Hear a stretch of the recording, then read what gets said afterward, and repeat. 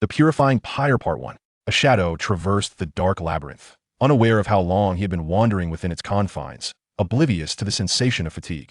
An instinct compelled him to press onward, for he was conscious of his name Yi Yun. Another voice echoed this name, suggesting that he had arrived in this realm after glimpsing a radiant golden light beyond that. His memories remained shrouded in obscurity. Suddenly, the familiar golden luminescence flickered, illuminating the previously indistinct path of the maze. This golden light brought a gentle warmth, as if it had unveiled a gateway to brilliance. As he approached the source of this illumination, his memories began to stir, gradually revealing his true identity. With a sigh, Yi Yun blinked awake. It felt as though he had slumbered for an eternity. As his consciousness returned, he recalled the last sight he beheld before closing his eyes. What on earth is that dazzling light? It blinded me, and then it struck my head, leaving me disoriented. Ouch. In a moment of clarity, Yi Yun suddenly cried out in alarm. As his hand brushed against his head, his sharp nails inadvertently grazed his forehead, leaving a gash longer than that. IP of his finger, a jolt of pain that fully roused him, accompanied by a steady trickle of blood. Have I truly been asleep? With a gentle swipe of his hand, he brought it before his eyes, observing the blood clinging to his fingertips and palm. Yi Yun was instantly taken aback, his elongated, sharp nails and delicate, pale hands contrasting sharply with the scene before him. His long, brown hair cascaded like heavy hammers, striking at his soul and body, rendering him momentarily speechless, his mind blank, and even his breath suspended for a fleeting Meant transmigration? This term suddenly popped into Yi Yun's mind as he numbly turned his head in a slow circle. The completely unfamiliar environment imprinted vividly in his consciousness, as everything he once knew, the computer, the phone, the myriad of clutter, had vanished. The crimson carpet, while not of the lowest quality, bore a somewhat garish air. On the white mantelpiece rested two metallic art pieces, and before the fireplace sat a plush armchair, flanked by two small round tables of varying heights. The walls, seemingly chaotic yet meticulously arranged, displayed several vibrant and incomprehensible oil paintings. Two large bookshelves stood majestically on either side of a substantial wooden desk, which was meticulously adorned with a few thick tomes. Coupled with the imposing bed upon which he lay, complete with towering posts and a canopy overhead, these were objects he had never truly encountered before. Perhaps he had glimpsed them in passing, yet the depictions seen in films and online pale in comparison to the profound impact of actual experience. The decor, seemingly rustic yet opulent, comprised entirely of solid wood and classical furnishings, alongside enigmatic oil paintings and artworks that exuded an inexplicable allure. Such intricacies were far beyond the reach of an ordinary individual like him. That a pristine white robe, trimmed with gold, hung serenely on a clothing rack, while at his bedside rested a white scepter, approximately 30 centimeters in length and as thick as what fingers? Suddenly, an uncanny thought surged within Yi Yun's mind. Quartz scepter? Ritualist robe? How could I possibly know these? With a resounding boom, the only two items he could name detonated in his consciousness like the fuse of an explosive, unleashing a cacophony of memories that flooded his mind. Overwhelmed, his eyes rolled back, and he collapsed. In the depths of slumber, Yi Yun seemed to traverse the indistinct life of a young man, where everything unfolded before him in a surreal haze. He envisioned magic, warriors, darkness, and holy light, alongside myriad incomprehensible phenomena that inundated his mind, indifferent to his capacity to endure the Master, what is wrong? Amidst the nebulous fog, Yi Yun was roused by a series of shakes and a voice laced with urgency. Weak and disoriented, he slowly opened his eyes, engulfed in a bewildering haze, utterly unaware of his surroundings, his gaze fixed vacantly upon the girl who had awakened him. Seeing Yi Yun in such a daze only heightened the girl's panic. Master, please don't frighten me. Just wait a moment, Priest Annie is in the parlor. I will summon him to check on you. Priest Annie? Yi Yun blinked, his bewildered eyes momentarily clearing as recognition dawned upon him. He realized the identity of the girl before him, Phll, his sole maid, and also the steward of his household. Furthermore, there was Priest Annie, a high-ranking cleric with the esteemed title of High Priest, overseeing all matters within the sanctuary of Cloud City. Wait, Fear, there's no need, Yi Yun replied, shaking his somewhat dazed head as he propped himself up to clarify. I was merely a bit disoriented from lack of rest. Please go out and inform High Priest Annie to wait a moment. I shall be with him shortly. Dressed in a Gothic-style maid outfit, Fear appeared rather fresh and charming. However, Yi Yun harbored no particular sentiments towards her, not solely due to his wariness of this unfamiliar world, but also for more significant reasons. It seemed that Fear shared an inexplicable, innocent connection with his other servant and protector, Shurtu. The nature of their feelings, whether one harbored affection for the other or if there was mutual regard, had never captured the attention of the former Yi Yun. Observing Yi Yun's fatigued demeanor, Fear halted her steps but still voiced her concern. Young master, are you truly certain you are all right? I'm fine. By the way, could you fetch me a nail clipper? Off you go. Yi Yun smiled and nodded at Fear, slowly rising to his feet. Though he still appeared somewhat weak, he was at least capable of looking after himself. After noting Yi Yun's condition, Fear gently nodded and exited his bedroom. The esteemed high priest Annie was still waiting in the living room, and it would be quite impolite to keep him waiting without a response or accompaniment. Once Yi Yun had tidied up and, with a sense of resignation, trimmed his 10 fingernails to a pristine finish, he hesitated momentarily before donning the impeccably arranged robe hanging on the rack. It seemed as though he intuitively understood the proper way to attire himself, as he seamlessly draped the dead garment over his frame and grasped the quartz short staff. In that instant of holding the staff, something within Yi Yun's mind appeared to awaken, as if it were an innate understanding. "May the holy light bless me," he intoned with a rather ceremonial flair. Waving the staff while softly murmuring an incantation, a beam of white light surged forth from the staff, enveloping him in its radiance. To his astonishment, the wound he had inflicted upon himself on his forehead vanished in the blink of an eye, as if it had never existed.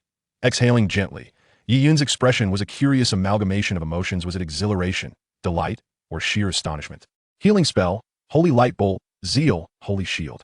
Healing, offense, status, and defense. Does this mean I have become a priest? Although he could not fathom why he possessed the knowledge or the proficiency to cast such magic, Yi Yun felt an intrinsic connection to these for sacred light spells, as if they were imprinted upon his very soul. He instinctively understood how to channel the energy within him, how to arrange it to unleash various spells, and how to meditate to enhance his mental fortitude in his daily practice. Chapter 2. The Purifying Pyre, Part 2. As Yi Yun approached the statue of the saint, he performed a slight bow and gradually descended the adjacent staircase. This quaint building, spanning over 200 square meters, boasted 2 levels. Although the upper floor was considerably smaller, it was still vastly more spacious than the abode Yi Yun had occupied in another realm. Moreover, it exuded elegance and splendor. To find himself residing in such a dwelling, complete with 2 attendants, was already a source of immense satisfaction for him. Not to mention, his current vocation surpassed that of a mere civil servant from his previous world, both in terms of remuneration and the esteem in which he was held, particularly in the eyes of the populace in this realm. Upon reaching the ground floor, Yi Yun beheld a middle-aged man of gentle demeanor, impeccably dressed, languidly enjoying his morning tea while seated on the plush sofa in his living room. The man wore a robe similar to Yi Yun's, yet distinctly more opulent, and the staff resting beside him appeared of superior quality.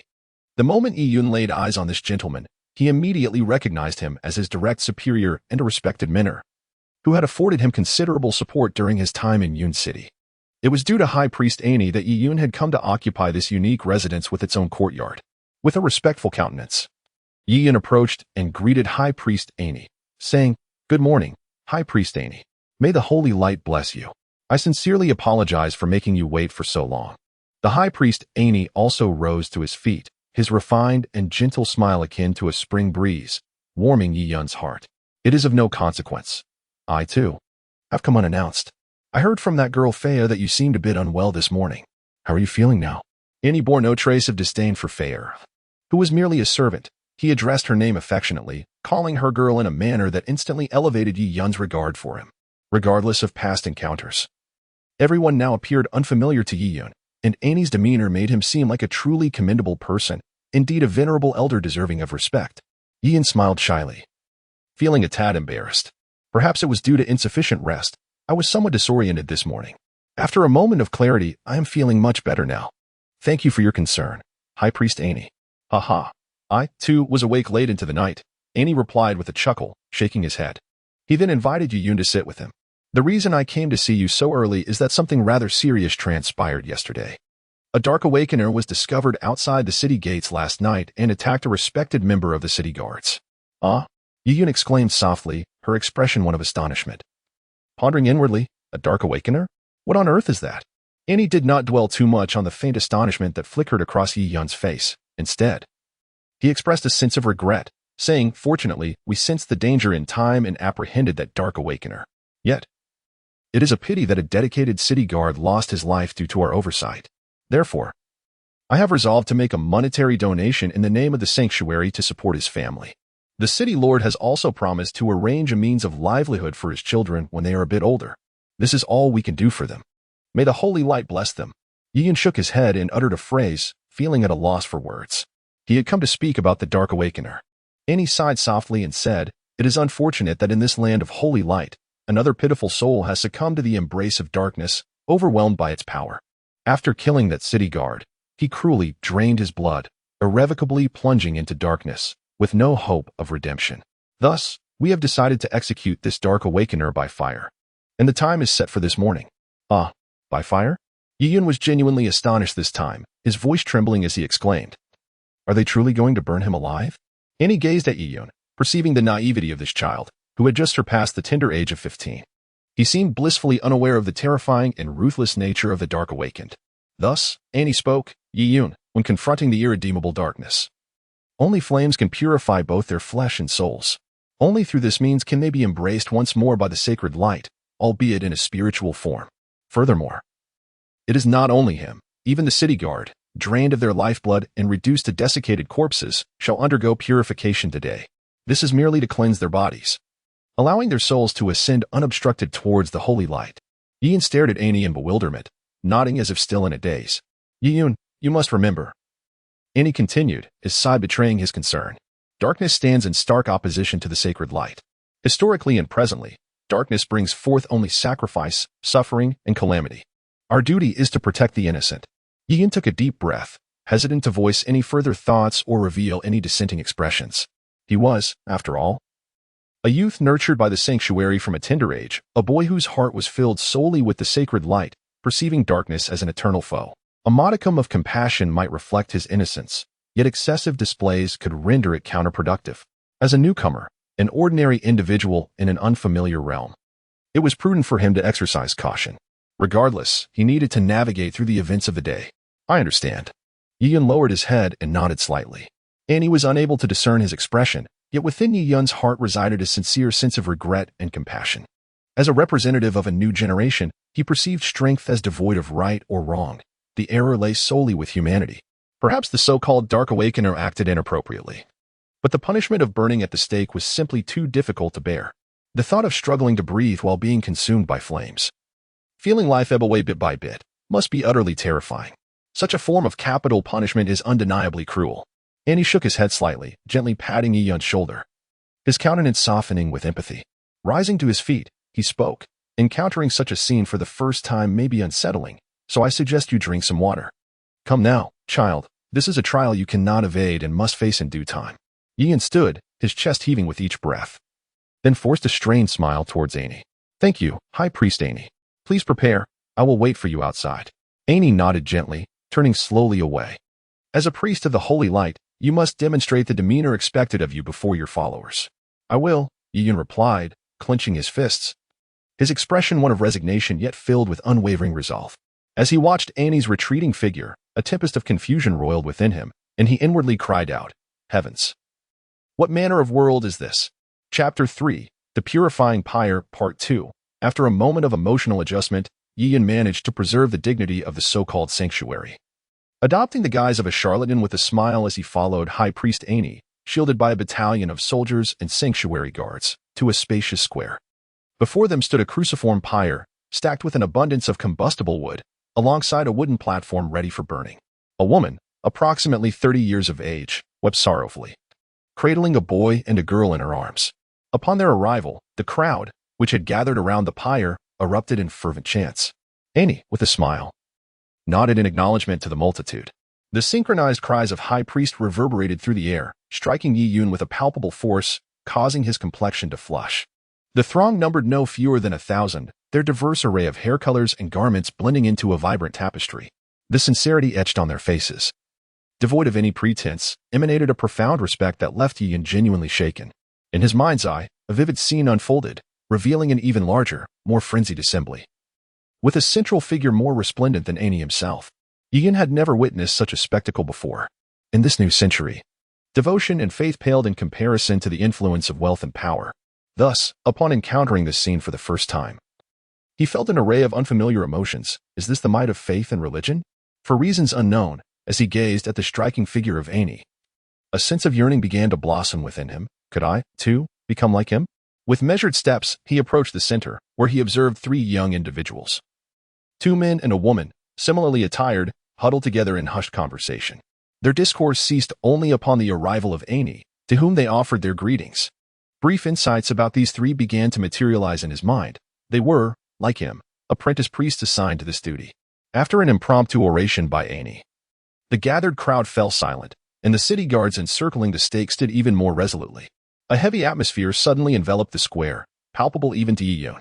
Bring forth the brave warriors who have steadfastly protected the citizens until the very end, Annie declared, turning his gaze towards a grand and opulent structure looming behind the square.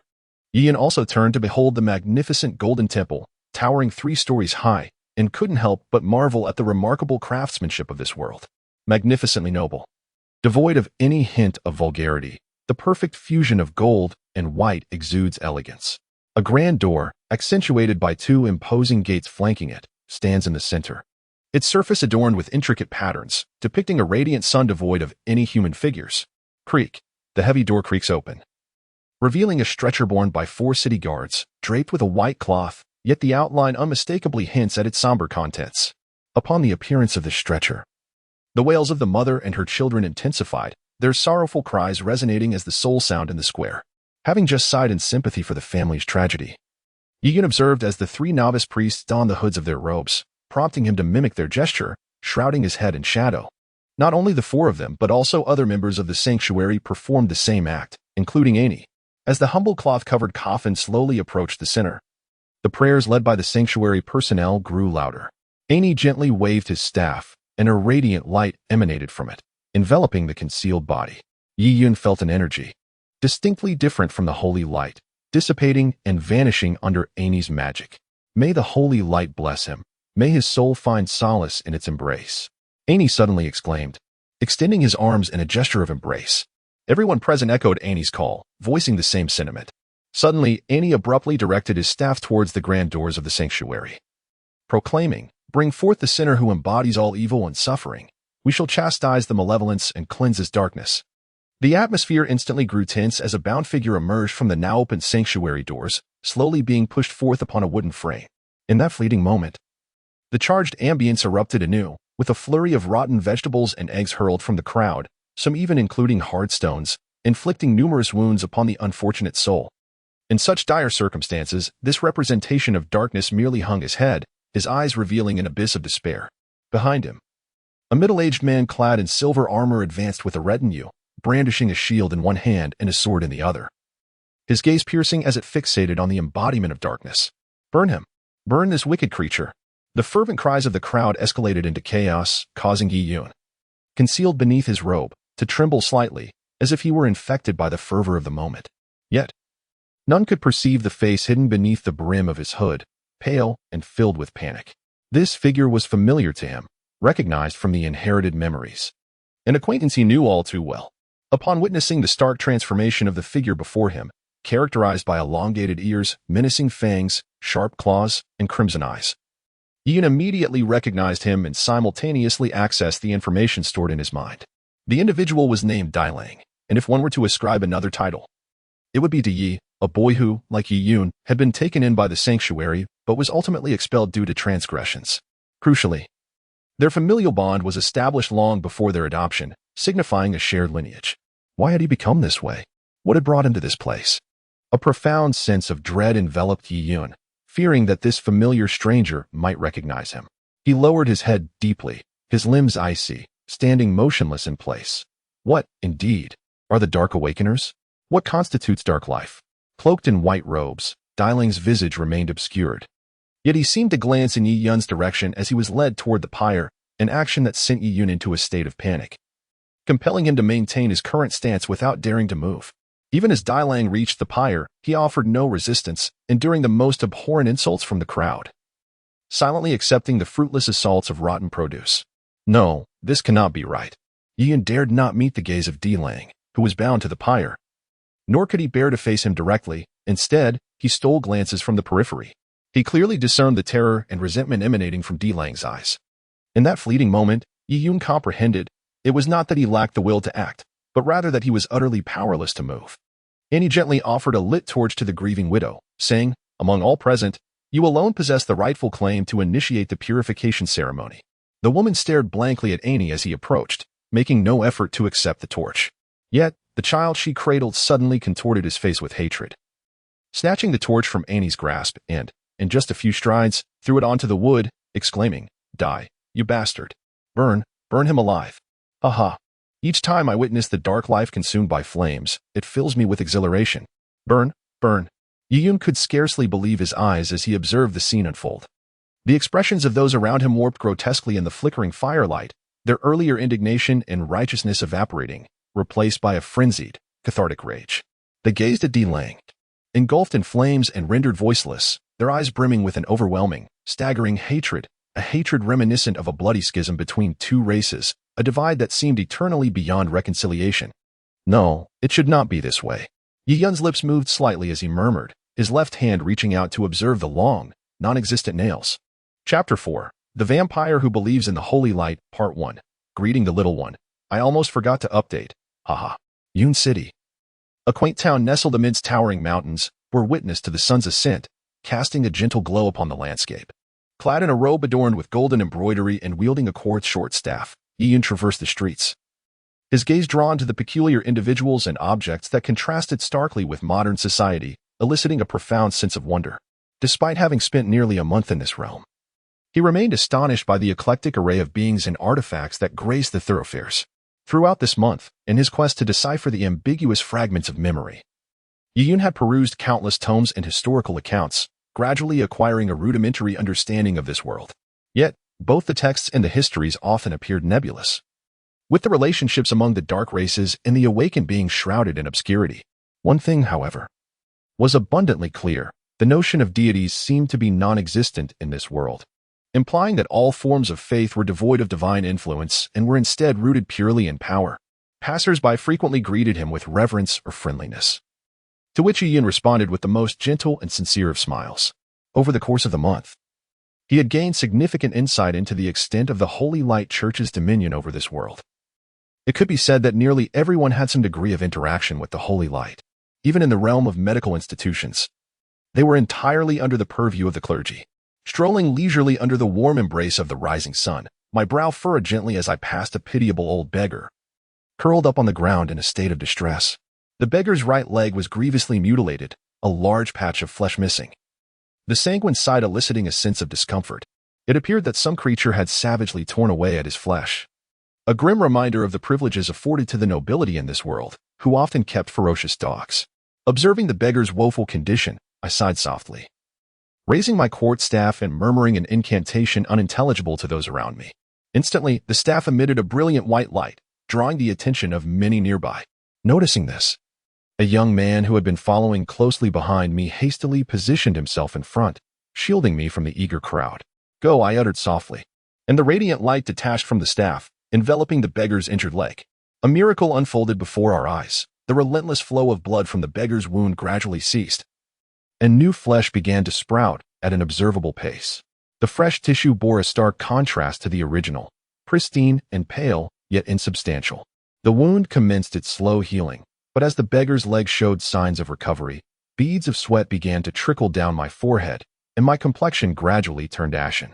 The once tormented expression of the old beggar began to ease, yet upon glimpsing the pallor of Yi Yun's face, he became utterly distraught. "My lord, I am unworthy of such kindness. I implore you to cease," he pleaded. Not only the old beggar, but the onlookers observing the unfolding scene also noticed Yi Yun's deteriorating condition, and they called out in unison, "Esteemed priest, please stop. The old beggar's wounds are nearly healed."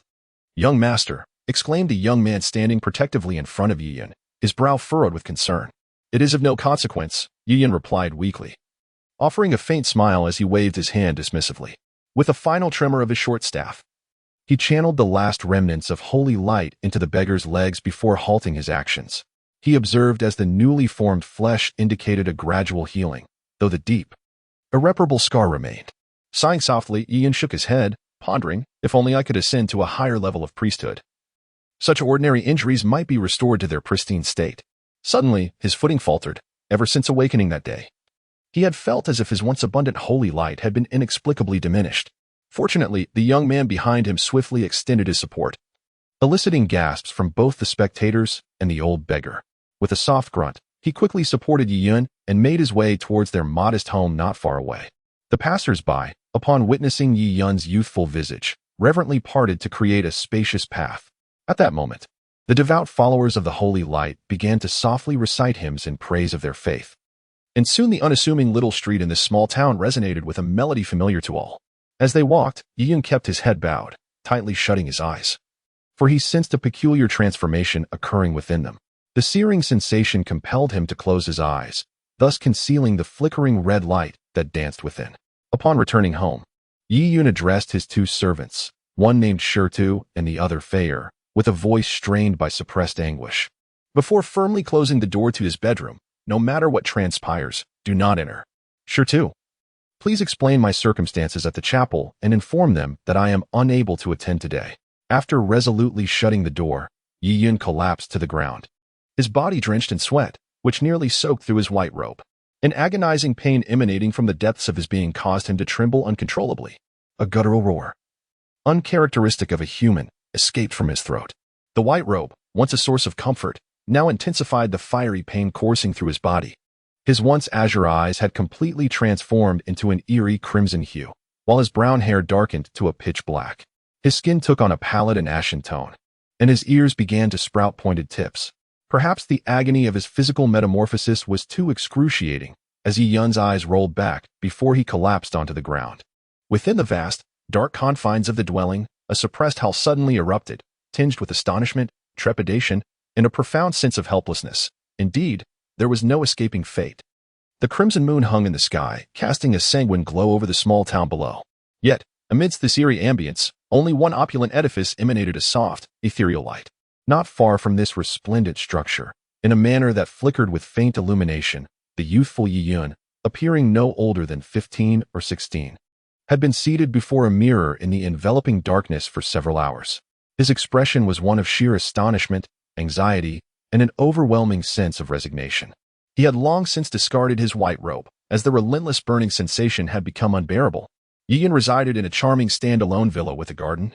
The nearby building, suffused with a gentle white glow, was the holy hall of light in this small town. To possess a residence of one's own in such a location naturally indicated a distinct identity for its owner, at least in a city like Yun City. Adjacent to the sanctuary stands a modest edifice, often inhabited by the holy emissaries, priests, and those of knightly status, all of whom are esteemed clergy. Naturally, affluent individuals may also choose to settle in such a distinguished locale. It seems I have grown accustomed to this terrifying world over time. The youth finds himself enveloped in darkness, yet he can distinctly perceive his reflection in the mirror. Those blood-red eyes, elongated fangs, and pointed ears leave him in a state of dizzying confusion. How can this be? A novice priest devoted to the holy light is, in fact, a vampire of a dark lineage. Good heavens, one could as well strike me down with a block of tofu. Chapter 5. The Vampire Who Believes in the Holy Light, Part 2. The contract has been signed, and I invite all to collect and support with votes. Looking skyward, it felt as though he pierced through the ceiling to behold the blood-red moon. Yet, on Yun's otherworldly visage lay a countenance of despair. The night of the crimson moon symbolizes the surge of darkness, awakening the bloodline in those of dark descent. Originally, as a priest, the holy light would suppress the energies of darkness. However, due to the excessive consumption of holy power, my body has grown frail, inadvertently triggering the latent vampiric lineage within me on this peculiar night. Alas, a dark vampire wielding the power of the holy light? A priest of the holy light harnessing the primordial force of darkness? Yun forced a bitter smile as he clenched his fists, causing two orbs of differing hues to vanish in an instant, along with the discomfort inflicted by the conflicting energies within him. It was astonishing that a master could exhibit such a reaction to the energies generated within his own being. Even more remarkable was the fact that this half-human, half-vampire could simultaneously manipulate two completely opposing forces. Although the vampire lineage within him had become exceedingly diluted, its inherent rank far surpassed that of an ordinary human. This was why, after depleting all the power of holy light, he transformed into a vampire on certain peculiar days. Yun found himself in a state of bemusement, yet an overwhelming sense of gravity weighed upon him. What a predicament, if anyone were to discover his current state. Regardless of whether he was a cleric of the Holy Light Church, he would undoubtedly be bound to a pyre, reduced to its charred remains. With a sigh of relief, Yun finally felt a measure of comfort. As long as he could revert to his human form, he would be unconcerned. A person capable of wielding holy light could never be perceived as a member of a dark race opposing it, thus alleviating immediate fears for his life. As for the mention of peculiar days for dark races, such days were relegated to nights of the crimson moon, which occurred monthly.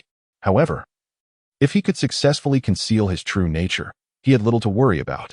From the inherited memories within his being, Yiyun became acutely aware of his current identity, a novice priest devoted to the radiant power of the holy light. In this vast nation that venerates the holy light, there are indeed many such novice priests. However, each one possesses a status elevated above that of ordinary individuals. Particularly in the small town where he currently resides, a mountainous region situated in the heart of the kingdom, where access is arduous.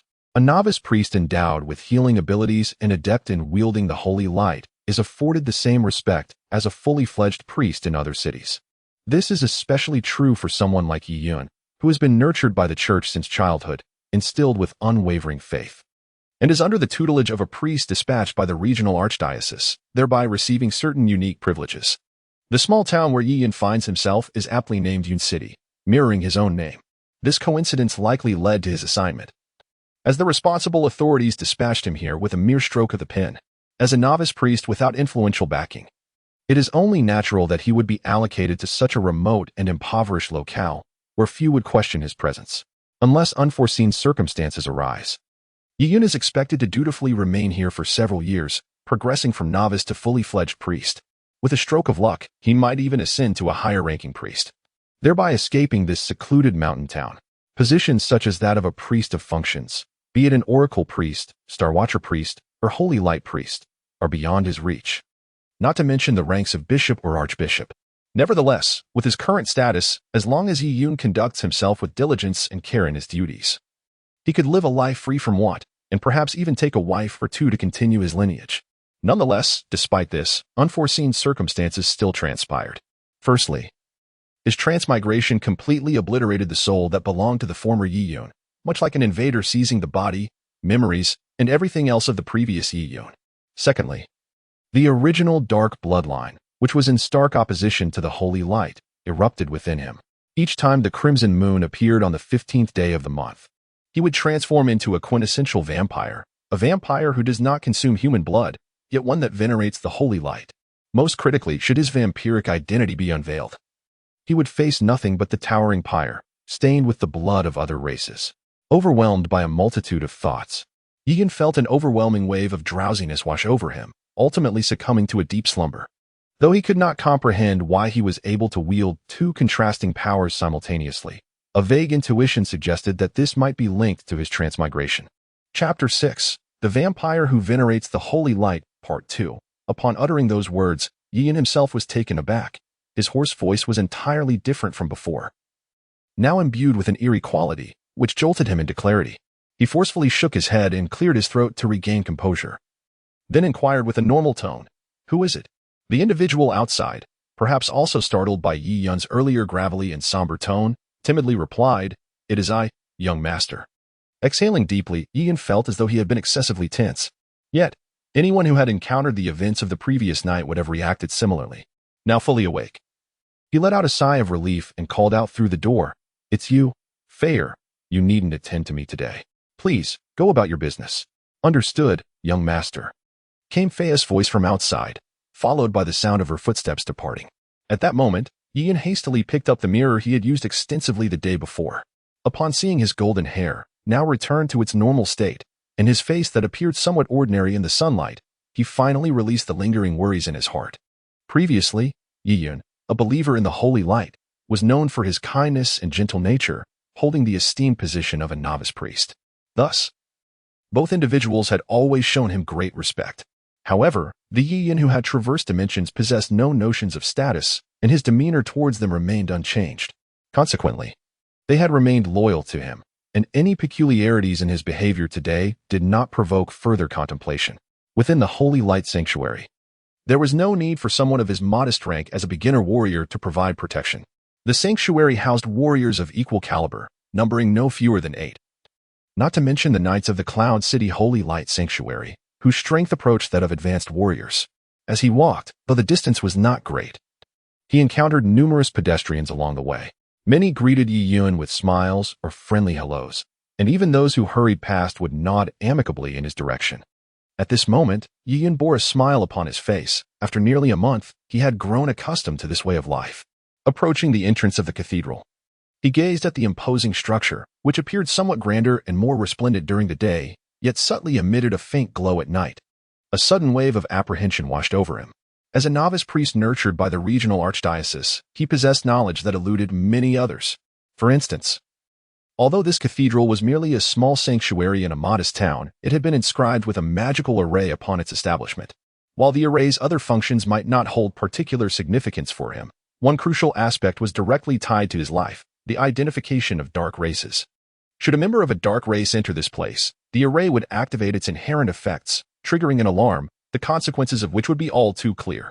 Taking a deep breath, Yi-Yun gestured towards the stone figure behind him, who nodded in understanding before departing. Yi-Yun then smiled and nodded at the two sentinel warriors standing like statues at the entrance, clenched his fists, and stepped boldly through the threshold. The anticipated alarm never sounded, and at that moment, Yi-Yun's final taut nerve finally relaxed. In truth, he need not have taken such a perilous risk. Upon discovering that this body bore the bloodline of a vampire, he could have departed. This is a common course of action for many humans with dark bloodlines. However, once he left as a stranger in an unfamiliar land, with only a vague understanding of this world, devoid of any combat skills or survival abilities, his chances of enduring in this realm were almost non-existent, let alone the prospect of venturing far from the city. Furthermore, his disappearance would signify the vanishing of a clergy member from the Holy Light Church, which could certainly stir considerable commotion in such a small town, potentially leading to even more unpredictable complications. Thus, he opted for this gamble, though it was a calculated risk. Firstly, the residual power of the holy light within him remained, complemented by the priestly robe that emanated a faint radiance of holy light, sufficient to obscure the subtle fluctuations of the original dark power within. Secondly, there was the matter of the magical array. A person capable of wielding holy light could never be unequivocally classified as a creature of darkness by the rigid rules of that magical formation. Upon entering the hallowed hall, Yi-Yun disregarded the presence of others and directly approached a statue of a saint, whose visage was indistinct yet emanated an extraordinary nobility. He knelt before it, earnestly commencing his prayer.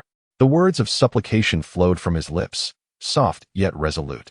As he prayed, the statue began to emit a faint glow, and simultaneously, a similar luminescence enveloped him, creating a unique resonance between the statue and the individual. Truly, he was an exceptional cleric meticulously nurtured by the Bolan diocese, effortlessly forging such a connection with the holy light. Suddenly, two figures materialized nearby, both appearing to be in their 40s. One was clad in a white robe akin to Yi-Yun's, albeit noticeably more opulent, while the other, a robust man, donned a simple training outfit and bore a single-handed sword at his waist. It was the robed man who spoke, his tone imbued with a sense of admiration and longing. This man was Ani, the high priest of the Cloud City Sanctuary, whose status in the city surpassed even that of the city's lord.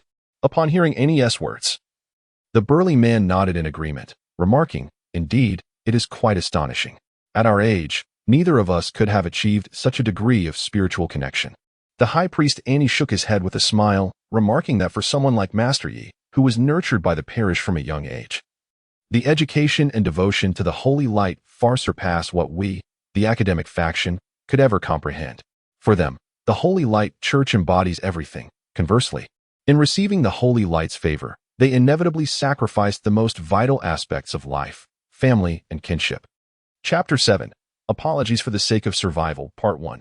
As the day unfolded, a recommendation was sought, and the hope was expressed for enthusiastic support and a collection to nurture and sustain. "Good morning, Master Yi-Yun," came the greeting. Yi-Yun turned to see two middle-aged men approaching him. He promptly performed the gesture of the holy light and greeted them, saying, "Good morning, High Priest Ani and Sir Knight Suddy. May the holy light bless you." "Thank you for your concern, High Priest Ani. I have fully recovered now," Yi-Yun replied, feeling a bit shy as he lowered his head and smiled, a demeanor that elicited gentle laughter from the two men. As the head of the Holy Light Sanctuary in Cloud City, High Priest Ani held a favorable impression of someone like Yi-Yun. Upon witnessing Yi-Yun's bashful demeanor, he merely smiled and remarked, "Cloud City is fortunate to have someone like you among us. I trust that your deeds have already resonated throughout the city, illuminating this place with the holy light. The holy light teaches us to be benevolent towards others. I have merely fulfilled my duty," Yi-Yun replied with a smile, gently shaking his head. Sir Suddy let out a slight hum, patting Yi-Yun on the shoulder. "There is no need for modesty. young priest. The apprentice priests from the academic factions who accompanied you are not as benevolent as you, despite their hardships. Understanding the implications behind Sir Suddy's words, Yiyun merely smiled and chose not to elaborate further. The academic priests referred to were the 3 apprentice priests Yiyun had encountered a month prior. Qualified priests like him, nurtured from a young age in the Bolin district, were not in short supply. Each of them could potentially become a cornerstone of the Holy Light Church in the future. However, the responsibility of cultivating priests did not rest solely with the Church. In this nation that venerates the Holy Light, various academies also nurture individuals capable of wielding its power. Most of these individuals would eventually find their way into the embrace of the Church upon completing their studies. This time, it was those 3 apprentice priests, trained by the academies, who joined Yiyun in the Holy Light Sanctuary in Yun City. Unlike Yiyun, who was raised within the Church, the priests from the academic factions placed greater emphasis on personal gain. In essence, they were a conglomerate of interests, often possessing families, backgrounds, and even childhood betrothals. Hearing Sir Suddy's remarks, Annie let out a soft sigh. The current state of the academic factions was beyond the influence of a mere apprentice priest like him. He shook his head slightly and said, "Perhaps you are unaware, Yiyun, but something unfortunate has transpired in Yun City since your absence yesterday." Yiyun looked at Annie with a hint of confusion. Has something happened? Last night marked the night of the Crimson Moon, a night engulfed in darkness, during which the Dark Awakeners made their appearance once more. Annie sighed, remarking that by the time they arrived, the Dark Awakeners had already departed. Yiyun's expression momentarily froze, his heart racing and his pupils dilated before returning to normal. Taking a deep breath, he waved his short staff and declared, "May the Holy Light bless us." "What shall we do now?" Suddy's cold voice interjected, "We must locate him and monitor his movements. Depending on the circumstances, we may need to drive him away or purify him once more." Yiyun lowered his head in silence, fearful that his expression might betray him to the 2 others. Annie then spoke, "Let us first identify this individual. Yiyun, from this day forth, you shall be part of the team led by myself, Knight Suddy, and you, to uncover this dark servant hidden within Cloud City. As for the other 3, they shall remain stationed at the sanctuary." "Understood," Yiyun nodded, pondering aloud. "But what if we find this person, and he has not committed any wrongdoing? Are we truly to?" Annie, the high priest, replied calmly, "Even if one dwells in darkness, as long as they yearn for the holy light, I believe the light shall forgive them." Yiyun nodded in comprehension, grasping the essence of Annie's words. If the individual they discovered bore a weakened dark lineage yet aspired to the holy light, it would not be necessary to condemn him to the pyre. The Church possessed the means to suppress that feeble darkness within. However, when it comes to him, the priest, the situation is entirely different. It is precisely due to his priestly identity that once it is revealed he possesses a dark bloodline. The only outcome would be a declaration of his betrayal followed by his condemnation to the pyre. The Church would never admit its own errors, particularly the grave mistake of having detected his bloodline before it had awakened. Moreover, the bloodline coursing through him is far from a mere trivial dark lineage. It belongs to one of the elite races that stand atop the pinnacle of darkness, the Bloodline clan. Neither Annie nor Suddy are aware that this youth, capable of establishing a connection with the holy light and adeptly wielding the current powers of the light, is someone who has already awakened his dark bloodline. Otherwise, they would have swiftly apprehended him and sent him to the headquarters of the Limbo Diocese. As Yiyun traverses his designated area accompanied by several warriors from the Church and a squad of city guards, equipped with the sensing crystal given to him by Eddie, he appears somewhat lackluster. Nevertheless, he maintains a facade of diligence and responsibility, for he knows that this operation will inevitably yield no results. After all, no one could fathom that the one who has ostensibly embraced the darkness stands boldly before them, defying logic by wielding the powers of the holy light. Days have passed in this fruitless search, and as the sun begins to set, he lets out a faint sigh, preparing to disperse his team and conclude the day's endeavors. Yet, before he can take action, a young man clad in ecclesiastical garb rushes towards him, breathless. The young man first politely addressed Yiyun before hurriedly exclaiming, "Master Yiyun, a presence of the Dark Ones has been detected by Master Suddy. You must lead a team there immediately." "What? Lead the way at once." Yiyun was momentarily taken aback. The true bearer of the dark bloodline was here, and Suddy had discovered yet another dark bloodline bearer. Although perplexed, he understood the urgency of the situation. With a swift gesture, he rallied the squad behind him and followed the young man without delay. After nearly half an hour of rapid movement, the sun was setting as they approached their destination. The young guide was clearly exhausted, being supported by 2 city guards. Gasping for breath as he weakly pointed ahead, "It's right in there. Knight Suddy has entered with his team a while ago." Following the direction indicated by the young man, Yi Yun's brows knitted together in concern. Before him stood an isolated manor, and he recognized its ownership. It belonged to a wealthy man in the city who was a devout follower of the Holy Light, often seen at the temple in prayer. Even in his short time in this world, Yi Yun had encountered the manor's owner several times within the temple. At that moment, the sounds of fierce combat echoed from the manor, accompanied by the heart-wrenching cries of women. Wasn't he this Mr. Plang's residence? Yi Yun was astonished. He could hardly believe that the seemingly affable, rotund gentleman could be an awakened dark bloodline bearer. Yet, upon reflection, he himself was also an awakened bearer of the dark bloodline. What else was impossible in this world? With a slight smirk and a wave of his hand, he commanded, "Let us go." A group of individuals hastily surged into the manor, and what met Yi Yun's eyes left his mouth agape in disbelief.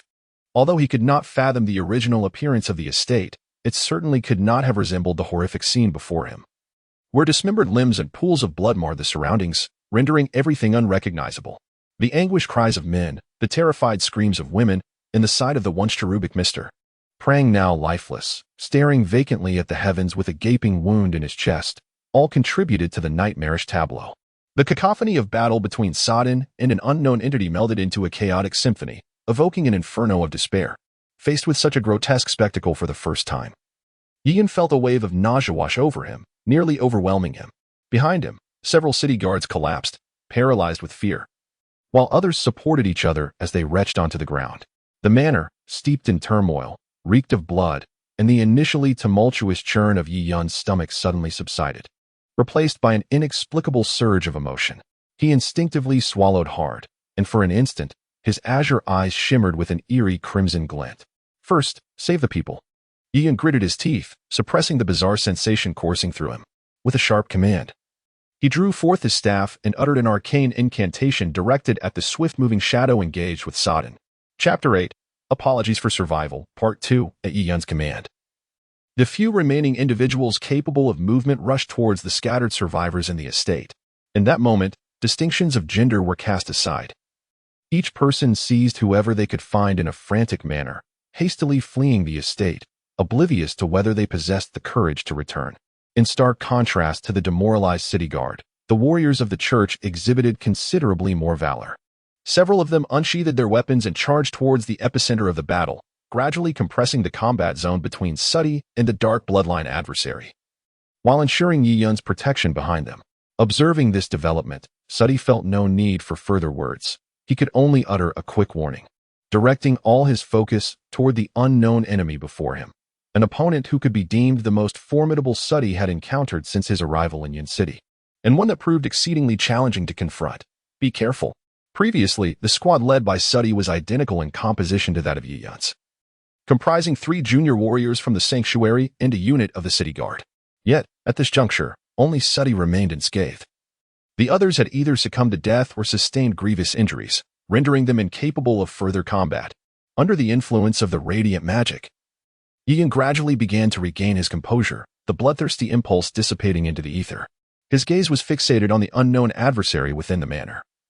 Darting about and clashing violently with Suddy, his mental focus locked onto the foe, he wielded his quarterstaff, conjuring an energy orb approximately the size of a football, trailing a luminescent tail as it surged toward the enemy. In contrast to Suddy's assaults, which could be endured, parried, or evaded, Yi Yun, as a priest, possessed a limited repertoire of offensive capabilities. However, when it came to the arcane art of magic, particularly with a guided spell like the Holy Light Projectile, evasion became nearly an impossibility. Before the Holy Light Projectile could reach the dark creature, Yi Yun swiftly intoned another incantation. As his voice resonated, the quarterstaff traced a peculiar symbol before him, frenzy. Suddenly, a golden radiance erupted from Suddy's form, and in that fleeting moment, he felt an exhilarating surge of strength and speed, as if amplified twofold. The fatigue from prolonged combat ebbed away, and the wounds he had sustained felt naught but a distant memory. Elated, he wielded his one-handed sword and shield with renewed vigor. Out of the corner of his eye, he noticed Yi Yun's radiant magic. After being pressed for so long, a potential ally had finally arrived to aid him. Fueled by a surge of fervor, he bellowed in triumph, unleashing the holy power from both sword and shield. Shield bash. Retribution. The shield resounded heavily as it struck the sharp claws of the dark creature, while the long sword in the right hand was raised high before descending forcefully. Simultaneously, Yi Yun's holy light projectile struck the dark entity from the side. The clash between light and darkness inevitably amplified the damage caused by Yi Yun's magical assault upon the creature. The holy light projectile, upon making contact with the dark being, began to corrode its surface like sulfuric acid, leaving behind a wound that appeared as if it had been seared into the flesh. Having been struck consecutively by Suti's shield and Yi Yun's holy magic on the same arm, the dark creature let out a pained howl. Its sound starkly different from any human cry, more akin to the screech of a bat. In a fit of rage, the creature swung its left arm forcefully, delivering a heavy blow to Suti's chest before the long sword could descend, producing a jarring clang reminiscent of steel colliding. Yi Yun witnessed Suti spew forth blood as he was sent flying. Observing this dire situation, the three novice warriors positioned before Yi Yun erupted in furious roars and charged towards the dark creature. The three long swords advanced and retreated in unison, entangling themselves with the dark being, now temporarily incapacitated in its right arm. However, given the circumstances, it was evident that the trio struggled to match the creature's speed, finding themselves frequently marked by either long or short wounds inflicted by their adversary. After Yi Yun was sent flying by Suti, he quickly regained his composure. His expression tightened as he drew forth a crystal emanating a faint glow from his bosom. With a flick of his hand, a stream of white light, resembling a curtain of water, appeared above Suti's head. Then, with a series of deft gestures of his staff, a subtle protective shield materialized around the three novice warriors entangled with the dark creature. Yet, this was not the conclusion. Without even uttering an incantation, Yi Yun waved his staff, allowing a brief moment of concentration before launching his sole magical assault upon the dark entity, the Holy Light Orb. After casting 5 spells in succession, the crystal in his grasp had dulled to a shadow of its former brilliance.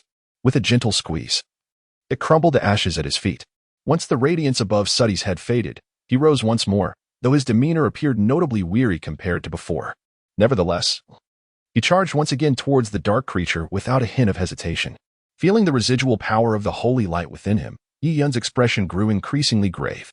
He understood that the dark creature might possess considerable strength, yet he had not anticipated the extent of its might. Even Suti, the foremost warrior of the Cloud City Sanctum, was no match for it. At this moment, his only remaining holy light crystal had been expended, and the residual power within him could at most allow him to cast the holy light orb 3 more times, along with a surge of fervor, or perhaps 2 holy light orbs and a healing spell. The limitations and abilities of a novice priest are now laid bare. As a novice priest, Yi Yun is proficient in 4 spells: Holy Bolt, Healing, Sacred Shield, and Frenzy, which is commendable. However, his current rank restricts the extent of his magical prowess. At this critical juncture, the sole official priest in Yun City has inexplicably vanished, necessitating utmost caution in the selection of spells. City Guards, prepare your crossbows. The squad leader of the city guards finally realized his responsibilities and urgently shouted, demonstrating by drawing his crossbow, aiming it at the heart of the chaotic battle. Their strength was notably lacking, rendering them hardly more than a mere hindrance, akin to wild grass being trampled. Nevertheless, they were capable of launching ranged attacks from behind. Under the squad leader's command, a dozen guards readied their crossbows, targeting the dark creatures. However, in the fray, 4 out of 5 combatants belonged to their own side, making it perilous for them to release their bolts, particularly for the 4 led by Suti. Get back. The movements of the city guards were unambiguous, and Suti, perceiving the situation, swiftly pushed back the dark creature with his sword and dodged, while also alerting his 3 direct subordinates. The sacred shield that Yi Yun had bestowed upon the 3 novice warriors had already been dispelled, having withstood merely 2 ordinary attacks from the dark creatures, which was commendable in itself. At this moment, the 3 men instinctively retreated without needing Suti's warning. The city guard captain seized the opportunity and simultaneously pulled the trigger of his crossbow, shouting, "Fire!" A multitude of crossbow bolts was released simultaneously, their formidable force creating a cacophony of whistling sounds as they soared past Yi Yun, targeting the dark creature. Each bolt emanated a faint magical aura, instantly capturing Yi Yun's attention and startling him. Enchanted weapons. Enchanted weapons, particularly crossbow bolts that could be deemed as one-time use artifacts, possess the potential to inflict damage far exceeding one's expectations upon striking an adversary. However, such enchantments come at a considerable cost. Yi Yun was utterly astonished to discover that this ordinary city guard squad wielded crossbow bolts that had all been enchanted. The presence of such magical equipment in a seemingly mundane unit was indeed remarkable. The speed of the crossbow bolts was astonishingly swift. Although the dark creature moved with remarkable agility, it was unable to evade the assault of over a dozen bolts simultaneously. While it managed to dodge some, others found their mark, piercing its body. The bolts, upon striking the creature's tough flesh, did not merely ricochet but rather paused momentarily before burrowing deep within. The bolts that were deflected, however, were even more devastating. They detonated upon impact, causing minor explosions. Though the force was not overwhelming, it was sufficient to tear away chunks of flesh from the creature's otherwise intact left hand. Boom. In that moment, the bolts that had penetrated the dark creature's body finally fulfilled their purpose, erupting within and sending a torrent of blackened flesh and blood flying in all directions. This spectacle provided a much-needed relief to all present. It has come to an end. Exhaling a deep breath, Yi Yun found himself concluding the battle in an inexplicable manner without casting a single spell. Just as everyone began to relax, a deafening roar erupted from the epicenter of the explosion. Roar. Chapter 9. Apologies for the Sake of Survival, Part 2. Oh no. Upon hearing that tremendous roar from the smoke, a singular word sprang to mind for everyone present. The resounding bellow reverberated around them, sending shockwaves through the crowd. In an instant, a shadow, so swift that Yi Yun could scarcely discern it, surged forth from the billowing smoke of the explosion. The aura emanating from this figure eclipsed the surrounding darkness, which had intensified beyond belief. How could a creature that had endured such damage unleash yet another surge of power? "Get out of the way," shouted Suddy from a distance, unleashing all his might. He hurled his shield, forged over many years of battle, towards the frenzied figure. The shield, propelled with force, intercepted the dark creature, momentarily disrupting its momentum and slowing its advance. In that fleeting moment, Suddy closed the distance, his sword striking forth with unembellished precision towards the adversary. Boom! The thunderous sound of the shield crashing to the ground drowned out all else. Before Yi Yun, a claw, reduced to but 2 fingers, was mere moments away from grazing his skin. The wind generated by the claw had already sliced through his white robe, leaving a narrow gash on his chest from which crimson blood began to seep. Suddy's longsword pierced the chest of the dark life form, cleaving through to its abdomen, halting the final assault of this frenzied creature. However, the exertion took its toll on Suddy, as the suppressed injuries surged forth once more. He remained motionless, his sword embedded, blood trickling from the corner of his mouth, his eyes fixed on Yi Yun with a vacant expression. Yi Yun faced the dark entity. With the immobile knight Suddy at his side, their lives laid bare before one another. In that moment, Yi Yun was no longer the white-robed priest of moments past. The ordinary and sunny demeanor had vanished, replaced by something sinister. Sharp fangs protruded from his mouth, and his eyes glowed a fierce red, their pupils straying far beyond the realm of normalcy. Rather than being deterred by Suddy, the dark life form seemed to halt upon witnessing Yi Yun's transformation, its own wild eyes wide with astonishment. "You!" The exhausted Suddy stared, mouth agape in disbelief at Yi Yun's current state, confusion and fear entwined within him. Just as he wished to muster his last ounce of strength to cry out, Yi Yun revealed a smile that was both eerie and cruel. He must be killed. In the moment when Yi Yun perceived his own transformation and glimpsed his reflection in Suddy's bright, clear eyes, a violent surge of murderous intent and an uncontrollable impulse surged within him. The thought of killing him consumed his mind entirely, requiring no external prompting or instruction. Yi Yun revealed a decisive, direct, ruthless, and clever aspect of himself. With a swift motion of his right hand grasping the quartz short staff, a waterfall composed of a radiant barrier enveloped him, Suddy, and the dark creature entirely. This hazy shield was sufficient to obscure the vision of all external observers for a fleeting second or two.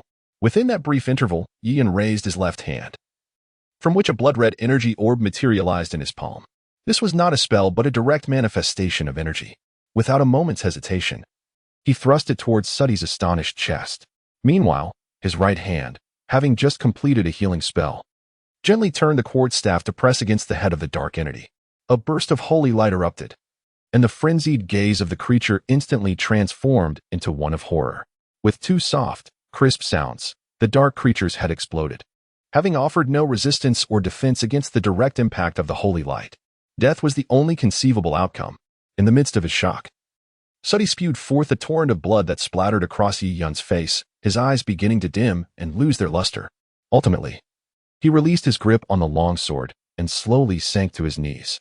"Why?" You clearly belong to the holy light. Yi Yun's face, marked by an otherworldly allure, revealed a profound sense of reluctance and guilt. It is precisely because I belong to the holy light that I yearn to live openly and honorably. In my pursuit of survival, I must apologize. Huh.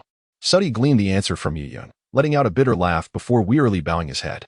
As the luminous barrier dissipated, all that met the gaze of the onlookers was Yi Yun standing with his back to them, his right hand gripping a staff held before him, accompanied by the lifeless body of a headless creature crumpled to the ground. Meanwhile, the revered knight Suddy was in a bizarre state, kneeling and murmuring something inaudible, while the bewildered onlookers failed to comprehend the horrific events that had unfolded in the brief span of mere seconds. Once Yi Yun had completed his actions and Suddy succumbed to unconsciousness, he regained full awareness, the strange transformation on his face vanishing without a trace in an instant. Trembling, he extended his blood-stained hands, which had been tainted by the lifeblood of a beloved elder, and suddenly felt an overwhelming loathing for himself.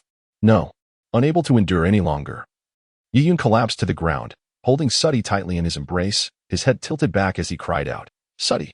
No! Suddy!" Only at that moment did those nearby begin to grasp the gravity of what had transpired. 3 novice warriors from the sanctuary, faces etched with shock and disbelief, hurriedly rushed towards the 2 figures locked in their desperate embrace. Uncertain of how much time had elapsed, Yi Yun once again awakened to consciousness, feebly opening his eyes, only to shed tears of regret anew. Gazing at the barren ceiling above him, he found nothing in his mind but remorse. Yi Yun, a familiar, gentle voice resonated in his ears, prompting him to slightly stir and slowly turn his head. Upon seeing the fatigued and drained face of High Priest Ani, Yi Yun finally regained his awareness and broke into tears. "High Priest Ani, I am so sorry to you all. I failed Sir Suddy. It was I who caused his demise. It was me. It was all my fault." His words were heartfelt, yet an instinctual barrier prevented him from admitting the truth of having taken Sir Suddy's life with his own hands. High Priest Ani gently shook his head, cradling Yi Yun as a father would. "My child, this is not your burden to bear. It is not your fault. Sir Suddy acted as a true predecessor, a guardian. He saved you. Though this led him to the brink of death, perhaps even to an eternal slumber, I believe it was a sacrifice he made willingly." Yi Yun's body suddenly trembled as he raised his gaze towards Ani, his voice quavering as he inquired, "Knight Suddy?" "Yes. He has yet to completely sever his ties with the embrace of the holy light," Ani replied, shaking his head, though a look of sorrow and disappointment adorned his face. "Yet, he is unable to gather even his consciousness for much longer, perhaps tomorrow, or maybe the day after. My abilities are limited, and he cannot endure until the cathedral sends someone." Huh. To those individuals, an ordinary knight may not even warrant the arduous journey to this place. Though Ani's words were delivered with a certain calmness, they could not conceal the reluctance and injustice embedded within. Upon hearing that Knight Suddy had not yet truly perished, Yi Yun experienced a fleeting moment of profound joy, swiftly followed by an overwhelming sense of panic, emotions vividly reflected upon his countenance. Ani, witnessing such a display, would naturally interpret it as Yi Yun's deep concern for Suddy, entirely oblivious to the underlying truth. In Yi Yun's heart, the tumult of astonishment and joy was perhaps the most accurate portrayal of his feelings. Deep down, he harbored immense regret for his actions, fervently wishing for Suddy's survival. Yet, reality dictated otherwise. Should Suddy awaken or even recover, he would inevitably fall prey to Ani's wrath and the relentless pursuit of the Holy Light Church. What to do? What to do? Yi Yun's heart raced with anxiety, his fist clenched tightly. Ding. The host has regained consciousness and possesses the ability to discern rational thought. Shall the host activate the system immediately? This prompt will only appear 3 times. Upon the 3rd occurrence, the host will be deemed to have relinquished this system. What sound? Yi Yun's eyes widened in astonishment as he turned his head in all directions, yet found no one else in the room apart from Ani. Observing his bewildered expression, Ani sighed. "Child, you are far too tense at the moment. You must take a proper rest and refrain from overthinking. I will do my utmost." With that, he patted Yi Yun's shoulder, stood up, and slowly departed. Chapter 10. Is it a game or reality? Ding. The host has regained consciousness and possesses the ability to discern clarity. Shall the host activate the system immediately? This prompt will only appear twice, after the 2nd occurrence. It will be assumed that the host has relinquished this system. After Ani, the high priest, left, the same mechanical and emotionless voice echoed once more in Yi Yun's mind, sending a shiver down his spine and causing the hairs on his body to stand on end. He now understood that this voice emanated from the deepest recesses of his consciousness. Though he felt an unsettling fear, it was overshadowed by an exhilarating excitement, as evidenced by the very hairs that had risen in response to his fervor. Activate! Activate! Without waiting for the voice to repeat its prompt a third time, Yi Yun fervently shouted in his mind, his lips murmuring the words, Activate! Activate! Ding! The host has chosen to activate the system. This activation will induce a slight impact on the host. Please prepare accordingly. 3, 2, 1. As the countdown concludes, the eagerly anticipating Yi Yun is suddenly engulfed by an excruciating pain that is utterly unbearable, causing his soul and body to feel as though they are fracturing apart. The sensation is akin to having his very essence shattered, while his physical form seems to be undergoing a painful reconstruction. In this moment of torment, he yearns desperately for unconsciousness, yet the situation defies his wishes. Despite the overwhelming agony, his mind is forcibly sharpened, rendering his senses acutely aware, which in turn amplifies the torment he endures. Remarkably, amidst such chaos, no one in the sanctuary perceives the disturbance. A closer examination would reveal that a faint luminescent membrane has inexplicably formed around Yi Yun, serving as a barrier that confines all within. Both darkness and holy light are ensnared. Were it not for the shield, Yi Yun would have undoubtedly drawn the attention of countless onlookers by now. Host, Yi Yun level 5. Race, human vampire class, cleric, novice priest, low-level vampire, inactive, age, 15, 22, energy, 3100 mana, 4500 skill, holy light bolt, 2499 inflicts damage upon enemies, amplifying by 20% against dark entities, accompanied by a continuous corrosion effect lasting 10 seconds. Shielding technique, 799 provides a certain degree of resistance against enemy attacks. Frenzy, 699 slightly enhances the target's attack power, marginally increases the target's speed, diminishes the target's perception of pain, and slightly boosts the target's fighting spirit. The effects last for 10 minutes and can be further augmented after expiration. 30 minutes post-effect, the target will experience a slight debilitation. Healing spell, 5099 heals the target's injuries, with mana consumption varying based on the severity of the wounds and whether they carry additional energy. Physical enhancement, passive, unactivated. 099 a hereditary skill of the bloodline, capable of marginally augmenting physical strength. Magic light orb, unactivated. 199 a low-tier skill of the dark races, inflicting a certain degree of damage to the first target, amplifying effects by 20% on light beings, and inflicting a continuous infection lasting 10 seconds. Note: humans are classified as chaotic beings. Equipment: none. The equipment carried by the host is deemed too low in level for rating and is therefore not recorded. Ding. Panel activation complete. Data supplementation indicates that critical key points are missing and significant portions of attribute data are irretrievable, including individual attribute values, health points, and experience points. The host remains incompletely attributed and cannot be quantified physically.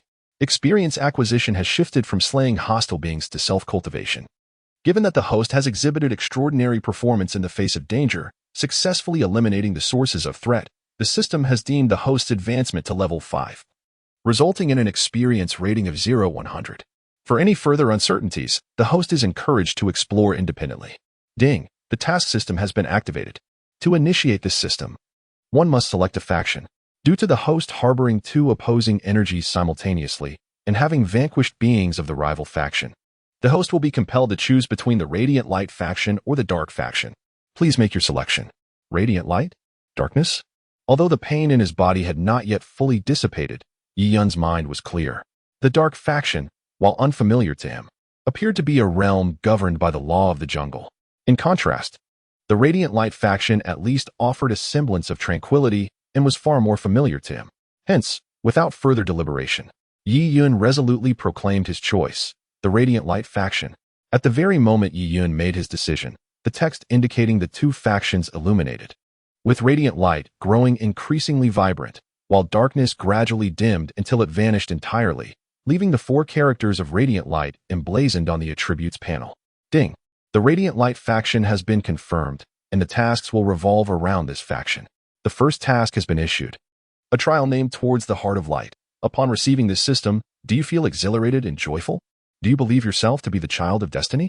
Regardless of your belief, the completion of this trial will determine your future. Eliminate a dark creature to prove your strength and conviction, thereby enhancing your renown within the sacred hall of Cloud City.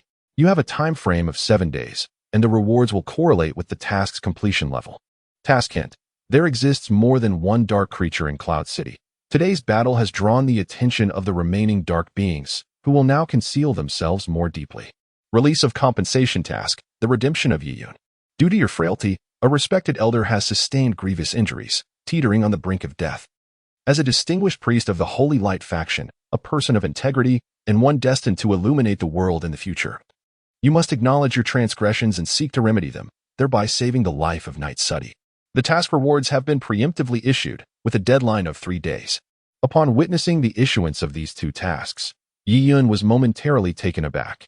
Despite feeling profound guilt and regret towards Suddy, he harbored a deep-seated reluctance for Suddy to regain consciousness. The very fact that the system had issued a task to save Suddy left him bewildered, and in that moment of confusion, he felt a noticeable alleviation of his physical pain. The treasure shop system is inaccessible. The class training system is inaccessible. The pet system is inaccessible. Rechecking for existing systems. Ding. The trial system has been detected and is currently being activated, with an activation period of 3 months. Supplementing the system with necessary energy can expedite the activation process. Ding. The lottery system has been detected and is now active, granting 1 opportunity for a low-level draw. The system is fully operational. Please complete the trial task promptly. Chapter 11. Game or Reality, Part 2. The anguish arrived with bewildering swiftness, and it dissipated just as rapidly. After a fleeting moment of refreshing coolness, Yiyun regained control over his body. The torment he had just endured stretching out in his mind, as if it had lasted for years during that intense mental concentration. At this moment, he lacked the strength to rise. His body languidly sprawled upon the bed, soaked with sweat, as he gasped for breath.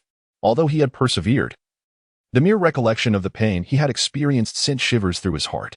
He was utterly unwilling to relive that sensation, which felt as though his soul had been stripped away from him. The agony was so profound that it rendered him powerless to control his own body. A truly dreadful experience beyond measure. Yet, regardless of whether this was a game or reality, Ian dared not gamble with the consequences of failure. If the opposing energies within him were to erupt, the outcome would be singular. He would be obliterated into a mist of blood by the raging energies, leaving not even a trace of flesh behind. Should fortune favor him, he might become a wandering spirit, akin to what the people of this world refer to as a vengeful spirit. However, should misfortune befall him, it was likely that not even a hair would remain. Having resolutely made up his mind, Ian experienced little hesitation. To act was to embrace the slender chance of survival. To remain passive was to court inevitable demise. With this understanding, he found no reason to dwell on his predicament. As he released the burdens within his heart, his mood began to settle, prompting him to contemplate the sudden emergence of his extraordinary abilities. As for the 2 tasks, at that moment, he felt utterly drained, rendering him incapable of pursuing their completion. After much contemplation, he could discern no coherent understanding of his situation, save for the means to access his personal panel. This panel presented 3 options: personal attributes, trial space, and a lucky draw. Except for the trial space, which was marked as unavailable, both the personal attributes and the lucky draw were functional. The personal attributes detailed his status, such as level, faction, equipment, and skills. The absence of health points indicated that he could no longer quantify his physical form. A blow to his arm would not merely reflect a reduction in health points without further consequence. The loss of his arm would be irrevocable. Yiyun remained unaware of the nature of the trial space, and with a 3-month activation period, he chose to set it aside for the time being. Even if its future utility proved significant, it held no immediate relevance for him. Upon selecting the lucky draw, he found himself inexplicably transported to another realm, where 3 spinning wheels materialized before him. Each wheel contained 8 segments, but beyond the first bronze wheel, the other 2 were shrouded in a haze, obscuring their true forms. He was prompted to initiate the draw, with his current allocation of attempts standing at 1 for the novice level. 3 initial draws can be combined to form 1 intermediate draw, and 3 intermediate draws can be combined to create 1 advanced draw. After accumulating 12 advanced draws, 1 will be guaranteed to obtain a high-level item. Yian refrained from responding impulsively. Instead, he gazed earnestly at the solitary spinning wheel before him. The wheel was divided into 8 segments, each representing a distinct item: a staff, a robe, a crystal of holy light, a number 300, a pitch-black pill, a blue pill, and 2 dark avatars. Among the avatars, 1 was devoid of any markings, while the other bore the numeral 1 in its lower right corner. Yi Yun was well aware of the functions of the staff, robe, and crystal of holy light. However, the significance of the number in the two differently colored pills, along with the two dark avatars, remained entirely enigmatic to him. Furrowing his brow, Yi Yun inquired, "Could you enlighten me regarding the functions of the two pills, the number, and the two avatars?" The complete avatar corresponds to a summoning card. Its specific function is left for the host to explore. The numbered avatar represents the shadow of a card. Its precise utility is also for the host to investigate. Initially, Yi Yun had not anticipated receiving answers, but upon hearing the mechanical response, a glimmer of joy crossed his face. Although the explanation regarding the pills was somewhat vague, he was convinced that the presence of such items on the wheel indicated they must possess some degree of significance, at the very least not inferior to that of the two pills and the crystal of holy light. Moreover, the name summoning card alone suggested something extraordinary. "Shall the host commence the draw?" The system inquired once more. "Begin." Yi Yun suppressed his excitement and nodded. It was not that he was unwilling to exchange 3 opportunities for a single intermediate lottery draw. Rather, with the 7-day deadline looming, he yearned to draw something beneficial as soon as possible for his peace of mind. Furthermore, the origin of this lottery opportunity remained a mystery to him. As he gazed at the spinning wheel, Yi Yun began to pray fervently. Whether it be a staff, a robe, or a potion, anything that could enhance his combat capabilities would be welcome. Naturally, as a summoner, he harbored a greater desire for the so-called summoning card, as conjuring a creature to vanquish dark entities would surely be preferable to facing them alone. In that fleeting moment, Yi Yun's heart raced with joy. He felt as if he might leap from his very skin. Then came the announcement. Given that the host is a healing mage with exceptionally low base combat power, 0 combat style, and 0 combat skills, the probability of successfully completing the trial task is less than 40%. Therefore, a special privilege has been granted for the first lottery draw. 1 summoning card will be awarded. No further privileges will be granted thereafter. Yi Yun's lips involuntarily twitched. Anyone subjected to such an assessment would likely wear a similar expression. Nevertheless, the system spoke the truth. As a summoner, he currently possessed only a single holy light bolt to wield. If faced with a warrior-type dark creature, particularly one known for its speed, he would stand utterly defenseless. It was evidently a preordained arrangement.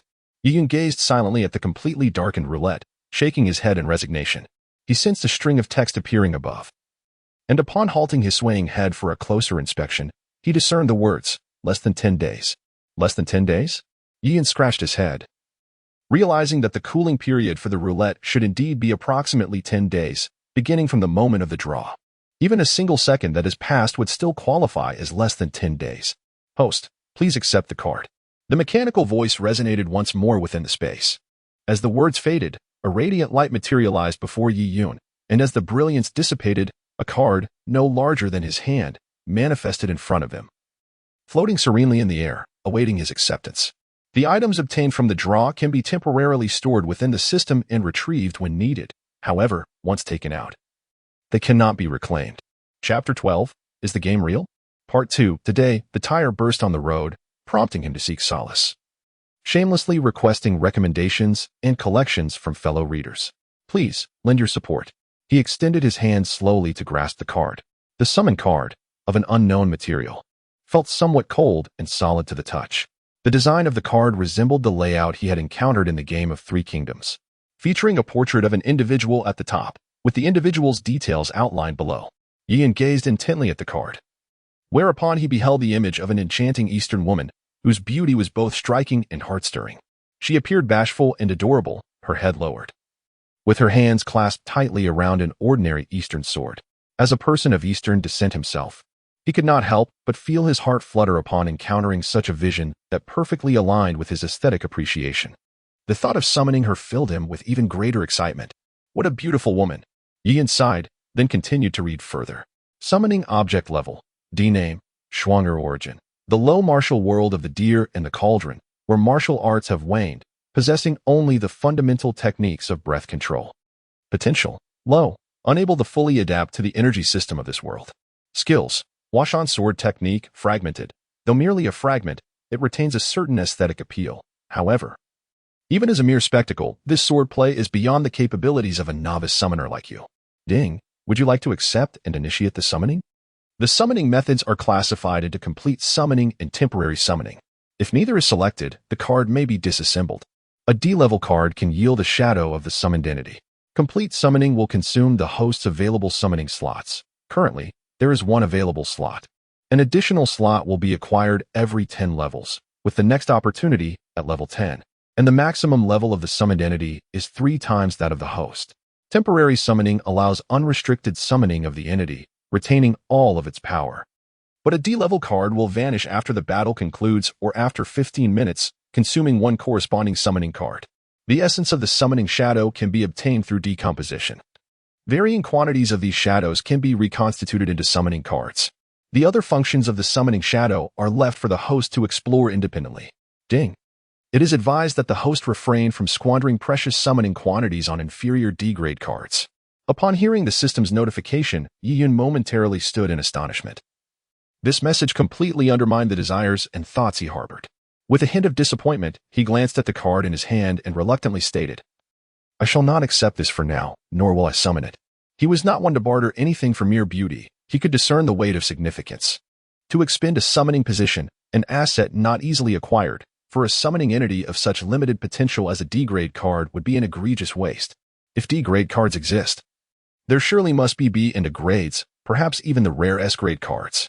Regardless, summoning positions ought to be reserved for cards of greater potential, as it is conceivable that this card might merely be of B grade. Given that cards are categorized by levels and potential, it follows that a B-grade card could indeed ascend to an A grade. With reluctance, he cast a final glance at the card. The girl depicted was the first person from his homeland he encountered upon his journey, hence the profound attachment, even if it was merely an image. Shaking his head, he noted that the 3 spinning wheels had all turned black, indicating there was no purpose in lingering here. Thus, he inquired, "How do I depart from this place?" He lay there in a stupor for quite some time, his mind a chaotic tangle of thoughts. What exactly was this so-called system? Why had it manifested within him? Was the reason for his traversal linked to this system? When would he manage to summon a creature of B rank or above? These myriad uncertainties clouded his thoughts, turning his mind into a mushy haze. Coupled with the fatigue of his body, it wasn't long before Yi-Yun drifted into a drowsy slumber. The following day, Yi-Yun was awakened by a young acolyte of the Holy Light, who had thoughtfully prepared breakfast and all the necessities for his ablutions, as well as a pristine set of priestly robes. The white garments he had previously worn bore a significant tear at the chest, a remnant of the dark entities. As a hero and a priest of the sanctuary, donning a new robe was entirely fitting. After a refreshing breakfast, Yi-Yun promptly made his way to the statue of the saint within the sanctuary, where he commenced his daily prayers, a ritual he almost never missed. This act of prayer was not merely a supplication but also a means of communion with the Holy Light, an essential duty for a cleric, particularly for one of his rank. While such communication did not necessitate the presence of the saint's statue, performing it there imbued the prayer with a swifter efficacy. Courtesy of the sacred power contained within the statue, which offered a subtle enhancement that only revealed itself through consistent practice over time. In this instance, some individuals observed that Yi-Yun seemed somewhat altered compared to his former self. This time, the prayer appeared to resonate with a slightly greater intensity than before, most notably evidenced by the once indistinct holy light now appearing more vivid and profound. Even Annie, who stood nearby, displayed a look of astonishment. As Yi-Yun concluded his communion with the holy light and rose to his feet, a voice echoed in his mind. Communication with the holy light concluded. You have gained 2 experience points. You have uncovered a method to acquire experience. Please continue your efforts. Naturally, Yi-Yun found no surprise in gaining experience. It was precisely because he had discovered that daily communion with the holy light yielded a gradual enhancement that he was driven to engage in morning prayers with such fervor. In the manner befitting a cleric, Yi-Yun rose gracefully, adjusting his robe, and approached Annie. "Good morning, High Priest Annie. May the holy light bless you." "May the holy light bless you," Annie replied, nodding gently, though his brow still bore a hint of worry. He regarded Yi-Yun with a measure of satisfaction. "How do you feel today?" "I feel exceptionally well," Yi-Yun responded, then hesitated before inquiring, "High Priest Annie, how is Knight Suddy faring?" Upon mentioning Suddy, Annie's expression darkened further. "It is grave. He can likely endure no more than 3 days. However, I have already contacted the diocese headquarters. There happens to be a wandering oracle priest near Cloud City. I am uncertain if he can arrive within 3 days. The oracle priest. Yi-Yun inhaled sharply, and upon witnessing this expression, Annie displayed a hint of yearning and contemplation. Indeed, within the sanctuary, there exist individuals who have transcended the rank of priest and acquired functional authority. Among the priesthood, the most formidable in combat is the Oracle Priest. In the entire Bolin Diocese, only 3 individuals possess such functional titles: the Oracle Priest, the Light Priest, and the Starwatcher Priest. It can be said that in the kingdom of Bolin, they stand as one beneath the nobility, yet above the multitude. Yian had previously encountered the Oracle Priest. Although he had never witnessed the priest wielding magic, the awe reflected in the faces of those around him, the legends that had been passed down, and the powerful waves of holy light emanating from even the slightest gesture were sufficient to attest to their might. In this nation, aside from the most exalted pope, these 3 priests with functional titles hold equal, if not greater, status than the sovereign of the realm. It is absolutely imperative. I must complete both tasks within 3 days. All my hopes and future hinge upon a gamble with that enigmatic system. Yian resolved firmly. Yet a sense of perplexity lingered in his heart. The task to save Suddy requires completion within 3 days. And the Oracle Priest is set to arrive after 3 days as well. Is there a connection between these events? Was everything preordained? Or does the system possess the ability to foresee the future? This system, this interface, this task, is this world merely a game or a tangible reality? Chapter 13, A Restless Heart. Alas, Annie suddenly let out a deep sigh, suffused with guilt and self-reproach, staring vacantly at the statue of the saint. A symbol of holy light, occasionally shaking his head, Yeyun remained enveloped in the profound shock of the impending arrival of the Oracle Priest, burdened by countless anxieties regarding his future. Thus, the 2 of them were lost in their own thoughts, and a momentary silence enveloped them. The 3 apprentice priests appeared to be slightly older than Yeyun, their youthful exuberance gradually fading from their faces. However, the feigned indifference they displayed was deeply ingrained with an air of arrogance that did little to endear them to others. Among them was a girl named Allison, reportedly born into a noble family. Her eyes mirrored Yeyun's, both a striking blue, while her long golden hair cascaded down her back, adorned by a seemingly simple yet distinctly exquisite headband. 2 golden braids hung from either side of her temples, and the staff she held was of a significantly higher quality than Yeyun's, clearly of a different caliber altogether. Were it not for the affected indifference etched upon her face and the unmistakable pride she could not conceal, she could indeed be considered a beautiful and charming young lady. The 2 boys, both around 20, included one named Aubrey, whose complexion was somewhat pale and whose frame was slight. His aquiline nose stood prominently, and his eyes, which frequently darted about, revealed a keen intellect. Among the trio, he served as the strategist and the fundamental pillar, albeit occupying the lowest status and coming from the most modest background. Nevertheless, compared to Yeyun, he was still afforded a far better circumstance. The last individual is named Kevin, tall and upright in stature, although he appears somewhat frail compared to the warriors who engage in corporeal combat with blades and swords among the priests. He is considered robust and handsome. Yeyun often observes this fellow maintaining a smile in front of the devotees, yet to Yeyun, that smile seems nothing short of disingenuous.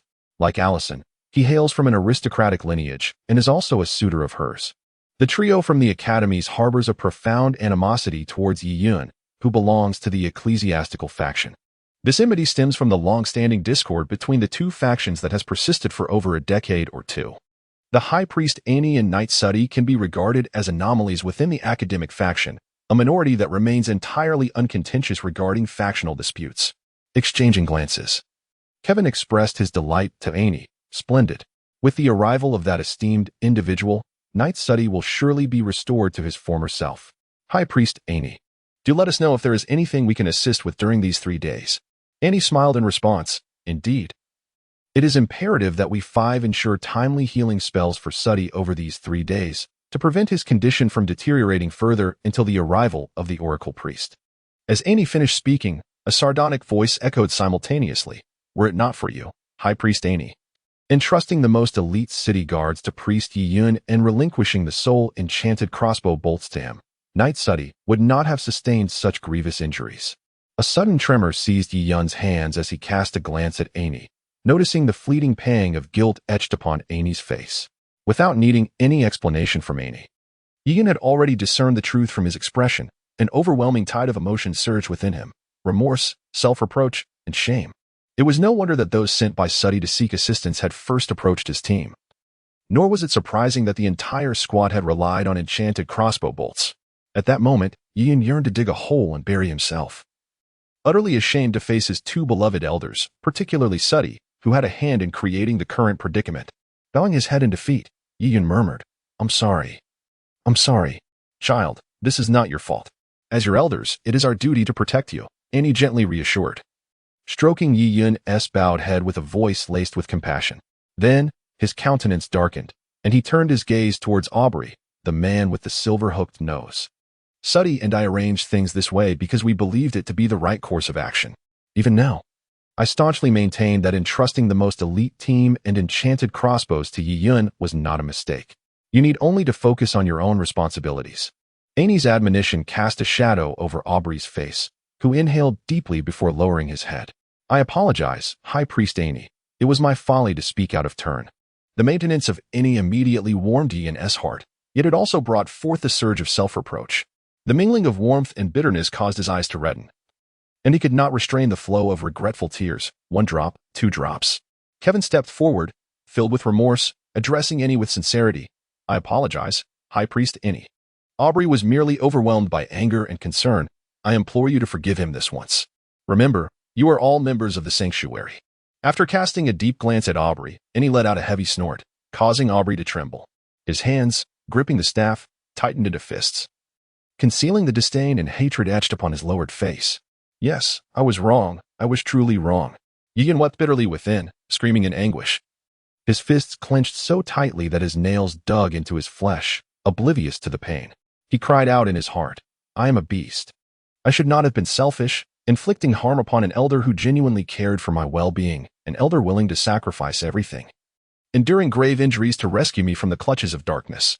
In hurting one person, I have condemned 2 elders to a lifetime of regret and sorrow, and caused another elder to depart forever. I am less than a beast. Ding. Sensing the host's mental state and the shift in conviction, the system recognized the alignment with the task's ideal completion criteria and its original intent. The host is urged to promptly undertake the trial mission issued by the system, which will provide guidance for a compensatory task plan upon completion. In the shadows and the sanctity of light, you, who have chosen to confront your kin with the brilliance of the divine, recognize that this light embodies not only power, but also the essence of the soul. Strive forth, for upon the completion of your trials, you shall receive a flawless solution from the system. I shall indeed. Yi Yun responded within, wiping away the tears he had shed. Lifting his head once more, his gaze reminiscent of a reformed child, brimming with unwavering conviction and determination. Chapter 14. The Faith of Salvation. Yi Yun, unwilling to witness the scorn reflected in the eyes of Kevin, Allison, and Aubrey, nor to face the unresponsive Sadie and the sorrowful Annie, felt an urgent desire to complete his trials and procure a means to rescue Sadie. Thus, he bid farewell, citing concern for his family's circumstances as his reason for departure. As he walked away, a sense of solitude enveloped him, yet his steps were resolute. Annie merely patted Yi Yun on the shoulder, urging him to rest well, acknowledging that such a burden was too great for a mere 15-year-old to bear, and personally escorted him out of the sanctuary. Kevin and his companions were secretly elated at Yi Yun's departure. They yearned for him to remain absent during these crucial 3 days, hoping to secure Sadie's life through their own display of merit. To them, Sadie's life seemed of little significance compared to the opportunity to shine before the oracle priest and earn Annie's praise. Thus, safeguarding Sadie's existence had become their most pressing endeavor. As night descended, Yi Yun stealthily slipped out through the back door, carrying a stone and fire. Gazing upon the desolate path illuminated by the radiant moon and twinkling stars, he donned a new ensemble, gripping his staff with a hooded cloak as he departed, eschewing the cumbersome long white robe unsuitable for combat. He wore a fitted trench coat that reached his knees, fastened only at the upper part, resembling a flowing cape below. His black trousers and knee-high boots complemented his appearance, while he held his quartz short staff in one hand. Under the moonlight, his silhouette appeared remarkably tall and elegant. As he proceeded, the sight of the closed city gates caused him to frown, and he eventually sighed, retreating into the darkness and choosing a different direction. He pondered the recent events of the past 2 months, wondering if the gates were routinely shut for several days before and after the Blood Moon Night.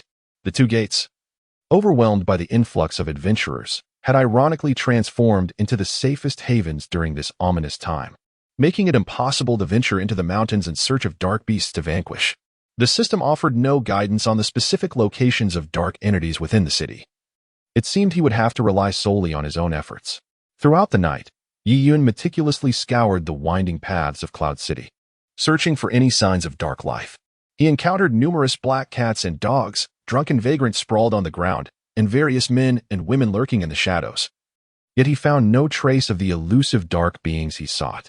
Observing Sadie, who lay beneath the covers, stripped of his armor and rendered unconscious, Yi Yun could only clench his fists and grit his teeth, overwhelmed with a sense of shame that compelled him to flee from the scene. "Forgive me, Sir Sadie," he thought. "Allow me to address you as Uncle." With a heavy sigh, he slowly sat beside Sadie and spoke softly. "Uncle Sadie, I am truly sorry. My selfishness has led to your current state, but I earnestly hope you can find it in your heart to forgive me. Whatever you choose to do upon awakening, I shall not hold it against you. In just 2 days, I promise to restore you to your former self." "I am deeply sorry, Uncle." After a moment of silently observing the unresponsive Sadie, Yi Yun rose to his feet and began to wield his quartz short staff. The mysterious movements conjured a faint white glow, and a cascade of light enveloped Sadie as Yi Yun exerted his full strength. As the luminescence persisted, Yi Yun's complexion grew increasingly pallid, while Sadie's once ashen face began to gain a hint of color. With each breath, wisps of dark energy escaped his mouth and nostrils, only to be dispelled by the holy light. Upon returning home, Yi Yun could no longer withstand the fatigue of a day and night spent in turmoil, collapsing into a deep slumber. Later that evening, the aroma of the meal prepared by Phil, who had anticipated his hunger, roused him from his rest. He devoured the dinner laid out beside his bed, then donned the same clothes he had worn the day before as he stepped out of his home. Has the young master departed again? The stone, concealed in the shadows, suddenly turned around and nodded at the worried Phil, acknowledging her with a brief affirmation. "He has left." "Then why aren't you following him?" Phil, feeling a touch of irritation, pushed the stone. Yet, her petite strength was no match for the now burgeoning warrior that the stone had become. The stone bore no anger. Like Phil, he too harbored concerns for Yi Yun. Unbeknownst to Yi Yun, who believed that his absence last night had gone unnoticed, Phil had already discerned the truth upon entering his room early that morning. Coupled with Yi Yun's extended slumber throughout the day, this culminated in the present scene.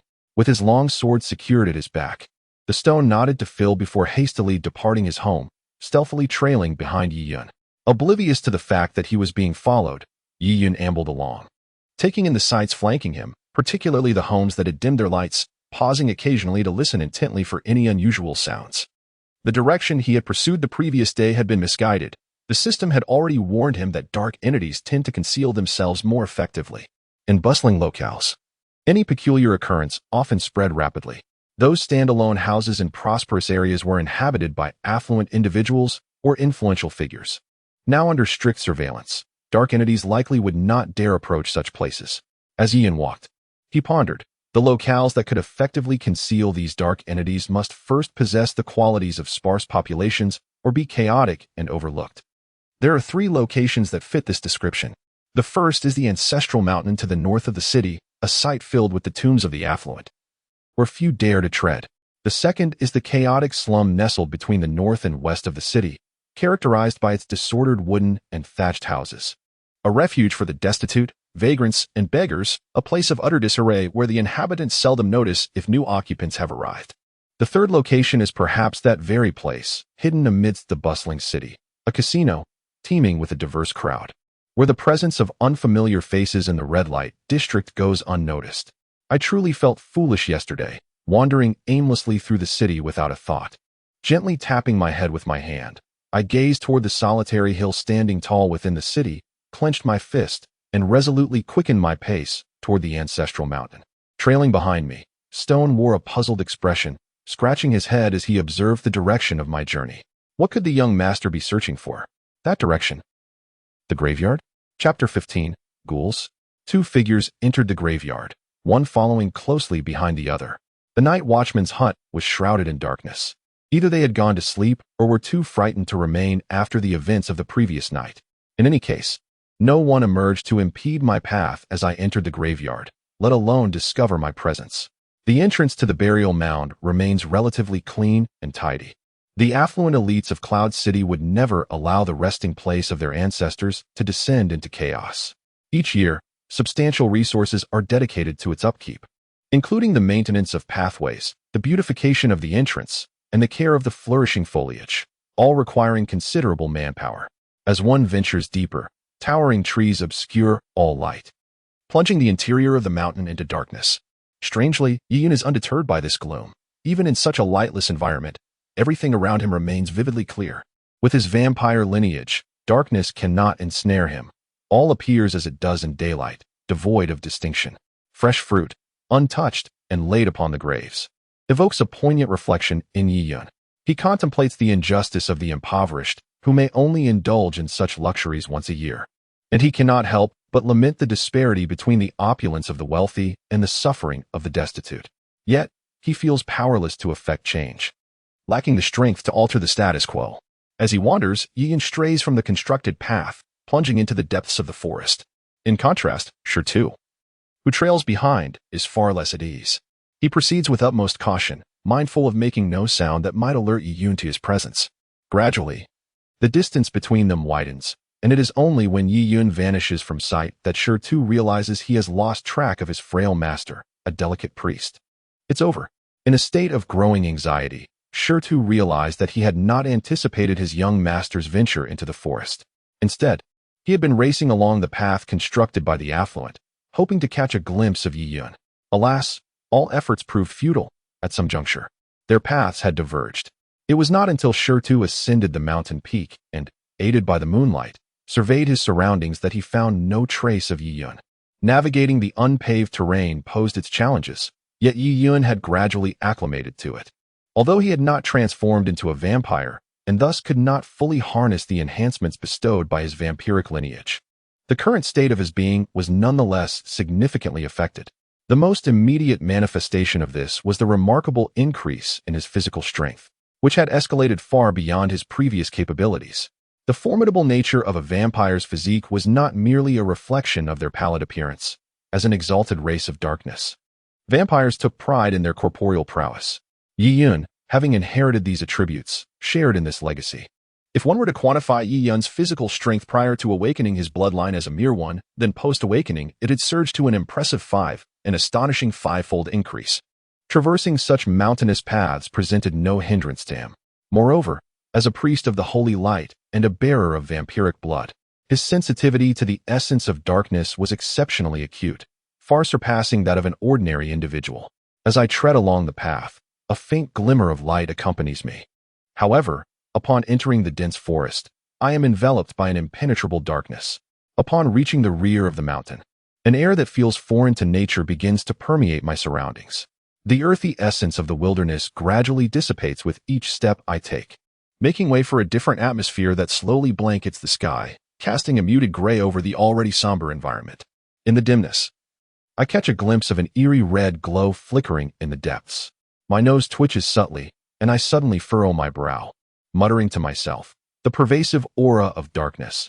No, it is a loathsome scent of death, more repugnant than mere darkness. Are these the souls of the deceased buried here? It appears today shall yield some discoveries. Gripping my staff tightly, I slow my pace, moving cautiously toward the source of the unsettling sight.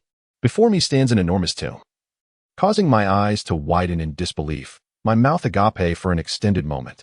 This is no ordinary grave. It is a grotesque mound formed from the accumulation of countless corpses, a bloody sepulchre constructed from the remains of shattered bodies. I can clearly discern several familiar faces among the heap, including that of the rotund merchant whose lifeless form was severed in the battle against the dark beings just days prior, alongside the remains of many others who fell victim to the onslaught of the shadowy creatures that fateful day. A rustling sound reached Yiyun's ears, and as he turned toward the source, he nearly succumbed to nausea. Had he not been aware of his own circumstances, the grotesque scene before him would have surely caused his legs to weaken, potentially forcing him to expel the remnants of his last meal. Even so, he clamped his mouth shut, succumbing to a fit of dry heaves. Before him lay a figure hunched over amidst the corpses, using its claws to tear apart the indistinguishable remains, devouring them piece by piece, while emitting a grotesque sound of satisfaction as it chewed. Its sharp claws and mangled form revealed several exposed bones, while a few long hairs hung from its head, which appeared on the verge of decomposition, yet still retained the capacity for movement and expression. Its toothless grin displayed a set of teeth that, though reminiscent of humanity in the upper jaw, had transformed in the lower jaw into rows of razor-sharp fangs akin to those of a shark. A ghoul. In an instant, Yiyun comprehended the nature of this creature. It was as if the knowledge had awakened within him, transcending mere academic understanding. Rooted instead in a primal recognition passed down through bloodlines.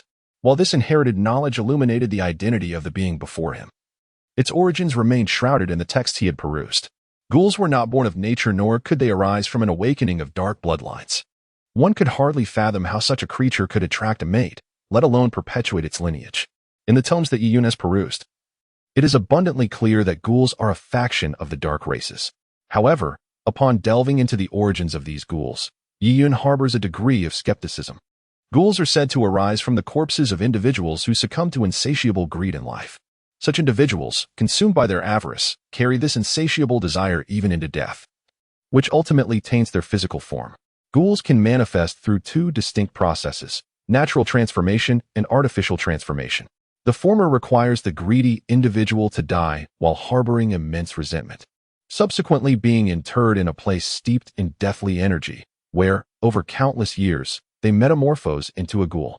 The latter, however, necessitates a powerful sorcerer, particularly a dark mage, who possesses the ability to convert a corpse into a mindless ghoul, thus rendering it a mere servant, provided that suitable bodily materials and certain ingredients are available.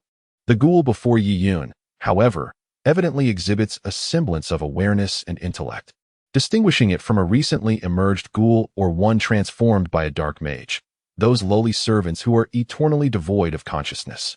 This creature may have existed for quite some time, as evidenced by the sharp bony protrusions that have sprouted from its back. It is conceivable that it has resided upon this mountain for several years, remaining undetected until Yiyun's arrival. Indeed, it is highly probable that those who once encountered it have long since become part of the very mountain of corpses. To label ghouls solely as dark races seems inadequate to Yiyun. It would be far more fitting to categorize them as a form of undead. Whether termed undead or dark, they appear to belong to the same lineage, existing in opposition to the sacred light. It is repulsive. Yiyun inhaled softly twice, his right hand firmly gripping his staff. The ghoul's level barely approached that of a novice warrior, if this were all it possessed. Perhaps I need not squander a summoning card. For both my sake and that of Suddy, I must evolve you here, to augment the potency of his attack.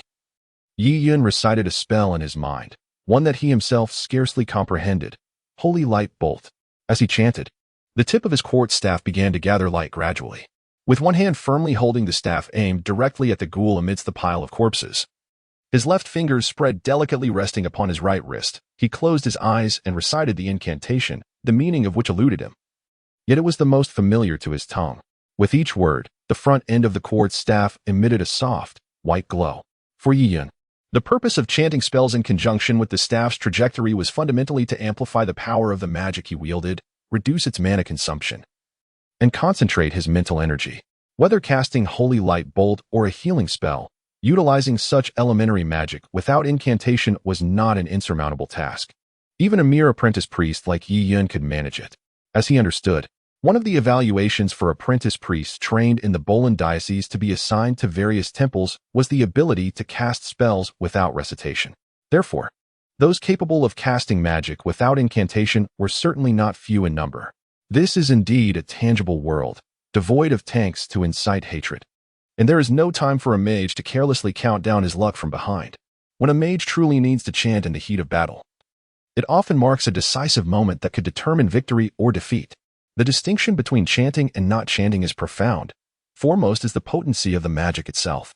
For instance, a fundamental spell like the Holy Light Bolt, when properly chanted, boasts an attack power that is at least doubled, while its mana consumption is merely half that of an unchanneled cast. This results in a disparity of fourfold, enhancing Yiyun's offensive capabilities while simultaneously reducing his energy expenditure. Yet, once the chanting commences, there are not only temporal constraints to consider, but a more crucial factor that leads the majority of mages to refrain from fully committing to their incantations in typical combat situations: the sheer magnitude of the spectacle. At this moment, although Yiyun is merely invoking a basic holy light spell, the tip of his quartz staff begins to shimmer like a light bulb under his incantation. Beneath him, a hexagram formed entirely of mana emanates a soft glow, gradually absorbing the flickering lights that appear in the surrounding space like fireflies. This phenomenon also generates a powerful current of air, ruffling his shoulder-length hair and causing his garments to billow dramatically in the wind. The radiant light captivated the ghoul, which dropped the severed limb it had been poised to stuff into its cavernous maw. With its limbs planted on the ground, it turned its gaze toward the source of the blinding luminescence. The brilliant orb evoked an intense discomfort and a tinge of fear within it. After a fleeting moment of trepidation reflected in its eerie crimson eyes, the ghoul noticed that the wielder of such magic was merely a child. In an instant, the fear dissipated, replaced by a disdainful mockery. It cared little for the addition of one more morsel to its pile of prey. How audacious for a mere child to provoke the great ghoul. It resolved to consign this child to eternal slumber, of course, as its next meal. Yi-Yun was aware that the ghoul had taken notice of him, a development he had anticipated. As he began to chant to cast the holy light bolt, he knew it would inevitably attract the ghoul's attention. The holy light was akin to a nemesis for such creatures. Upon witnessing the ghoul elongate its claws beyond the length of fingers, Yi-Yun remained motionless. 3 seconds remaining. 3 seconds were ample time for much to unfold. The ghoul's claws flicked, sending forth a multitude of coagulated blood clots. As it threw back its head and emitted a howl resembling that of a hyena from its gaping throat, the malevolence in its eyes intensified. A woo. 2 seconds. Yi-Yun began to count down in his mind, feeling his magic nearing completion. The ghoul, with its 10 claws, sprang forth with immense force, its massive paw striking the ground with a violent thrust. In the midst of Yi-Yun's astonishment, it transformed into a streak of black wind, leaving behind an ephemeral shadow as it surged towards him. This was no ordinary ghoul. Such speed was beyond the capacity of a typical one. Yi-Yun could even perceive the emotions concealed within its eyes. This ghoul had begun to develop a semblance of intelligence. Yi-Yun was taken aback, realizing he had misjudged the situation. Having hastily assumed it to be just a common ghoul, one that could not even match a novice warrior, thus carelessly exposing himself to the demon's gaze, entirely unprotected. Only a second remained before the holy light sphere could be unleashed. Yi-Yun clearly saw the ghoul's pitch-black claws glimmering with a sharp sheen. Its grotesque visage contorted into a mocking, sinister grin. He could even observe the viscous green liquid oozing from its repugnant maw, its 10 claw tips aimed directly at him. Strikingly, this ghoul bore an uncanny resemblance to the dark creature he had previously dispatched with a shot to the head. Fire. Just as the tips of the ghoul's claws were less than a meter away from Yi-Yun, the long-channeled holy light sphere finally erupted from his quartz short staff at this critical moment, a luminous orb the size of a watermelon, infused with potent corrosive properties against dark entities, hurtling towards its head. Yi-Yun could almost envision the ghoul's head bursting apart under the force of his strike, followed by the grotesque decay of its revolting body, spewing forth a torrent of putrid blood that ultimately fell helplessly before him. In that moment, Yi-Yun sighed in relief. Though the process was somewhat astonishing, he was destined to emerge victorious, fulfilling both the trial and redemption tasks set forth by the system. Explode. He fervently shouted in his heart as the holy light orb was on the brink of colliding with the ghoul. Yet, his triumphant smile faltered abruptly. In that fleeting instant, he witnessed his spell being thwarted. A pale blue barrier materialized between them, nullifying his most potent holy light orb, which he had conjured through incantation. Helplessly, he watched as 2 massive claws lunged toward him. Magical armor. This extraordinary ghoul had once again left Yi-Yun in profound shock, with only a few words flashing through his mind. Faced with the impending claws poised to pierce his body, Yi-Yun desperately attempted to evade. But his body failed to respond to his will, leaving him only able to barely raise his right hand, clutching the quartz short staff. A sharp crack echoed as the quartz staff became lodged between the claws of the ghoul. Although quartz is known for its resilience, the staff wielded by Yi-Yun was not wholly forged from this robust material. In pursuit of magical conductivity, an excessive number of other substances had been incorporated, resulting in a negligible quartz content that rendered the staff incapable of retaining its original properties. Under the fierce assault of the ghoul, it emitted a disheartening snap, and a fissure appeared, one that Yi-Yun was loath to witness. Yet, what he dreaded even more was the other claw that had pierced through his abdomen. His garments lay in tatters, the once white coat now drenched in crimson. The strength of his flesh was no match for the claw's sharpness, for razor-like talons had fully penetrated his body, and he could not help but spew forth a copious amount of blood. How careless! Yi-Yun gazed down at his wounded abdomen, the overwhelming agony nearly rendering him unconscious. His breath faltered as he struggled to inhale. Had he not endured even greater suffering during the activation of the system, this moment might have stripped him of all ability to act. Blood flowed from his mouth, staining his chin and collar, and amidst the pain, he managed a self-deprecating laugh. The first time was like this, saved by Suddy. The second time too. Yet no one can shield me now. Ha, ha, ha. Yi Yun's eyes suddenly erupted with a crimson glow, more vivid and otherworldly than that of a ghoul. His skin, whether due to blood loss or some other affliction, began to pale ominously, as a few teeth began to shift and grow. His nails turned a deep crimson and elongated rapidly. Drops of blood trickled from the corners of Yi Yun's mouth, cascading directly onto the arm of the ecstatic ghoul, precisely the arm that had nearly pierced Yi Yun's abdomen.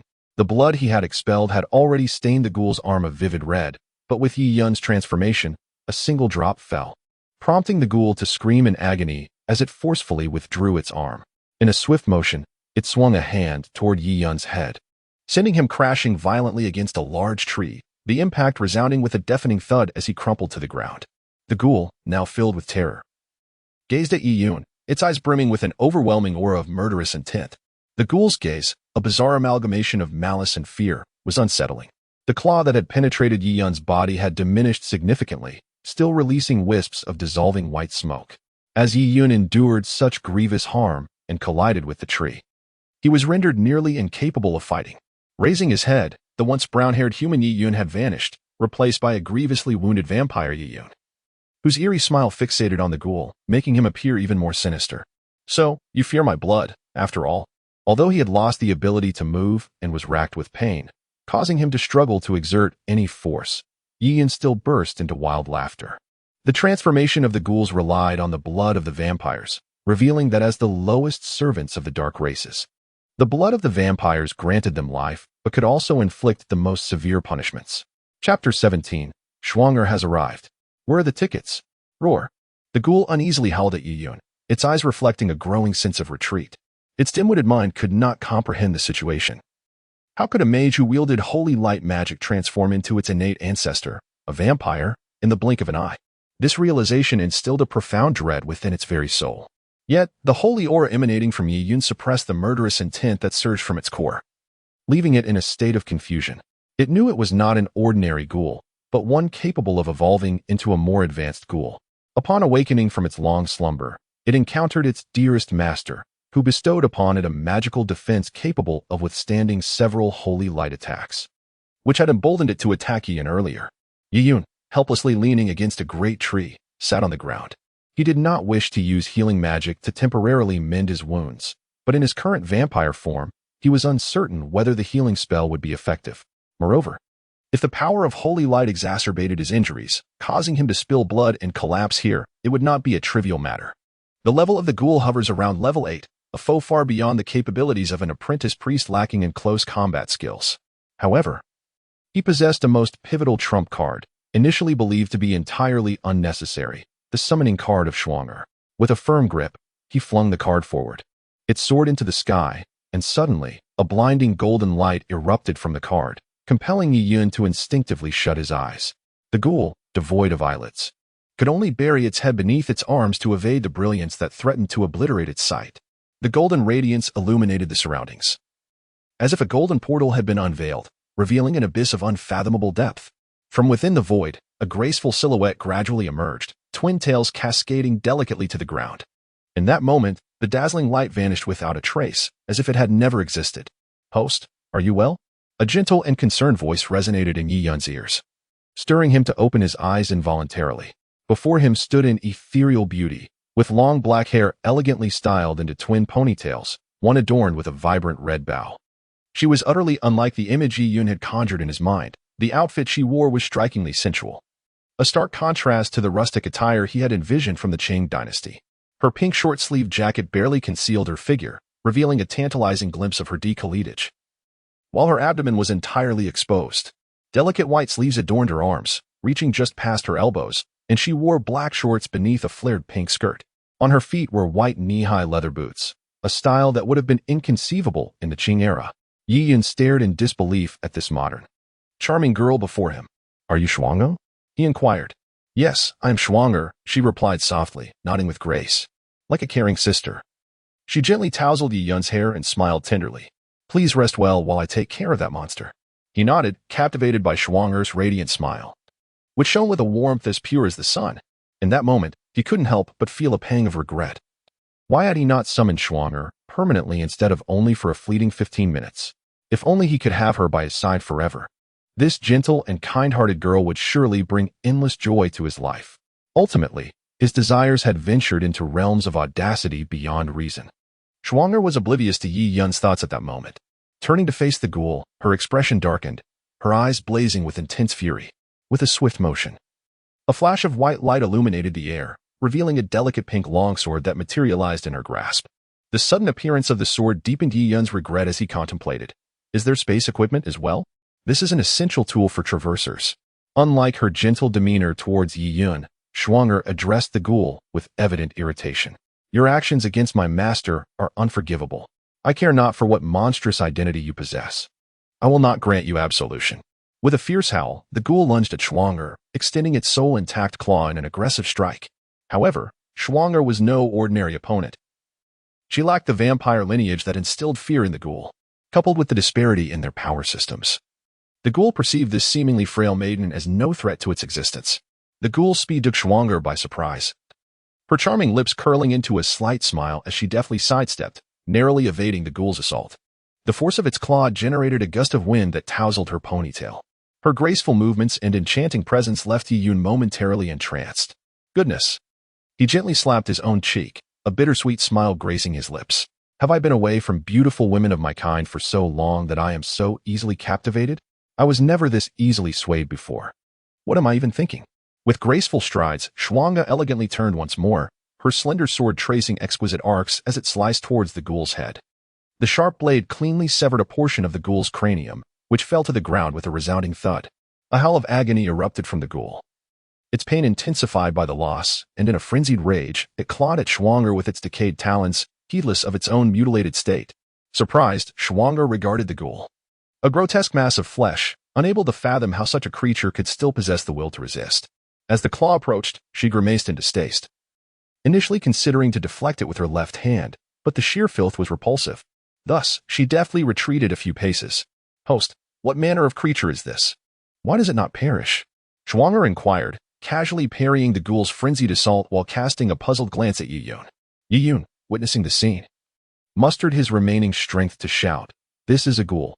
Only by shattering the core within its head can it truly be vanquished." Core. Schwanger furrowed her brow slightly, focusing her gaze. Indeed, within the decimated head, she discerned a walnut-like object pulsating with vitality. She nodded gently, "I understand." With a swift motion, she deflected the ghoul's talons, her movements transforming into a captivating dance, each action a testament to her elegance and grace. The long sword traced enchanting yet perilous lines, shimmering with strands of silver, the Huashan sword technique, where ancient pines greet visitors. With a gentle flick of the sword's tip towards the ghoul's other claw, Yi Yun heard the ominous sound of bones fracturing, witnessing the already corroded arm, tainted by his own blood, soar high before descending amidst the pile of corpses. Schwanger's sword danced once more, casting a luminous moonlight, and Yi Yun observed that the once merely beautiful blade seemed to possess an inexplicable gleam, particularly at the tip. Resembling a radiant star, long rainbows spanning the sun, she uttered softly, devoid of any earthly trivialities, as the long sword struck precisely at the ghoul's forehead. With that, Schwanger retracted her sword, ignoring the creature as it collapsed lifelessly to the ground. In Yi Yun's eyes, Schwanger appeared as a peerless hero, exuding an elegant demeanor free from any semblance of the mundane, a stunning and gentle heroine who inspired affection. As Schwanger crouched before Yi Yun, the long sword she once held had transformed into a small vial, and she diligently tended to his wounds. Yi Yun leaned back, observing as she meticulously tore away the fabric surrounding his injuries, gently wiping away the grime with a handkerchief, before finally uncorking the vial. "Bear with it. It may sting a little," she cautioned. Yi Yun gazed deeply at the first being he had summoned, and all the words he wished to convey condensed into 2 simple syllables. "Thank you. There is no need for formality. You are indeed my host." Schwanger lifted her head, revealing a sweet smile that made Yi Yun feel somewhat embarrassed. "You are truly remarkable, Schwanger," he remarked. "Is that so?" She replied with a gentle smile, delicately pouring the powdered medicine onto Yi Yun's abdomen. In an instant, a searing pain nearly compelled Yi Yun to cry out. "It hurts, doesn't it?" However, the effect is quite beneficial. Just endure it for a moment, Schwanger said soothingly, her kind voice prompting Yi Yun, whose complexion had turned pale, to nod with great effort. Once Shuang'o had torn a few strips of cloth from Yi Yun's sleeve to bandage the wound, she slowly rose to her feet, casting a glance of mild apology at him. "Host, I must take my leave now. Will you be all right on your own?" "It's fine." Yi Yun shook his head, intending to stand, but the tug on his wound elicited a sharp pain that made him gasp, causing cold sweat to bead on his forehead as he sank back to the ground. Observing this, Shuang'er hurriedly assisted him to his feet, her movements cautious, fearful of aggravating his injury. "You are truly beautiful," Yi Yun remarked, captivated by Shuang'er's earnest demeanor. He noticed her ears turning crimson, her bashful and endearing expression nearly compelling him to kiss her. Yet, Yi Yun was acutely aware of his circumstances, with his life hanging by a thread. What right did he have to entertain notions of love and affection? Thus, he quickly suppressed that fleeting emotion, banishing it from his thoughts. Taking a deep breath, Yi Yun suppressed the chaotic emotions that had arisen from excitement or impulsiveness and gazed earnestly at Shuang'er. "Thank you, Shuang'er. If it weren't for you, today I might have." "It is our duty to protect the host," Shuang'er replied with a gentle smile. Gradually releasing Yi Yun, who had regained his footing, she stepped back and waved farewell. "Goodbye, host." As Yi Yun observed Shuang'er's figure begin to fade into transparency, he was taken aback and instinctively reached out to grasp her, only to see her shake her head slightly. His outstretched hand halted, as if something precious were slipping away, evoking a profound sense of reluctance. "Will we meet again? Perhaps?" "Host," Shuang'er responded with a smile. "However, I do not belong in this world. If I were the host, I should leave behind those capable of aiding you. And that person is not me. Farewell, host." Watching Shuang'er's form vanish from his sight, Yi Yun clenched his fists and lowered his head. "That is not how it is," he murmured. "The truth is, I am simply too weak and lack the ability to stand on my own." Chapter 18. Reflection. Both instances of erasure were ultimately surmountable only through the assistance of those he had inadvertently harmed, individuals who wholeheartedly wished to support him. Living in such a manner, inflicting pain upon those willing to help him, was far from the life he desired or envisioned. As Yi Yun had once articulated, he was a human being, not a mere beast. He ought to possess his own sense of right and wrong, as well as unwavering principles, rather than being a wretched soul who discards his final line of defense and dignity merely to survive. Ultimately, it can be summarized that he is excessively feeble, lacking any capacity or conditions for independent combat, and his reliance on others inadvertently brings harm to them. He begins to contemplate the path he should take moving forward. As a priest with the blood of a vampire coursing through my veins, what should the combat style of a priest entail? Yi Yun reflects on the scant images of priestly battles that linger in his mind, noting that none depict a priest fighting solo. Moreover, how could a battle priest of the oracular order possibly demonstrate before him, a mere novice priest? The role of a priest typically encompasses primary healing and secondary support. Setting aside the enigmatic oracular priest's methods of combat, based on my current performance and past experiences in games, it is evident that a priest does not embody a true combat profession. They require protection from others to ultimately safeguard others. Lacking the sturdy physique and defenses of a warrior, as well as the versatility and ferocity of a mage, what they possess is the ability to provide their allies with formidable support and healing. However, I differ from the average priest. For the awakening of my vampire lineage has rendered my physique seemingly frail, yet I possess greater strength and vitality than most priests. Although I am unable to wield any associated dark magic in the conventional sense, I can harness a modicum of combat prowess through my physicality.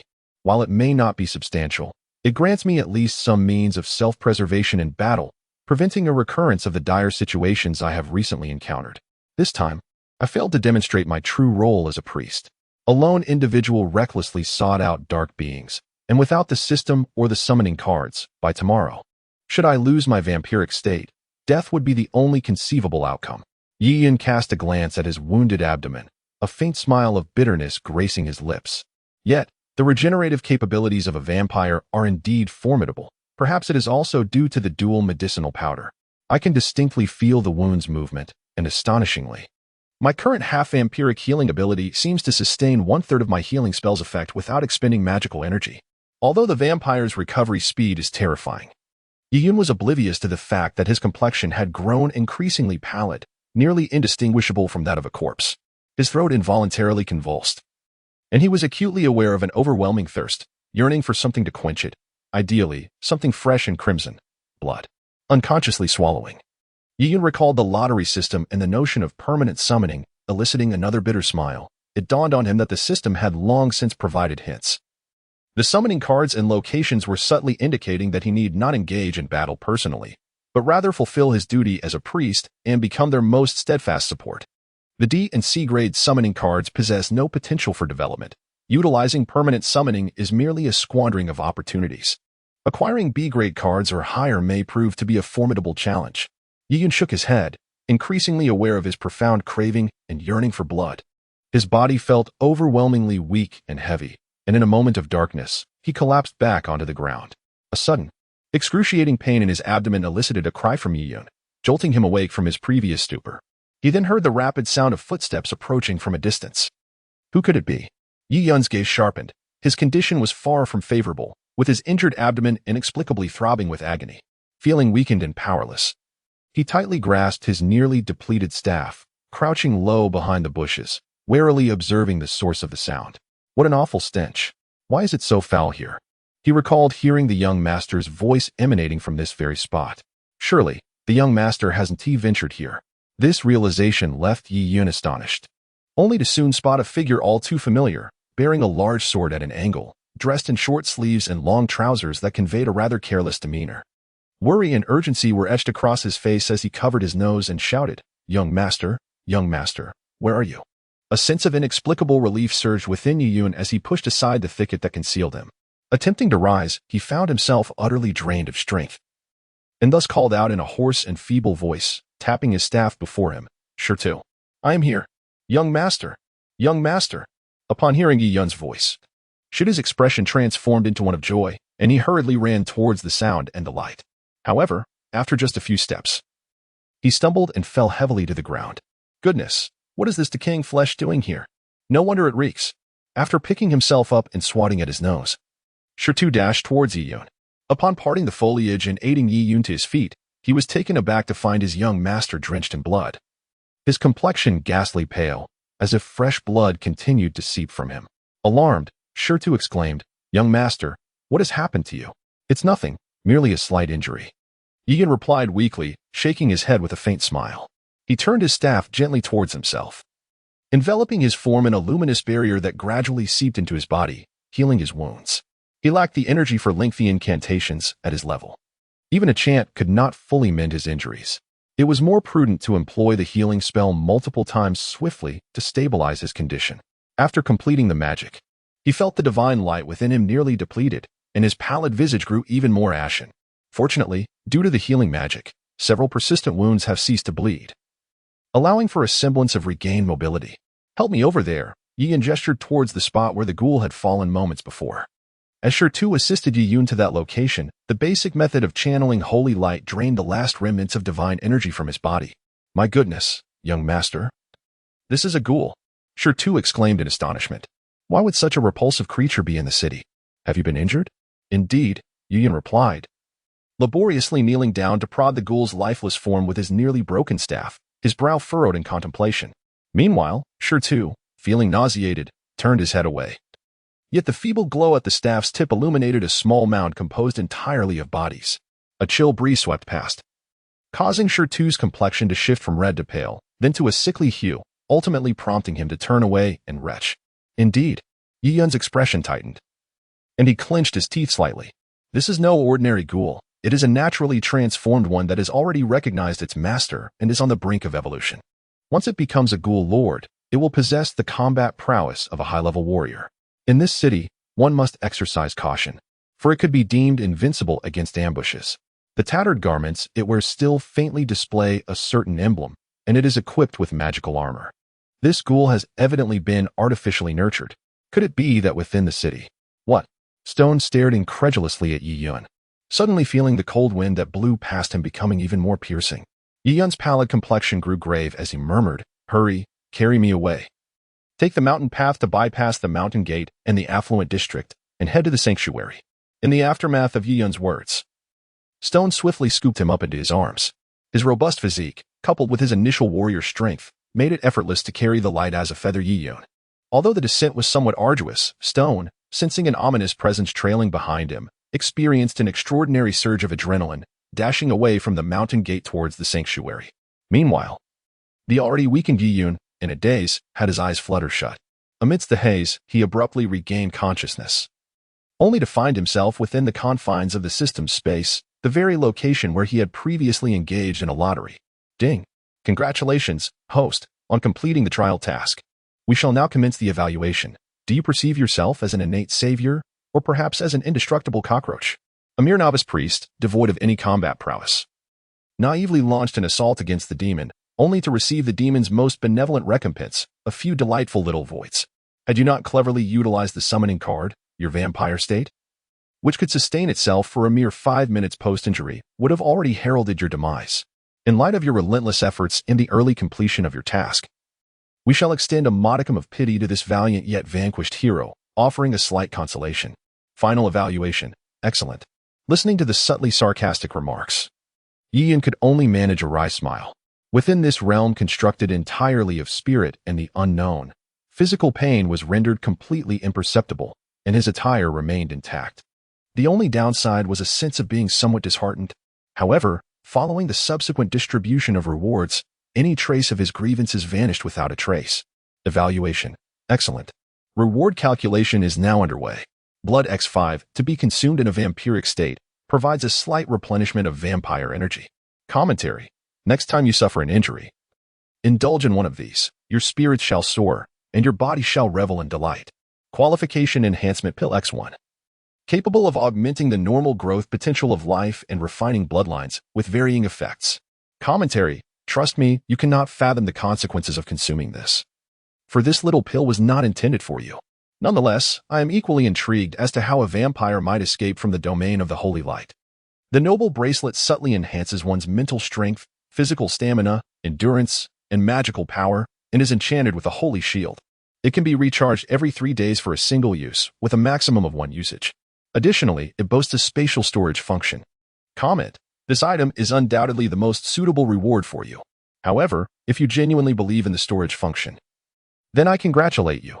10 cubic centimeters can accommodate an ample supply of toilet paper, alleviating any future concerns about running out during your visits to the restroom. Upon witnessing the effects of the noble bracelet, Yi Yun's face radiated with astonishment. Yet, after simultaneously seeing and hearing the commentary, he resembled someone who had just bitten into a rotten egg, caught in a state of bewilderment, unable to cry or laugh. As for the low-level lottery draw, the commentary reads, it seems this reward is to your utmost satisfaction. Should you hope to procure a B-grade card through such a low-level draw, I can only offer my prayers. With a probability of less than 3%, such a fortunate outcome appears almost impossible for someone of your lamentable luck. With the rewards dispatched, congratulations to the host for completing the trial task and receiving official recognition from the system. The system presents a beginner's gift pack, Priest, for your acceptance. The voice then transformed into a mechanical tone, devoid of emotion. Yi Yun looked up to behold a beautifully wrapped gift box, adorned with a bow, descending gracefully before him. The rewards from the trial task were undeniably abundant.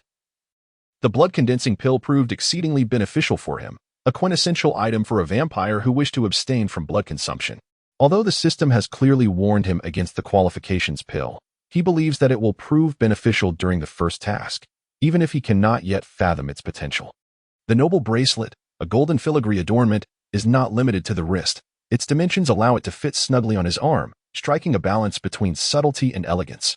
The lottery opportunities are, needless to say, invaluable. When this reward was bestowed upon him, it came with a hint regarding the odds of winning. Previously, he had drawn a D-grade card, and this time, based on the commentary, it appears that the B-grade is the pinnacle of low-tier lotteries, boasting a mere probability of less than 3%, practically negligible. Even if he were to draw a card, it would serve only a singular purpose, leading him to ponder whether it might be wiser to conserve these opportunities and combine them for a chance at the intermediate draw. At present, the novice gift package is what Yi Yun eagerly anticipates most. Typically, such packages in games contain remarkable items, and Yi Yun is hopeful that this one will be no exception. With a surge of excitement, he unwrapped the package, and a cascade of golden light erupted from the box, hovering before him. Congratulations, you have received one opportunity for a low-tier lottery. Congratulations. You have obtained an apprentice short staff, enhancing holy light magic by 3%, with a slight boost to mental strength, holy affinity, and the efficacy of holy communication, alongside a 1% increase in magic proficiency. Congratulations, you have acquired an apprentice robe, now transformed into an initiate priest robe. A minuscule enhancement to the overall defensive capabilities of the entire magical cube, as well as its physical defense, affinity for holy light, and the efficacy of holy communication. Congratulations on acquiring a holy light crystal, which can replenish consumed holy energy. Congratulations on receiving 1 primary body strengthening pill, 1 primary dream recovery pill, and 300 points. Congratulations on obtaining a D-rank summoning card. Congratulations on obtaining a B-rank shadow of Anduin Lothar, which is also a legacy shadow. Under specific conditions, this shadow can bestow a legacy upon the indigenous inhabitants of this world. A complete legacy requires 30 identical legacy shadows. Upon completion, the indigenous individual will receive a substantial enhancement in power, spirit, and physique, and the complete legacy will endow them with all the abilities of the full card, while also facilitating a degree of recovery from all injuries. The conditions for this are that the individual receiving the legacy must be in a near-death state and have a close bond with the host. The B-rank summoning shadow is an additional reward for you and serves as compensation for the system's missing components. Of course, you may choose to transfer this card to another for their use, but doing so will subject you to the relentless pursuit of holy light. Upon encountering this card of Anduin Lothar, Yiyun immediately comprehended its singular purpose, which was to provide the sole opportunity to save Sadie. Anduin Lothar hails from the world of Warcraft, belonging to the same holy light faction and sharing the same knightly attributes, wielding both sword and shield. This card is exceptionally suitable for Sadie's legacy, fundamentally enabling Yiyun to fulfill his compensatory mission. Although the contents of the novice gift pack were identical to those of the beginner's lottery wheel, Yiyun felt neither disappointment nor regret. The summon shadow or the legacy shadow alone justified the value of everything, and even yielded a profit. Particularly, the special effects of the staff and robe could only be described as extraordinary in this realm. It was no wonder that the quartz short staff had failed to even receive a rating, if such was the case for the most basic equipment. One could only imagine the caliber of the advanced items. Faced with an array of treasures before him, it would have been disingenuous not to feel a sense of excitement. And without hesitation, he accepted everything and exited the space. As he emerged, waves of pain surged within him, causing him to grimace as he slowly opened his eyes. Stone. Where have we arrived? We're almost there. It's just ahead. Despite Stone's robust physique, carrying someone for such a duration had taken its toll. And he puffed heavily as he gazed towards the tall, illuminated sanctuary ahead. One could only imagine the reaction of the guards on duty when Yiyun was brought into the sanctuary by Stone. Initially vigilant, the guards' demeanor shifted to utter chaos upon recognizing the visitor, especially when they noted the crimson-stained garments adorning Yiyun. Lord Yiyun, an elderly guard exclaimed, rushing to take Yiyun from the weary Stone's arms, hurrying towards the main hall of the sanctuary. Quickly, someone informed the high priest that Lord Yiyun is gravely injured, and summoned Lady Allison, who is on duty today. Chapter 20. Treatment sitting on the bed. Shirtu served as a support for Yiyun, who trembled from the pain that coursed through his body. Anxiously, Shirtu exclaimed, "Be gentler, please." The elder guard shot Shirtu a disdainful glance, but refrained from further comment, instead lightening his touch. Yiyun, enduring the agony, gently patted the large hand resting on his shoulder, saying, "It's already quite gentle. It's merely that the wound has adhered to the bandage. Just remain calm and watch." When the elder guard finally tore the cloth strip away, the sight that unfolded before them left everyone present gasping in shock. Yiyun's abdomen had deteriorated into a gruesome mass of flesh. The exposed blood and tissue stained the pristine sheets anew. A row of 4 gaping wounds indicated a direct piercing, and the blood flowing from Yiyun's back required no further explanation. It was evident that these 4 openings had completely penetrated his frail body. "Lord Yiyun, what on earth have you encountered?" the elder guard asked in disbelief. "There's no need for such formality, Uncle Leo," Yiyun replied, a faint, strained smile gracing his pale face. "It was merely a ghoul. I had already treated the wounds with medicine and healing spells." "I understand." Uncle Leo, the elder guard, turned to the 2 younger guards in the room and commanded, "The wounds must be attended to before the high priest can perform the holy light magic. Quickly, prepare hot water, hemostatic herbs, spirit powder, and holy water." Hot water is utilized to cleanse the dirt and blood surrounding the wound, while the hemostatic herb serves its purpose in stemming the flow of blood, as its name suggests. The spirit powder, a rudimentary alchemical remedy, is a staple within the sanctuary, capable of enhancing the wound's healing properties. The holy water, formed naturally beneath the statue of the saint, possesses formidable purifying abilities, mild detoxifying effects, and a slight restorative quality. When applied to Yiyun, these elements can sufficiently cleanse his wound to a degree where the healing powers of holy magic may be employed. Should the area remain inadequately treated, hastily invoking magic for recovery could potentially inflict lasting damage on the body, most visibly manifesting as 4 circular scars. The hot water was the first to be brought forth. By none other than a person Yiyun would never have anticipated, an individual who seemed entirely unlikely to engage in such menial tasks. Thus, astonishment was plainly etched upon his face. "Priest Allison? Is there something amiss?" Allison let out a soft hum, her hair appearing neat, yet slightly disheveled upon closer inspection. Her complexion tinged with an unnatural flush, clearly indicative of having been abruptly awakened and hastily risen from her bed. "No," Yiyun replied weakly with a faint smile. As Uncle Leo promptly took the silver basin from Allison's hands and placed it beside Yiyun. "Priest Allison, allow me to handle this." "Very well," Allison nodded gently, her gaze shifting to Yiyun's injuries, only to furrow her brow in sudden concern. "It appears rather severe. What has caused this?" Before Yiyun could utter a word, Shirtu spoke up. "It's those damned ghouls. They are responsible for this." "Ghouls? In the city?" Allison, after a moment of astonishment, was left perplexed, glancing at Yiyun, who was gently shaking his head, prompting her to silence herself. Uncle Leo tore the fabric of Yiyun's clothing, inflicting him with a fresh wave of agony, yet the process of cleaning the wound was remarkably swift. By the time the 2 young guards returned with the necessary supplies, the area around the wound had been thoroughly sanitized. Observing Yiyun grimacing in pain as the hemostatic herbs tincture dripped onto his injury, Allison clasped her hands and made several gestures. A beam of white light enveloped him, alleviating some of his suffering. "I've bestowed upon you a fervent blessing. That you may feel a bit weakened afterward, it will certainly be an improvement over your current state." "Thank you." At this moment, Yiyun's face had grown even more pallid.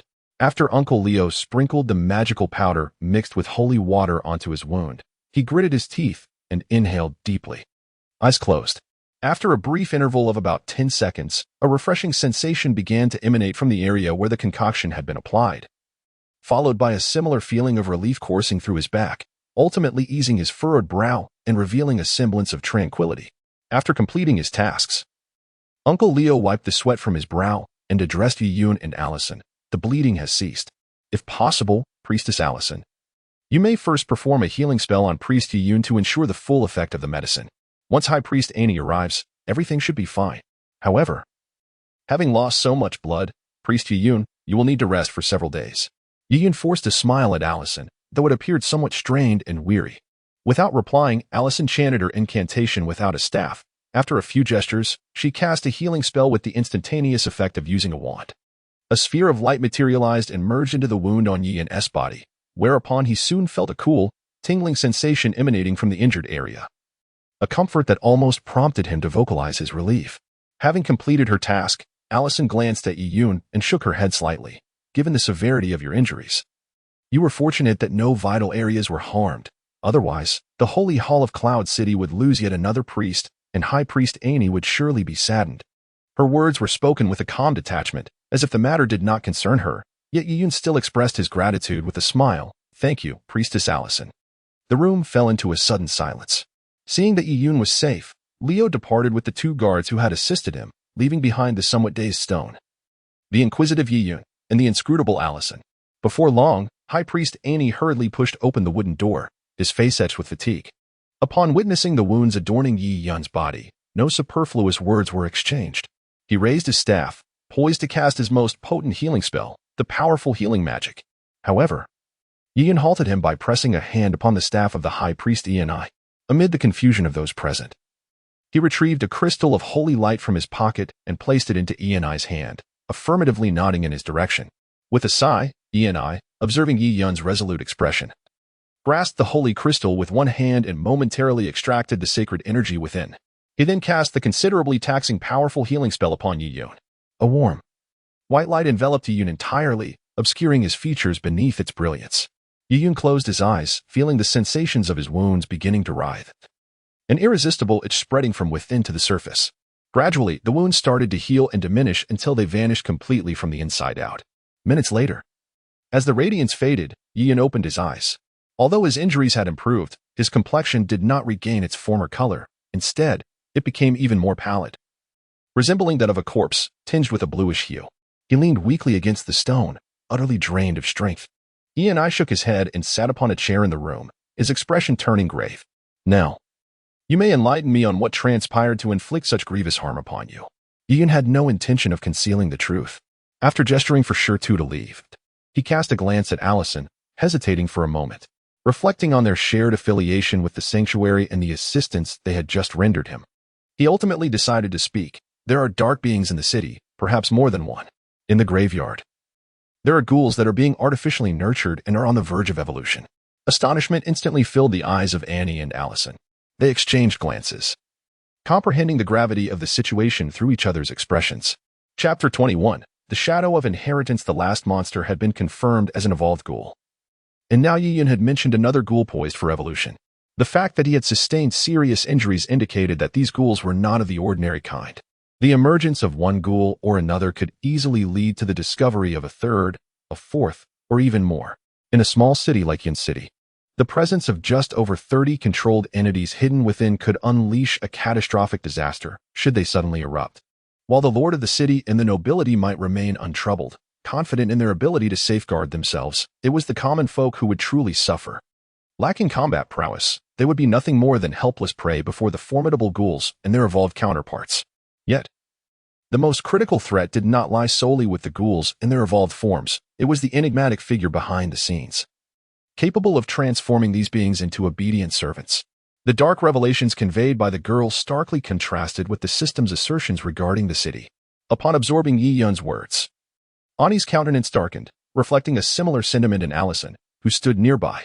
Yi-Yun's statement suggested that the innate ghouls had acquired formidable masters, evolving in strength.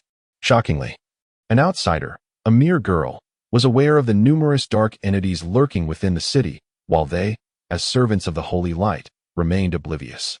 One must recognize that even dark sorcerers require considerable prowess to transform mindless ghouls into servants. The natural masters of ghouls belong solely to the vampire race. Beyond that, subjugating an awakened ghoul necessitates immense strength.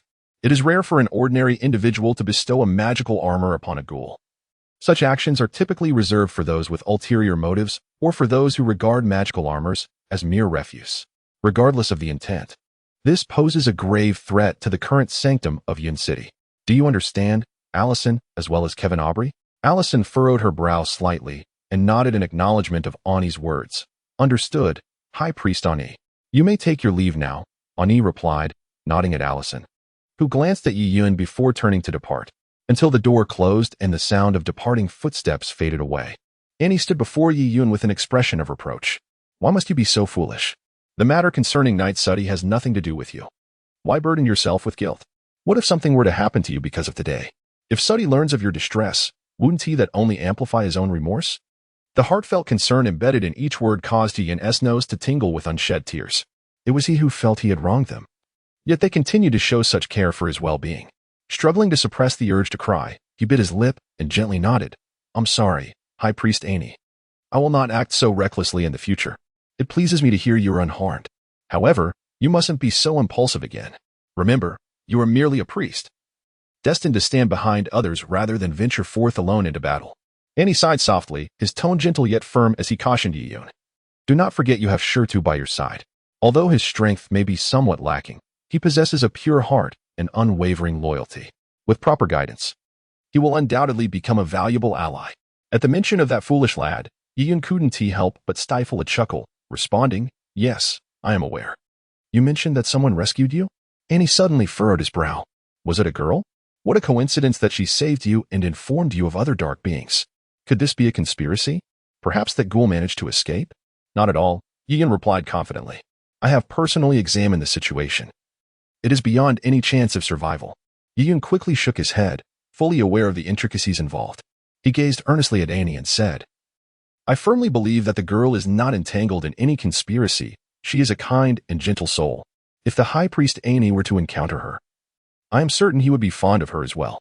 Did she leave any contact information? None, Yi-Yun replied, shaking his head.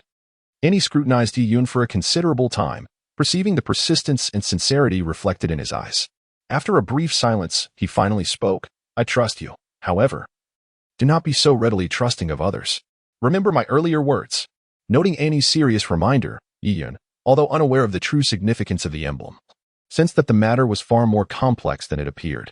He responded, I understand, but one emblem cannot convey everything. Indeed, Annie nodded in silence, giving Yi-yun a reassuring pat on the shoulder. Rest well. I will make arrangements concerning Shirtu. Thank you, High Priest Annie. Watching Annie depart, Yi-yun wished to see him off but found himself devoid of strength, let alone the energy to make his way to Suti's chamber. With the solution already in sight and more than a day remaining before the deadline of the task, Yi-yun felt no urgency in the moment. Exhausted, he soon succumbed to a deep slumber. Upon awakening once more, it was the following morning. Phyllis, seemingly aware of all that had transpired the previous day, arrived at Yi-yun's bedside early, bearing a breakfast abundant in nourishment. With reddened eyes, she carefully fed Yi-yun while simultaneously venting her frustration towards Shirtu with a few sharp words. The sight of Shirtu, dejectedly lowering his head, elicited a mixture of laughter and tears from Yi-yun. Observing Shirtu dutifully trailing after Phyllis as she exited the room, Yi-yun took a deep breath and rose, making his way alone to Sadie's chamber. Sadie lay motionless upon the bed, his once robust physique now appearing somewhat withered after several days. His complexion, once vibrant, had grown increasingly pale, and he seemed to have lost considerable weight, prompting a sigh from Yi-yun. With a flick of his hand, a blue card materialized in his palm, depicting a silver-haired, armored warrior wielding a sword and shield.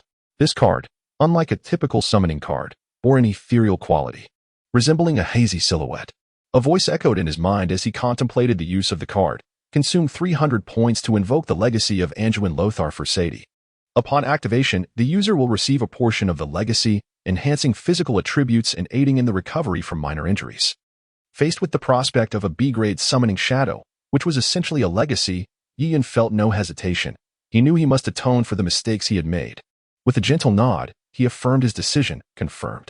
In an instant, as Yi-yun made his determination, the card slipped from his control and flew directly before Sooty. There were no dazzling golden lights, no shocking visuals. It simply dissipated into specks of luminescence, ultimately transforming into a humanoid shadow that surged into Sooty's mind. The legacy of Anduin Lothar had concluded, and the heir's affinity for the host would be locked at a level above intimacy. The heir would complete the inheritance within a day and receive various enhancements. Is that all? Yi-yun gazed in disbelief, exclaiming softly, Is it that simple? What about the visual effects? Before he could finish his thought, Yi-yun was astonished to witness a brilliant golden light erupting from Sooty's body. Though it lasted but a fleeting moment, it briefly blinded Yi-yun. When his vision returned, he saw a faint white glow enveloping Sooty's previously listless form. The atrophied muscles began to twitch, seemingly recovering gradually, while a hint of color returned to his pallid complexion. And wisps of dark energy were expelled from his mouth and nose. Ding! The compensation task has been completed. Sooty will awaken in one day. As the rewards have been dispersed in advance, there will be no additional rewards issued this time. Chapter 22. A gift from Annie, however. He did not consider that in the future, if another inheritor were to emerge, being in a near-death state might not necessarily mean being comatose. If any significant commotion were to arise, it is possible that before the inheritance is complete, the inheritor might suddenly awaken with a start and bid farewell. However, the figure that ultimately emerged may very well be the true shadow of inheritance, delving into the depths of one's soul to impart its legacy. Before its utilization, this entity can indeed be regarded as a shadow of summoning, for various summoning shadows, when merged, can yield a random summoning card. This assertion holds validity. Yet, once employed, it swiftly transforms into an instrument of inheritance. Thus, this perspective is not entirely erroneous. Engaging in a dilemma over this matter seems rather futile. Nevertheless, Yi-yun pondered briefly. It was not that the shadow of inheritance was particularly inconspicuous, but rather that the inheritance obtained amounted to merely 1/30th. How significant could the commotion be? Upon witnessing these revelations, Annie was entirely convinced of Yi-yun's assertions. The ghouls were indeed tended to by someone. There was no need for excessive contemplation. It was evident that ghouls could not possibly gather all the corpses together, as they lacked the intellect and leisure for such endeavors. This alone sufficed for understanding. Nonetheless, Annie harbored a curiosity about what had corroded the severed arm to such an extent. Once he regained his composure, he sensed an unsettling discrepancy and began inquiring if anyone had seen anyone enter Sadie's room. Before long, Annie pinpointed the sole individual, Yi-yun. Struggling to comprehend, Annie shook his head, changed into ordinary attire, and exited the sanctuary through the back door. Meanwhile, Yi-yun, in his self-assuredness, believed that his actions had gone unnoticed. He leisurely sat in the courtyard, enjoying the attentive services of Shirtu and Fair, basking in the warm sunlight, quenching his thirst with refreshing juice brought to him, and fanning himself with the aid of a towering companion. Relieved of the burden of two life-threatening tasks, Yian felt an immense sense of comfort. He was aware that the challenges he faced were laden with exaggeration, as if the system was deliberately easing the pressure. The injuries he sustained were a result of his own recklessness. Had it not been for his carelessness and arrogance, he would not have endured the torment of 4 wounds. By afternoon, after a day filled with delightful indulgences, Yian returned to his chamber alone. He withdrew all the items stored within the system in one go, a set of apprentice gear, 2 elixirs, and a D-grade summoning card. Upon donning the apprentice attire, he felt rejuvenated, and a surge of holy light energy stirred within him. As for the 2 elixirs, he was uncertain of their effects and decided to postpone consuming them until evening. Finally, he examined the summoning card, and upon reading its details, his brows twitched involuntarily, nearly causing him to spit out blood. Summoning object level, D. Shinasuk. Originating from the world of Crayon Shinchan, it possesses absolutely no combat capabilities. Potential, incredibly high. Yet one would hardly wish to summon a mischievous child with such overwhelming potential for chaos. Skills, extreme luck, akin to being the illegitimate child of the goddess of luck and the goddess of fate, wherever he is present. These 2 deities will remain oblivious to your existence. Ding. Would you like to accept the summoning? The summoning methods include full summoning and temporary summoning. If neither is selected, the card can be dismantled, and a D-grade card can yield a shadow of the summoning. Decline the summoning. What a ridiculous notion. Summoning it is akin to inviting one's own demise. Yian felt cold sweat streaming down his back, pondering the notion that 2 goddesses would never cast their gaze upon him. This individual's fortunes utterly overshadowed those of others, leaving all who associated with him perpetually plagued by misfortune. Meanwhile, this little brat seemed to possess an extraordinary stroke of luck, winning every lottery he entered. Those who dared to oppose him never met with a favorable outcome. Yian looked up at the sky, a wave of despair washing over him. Wishing to weep, after finally receiving a summoning card, is the system toying with me once more? Holding the summoning card with a sense of helplessness, the glimmering eyes depicted on it seemed to wink at him, sending a chill down his spine. He hastily tucked the card into his pocket, scratching his head in confusion. This card seems rather useless and could potentially be deadly. Casting a curious glance at the little dog, Yian couldn't recall when Annie had taken up the habit of keeping pets. He inquired, Annie, the high priest, what brings you here with this little creature? I came to see how you were faring after resting for a night, and it seems you've improved significantly, Annie replied, smiling with satisfaction upon seeing Yi Yun's condition. I found this little one on my way here and thought it might be beneficial for you, so I brought it along. You bought me a pet on your way here? Yi Yun cast a perplexed glance at Annie, yet observing his weary countenance, he surmised that the situation was more intricate than Annie conveyed. Scrutinizing the diminutive canine, Yi Yun was once again greeted by the system's voice within his mind. Incipient pet suitable for nurturing detected. Magical beast. Windwolf. Hostility level 0. Attempt capture. System malfunction. Pet system module missing. Capture unavailable. Host may independently forge a bond. Without system assistance, host is limited to a single bond. Upon bond formation, pet data will be partially digitized. Detailed information acquired. A windwolf. Yi Yun exclaimed, directing an astonished gaze toward Annie. High Priest Annie, is this a windwolf? Indeed, Annie affirmed, betraying no surprise, merely nodding with a smile. I hadn't even mentioned it. Yet you recognized it. It seems your recent dedication to reading has proven fruitful. As I arrived, a party of adventurers was entering the city. Upon seeing this little one, I purchased it directly. What do you think? Yi Yun remained unconvinced of any happenstance. This windwolf was undoubtedly handpicked by Annie from the adventurer's market. Had it been a mere coincidence, why would he have donned ordinary attire? Annie's action stirred a warmth within Yi Yun's heart, irrespective of the windwolf's true nature. Yi Yun, with reddened eyes, nodded emphatically. I adore it. I truly do. There, child, Annie soothed.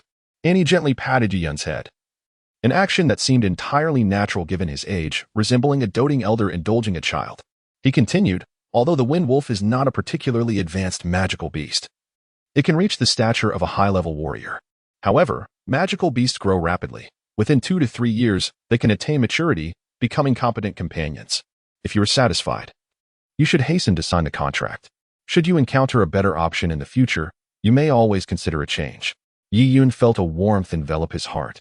Nodding enthusiastically, he had resolved that regardless of the Wind Wolf's potential, he would keep it by his side forever.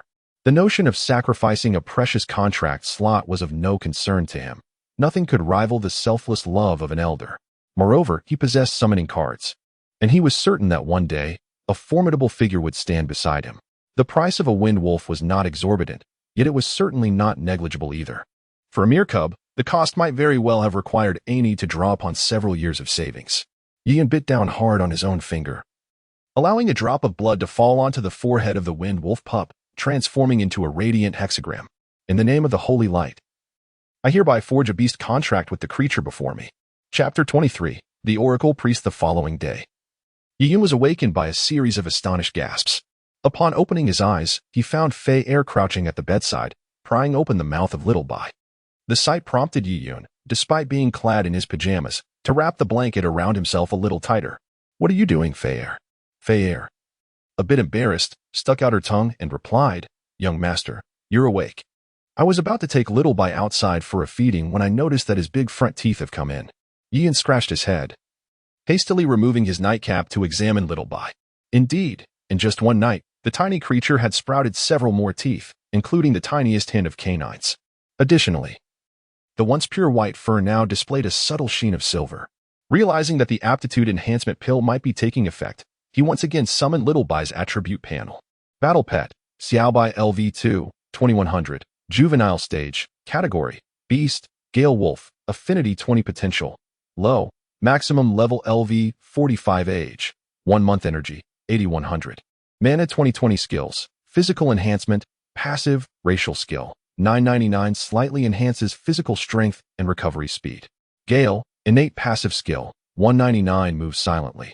Significantly increases movement speed and moderately boosts attack speed. Wind Blade, 099 when attacking, can imbue claws and teeth with wind blades to extend attack range, increase damage, and create a tearing effect.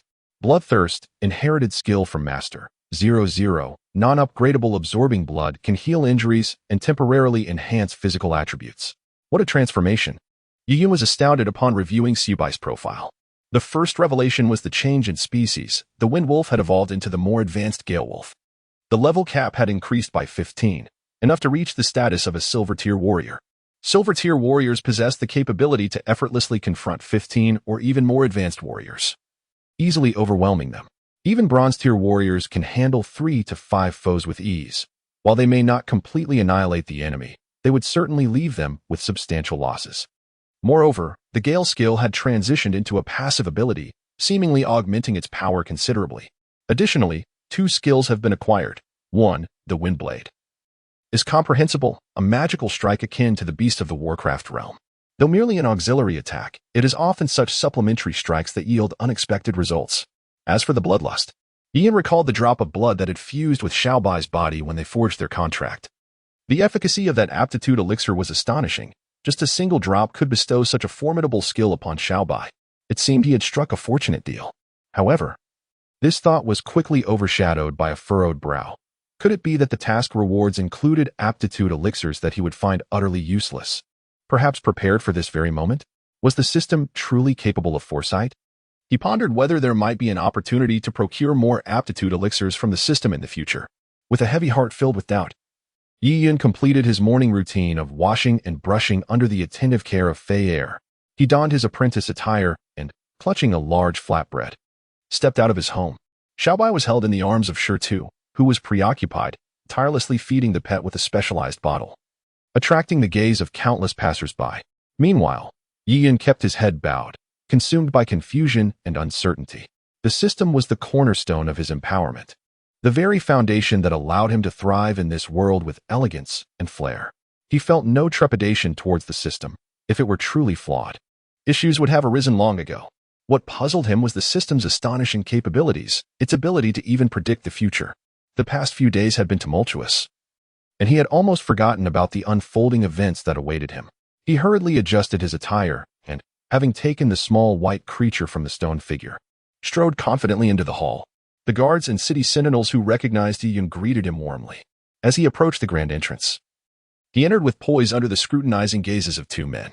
The hall was exceptionally tranquil, with approximately a dozen men and women standing vigil every 3 steps. Their youth apparent, none appearing to be over 30. Before the statue of the saint, an elderly man clad in golden robes was immersed in prayer. Behind him stood Annie alongside an unfamiliar individual, with only Allison and 2 other novice priests from the Cloud City sanctuary further back. Upon stepping into the hall, Yiyun was met with countless scrutinizing eyes, a sensation akin to being judged that provoked a slight grimace on his lips. Cradling the small white creature, he held his head high and moved silently to Allison's side, closing his eyes to commence his own prayer. His invocation to the holy light was, in essence, a plea for personal communion aimed at gradually enhancing his cultivation. This daily communion with the holy light was limited to once, allowing him to incrementally deepen his affinity and capacity for it. Just a few minutes sufficed. Excess was rendered futile as if predetermined, including Yiyun. There were 7 priests in the hall, yet none could rival the golden-robed elder in their communion with the saintly statue. The aura of holy light enveloping him was remarkably potent, even influencing the prayers of others positively. Immediately beside Annie stood another individual, yet he was not significantly superior. As Yiyun stood there, closing his eyes to softly recite a prayer, he perceived a remarkable difference. The speed of his communication with the holy light had nearly doubled. Within just a few breaths, he established a connection, and a gentle beam of light emanated directly from the statue of the saint, enveloping him and enhancing his absorption of the holy light almost twofold. Feeling the profound change in that moment, Yiyun was utterly astounded. Was this the effect of the apprentice's attire? 2 slightly enhanced buffs had proven to be so formidable. What might the impact be if he were to attain substantial enhancements? Those whose strength and level far surpassed his own could easily discern this disparity. Much like the men and women standing in the grand hall, all gazing in astonishment at the youngest among them, who cradled a small dog. The novice priest's ability to commune with the holy light was evidently superior to that of the formal priests, and he seemed to be on par with the 2 advanced priests. In particular, when compared to the 3 novice priests beside him, he shone brightly like a 100-watt bulb, while the others barely flickered at 30 watts. Of course, these individuals had no concept of wattage. It was merely a figurative analogy. Yiyun arrived last, and naturally, was the last to conclude. As Yiyun entered the grand hall, the oracle priest had already taken notice of him. Once he concluded his prayer and turned to face Yiyun, a subtle expression of surprise and curiosity flickered across his features, particularly upon sensing the affinity Yiyun had with the holy light. This prompted a faint smile of intrigue from the priest. Meanwhile, Annie, who had been closely observing the expressions of the oracle priest and Yiyun, let out a sigh of relief, accompanied by a slight smile. When Yiyun finally opened his eyes after his prayer, he realized that everyone was seemingly fixated on him. At that moment, Xiaobai let out a timely yelp, causing Yiyun to instinctively retreat a step, his heart racing with the thought that perhaps he had unwittingly violated some sacred rule by bringing Xiaobai into the hall. This small, involuntary step back, combined with his genuine look of astonishment, elicited gentle smiles from most of those present. Being the youngest in the priestly ranks of Cloud City at merely 15 years of age, Yiyun's youth was evident, especially when compared to Allison, who was nearing 18 and on the cusp of adulthood. Yiyun's age, coupled with his warm and gentle demeanor, had unknowingly garnered the affection of many around him, especially as he appeared startled by his pet's outburst, resembling an innocent child yet to mature. Such a prodigious talent, manifesting in the form of a naive youth, often attracts the attention and goodwill of kind-hearted souls. Still caught off guard, Yiyun managed a sheepish smile, and amid the overwhelming scrutiny, he awkwardly uttered, "Good morning, everyone. May the holy light bless you. However, could you please refrain from looking at me like that? It makes me feel quite apprehensive." Chapter 24. An unexpected affection. As soon as he spoke, Yiyun realized his blunder, and in an instant, he felt a rush of heat to his cheeks. Mortified to the core, he was caught in an awkward limbo, unsure whether to look up or down, aimlessly drifting about. "Alexander?" A sudden hush fell over the gathered crowd, quickly followed by a gentle ripple of laughter. Among the many present, only a handful comprehended the reference, including the oracle priest and Allison. Even Annie looked at Yiyun with a perplexed expression. "Ah, what a splendid Alexander!" the oracle priest exclaimed, momentarily taken aback before bursting into hearty laughter. With a warm demeanor, he inquired, "Are you Yiyun?" Those who were puzzled initially assumed Alexander was merely a person's name until they noticed others chuckling knowingly nearby. Curiosity piqued, they eagerly sought clarification from their companions. Once they understood that Alexander referred to the grandiosity of the moment, they too chuckled lightly, finding this child rather amusing. far more so than the other three who appeared pretentiously aloof. In the presence of the dapper oracle priest, Yi Yun was enveloped by an aura of refined gentility. However, it would be a misstep to assume the oracle priest was merely an affable elder. For every subtle movement he made, there lay an underlying sharpness that was unmistakable. Yi Yun was acutely aware of the esteemed position held by the oracle priest within the entire Bolin diocese of the Bolin kingdom, akin to that of a national leader. And moreover, he was the superior of Yi Yun's immediate superior. The very presence of the oracle priest instilled in Yi Yun a palpable sense of pressure. After composing himself, Yi Yun nodded and respectfully addressed, "Greetings, oracle priest." The oracle priest returned the gesture with a friendly nod, saying, "Oracle priest is merely a title. Within the realm of the holy light, there are many such priests. You may call me Priest Joshua. I am pleased to know you." With a light-hearted jest, Priest Joshua seemed to exhibit a notable fondness for Yi Yun, which raised eyebrows among those familiar with him. It was puzzling why he would harbor such warmth for a mere novice priest he had only met once, a sentiment that some had already discerned the night before. Yi Yun felt a mix of astonishment and honor under Joshua's affable demeanor, and promptly inclined his head in a respectful gesture of the holy light, replying, "Of course. Priest Joshua."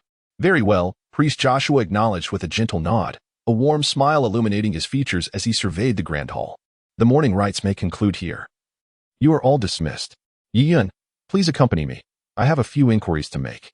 Amy, you may join us as well." "Understood." Yi Yun and Ai Li nodded in agreement, following the departing Lord Joshua. Accompanying them was another high priest, akin to Amy. The dozen or so individuals standing within the grand hall appeared to be Lord Joshua's guards, who promptly dispersed at his command, though not entirely. The majority remained stationed around the sanctum. "I have no idea," Ai Li remarked, furrowing her brow as she cast a glance at Yi Yun and the others. Hearing Kevin's words, she offered him a dispassionate look. "I am not inclined to pry into others' affairs. If you wish to know, you may inquire directly." With that, she turned and departed gracefully, for she had pressing matters to attend to. Although she often mingled with Kevin and his companions due to familial ties and their comparable standings, she held no significant affinity for them, nor any animosity. Casual interactions were acceptable, yet today was different. Someone far more important than Kevin had arrived in Yun City, leaving her little time to linger. Observing Ai Li's decisive exit, Kevin, already consumed by jealousy, felt a surge of fury ignite within him. Thankfully, his rationality reminded him of the significance of the setting and the esteemed individuals present. Gritting his teeth, he coldly declared, "You handle matters here today. I am leaving." Aubrey glared at Kevin as he departed, grinding her teeth in frustration. She thought bitterly, after a sleepless night, "I am expected to cover for you today. Do you truly believe yourself to be of such importance? Were it not for my dependence on you, I would never allow you to summon me at will." It became evident that the seemingly harmonious trio was not as united as it appeared. Each harbored their own ulterior motives.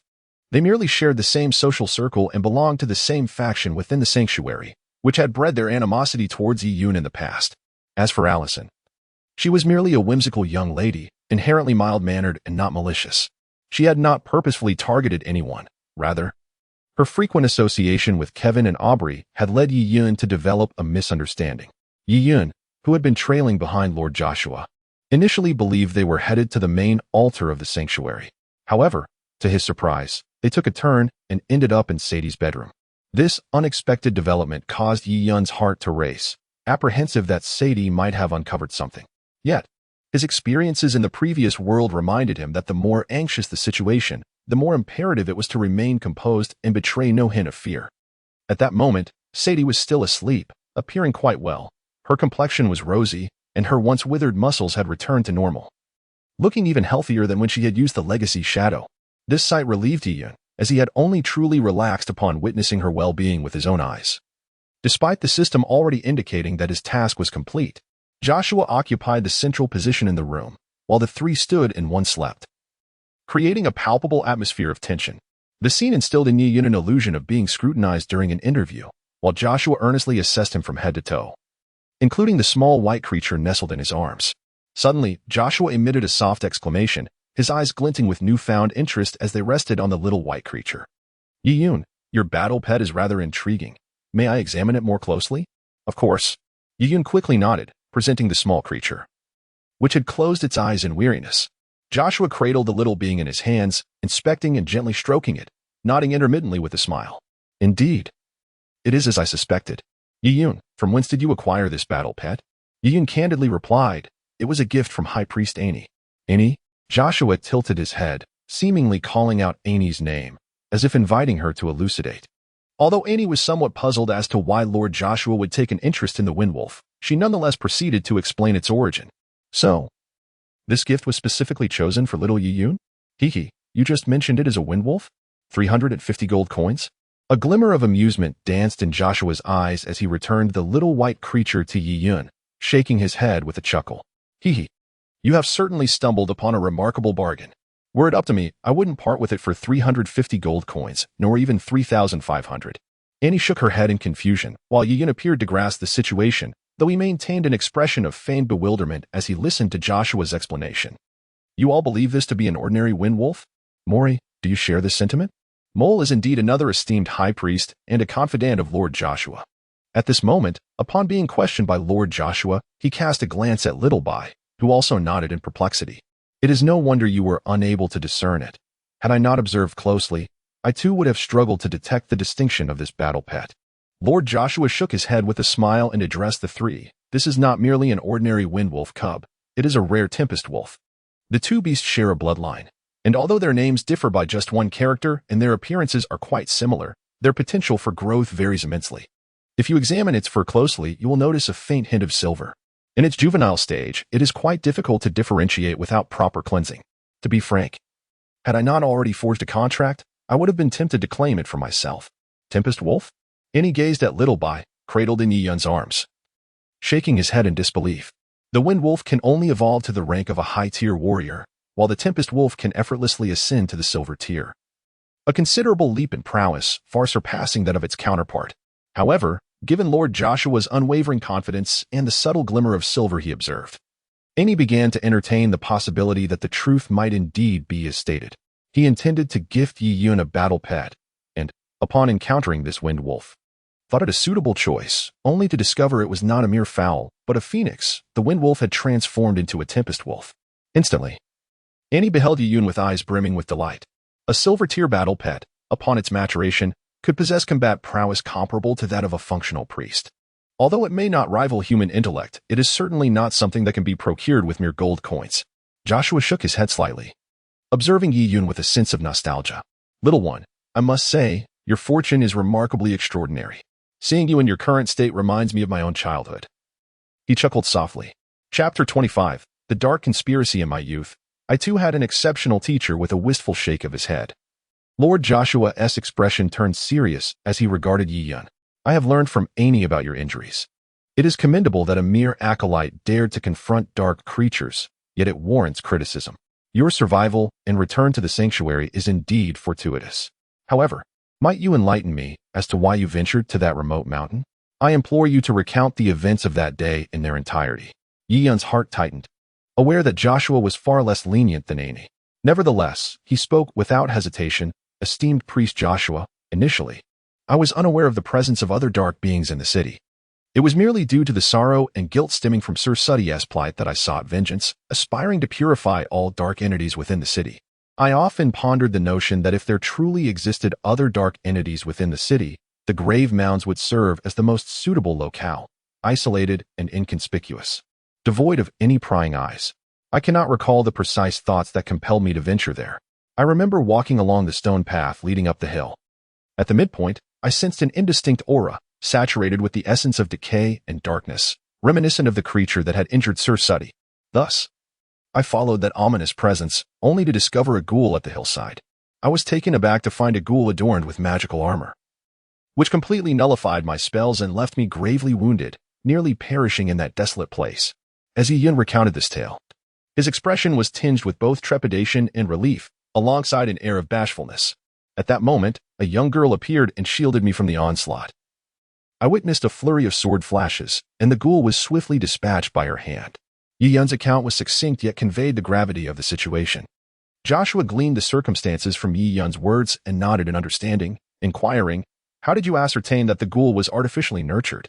Yi-Yun replied with conviction. The magical shield. I firmly believe that in the city of Cloud, no one would willingly part with a pristine piece of magical armor to accompany a burial.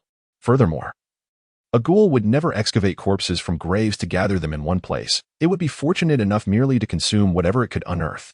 Your observational skills are commendable. Lord Joshua smiled faintly, a few wrinkles appearing on his somewhat aged face. Do you possess any other information regarding the girl you saved? He inquired. All I know is her name is Schwanger. However, before she departed, she cautioned me that there are other dark entities in the city, advising me not to recklessly wander alone. Ian gently shook his head and then candidly described Schwanger's appearance in detail. Almost everything he recounted was truthful, albeit with some elements concealed and certain concepts slightly altered, rendering it impossible for anyone who heard it to detect any flaws or deceit. I see, Lord Joshua remarked, a glimmer of intelligence flashing in his eyes before he returned to his usual demeanor. That girl likely harbors no ill intentions. There are indeed many like her who specialize in tracking and purifying dark entities. However, the timing and location of her appearance were rather coincidental. Now, regarding the medicine she provided you, did you administer it to Suddy? Egan feigned surprise as he looked at Joshua, hesitantly nodding. Yes. You clever lad.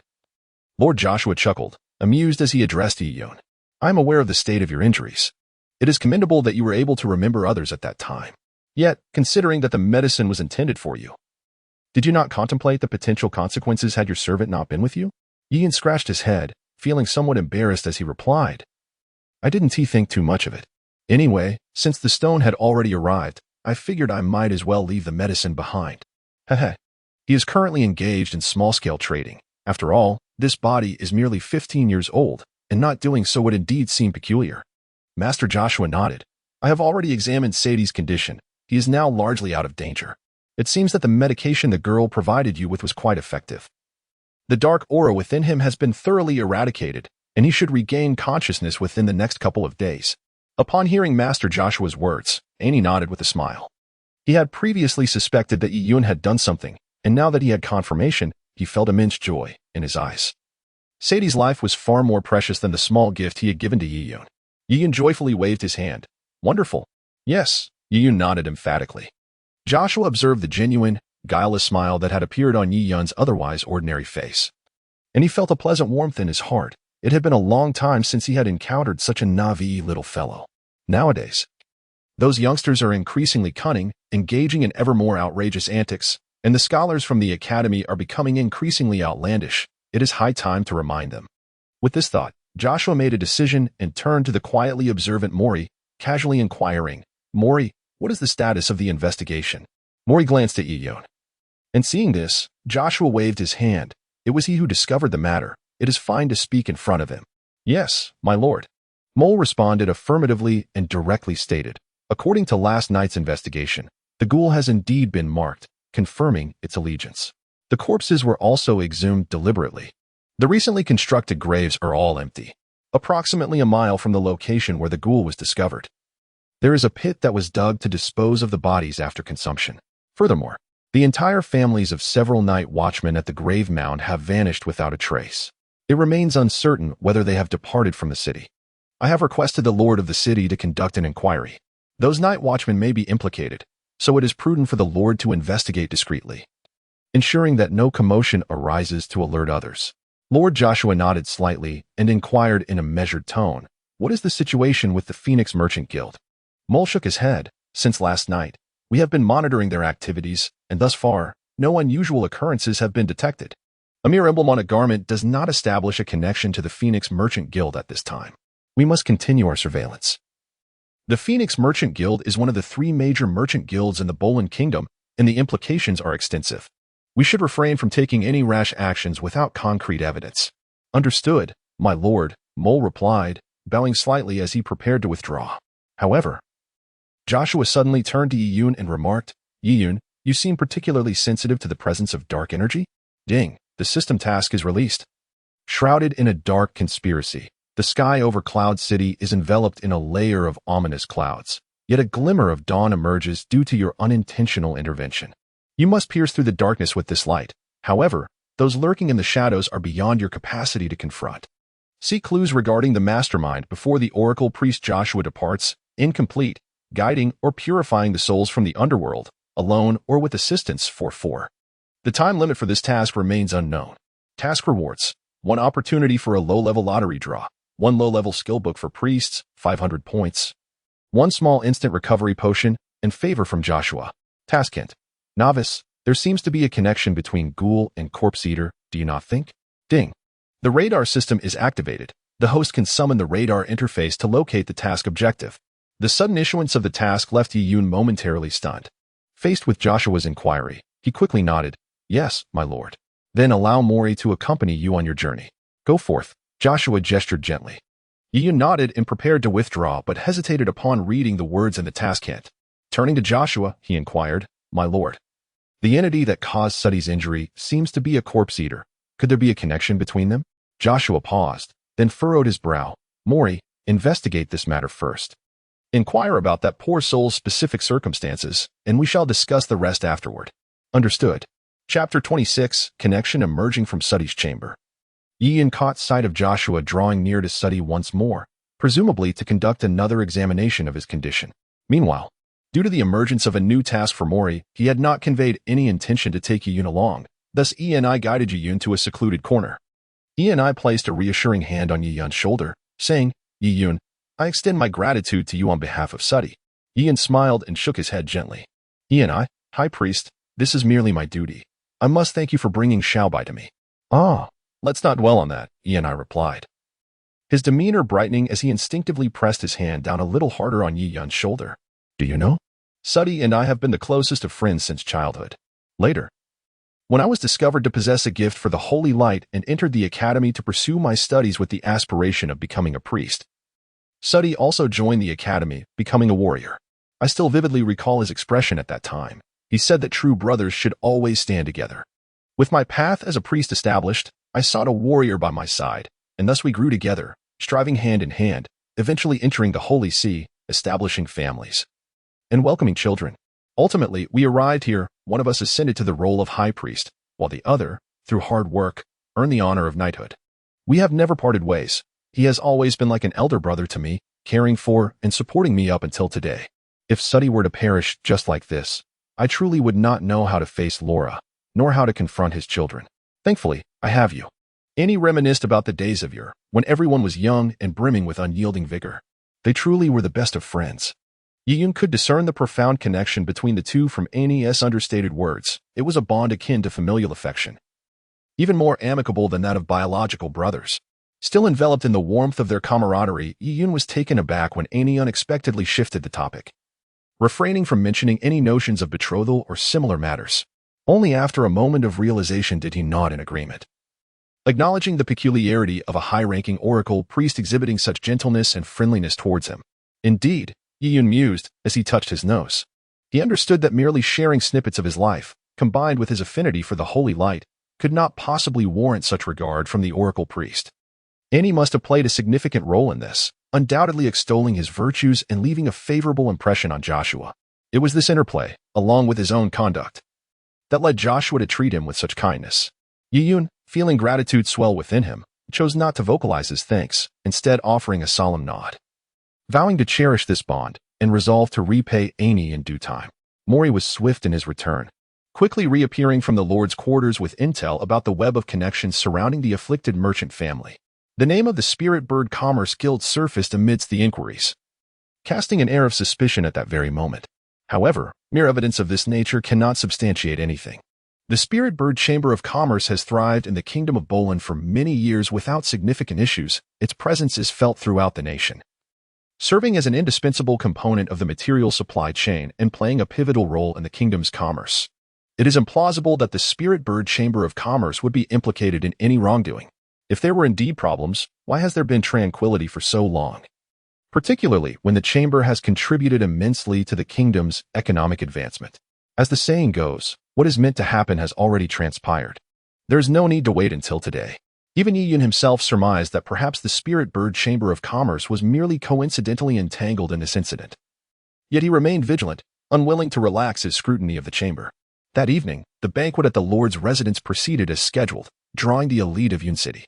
The arrival of the kingdom's princess and the oracle priest infused the gathering with fervor, though their visit was fleeting. After a brief toast, they departed. For such an elevated affair held little allure for them. Naturally, Yi-Yun was not among the invited guests. He had merely overheard Joshua mention the princess's arrival. At that moment, he was donning ordinary attire, having exchanged his garments with Mori, and had made a slight effort to present himself before heading to the residence of the afflicted merchant. It was only then that Yi Yun finally found the opportunity to delve into the newly emerged radar system. As his vision shifted, the radar perpetually lingered in the upper right corner of his sight, reminiscent of those found in video games, a square housing concentric circles, devoid of any map representation. Akin to the classic Counter-Strike he once played, the radar was dotted with a multitude of densely packed white points, while 2 green dots adhered closely to the center. After much contemplation, Ian finally deciphered the workings of this radar. The interface comprised 5 circles, each equidistant from one another. Through experimentation, he estimated that the radius of a single circle was approximately 500 meters, rendering the total range of the 5 circles about 2,500 meters, with the ability to scale down to a minimum distance of 1 meter. The white dots signified strangers, while the green dots represented teammates, following the predictable conventions. The red would undoubtedly indicate enemies. Although this radar system alleviated many of Yi Yun's concerns, potentially offering him further advantages in the future, he observed in vain for any red dots to materialize. Instead, he noted the gradual decline of his energy level on his attribute panel, diminishing at a rate of 1 point every 5 minutes, indicating that the radar could not be activated indefinitely. It was perplexing indeed. By the time he arrived at the dilapidated estate of the victimized wealthy merchant, Yi Yun was still mired in contemplation, grappling with the myriad of inexplicable thoughts that confounded him. Observing Mori and a guard searching the estate for potential clues, Yi Yun could only shake his head in exasperation. In this world, where were the detectives and police? Finding clues was far from a straightforward endeavor. The system had tasked him with locating hints, providing him with a radar to seek out the souls of the damned and eliminate them. He was at a loss as to how to fulfill this mission and could only follow the system's prompts, starting his search with the relationship between ghouls and ghasts. Suddenly, Yi Yun blinked and hurried over to Mori, who was scrutinizing the garden. "Lord Mori, may I pose a question?" "What question?" Mori's demeanor remained relatively cordial. He could discern that Joshua held a unique fondness for this young man, and there might be opportunities for collaboration in the future. Curiously, Yi Yun inquired, "Is there any connection between ghouls and ghasts? For instance, how does one evolve?" Chapter 27. Speculation: the relationship between ghasts and ghouls? Mori paused for a moment, puzzled by Yi Yun's question, yet he proceeded to respond. "Just as we can advance in our own abilities, a ghast is essentially the evolved form of a ghoul. However, since ghouls are not complete beings, their highest potential is to become ghasts. As for the process of evolution," here Mori furrowed his brow and continued, "I recall that ghouls require an immense amount of flesh and blood to evolve, and a substantial quantity of blood from a vampire is essential. It cannot be too meager. A considerable amount of flesh and the blood of the vampiric clan?" Yi Yun lowered his head in contemplation, as a sudden spark of insight flashed through his mind, leading him to pose the current query. Upon uncovering the answer, Yi Yun realized he might be closer to the elusive clue. Eagerly, he continued to inquire, "Lord Mori, do the corpses upon the burial mound possess sufficient weight for a ghoul's evolution? And what of the duration required for this transformation?" Mori reflected upon the sight of those corpses he had encountered at the burial mound and nodded thoughtfully. It would likely provide enough for a single ghoul to evolve, with the process taking approximately a month. After all, the transformation from ghoul to ghoul lord entails a complete alteration of the body. The weight of the remains at the burial mound, the ghoul on the cusp of evolution, the approaching blood moon, the abundance of flesh, and the emergence of that ghoul lord within the household of the victimized merchant, all these elements converged in a flash of revelation in Yi Yun's mind. The events that had transpired over the past month coalesced into a singular line of understanding, dispelling the confusion and uncertainty that had previously clouded his thoughts. "So it is." Yi Yun clapped his hands together with palpable excitement. "I understand now." Mori gazed at Yi Yun, perplexed by his sudden exuberance. "What have you come to understand?" Revisiting the thoughts swirling within his mind and organizing his language, Yi Yun replied, "I now comprehend the origin of the ghoul that slaughtered the merchant's family. And it appears that the matter regarding the ghoul may not necessarily be linked to the Spirit Bird Trading Association." Imole was puzzled. "What does this mean?" "Let's return to the sanctuary first."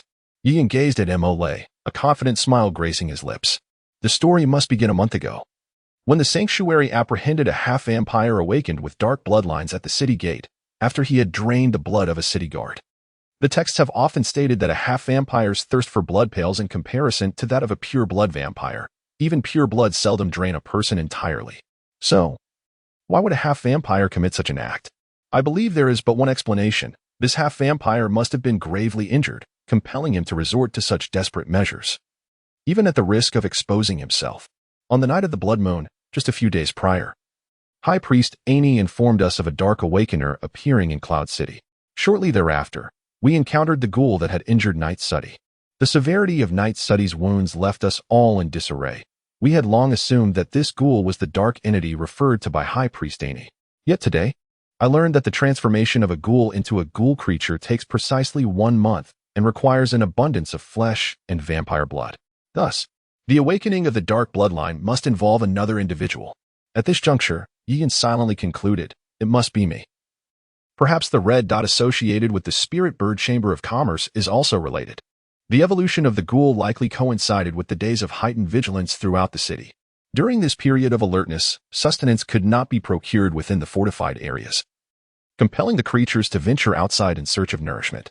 Consequently, the affluent merchant's family became their prey, leading to an encounter with the Night Suddy, which culminated in a skirmish. The vampire was captured at the city gate, at a time when the city was not under strict lockdown, even at night. There were small gates permitting entry and exit. The merchant's estate was situated beyond the city limits, where the ghoul was also discovered. In addition to the burial mounds, there were 2 other locations in Cloud City that could provide enough blood to facilitate the ghoul's evolution.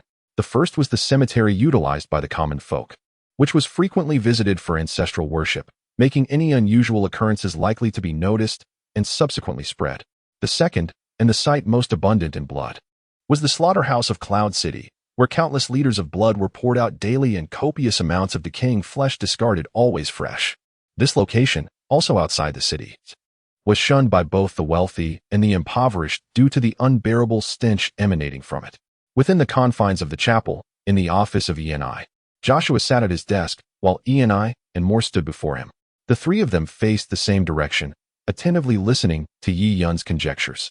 When Yi Yun concluded his thoughts, a brief silence enveloped the office. Initially, Yi Yun was oblivious to these matters until he passed by the Ling Bird Chamber of Commerce, where a fleeting flash of red suddenly reminded him of the awakening of bloodlines. He ultimately realized that he himself was likely a bloodline awakener. Perhaps within the Ling Bird Chamber, there lurked another resolute dark bloodline awakener, but it certainly would not be the ghoul that slaughtered the wealthy family. Having extricated himself from this misconception, Yi Yun began to ponder the necessary steps for a ghoul to evolve into a ghoul demon. The answers gleaned from Mori immediately conjured memories of the vampire that had been burned to death last month, an entity he had long wished to forget, yet seemed to share a familial connection with this body. From his own insights, he understood that one could only suppress the urge to consume human blood when severely injured. A person once nurtured by the sanctuary, even one expelled, would possess a will far sturdier than that of an ordinary individual. If such a person could not restrain their cravings, it could only be attributed to one reason: severe injury or excessive blood loss. With this contemplation, the emergence of ghoul demons appeared to find its origin.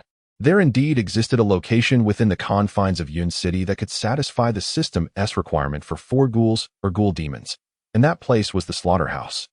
Though situated beyond the city walls, it nonetheless belonged to Yun City. Joshua inquired, "Are you suggesting that the slaughterhouse is highly likely to be the breeding ground for ghouls?" Ian replied, "It is very much a possibility, for there are no other suitable locations within Yun City for the breeding of ghouls." Joshua chuckled softly, casting an admiring glance at Yi Yun. "Your deductions are quite astute. To conceive of such thoughts at your age indeed attests to your exceptional capabilities. Connecting all the dots in such a manner is something we had not considered. Mori, you and Leon should immediately head to the slaughterhouse. If this city truly harbors ghouls, that would undoubtedly be the sole place they could conceal themselves. Yi Yun, although your injuries have nearly healed, it would be prudent for you to refrain from joining us just yet. Should we discover any ghouls, I shall duly acknowledge your contribution." "Thank you, my lord." Yi Yun replied with a smile, his joy stemming not from the prospect of recognition, but rather from Joshua's willingness to believe in his insights. Of course, without the system's guidance, he would never have arrived at such conclusions or pointed towards the slaughterhouse. Indeed, the system was a remarkable tool. Mori hurriedly departed, accompanied by Leon and a dozen others under Joshua's command. Joshua then rose, patting his legs. "I too must take my leave. Matters concerning the princess require my attention, and they are equally troublesome." Annie paused momentarily before inquiring, "Is there any way we might assist with the situation regarding the princess? Perhaps we could lend a hand." Joshua glanced at Annie and replied with a smile, "I have entrusted this matter to the lord of the city. It would not hurt to share this with you.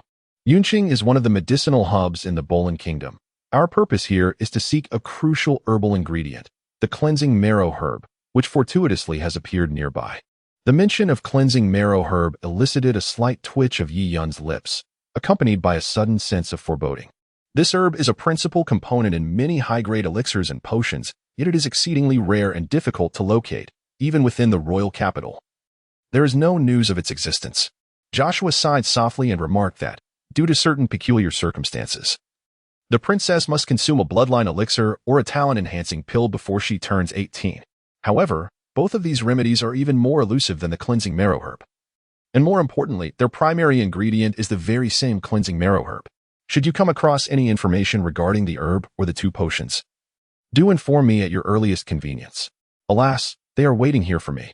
Yi Yun felt as though his heart had shattered. It dawned on him that the talent-enhancing pill was never intended for him, let alone for Xiaobai. Had it not been for the sudden appearance of Xiaobai, that precious pill might have remained untouched until now. Nevertheless, the potion has been consumed, and Yi Yun felt not a shred of regret. He merely sensed that he had been thoroughly ensnared by the system. Ding. System task initiated, the princess's hope. As a priest of the holy light in the Bolin Kingdom, a person of ambition and dreams, upon learning of the princess's plight, you resolutely commit to aiding her in fending off the ravages of illness, thereby saving her life and emerging as the new generation's hero of the kingdom. Deliver the talent-enhancing pill or locate the cleansing marrow herb for the princess, Joshua. Task rewards: 500 points, favor from the princess, favor from Joshua, unlocking reconnaissance, enabling access to basic information about the target. Task hint: the aptitude elixir was originally bestowed upon you by me. Do you truly wish to barter my gift for further rewards? Little fledgling. While I take great delight in witnessing your consumption of the aptitude elixir and subsequent flight, you have presented me with a creature of negligible training value, a mere pup. Very well, to assist you in accomplishing your task, I shall offer you a small hint. The formidable boss may yield the cleansing herb.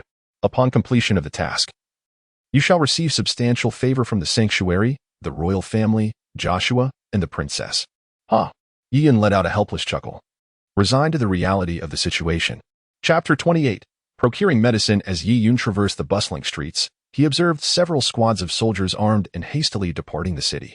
In his task log, the hidden conspiracy task involving 4 ghouls had been marked as complete, indicating that Moray and his companions had indeed discovered and purified the 4 ghouls at the slaughterhouse. Now, they merely needed to identify the mastermind behind these machinations to declare the task officially concluded. Upon finishing this task, he would earn yet another opportunity for a lottery draw, a prospect of great urgency for him. This would enable him to consolidate the 2 saved lottery chances into 1 intermediate draw, potentially acquiring items or summoning cards far superior to those obtainable from a basic draw. After several undertaken tasks, Yi Yun realized that these missions were not particularly arduous. They offered hints for successful completion, akin to guiding tasks for novices, where each step intertwined with the next, presenting a challenge without being overly complicated. As he wandered restlessly through the streets, he found himself, quite inexplicably, standing before the grand entrance of the Spirit Bird Chamber of Commerce. The spacious and well-lit doorway allowed a clear view of the merchandise displayed on the counters, enticing him to step inside. It was evident that a commercial establishment could attain such a level of sophistication through considerable means. Perhaps he was still preoccupied with the sudden appearance of that enigmatic red dot. Or perhaps he sought to extricate himself from the reflections of his awakening during the blood moon night in the sanctuary.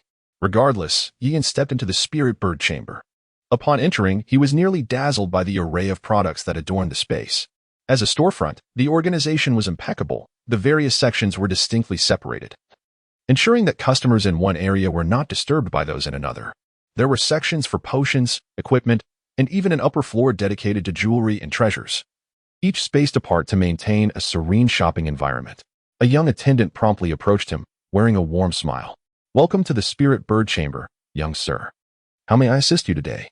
"I'm just browsing," Yi Yun replied, gently waving his hand and returning a courteous smile, now familiar to him. The attendant nodded in understanding. "Very well, I shall not intrude. Should you require anything, please do not hesitate to call for me. I am at your service at all times." The level of service was indeed commendable. Observing the attendant's astute departure, Yi Yun couldn't help but marvel at such service in a world so seemingly rudimentary. Clearly, the success of the spirit bird chamber was well-deserved and not merely a facade. Yi Yun surveyed the equipment area, noting the presence of various wands, swords, and armors, albeit all rather commonplace. In the distance, he caught sight of a corner of the vast merchant association displaying magical images of beasts. Turning his gaze towards the medicinal section, an impulse surged within him, prompting him to stride forward. Here, he found an array of familiar potions such as spirit powder and hemostatic grass for sale, alongside restorative elixirs and healing salves frequently sought by adventurers. As he entered the medicinal area, the fragrant aroma of herbs wafted into his nostrils, invigorating his senses. A middle-aged man hurriedly approached, a look of delight gracing his features. "Isn't this Master Yi Yun? What brings you to our humble establishment?" Yi Yun turned to find a well-dressed gentleman smiling warmly beside him, momentarily taken aback. "Do you know me?" The deeds of Master Yi Yun had made quite an impact in the city, rescuing an elderly beggar, aiding those in need, and purifying a vile demon just days prior. It was rumored that he had recently discovered 4 ghouls and protected the townsfolk. One could inquire with any local, and they would surely raise a thumb in admiration for Master Yi.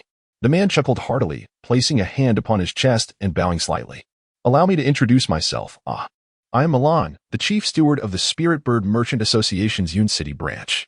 I arrived in Yun City around the same time as you, Master Yi." Yi Yun promptly returned the greeting. "Greetings, Mr. Milan." Milan smiled with a hint of mischief and said, "No need for formality. I am curious to know what you require during your visit, esteemed Master Yi Yun. I shall certainly extend a generous discount for you." "Thank you, Mr. Milan. I hope to procure some medicinal herbs that are beneficial for revitalizing one's energy and aiding recovery," Yi Yun replied, feeling no hesitation in expressing his needs, especially with the allure of a discount. Noticing Yi Yun's pallor, Milan inquired, "Your countenance appears rather unwell. Have you sustained an injury?" With a nod and a smile, Milan gestured, "Follow me. I shall introduce you to someone." "Thank you," Yi Yun replied with a faint smile. Suddenly, he noticed a red dot appear on the radar, alarmingly close to his position. Maintaining an outward calm, he feigned following Milan while discreetly glancing towards the source of the red dot. It was a somewhat pallid young man, appearing rather unwell, seated behind the counter surrounded by an array of medicinal supplies. Milan approached the young man, saying, "Sway, please introduce the esteemed Master Yi Yun to our restorative herbs." "Master Yi Yun," Milan continued, "this young man, Sway, though not in the best of health himself, possesses considerable knowledge about medicinal remedies due to his long-standing ailments." "Greetings, esteemed master," Sway said, his face adorned with a sycophantic smile as he hurriedly produced several herbs from behind him, along with a few vials and pills from the counter, ready to present them to Yi Yun. This elixir, known as the essence pill, is one of the essential remedies favored by adventurers. It proves invaluable when injuries occur, as it aids in the restoration of vitality, facilitating a swifter healing process. Additionally, there exists the vitality pill, another staple for adventurers, which, when used in conjunction with the essence pill, yields remarkably beneficial effects. Should the esteemed priest find himself injured, the combination of these 2 remedies would ensure a complete recovery within no more than a week. As Yi Yun inhaled, a subtle movement of his nostrils revealed a foul stench concealed beneath the fragrant aroma of the medicinal herbs, accompanied by an air of decay that infiltrated his senses. This repugnant essence emanated from the young man before him. Were it not for Yi Yun's awakening of his vampire lineage, and were he not a priest harnessing the power of holy light, he would have never discerned such a noxious scent amidst the rich fragrance of the potions. Suddenly, Yi Yun lifted his gaze, a smile gracing his lips as he spoke. "Let us procure some pills and herbs. Please, prepare a blend that will replenish my vitality." "Of course, my lord," came the enthusiastic reply from Sway, seemingly elated at the prospect of earning a modest commission from this transaction. He swiftly busied himself attending to Yi Yun's request. Turning to his companion, Milan, Yi Yun inquired, "Mr. Milan, there is a particular herb I seek. I wonder if it is available here." "What herb is it?" "Any commonly available remedy can surely be found at the Spirit Bird Trading Company," Milan replied with a sense of pride. "Do you have any washing marrow grass?" Yi Yun chuckled softly, his voice ringing out clearly. Milan's proud smile froze upon his face as he awkwardly glanced at Yi Yun. "Yi Yun, the master of rituals. The washing marrow herb is not something that can be easily acquired." Yi Yun noticed that when he uttered the phrase washing marrow herb, Su Yi's body visibly stiffened for a moment, followed by a flicker of lifelessness, which instantly enlightened him. His smile grew even more radiant. It appears that what Mr. Milan mentioned earlier was somewhat misleading. However, I do have a few inquiries for you, Mr. Milan. A few days ago, I acquired a battle pet. Yet I possess no knowledge in this area. I noticed that there seemed to be battle pets for sale here, and you, Mr. Milan, must have considerable expertise in this field.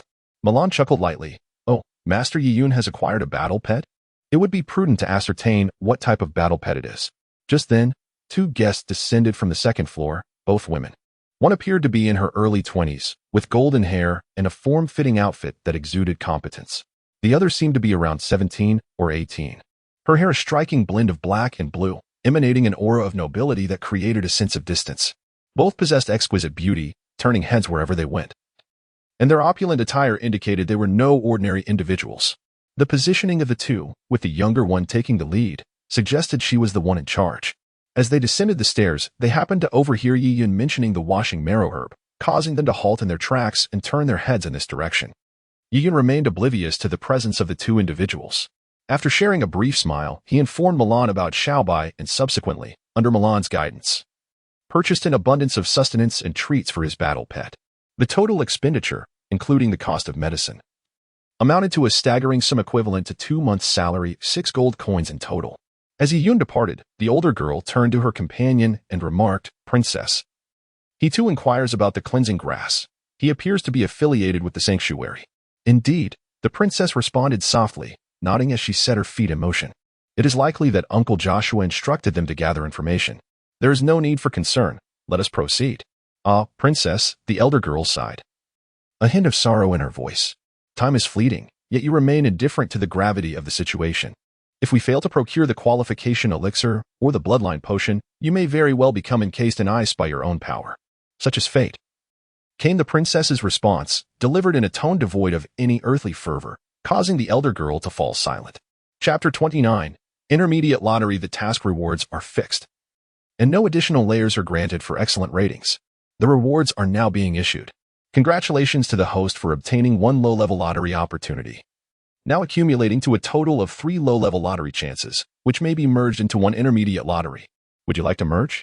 Having awaited this intermediate lottery opportunity for so long, it was not one to be missed. Merge. Congratulations to the host for acquiring 500 points, bringing the total to 800 points. Congratulations to the host for receiving a low-level skill book, Purification, which dispels target negative states. Congratulations to the host for acquiring a small instant recovery potion. Joshua's affinity will be automatically gained after the host provides the clues. Damn. Yiyun silently expressed his frustration towards the system, realizing that such a simple method could yield affection. After completing the tasks, Yiyun took stock of his current acquisitions. In total, he had completed 3 tasks, one of which was a compensation task that yielded no rewards. The remaining 2 tasks provided him with a total of 800 points, 3 low-level lottery draws consolidated into a mid-level draw, an apprentice's robe and staff, a noble bracelet, 1 small instant recovery potion, 1 strengthening pill, 1 dream pill, a summoning card for Xiao Xin, 1 skill book, and 5 coagulation pills suitable for use in a blood clan state. Ding. A system task has been issued. Hidden in the Dark Conspiracy 2, the Deviated Darkness, optional Sui is, in fact, a pitiable soul, having endured humiliation and hardship from a young age.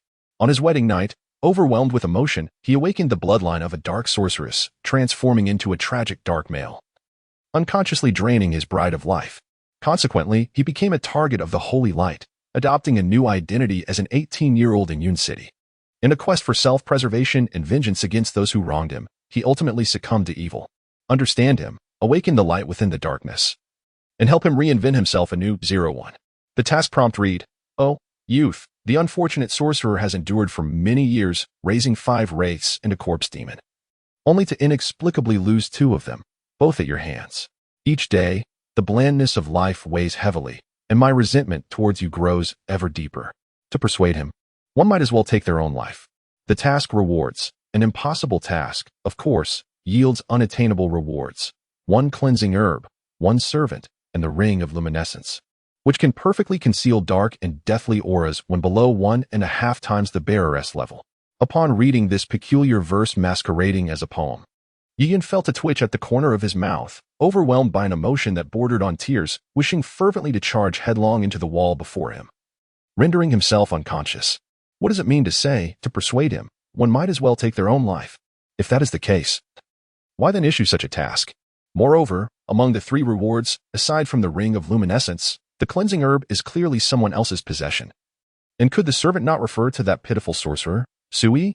How could a light priest like myself accept such a servant? In a state of confusion, Yi Yun's mind roared with turmoil.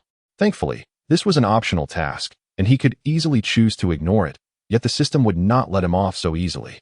Ding!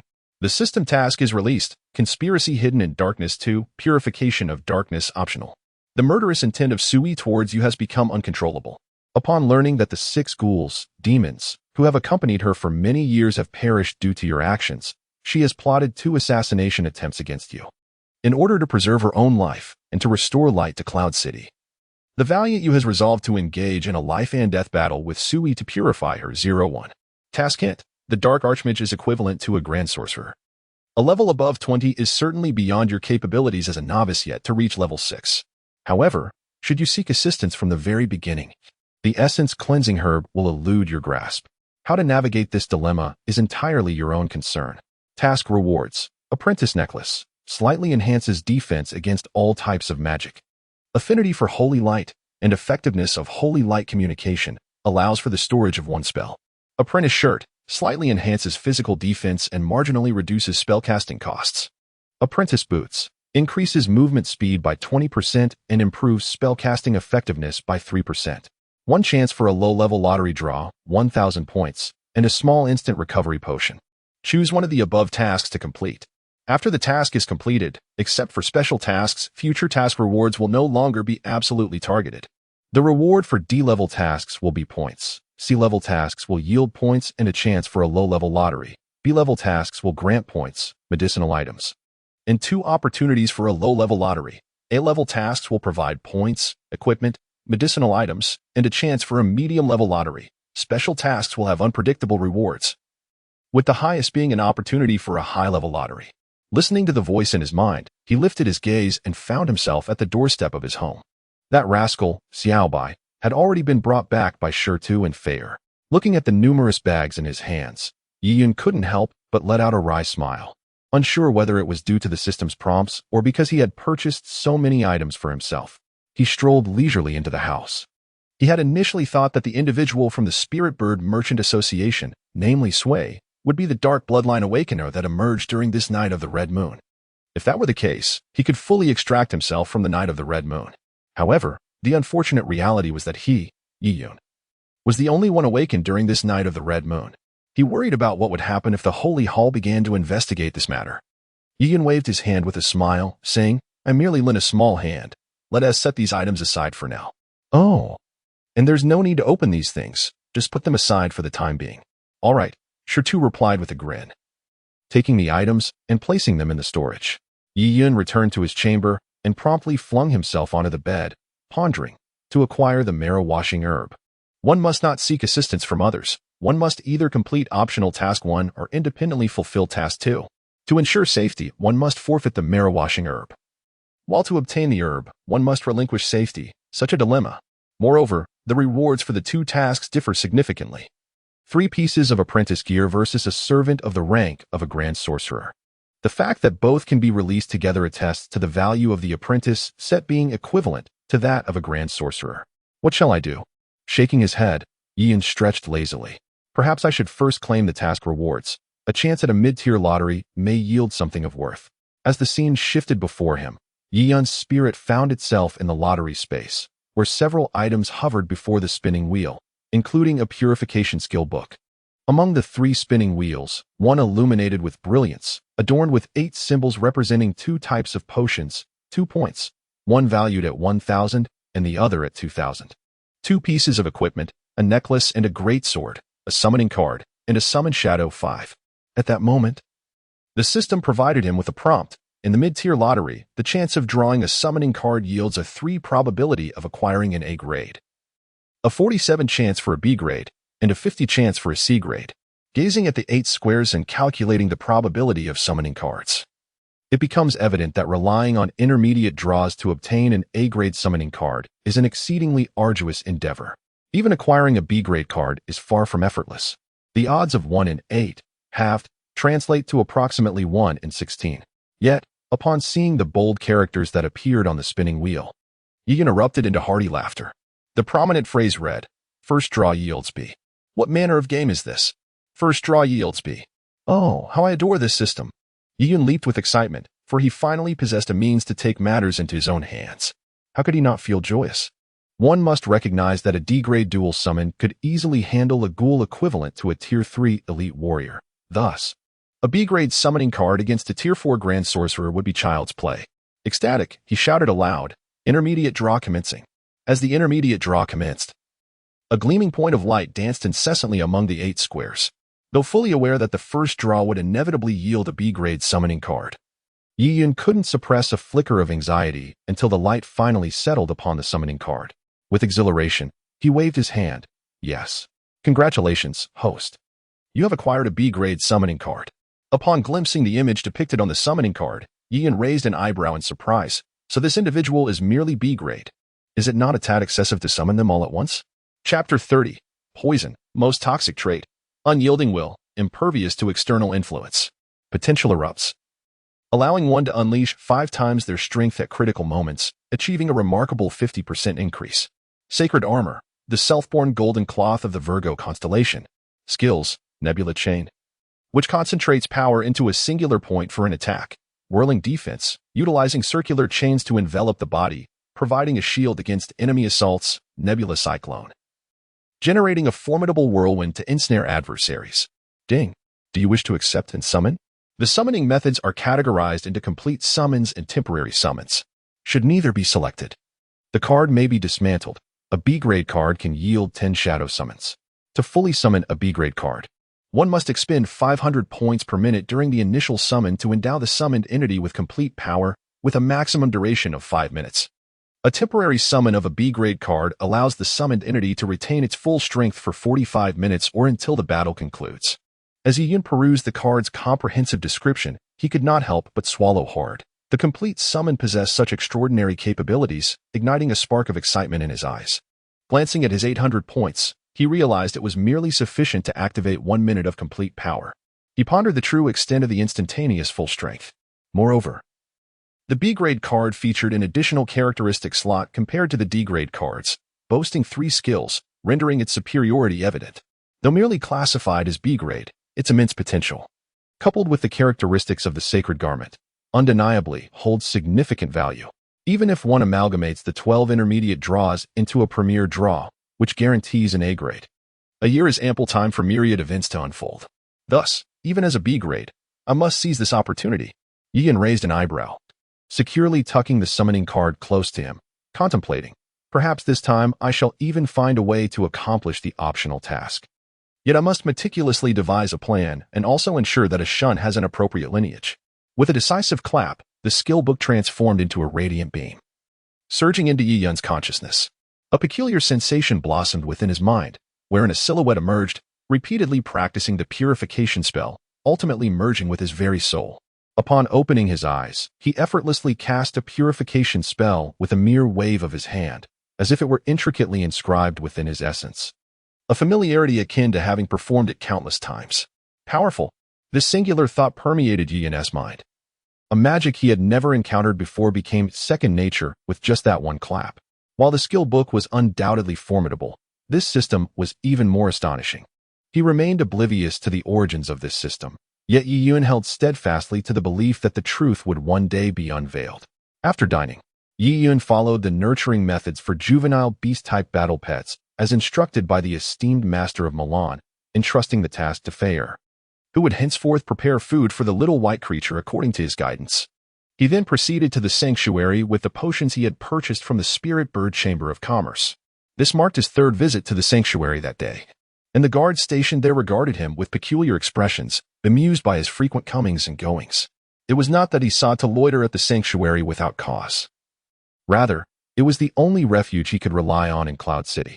At this moment, Lord Joshua was absent, leaving behind the weary Mori and a significant portion of Joshua's guards to oversee the premises. They had occupied all the guest rooms intended for reception. Even Yi-Yun's own quarters within the sanctuary had been relinquished for the time being.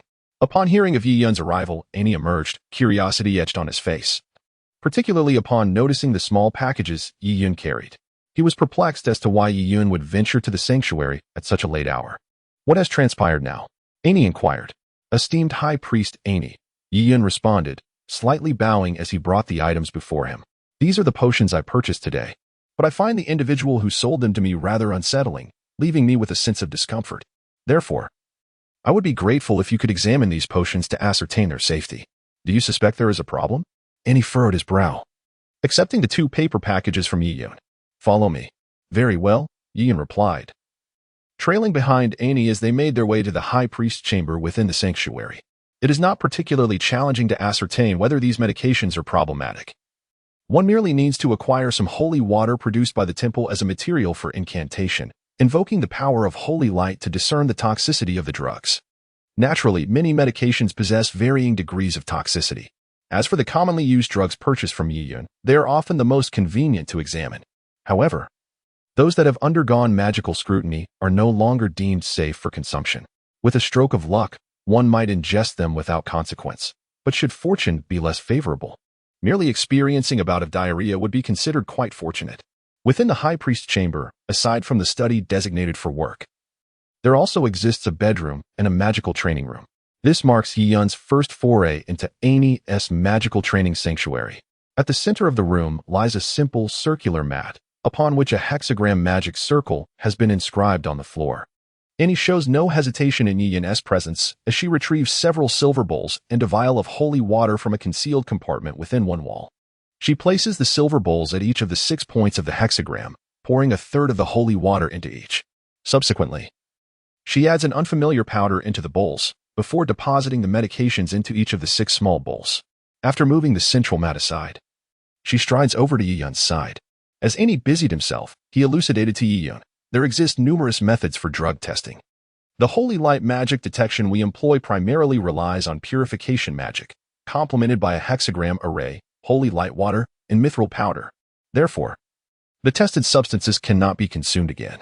You may envision the consequences of one ingesting iron powder. It is imperative that you remember this. Aware that Annie was seizing the opportunity to instruct him, Yi Yun humbly took note of everything, replying, yes, I shall remember.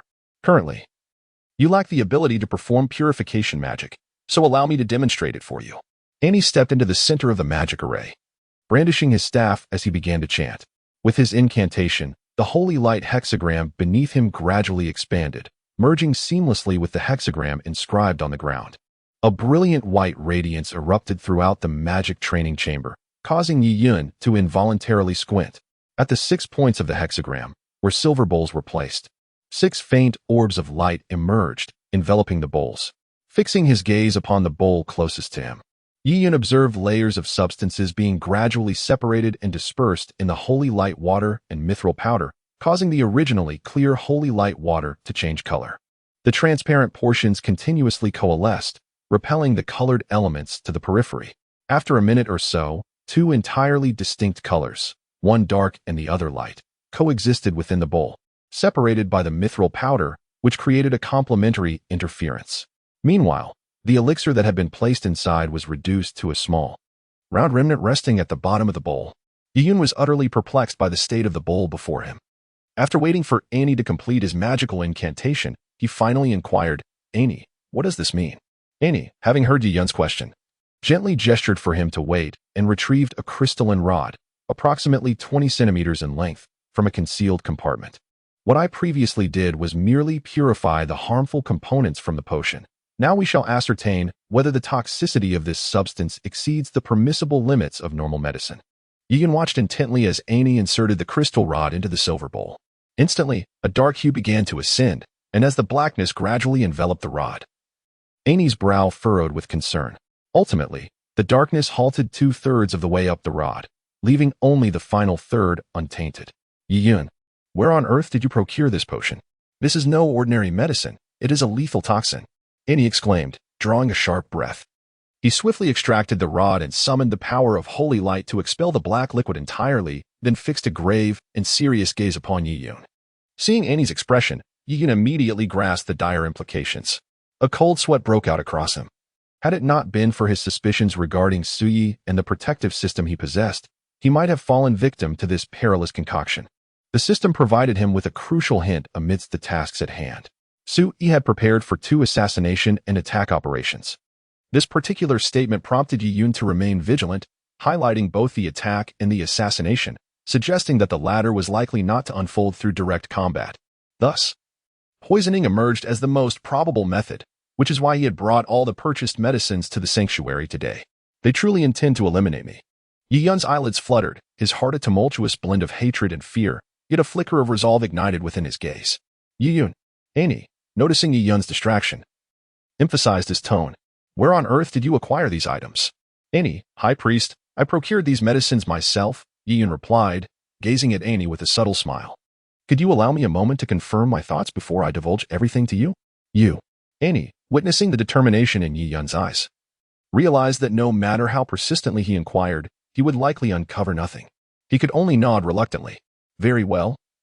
But you must inform me first of any issues that arise, understood? Indeed. Annie sighed, appearing somewhat weary, and waved his hand at Yi Yun. Sudi has awakened and is eager to see you. Originally, you were supposed to meet tomorrow, but since you are here, you should go and visit him. I shall head there immediately. Chapter 31. Sadie awakens outside Sadie's room. Yi Yun paced back and forth for an extended period, contemplating. It was not until Sadie's voice resonated from within that he steeled himself and entered. Yi Yun, since you have arrived, why do you not come in? Upon pushing the door open, Yi Yun was met with the sight of Sadie seated on the sofa, a cup of tea in hand. Gazing at him with a cryptic smile, Yi Yun's heart raced, and after a moment's hesitation, he gently closed the door behind him. Mr. Sadie, hello. I am well, Sadie replied, placing the cup on the table. Suddenly, he stood, casting a brooding glance at Yi Yun. But you will fare quite poorly. How does a vampire, a creature of darkness, find its way into the realm of holy light? Yi Yun glanced at Sadie, lowering his head slightly, inwardly lamenting, Oh, system, please do not toy with me. What of the eternal intimacy you promised? Having been subjected to the system's whims several times of late, he bore a slight psychological burden. Yi Yun, lift your head, Sadie commanded, prompting Yi Yun to comply. Who are you truly? How is it that, despite having awakened your dark lineage, you can wield the power of holy light? You were the Dark Awakener during this recent Blood Moon night, were you not? I do not know. Yi Yun shook his head, and despite Sadie's probing inquiries, he felt no trace of displeasure. Instead, he was filled with a sense of elation at Sadie's awakening. This is all of my own making. Yi Yun let out a bitter smile and said, Since that day, I have been filled with regret. I was terrified, truly terrified, fearing that you would expose my identity. Are you no longer afraid now? Sudi retorted. Yes, I am still afraid, Yi Yun replied. Sudi chuckled softly, shaking his head. He gazed at Yi Yun with earnestness and said, You nearly severed my ties with my family and friends. I should harbor hatred towards you, yet I find it impossible. What you have done for me transcends merely seeking medicine for my injuries. You have bestowed upon me something extraordinary, right here. Sudi pointed to his own head. A legacy of a legendary hero. During my unconsciousness, I witnessed the life of the legendary hero Anduin Lothar, a legacy from the continent of Azeroth. I believe that the one who saved you was not merely a coincidence, but rather summoned by you. Your story will forever remain etched in my heart. As Sudi spoke, he extended his large hand towards Yi Yun. Seeing this, Yi Yun smiled slightly and shook his hand, saying, Thank you. Haha, Sudi laughed heartily, giving Yi Yun a hearty pat on the shoulder. I will help you keep your secret, but you must be cautious. In this realm of holy light, dark beings have no refuge whatsoever. And you need not thank me. It is I who should express gratitude, for through that legacy, I have finally touched the edge of greatness. Yi Yun lifted his gaze towards Sudi, who towered over him by a head. Sudi's face radiated excitement and joy. After being stuck at the advanced warrior stage for so long, I finally feel on the brink of breaking through to bronze. Not only that, but I have also inherited skills that I could have never hoped to learn and combat experience that was previously beyond my reach. Even though I have not yet completely recovered, I am confident that I can single-handedly confront the flesh-eater I encountered last time.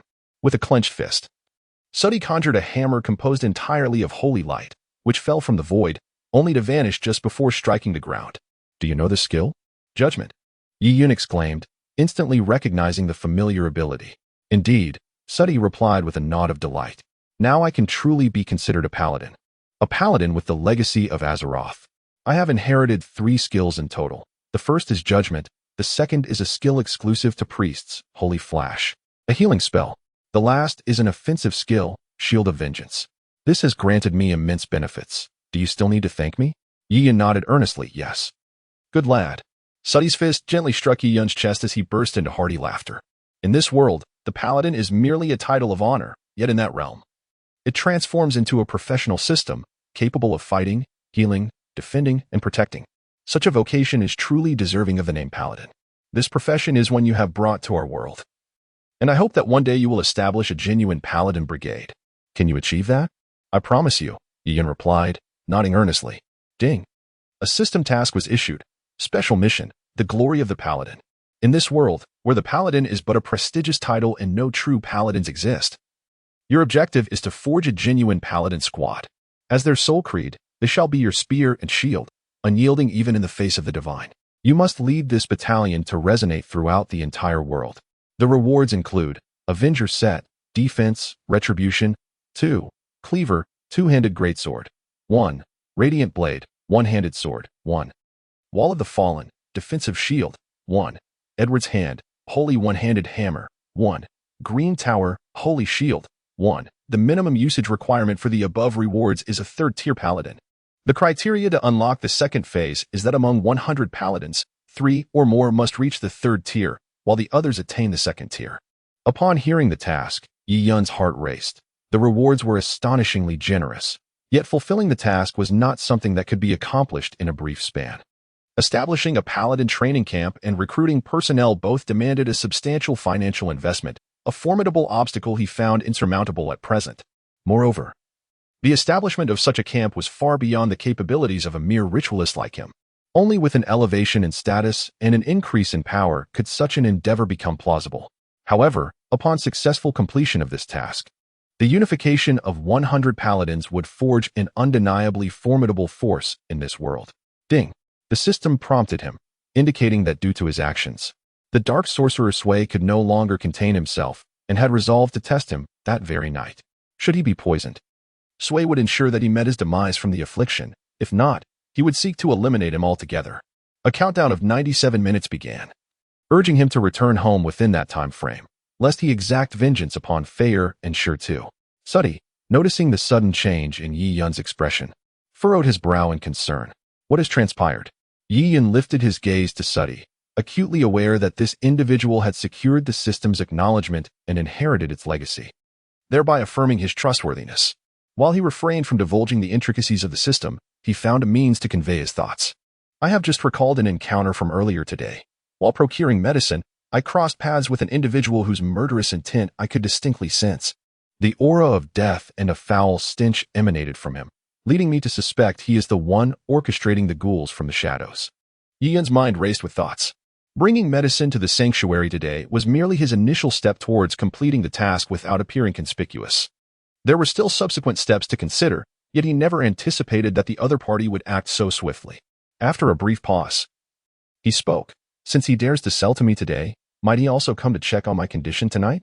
If I am not present, will Shirtu and Fei become his instruments of vengeance? Without further ado, he declared, I shall go with you. Upon hearing this, Suddy furrowed his brow, preparing to don his gear and depart immediately. However, Yi Yun grasped his arm, saying, No, I can return alone, Knight Suddy. I only require one favor from you. When you see my holy light projectile ascend into the air, irrespective of the circumstances, you must wait a full minute after its emergence before entering my abode.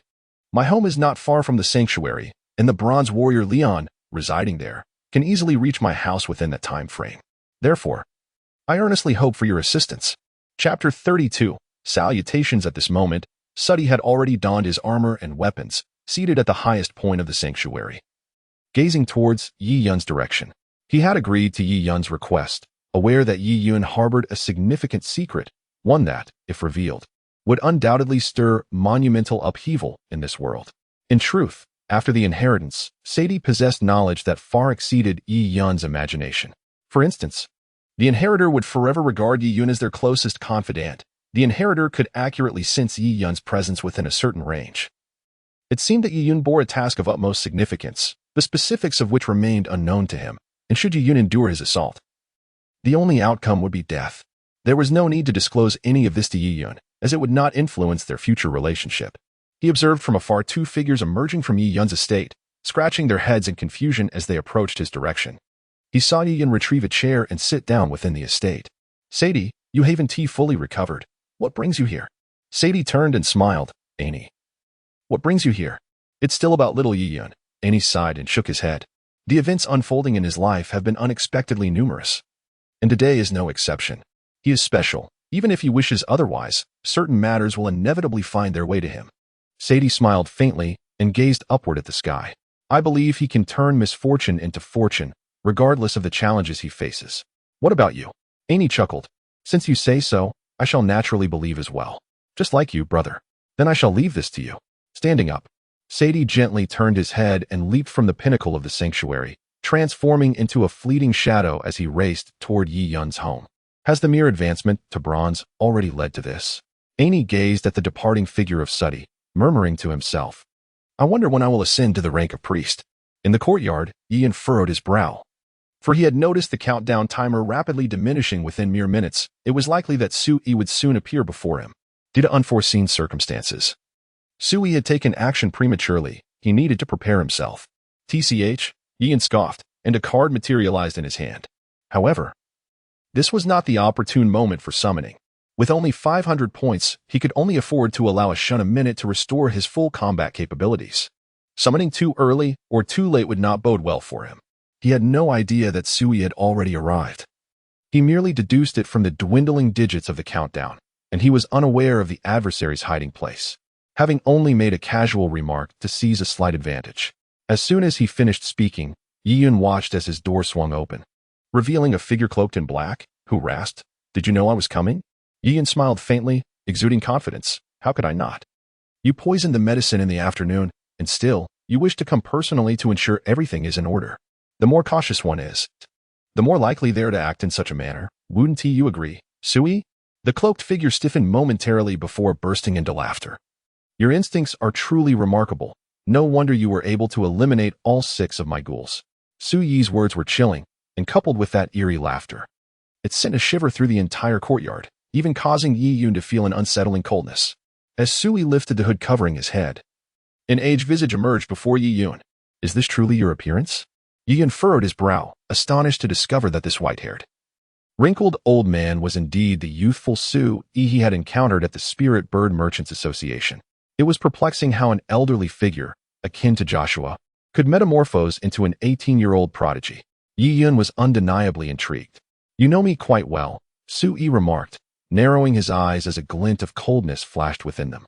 "Not particularly," Yi Yun retorted, a hint of disdain in his tone. "You seek vengeance for your ghoul. I wonder what you are truly thinking. Do you genuinely believe you have me in your grasp?" In that fleeting moment, a gentle breeze arose beneath Yi Yun's feet, and his fangs began to elongate. His ears sharpened, while the nails of his 10 fingers transformed into sharp claws.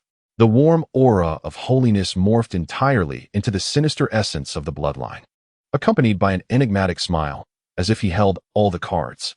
Upon witnessing Yi Yun's transformation, Sui was momentarily taken aback, as if confronted with something utterly preposterous. Then he burst into laughter, darkly proclaiming, "How fascinating, how utterly fascinating. An awakener of the dark bloodline concealed within the sanctuary. Huh, this is truly delightful. Thank you for allowing me to witness such an intriguing spectacle in this world. You must possess some treasure that conceals your aura, am I correct? Once I eliminate you, it shall rightfully belong to me." Yi Yun initially intended to leverage his vampiric identity to intimidate Sui, hoping this would pave the way for a fruitful dialogue between them. He envisioned a scenario where, ultimately, his formidable aura would compel Sui to submit without question. However, the reality proved to be harsh. Sui's heart had been tempered to an extraordinary resilience. The mere presence of a half-vampire, while intriguing, failed to sway his convictions and instead intensified Sui's murderous intent. "If you wish to kill me, you must first prove your capability." Yi Yun's expression darkened as he spread his arms, seemingly preparing to lunge at Sui. "An insignificant character dares to attack me? Such folly. I shall show you the cruelty of a dark archmage." Sui raised his concealed hands from beneath his robe, and a staff embedded with a black crystal ignited with ominous energy. Just as he was about to unleash his assault on Yi Yun, he was taken aback to see the resolute young man swiftly vanish without a trace. Instead, where Yi Yun had stood, A card radiating golden light floated ominously, evoking a sense of profound danger within Sui. With a cold smirk, Sui twirled his staff, and a beam of black light shot forth from its tip, aimed directly at the card. Meanwhile, he hurled a black sphere with his left hand, targeting the now invisible Yiyun. Though I know not what you were scheming, your demise shall bring everything to an end. Despite his words, Sui, ever cautious, unleashed a corrosive beam of dark magic towards the card, intending to obliterate it. Even if he failed in that endeavor, the advanced magic of the corrosive magic bullet aimed at Yiyun was more than sufficient to ensure his utter destruction. A 4th-level Grand Sorcerer requires no excessive commotion to deal with a mere 1st-level Apprentice Mage. Basic spells suffice. Should the disturbance escalate? Invoking a devastating area of effect spell such as Corrupt the Earth, it is likely that the Holy Hall would swiftly react, potentially leading to a fierce battle followed by a desperate escape. Yiyun could sense the immense power of the magic trailing behind him, far surpassing the spells he could conjure using all his holy light.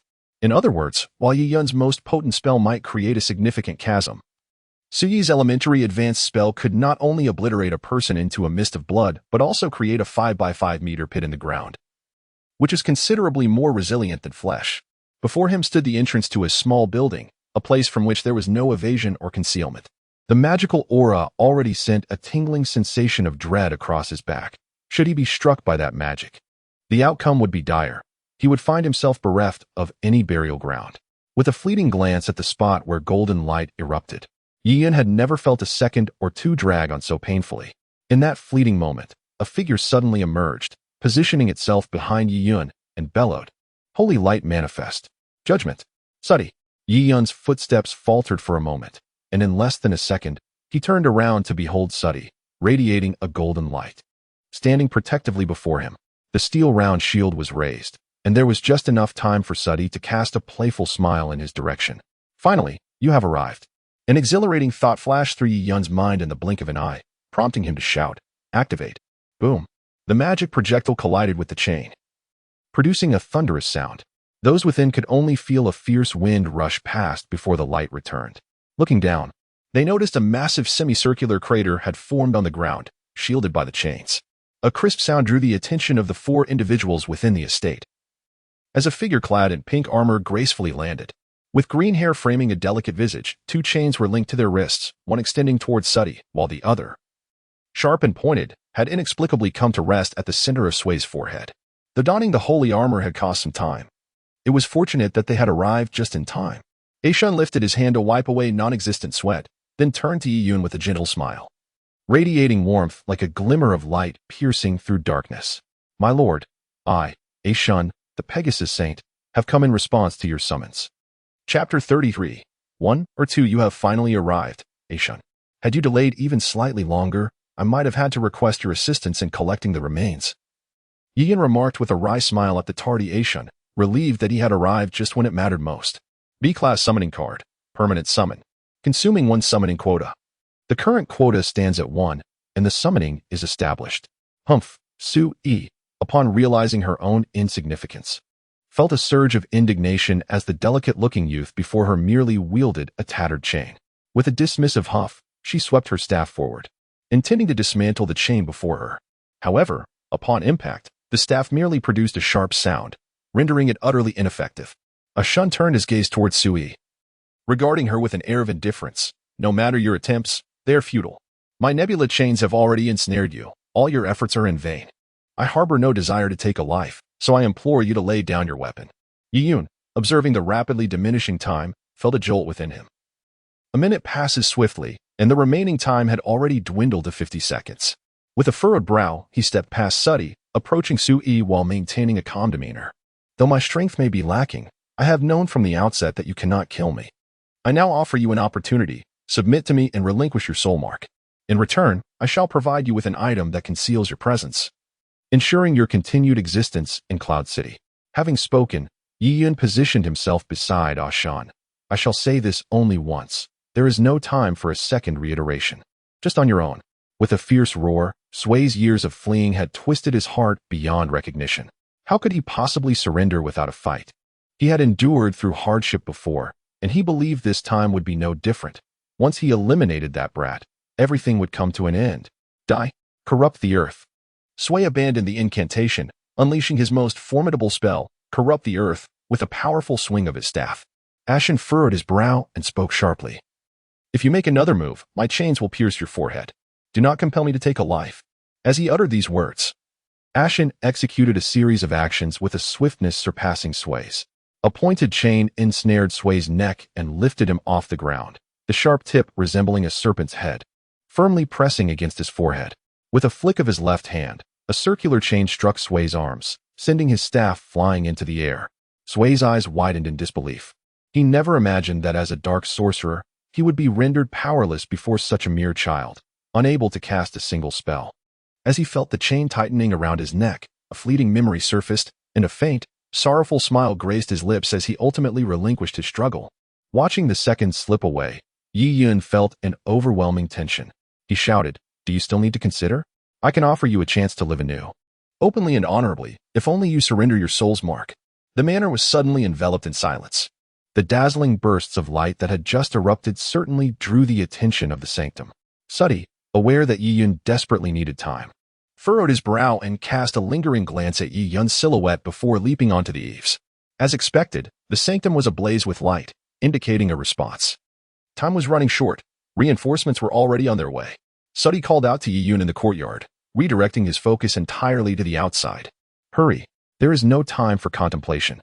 If you wish to survive, if you desire to thrive, you must acquiesce to my request." Yi Yun uttered a single word, inhaling deeply twice, as his crimson eyes abruptly reverted to their original hue, completely emerging from his vampiric state. 30 seconds. Suddy released 3 disconcerting numbers, while the system's countdown only heightened Yi Yun's anxiety. 3, 2, 1. A shun will eliminate him. Su Yi's expression revealed a flicker of struggle, having lived for so long. He had committed numerous deeds and harbored many regrets. In the final moments, those fleeting 3 seconds prompted a reflection on his life, leading him to a sorrowful smile. With great effort, he nodded, suppressing a cough. Cough, cough. "I agree. Ashun." Upon receiving the signal, Ashun swiftly pulled Su-Yi to Yi Yun's side, slightly loosening his grip. Su-Yi gazed at the sky with a desolate smile, raised his middle finger, and pointed it at his forehead, his face contorted in profound anguish. The soul mark is a tangible manifestation of the soul after its ethereal essence has taken form, akin to a rune, upon which a contract can be enacted. It is from this that servitude is born. Having received the soul marks from both stone and fey, Yi Yun deftly pricked his finger, directing his contract towards the seemingly intangible yet manifest rune of the soul. "I am Yi Yun, and I hereby establish a permanent master-servant contract with the one before me. Su-Yi, I shall be the master, and he shall be the servant. Your turn." With a swift exclamation, Yi Yun roused Su-Yi from his agony, who laboriously uttered, "I am Su-Yi, and I hereby form a permanent servant-master contract with the one before me. Yi Yun, I am the servant, he is the master. I shall not harm my master, nor betray him. I shall regard all that belongs to my master as my own, and protect him along with all that he cherishes." In unison, they proclaimed the final 4 words. The contract is established. As the dust settled, Yi Yun finally exhaled in relief. Momentarily setting aside other thoughts to fervently declare within his heart, "Receive the ring of light."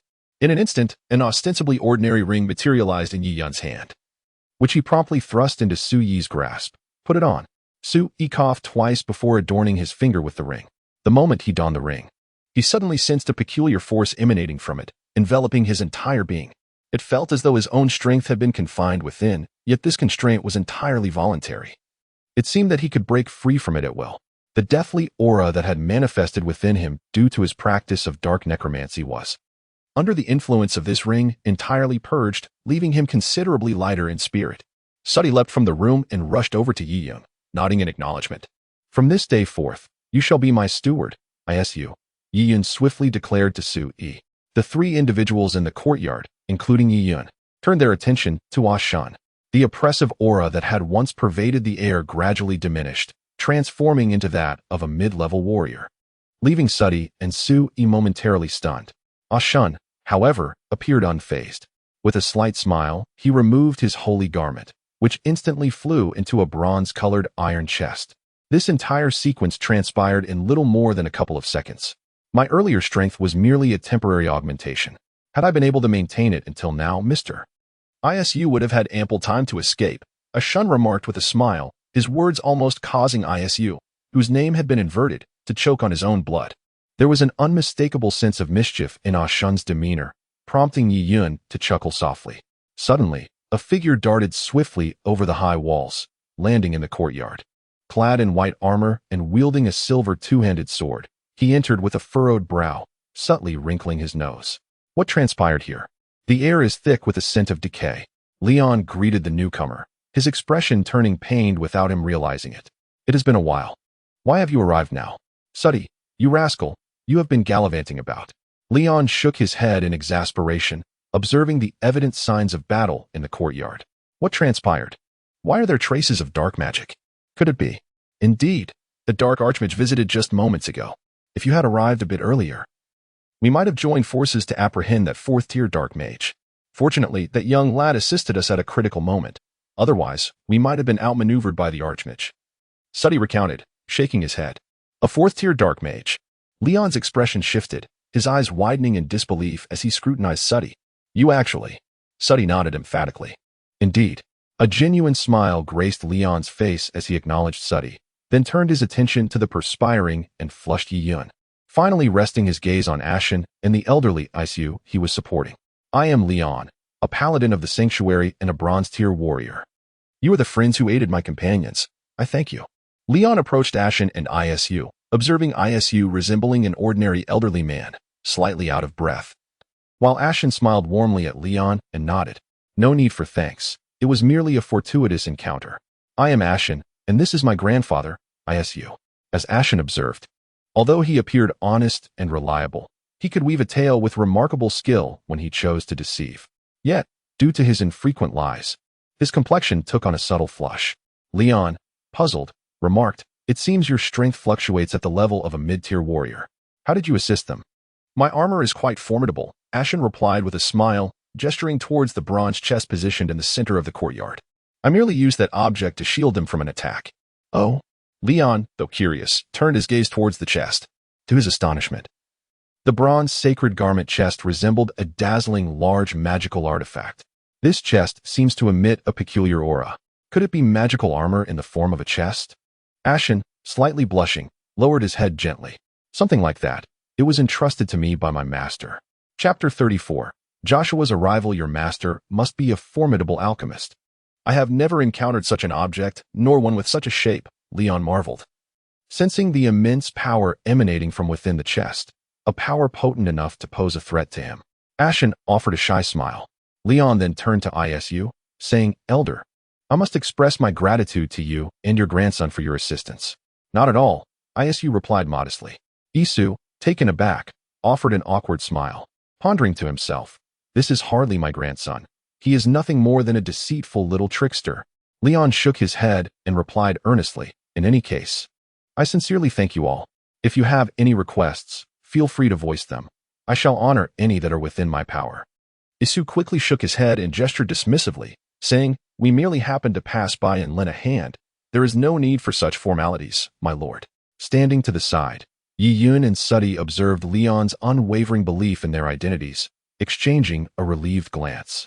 With faint smiles, they approached Ashen and Isu, feigning unfamiliarity as they bowed and expressed, We are truly grateful for your assistance. Isu's smile turned somewhat awkward, while Ashen blushed, bashfully accepting their gratitude. Just as Leon was about to inquire with Suddy about the specifics of the situation, a series of orderly yet hurried footsteps echoed from outside the courtyard, causing everyone present to turn their attention toward the entrance. Upon seeing the stern-faced elder leading the group, the hearts of Yi Yun and the others, save for Leon, instantly raced. Following the elder were Annie and several warriors from the sanctuary, who swiftly took charge of security, dispersing throughout the courtyard. Outside, the city guards, panting heavily, completely surrounded Yi Yun's residence. As Joshua stepped into the courtyard, a deep furrow formed on his brow. With a flourish of his ornate staff, a radiant light enveloped the entire area, revealing tendrils of dark mist swirling and dissipating from several corners of the yard. Even Isu flinched, discreetly lowering his gaze. The air was thick with an aura of darkness and the foul stench of vampires. Joshua, still frowning, let out a soft grunt and inquired, What has transpired? Lord Joshua, Leon, Suddy, and Yi Yun hurried forward, offering their respectful greetings. Except for Leon, who was oblivious to the circumstances. The others felt their hearts rise and fall with Joshua's every movement, unbeknownst to them when cold sweat had begun to beat on their brows. ISU, along with Ashen, stood to the side, appearing somewhat bewildered. After a moment of contemplation, Joshua asked, "Who is that person? Do you recognize him?" Yiyan replied, "He is the apothecary Su E from the Spirit Bird Chamber of Commerce." The mention of the Spirit Bird Chamber caught everyone present, including Joshua, by surprise. Annie believed he understood why Yiyan had previously been reluctant to disclose the origins of the medicines, while Joshua's demeanor shifted to one of grave seriousness. "Yiyan, are you certain?" "Absolutely." Yiyan lifted his head, his eyes filled with unwavering conviction. "Lord Joshua, I can assure you that the individual who supplied me with the medicine and the one who launched the attack are one and the same, bearing an identical scent." "Leon," Joshua commanded with a wave of his hand, his voice cold and resolute, "gather everyone who has come here, along with the Cloud City Guard, and surround the Spirit Bird Chamber of Commerce. Annie, you shall proceed to the Lord's mansion to report the current situation in detail to the Princess and the Lord of Yin City." "Understood." Leon's expression turned serious as he emphatically thumped his chest and waved his hand, leading all the paladin warriors who had accompanied Joshua to swiftly depart from the scene. After nodding, Annie also turned and hurried off in another direction. The true instigator stood right there, yet no one seemed to notice. Izu, completely shrouded by the radiance of the light ring, appeared as an inconspicuous old man beside the seemingly innocent Ashun, resembling a genuine grandfather and grandson pair. Failing to attract anyone's attention, Joshua's expression darkened as he fixed his gaze on Yiyan. "Yiyan, I recall having previously informed you that you need not shoulder all burdens alone. Why did you not disclose everything to me?" Yiyan lowered his head. It was impossible to share the details of the mission with him. As thoughts swirled in his mind, he replied, "I am aware that the Spirit Bird Chamber of Commerce is deeply entangled in the affairs of the Bolin Kingdom. However, I cannot ascertain if the poison in those medicines was indeed administered by individuals associated with the Spirit Bird Chamber." Sighing upon hearing Yiyan's words, Joshua perhaps understood the concerns weighing on Yiyan's mind. The three major chambers in the Bolin Kingdom were far from simple entities. If they were to take action against the branch of the Spirit Bird Chamber without any concrete evidence, it would be challenging to justify their actions later on. Gently patting Yiyan's shoulder, Joshua's voice softened. "Remember, regardless of the circumstances, it is best to report to the sanctum. Not only for the sanctum's sake, but also for your own safety. Do you understand?" "I understand," Yiyan replied, nodding heavily. Feeling a sense of relief in his heart, this matter has passed. "Suddy, my lord." Suddy stepped forward. Joshua gazed deeply at Suddy, nodding gently. "Excellent. This brush with death has greatly benefited you. The breakthrough is merely a step away. Reflect well and strive to ascend to bronze." "Thank you, my lord." A smile spread across Suddy's face as he confidently declared, "I have already comprehended the method for the breakthrough. Within 3 months, I shall surely succeed." "Splendid." Joshua laughed heartily, clapping his hands as he said, "As long as you can achieve the breakthrough to bronze within 3 months, I shall personally ensure your promotion alongside Annie to the 2nd level of the sanctum." Suddy's face lit up with joy, and he immediately knelt on one knee. "Thank you, my lord." "Indeed." Joshua nodded with a smile and stepped over to Ashen and ISU. "I am grateful for today's events, gentlemen. Young man, you must be the one who shielded against that dark mage's attack with that box over there." Ashen nodded somewhat shyly. "Yes. Quite an impressive feat. You are a fine young man." "May the holy light bless you," Joshua said warmly to Ashen, then turned to ISU. "My dear old friend, you have a wonderful grandson. I envy you. Wherever, your praise is undeserved." ISU replied with an awkward smile, casting a benevolent glance at Ashen beside him. Little did he know, however, that Ashen harbored a deep-seated animosity towards the seemingly innocent boy, who was undoubtedly harboring a multitude of mischief beneath that fade. "You appear to be somewhat startled. The situation does not seem favorable," Joshua remarked, surveying ISU from head to toe with a mischievous grin. "But fret not, for it is all in gratitude for assisting our little companion. Allow me to express my appreciation." Before anyone could react, Joshua brandished his staff and, amidst the astonished expressions of those present, swiftly cast 2 spells, Purification and Blessing. Yiyan was momentarily bewildered, standing behind Joshua with Sadie, both of them gaping in disbelief. ISU, caught in the moment, nearly succumbed to the impulse of striking Joshua. For casting a holy light spell upon a dark mage with which blood was far from an act of assistance, it was tantamount to a death sentence. As the 2 beams of light, each imbued with distinct significance, enveloped and permeated Isus beings. The sight of his astonishment followed by a sense of relief compelled Yeyun and Sadie to hold their breath, ultimately managing to muster a strained smile. Chapter 35. A Test. Apologies for the late update today due to unforeseen circumstances. The blessing spell did not possess any overwhelmingly miraculous effects. It merely imparted a sensation of lightness and a jolt of vitality. Of course, this was merely a fleeting feeling and did not confer any tangible benefits at most. It offered a subtle hint of rejuvenation in moments of exhaustion and weariness. When utilized in conjunction with purification magic, it can indeed dispel certain undesirable negative states. Of course, this is applicable solely to those of non-dark bloodlines and individuals who do not wield dark powers. However, employing it against dark sorcerers or vampires would undoubtedly yield less than pleasant results, as one would surely witness wisps of dark energy emanating from their forms, accompanied by expressions of profound agony. When Joshua suddenly attacked, the four companions of Yeyun were taken aback, nearly gasping for breath. Ease bit down on his tongue, desperately suppressing the dark power within him that threatened to erupt, resolutely thinking that even if he were to sustain injuries, he could not allow the darkness within to rebel. To his astonishment, the radiant ring adorning his hand proved to be extraordinarily formidable, entirely isolating the dark energy within him from the external world. The dark power seemed utterly oblivious to the sacred light magic that had descended upon him. Remarkably, the two sacred light spells unleashed by Joshua were completely absorbed by the radiant ring upon contact, leaving not a trace to infiltrate Easy's being. In his astonishment, Isa managed to feign a relaxed demeanor, and upon witnessing his expression, Yeyun and Sudi finally exhaled in relief. Feeling the sacred light fully penetrate Izu's body and observing his relaxed countenance, Joshua gradually nodded and remarked with a smile, "I appreciate your efforts. Thank you."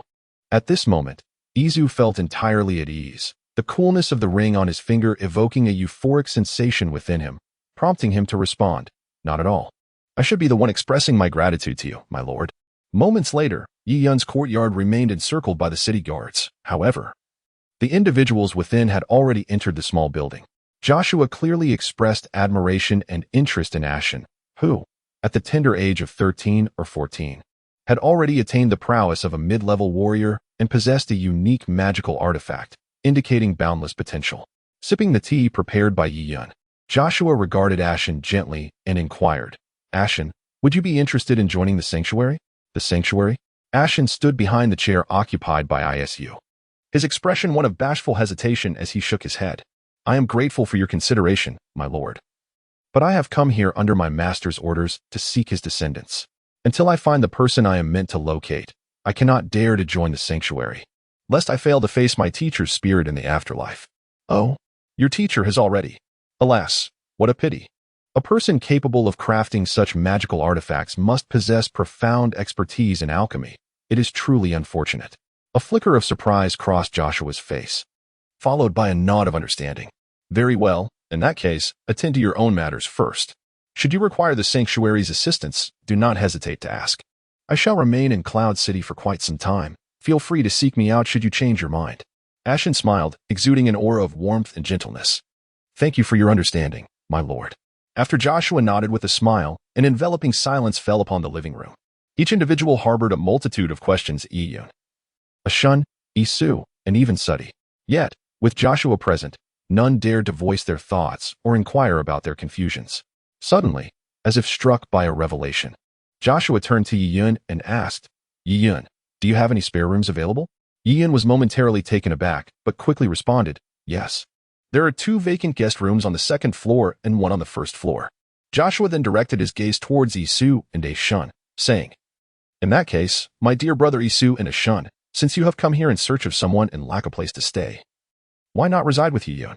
Brother Isu can rest here while young Ashun can handle the search. What do you think?"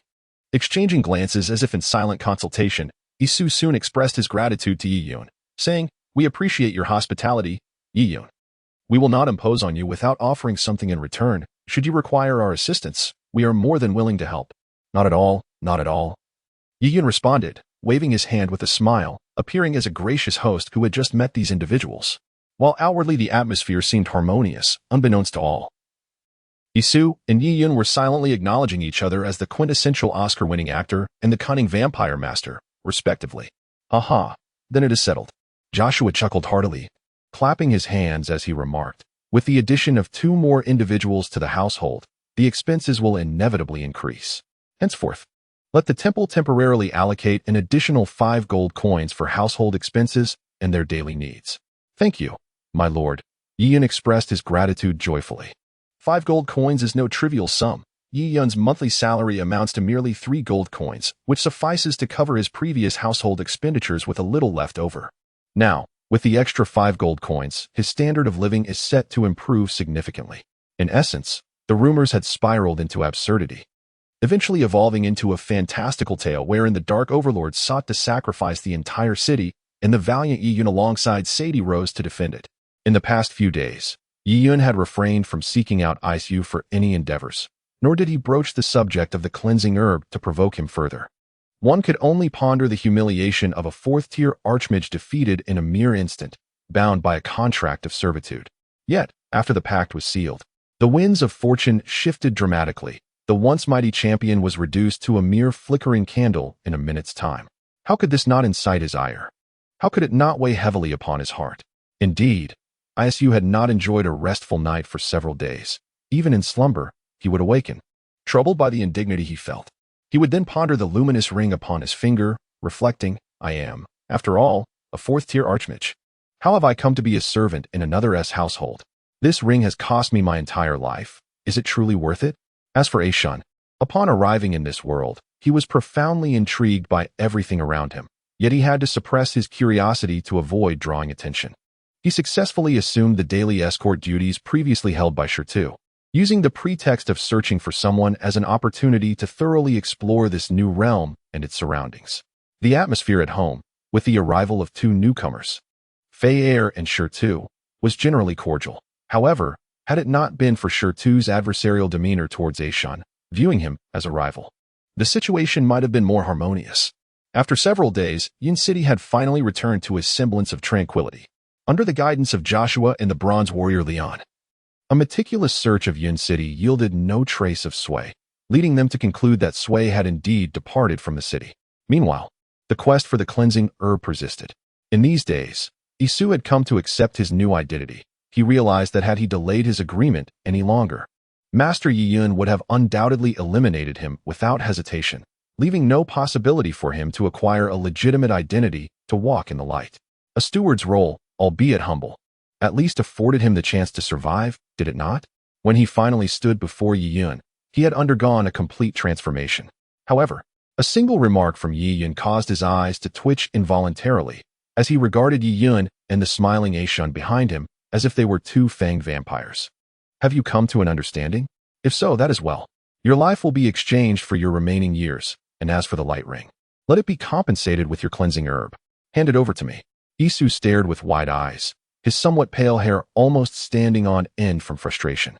He was perplexed as to how Yi Yun discovered his possession of the cleansing herb, yet the soul bond compelled him to speak no falsehoods, nor could he refuse. Reluctantly, he surrendered the herb to Yi Yun, gazing at the unassuming, shriveled grass before him. Yi Yun could scarcely believe that this inconspicuous little plant was the cleansing herb that Joshua and the princess had been fervently seeking. Had it not been for the lingering reluctance and the glimmer of tears in Isu's eyes, Yi Yun would have thought this was merely a jest crafted by Isu to mock him. Singing a tune, Yi Yun, in spite of Isu's evident heartbreak, swiftly stowed the herb into his bag and then nestled it close to his heart. As a rather mischievous reward, he tossed Isu a hefty tome. Watching as Isu's veins bulged with indignation upon reading the title, a testament to his innate composure. Observing Isu's frustrated departure, Yi Yun erupted into laughter. The cleansing herb was now in his possession. All that remained was to present it to Joshua or Her Highness the Princess to fulfill the task and attain the long-awaited reconnaissance skill. As for the method and timing of the delivery, that would require meticulous contemplation. Chapter 36. An outing in the city, the sensation might not have been so pronounced. However, in the countryside, atop the resonant Bell Mountain outside Cloud City, as he gazed at the city enveloped by towering peaks, the verdant and golden hues intermingling to cover the landscape before him, the feeling was surreal, akin to a dream. Yi Yun sat atop an extended cliff, a canvas before him, diligently applying a myriad of colors. At his feet lay Xiao Bai, languidly resting. As one gazed slowly, A scene of ethereal beauty began to manifest on the canvas with each stroke of his brush. Originally, he had no aptitude for painting. However, upon awakening one day, he discovered within himself this newfound talent. It became evident that the oil paintings adorning his bedroom were creations of the former Yi Yun.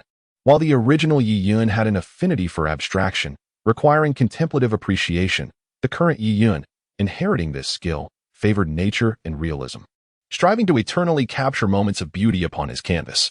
The more he painted, the more he relished the process, the tranquility soothing his heart. Behind him, Fei and Isu sat on a picnic blanket, adorned with an array of exquisite delicacies. They occasionally glanced at Yi Yun, engrossed in his art. And at the other side, were Shun and Shirtu engaged in practice, rather than a formal training session. It seemed that Shun was merely accompanying Shirtu in a display of physical exertion, effortlessly waving his hands and kicking his legs, frequently deflecting Shirtu's punches or interrupting his attacks. The stark contrast between Shun's nonchalant demeanor and Shirtu's earnest determination was palpable. Observing Shirtu, drenched in sweat and fervently attacking, Fei cast a disapproving glance and remarked, "That fool, how rare it is to venture out of the city for leisure. Yet he is so earnest in his training." After spending some time together, the dark sorcerer Isu has seemingly turned over a new leaf, genuinely beginning to accept those around him. Upon hearing Fei's words, he couldn't help but chuckle. Hee, even this old man can see it. That lad harbors a certain animosity towards Shun. Surely, you must know why? Grandfather Isu, please refrain from making such remarks. Fei's cheeks flushed crimson as she nervously fiddled with the hem of her dress.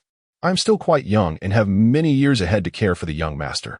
I cannot afford to dwell on such frivolities.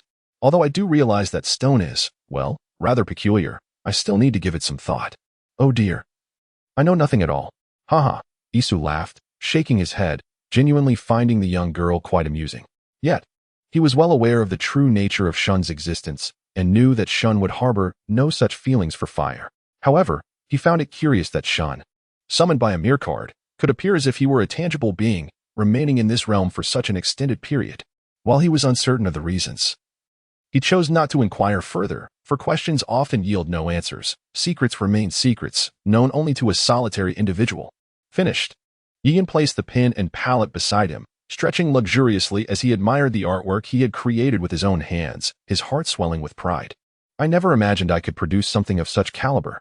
If I had possessed this skill in my previous life, perhaps I would have already become a renowned artist by now. Haha. The young master has finished his painting. Come quickly and partake in some refreshments. Fair hurriedly approached to tidy away Yi Yun's painting tools, while Isu stood nearby, nodding in approval at Yi Yun's artwork. The young master's painting is quite commendable. At this age, such skill is remarkable. Who knows, in 10 years, he may earn the title of a master in this field. You flatter me well. It brings me great joy. Yi Yun chuckled heartily, content as he settled down cross-legged on the picnic blanket, while savoring the exquisite cake prepared by Fair. He turned to Shirtu and Shun, saying, "It's about time for a break.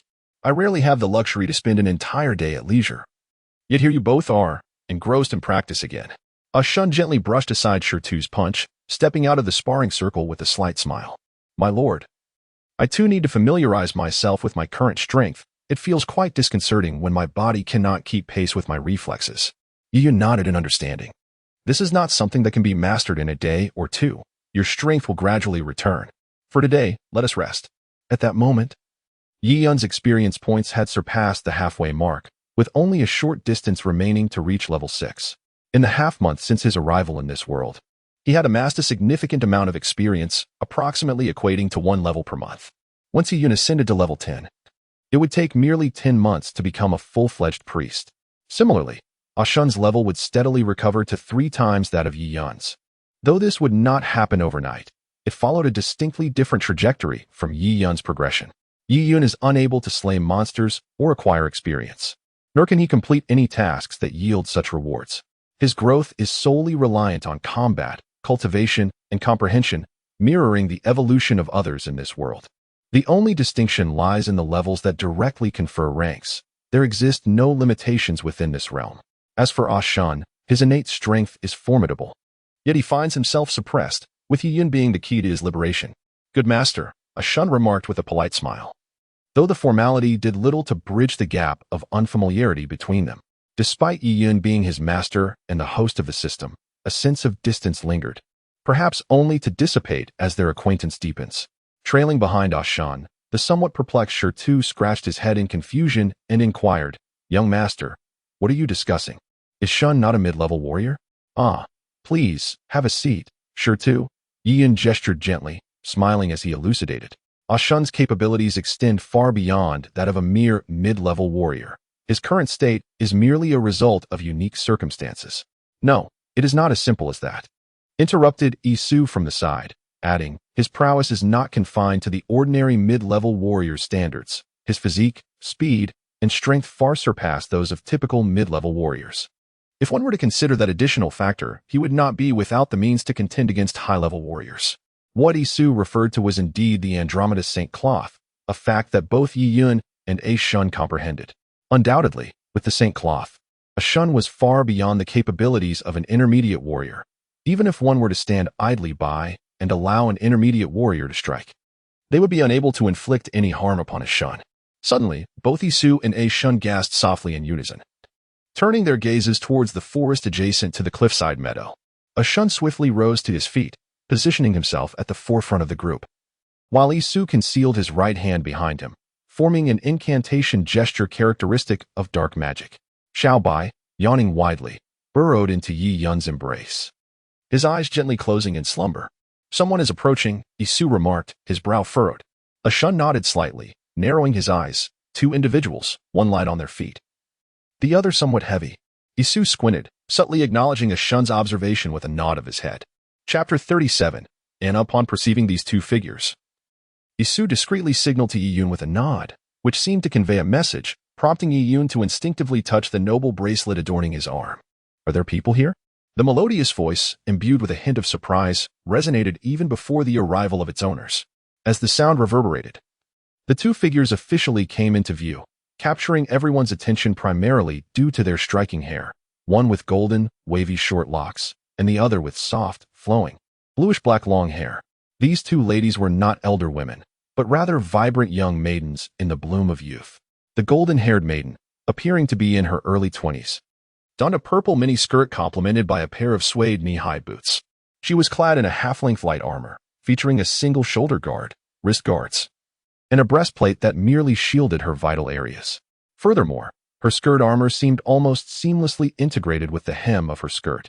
A blue longsword was strapped to her back, and she stood alertly, scrutinizing Yiyun and his companions. Supporting her was another girl, whose weary visage could not obscure her innate beauty. Her eyes sparkled with clarity. A white trench coat enveloped her form, revealing only her exquisite curves. The coat bore remnants of dirt and twigs from the mountains, yet these minor imperfections did nothing to tarnish her ethereal elegance, which radiated an air of nobility. The golden-haired maiden remained vigilant, her gaze fixed on Yiyun's family. Upon recognizing Yiyun, a flicker of surprise crossed her face. "It's you. What brings you here?" At this utterance, the other girl's expression shifted slightly, her curiosity piqued regarding Yiyun's presence in this locale. However, the picnic blanket on the ground, along with the food laid out upon it, seemed to elucidate everything. Yiyun, taken aback, pointed to himself and inquired, "Do you know me?" The golden-haired maiden furrowed her brow as she surveyed the individuals surrounding Yiyun. The girl named Fei posed no discernible threat, while the simple-minded Shirtu hardly caught her attention. However, the green-haired youth, A Shun, who stood at the forefront with a vigilant demeanor, and the elderly man beside Yiyun, his hands clasped behind him, evoked an inexplicable sense of danger within her. The golden-haired maiden scoffed lightly. "Is it truly just you? Xianer, do not be impolite." Another girl finally spoke, her voice reminiscent of a melodious oriole, sweet and resonant. The girl in white robes glanced at the newly painted artwork perched at the edge of the cliff, then at the paint smudged on Yiyun's hands as he cradled the small white creature. "I apologize for my maid's behavior. We are aware that you have encountered her before. I am Anna, the priestess of the sanctuary, and it is a pleasure to meet you. Is that painting your work? It is truly exquisite. I have never witnessed such a lifelike scene created solely by hand. May I approach to take a closer look?" The politeness and sincerity of the other maiden's apology rendered Yiyun somewhat bashful. With an opportunity for grace presented, who would hold anger towards two delicate beauties? He chuckled softly. "Thank you for your kind words. It is nothing of great value, so feel free to observe it. If you don't mind, you are welcome to rest here as well." Upon closer inspection, the skin of the maiden who identified herself as Anna possessed an almost exaggerated pallor, her lips tinged with a bluish hue. The chilling aura emanated from her, in stark contrast to Shinner, who adeptly controlled her powers, preventing them from backfiring. Indeed, Shinner seemed to be employing her abilities to radiate warmth, aiding Anna in dispelling the cold that permeated her being. Anna, scrutinizing Yi Yun's artwork, gazed upon the genuine vista that mirrored the painting. She turned to Yi Yun, a smile gracing her lips. Contemporary artists rarely employ pure technique to depict realistic paintings. The more accomplished they are, the more they tend to incorporate their magical prowess into their works. The resulting paintings may be beautiful, but they lack the unique essence that yours possesses. I find it quite appealing. Anna's smile resembled the blossoming of plum blossoms amidst the snow, momentarily stunning Yi Yun. He nodded almost unconsciously, uttering, "Thank you. You wouldn't mind if we sat down to partake in some refreshments, would you?" Anna inquired, offering Yi Yun a gentle smile. "Of course not," Yi Yun responded promptly, inviting the two to be seated. Phil swiftly prepared fresh tea for the guests, who savored the delicacies she had personally crafted. The presence of two unfamiliar individuals seemed to subdue Shur, who refrained from engaging in his usual antagonism toward Shun, or so he believed. Phil, assuming the role of a competent attendant, assisted in serving water and portioning out the food. Shun reclined against a nearby tree, his eyes serenely closed, while Isu remained seated on Yi Yun's other side, head bowed, oblivious to the surroundings. In a fleeting moment, the cliffside fell into a serene silence, interrupted only by the occasional cries of eagles and the melodious chirping of birds, lending an unusual essence to the mountaintop. Leaf Yun at times cast his gaze upon Anna and Shinner, observing Anna's fleeting expressions of discomfort and the profound worry concealed beneath Shinner's visage. A sense of unease stirred within him, echoing Anna's emotions. Particularly, the enchanting fragrance of Anna and the elegant aroma of Shinner wafted into his senses, evoking an inexplicable feeling. His eyes would occasionally drift toward the delicate napes of their alabaster necks, as if yearning to gaze deeply into their essence. Could it be that I am, at my core, merely a creature of desire? Leaf Yun pondered, unaware that his vampiric lineage had wrought this transformation upon him. His body was enhanced in every aspect, sensation, touch, smell, and more. While he understood these augmentations, he remained oblivious to the peculiar traits he had inherited from vampires, such as an intense craving for beauty, particularly for exquisite beings, and a longing for their lifeblood, a primal urge nestled deep within. In his current human form, this craving had morphed entirely. His desperate yearning for blood had transformed into a desire for possession. Certainly, while Yi Yun possesses the ability to govern his thoughts, he finds himself powerless against his impulses. He is resolute in his belief that he would not fall for someone upon their first encounter without any prior understanding. Yet, the yearning for beauty elicits a different emotion altogether. Upon witnessing Anna's distress once more, he sensed a chilling force emanating from her petite frame. Yi Yun furrowed his brow, setting by his side, and, in a moment of impulsive concern, he removed his overcoat and draped it over Anna's shoulders. He suddenly inquired, "Miss Anna, are you all right? You seem to be in quite a bad state." Both Anna and Shinner ceased their movements, lifting their gazes to Yi Yun, their faces etched with profound astonishment. Not only they, but even Fair and Shur too gazed at their young master in disbelief. Isu offered a slight smile, while Shun opened his eyes and turned to look over with a grin. Chapter 38. Revelation. The serendipitous encounter atop the mountain led Yi Yun to come across two enchanting young ladies, both of whom appeared to possess an extraordinary essence. However, this was not mere coincidence. Rather, it was a deliberate orchestration following the acquisition of intelligence, designed to appear fortuitous. Yi Yun was acutely aware of their identities. One was Princess Anna Bolin of the Bolin Kingdom. Only those familiar with her would dare to address her simply as an or princess, and whereas the general populace would refer to her as Princess Anna. The other was Princess Anna's bodyguard and personal maid, Christy, affectionately known to those close to her as Shinner. It is not an ideal plan for Yi Yun to directly hand over the cleansing herb to either Joshua or Anna, as such an approach is fraught with contradictions that could easily lead to excessive confusion. Instead, an alternative method would be more prudent. First, to become acquainted with Princess Anna before presenting her with the herb. This strategy not only promises greater rewards, but also mitigates the potential for abrupt conflicts. Thus, Yi Yun orchestrated a serendipitous encounter. Isu and Ashen, rather than idling at home, occasionally feigned a search for someone as they roamed the city, especially Isu, who might well be the second most formidable individual in Yun City, surpassed only by Joshua. Their efforts to ascertain Anna's recent activities proved relatively uncomplicated, and within a few days, they delineated her habitual routes and preferences. Every 1 to 2 days, Anna would inevitably exit the Lord's mansion through the back gate, favoring the cliffs where they currently resided, gazing at the stunning mountain vistas and the expansive sky. After descending, she would stroll through the city, drawn to lively places to immerse herself in the bustle. Today was one of those days when Yi Yun and his companions were certain Anna would venture out. Although they were unsure if she would ascend the mountain today, they decided to come nonetheless. Unexpectedly, it was Yi Yun's intention to create a beautiful painting that prompted Princess Anna's attention, as he had brought along his easel and paints. In this world, the majority of artists possess the ability to learn magic, endowing them with exceptional vision and dexterity, enabling them to create works of art directly through magical means. Unless they are crafting a masterpiece of unparalleled grandeur, their painting process is remarkably swift. It is not uncommon for them to complete a painting within a single day. However, Yi Yun is distinct from the rest.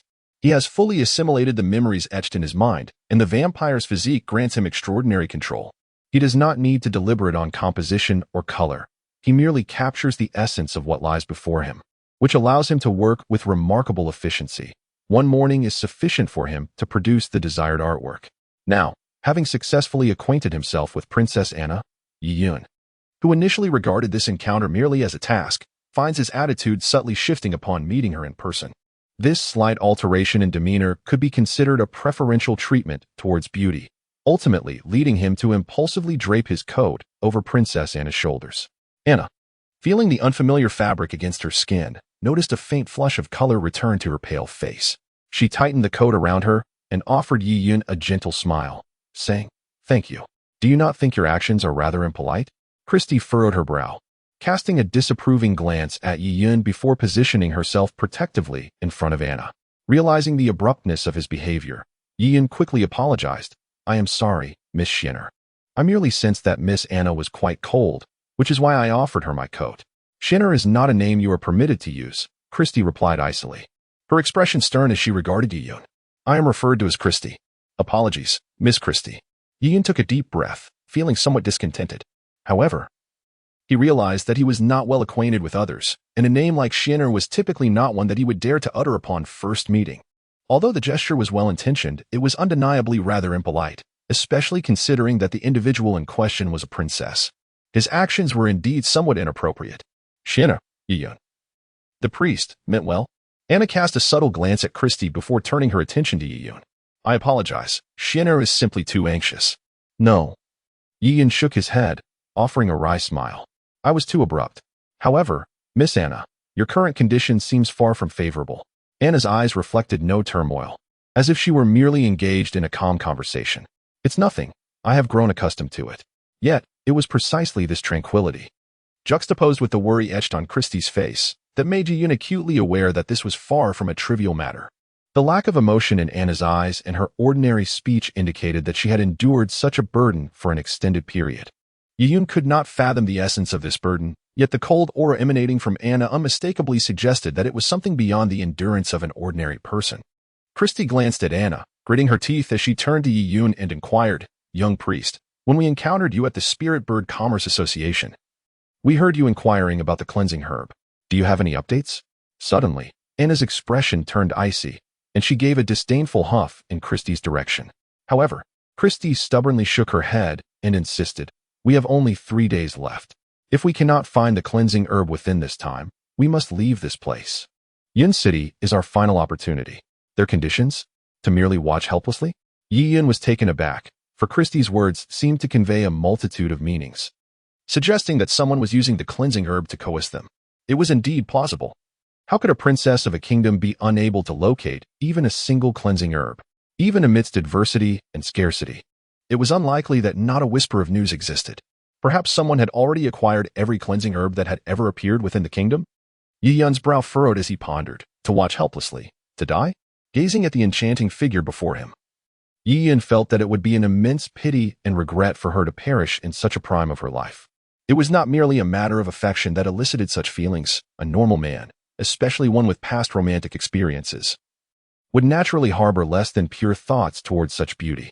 Moreover, given Yi Yun's unique circumstances, he was inclined to offer the cleansing herb to her. Yet, he could not allow such sentiments to manifest.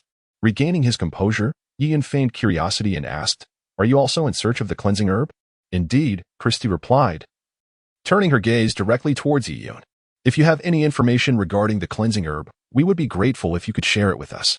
Observing Christie's unwavering determination, Anna closed her eyes and let out a resigned sigh. "No. Although I would have liked to directly hand the cleansing herb to the other party to complete the task, perhaps even garnering their favor." Yi Yun shook his head in refusal. "I merely inquired about it at the Spirit Bird Merchant Association. I did not expect you all to overhear me." Yi Yun was genuinely unaware of when Anna and her companion had appeared at the Spirit Bird Merchant Association. He had only visited once, and it was quite a coincidence that they happened to hear his words. Moreover, he had merely mentioned the cleansing herb to gauge Isu's reaction, never anticipating that Her Highness the Princess would be present at that moment. The cleansing herb? A shun, having approached the group unbeknownst to them, with his hands tucked into his pockets, remarked, "If you are referring to the small spiraled grass, I might know where to find it." Instantly, all eyes turned towards the shun. A glimmer of hope ignited in Anna's eyes, though her expression remained largely unchanged, while Christie sprang to her feet, excitement radiating from her as she gazed at a shun. "Where is it?" Unbeknownst to Anna and Christie, Yi Yun's fleeting smile betrayed his thoughts. It is not the lack of divine allies that one should fear, but rather the absence of foolish adversaries. Chapter 39. The performance, however, Christie's eagerness was unexpected, and from her words, it was evident that Yi Yun had less than 3 days to act. This made gradual approaches untenable, and Christie had unwittingly provided an opportunity. Thus, a shun resolutely stepped forward, seizing the moment. "A shun, do you truly know about the cleansing herb?" Yi Yun's expression was one of profound astonishment, as if he were genuinely unaware of the situation. A shun smiled and nodded. "Young Master Yi, if what they speak of as the washing marrow herb truly resembles that spiral-shaped grass, I happen to possess a sample, which holds little value to me." "Splendid. I have heard Lord Joshua mention that the princess seems to be in dire need of this item." "I shall return shortly to inform Lord Joshua," Yi Yun exclaimed, rising with joy and patting a shun's shoulder. "If you have no use for the washing marrow herb, I believe Lord Joshua would be more than willing to exchange it for something else." A shun cast a knowing glance at Anna and replied, "However, young Master Yi, it appears this young lady also urgently requires the washing marrow herb. Are you certain you wish to entrust it to Lord Joshua?" Yi Yun furrowed his brow slightly, displaying a commendable flair for theatrics, and addressed Anna with a hint of hesitation. "Miss Anna, may I inquire if you are truly in urgent need of the washing marrow herb? Do you truly possess the washing marrow herb?" Anna did not respond to Yi Yun's question, instead turning to a shun, her eyes radiating a glimmer of hope, infusing her with an inexplicable vitality. "Indeed, Miss Anna," a shun affirmed with a nod. "I understand," Anna replied, regaining her composure. She gently tugged at the eager-to-speak Christie, elegantly rising to her feet. After performing a noble bow to the group, she said, "I appreciate your hospitality, but we must take our leave." After Anna spoke, she prepared to leave with Christie. Observing their somewhat hurried figures, Yi Yun suddenly called out, "Miss Anna." Anna turned her head, gazing at Yi Yun with a hint of confusion. "Is there anything else?" Yi Yun looked at her with a troubled expression, his words imbued with sincerity. "If you truly require the cleansing herb, I could ask Asen to hand it over to you first. Naturally, I hope that you can provide something of equal value in exchange. As for Lord Joshua, I believe that if a princess and an oracle priest genuinely need it, there will certainly be someone willing to offer it to them, won't there?" Seeing the earnestness in Yi Yun's demeanor, Anna smiled faintly. However, Yi Yun discerned the bitterness concealed within her smile. Anna shook her head gently and softly replied, "Thank you. We will meet again. Farewell." Watching Anna and Christie depart in silence, Yi Yun shook his head slightly, murmuring to himself, "Is this perhaps excessive?" "No." Isu stroked his beard and shook his head lightly. "This approach conveys greater sincerity. What you witnessed today was merely the beautiful Miss Anna, not Princess Anna of the Baran Kingdom. I am unsure how you came to know that I possess the cleansing herb, nor do I understand why you insist on giving it to her. Although it was unexpected and somewhat hasty, this way, you will reap greater benefits and surely leave a lasting impression on Princess Anna, rather than being remembered solely for the herb." Yi Yun shook his head with a smile. Choosing not to elaborate further, yet deep within, he sensed a subtle change within himself, although he could not quite articulate what it was.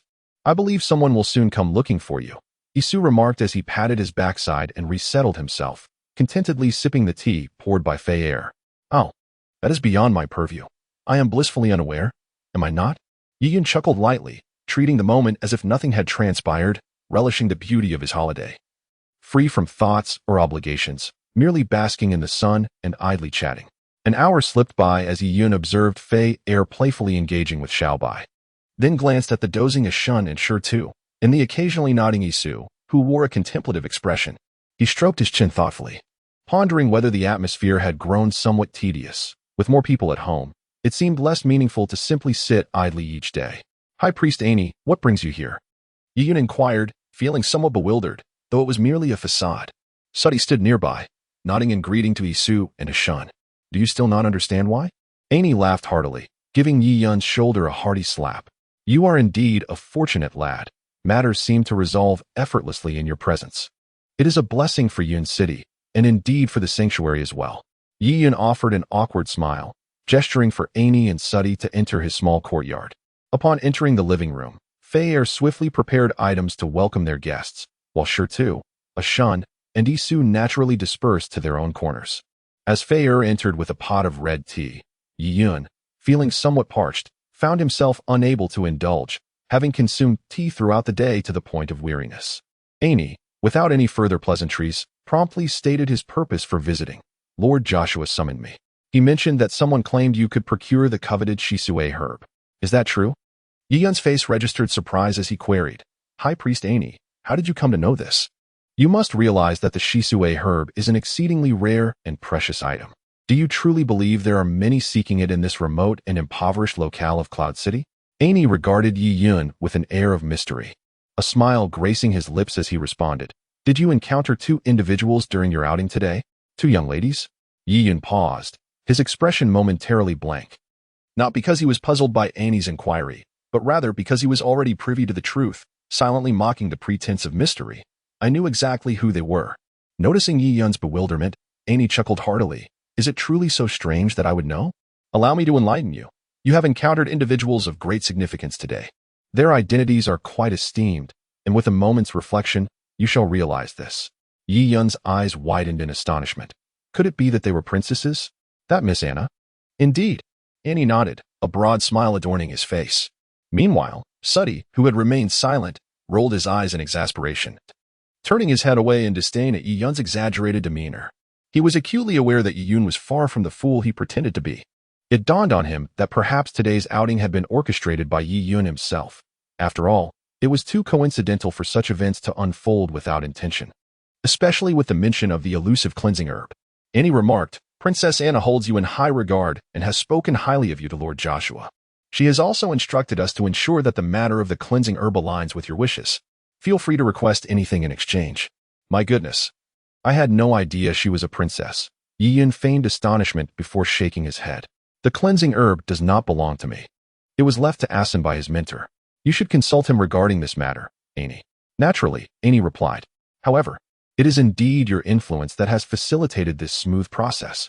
Lord Joshua wishes to speak with you personally, and the meeting is set for tomorrow."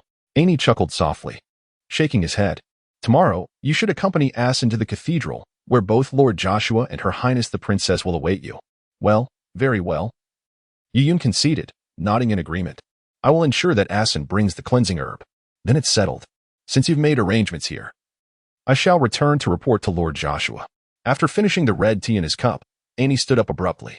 Sudi nodded at Yiyun, and the two of them subsequently departed from Yiyun's residence. Chapter 40. Discussion that night. Yiyun, Shun, and Isu gathered to deliberate on what could be suitably exchanged. After much contemplation, Yiyun found himself at a loss regarding what to offer. The System-S task rewards amounted to a mere 500 points, and the so-called affinity was something he had to earn through his own efforts. The task prompts had subtly indicated this, suggesting that vanquishing a boss would undoubtedly enhance his reputation. However, the spoils acquired after teetering on the brink of death would be handed over to Joshua and his companions, thereby garnering immense goodwill. Of course, this was merely Yiyun's conjecture. The only reward for initiating reconnaissance was indeed invaluable and could not be purchased with money. However, these benefits were conferred by the system. not something that Joshua or Anna would offer in return. If he had nothing of tangible value to present, then offering the cleansing herb would seem utterly devoid of merit. The age-old adage that unreciprocated kindness is either deceitful or opportunistic holds true not only in the previous world, but in this one as well. If he were to send the cleansing herb to Joshua under a shun's name without any expectation of recompense, it might provoke Joshua and Princess Anna to ponder whether a shun had ulterior motives. The mere coincidence of possessing the cleansing herb and bestowing it upon Princess Anna might suggest deeper intentions.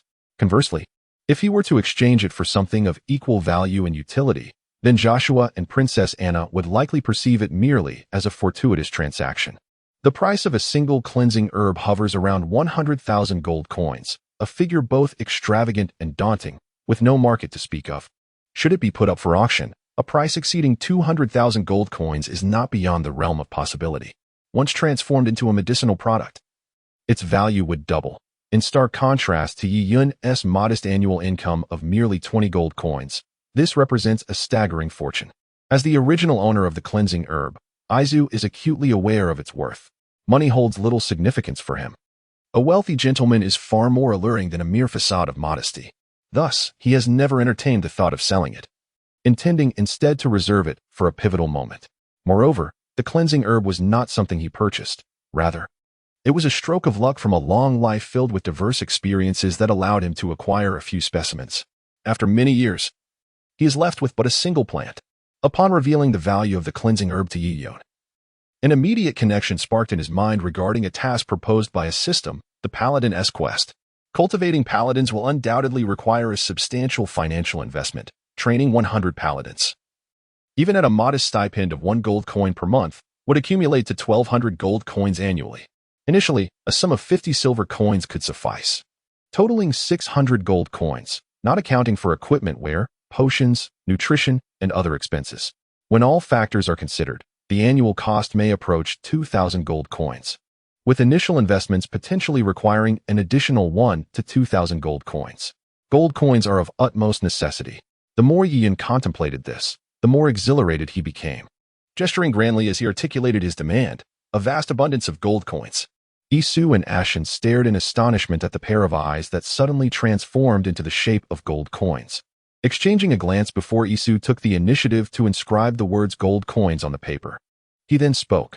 The current value of this cleansing herb should be around 200,000 gold coins.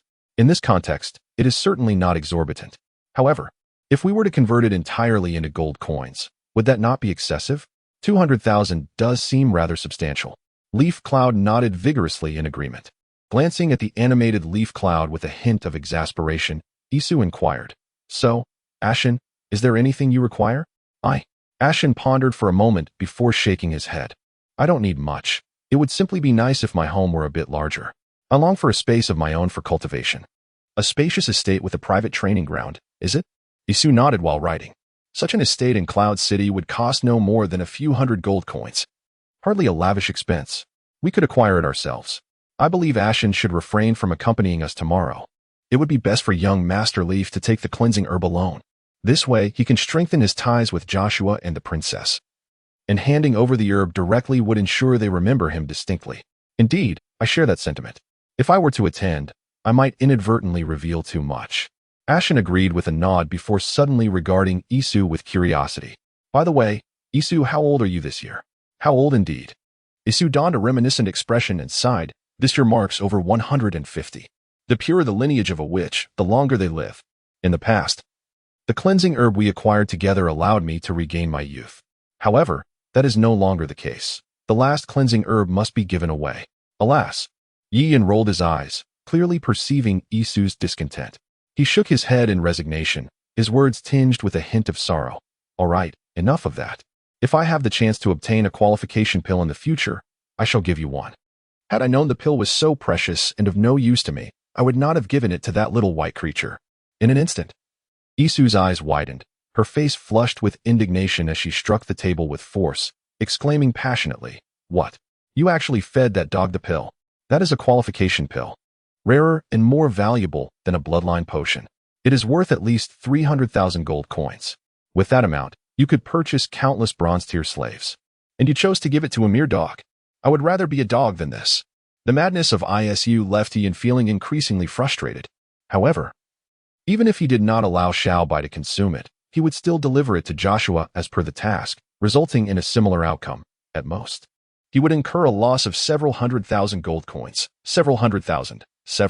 Finally, when Isu calmed down, his gaze towards Yi Yun was akin to that of a heartbroken parent observing a prodigal child, which left Yi Yun feeling somewhat helpless.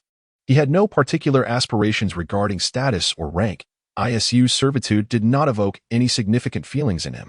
He regarded Isu merely as an ordinary servant and a friend. Through their interactions, Isu had come to understand this, which often led him to behave in such an indifferent manner. There's no point in dwelling on it. I cannot possibly retrieve Xiaobai after consuming it. As for the essence elixir, I will have other opportunities to acquire it in the future.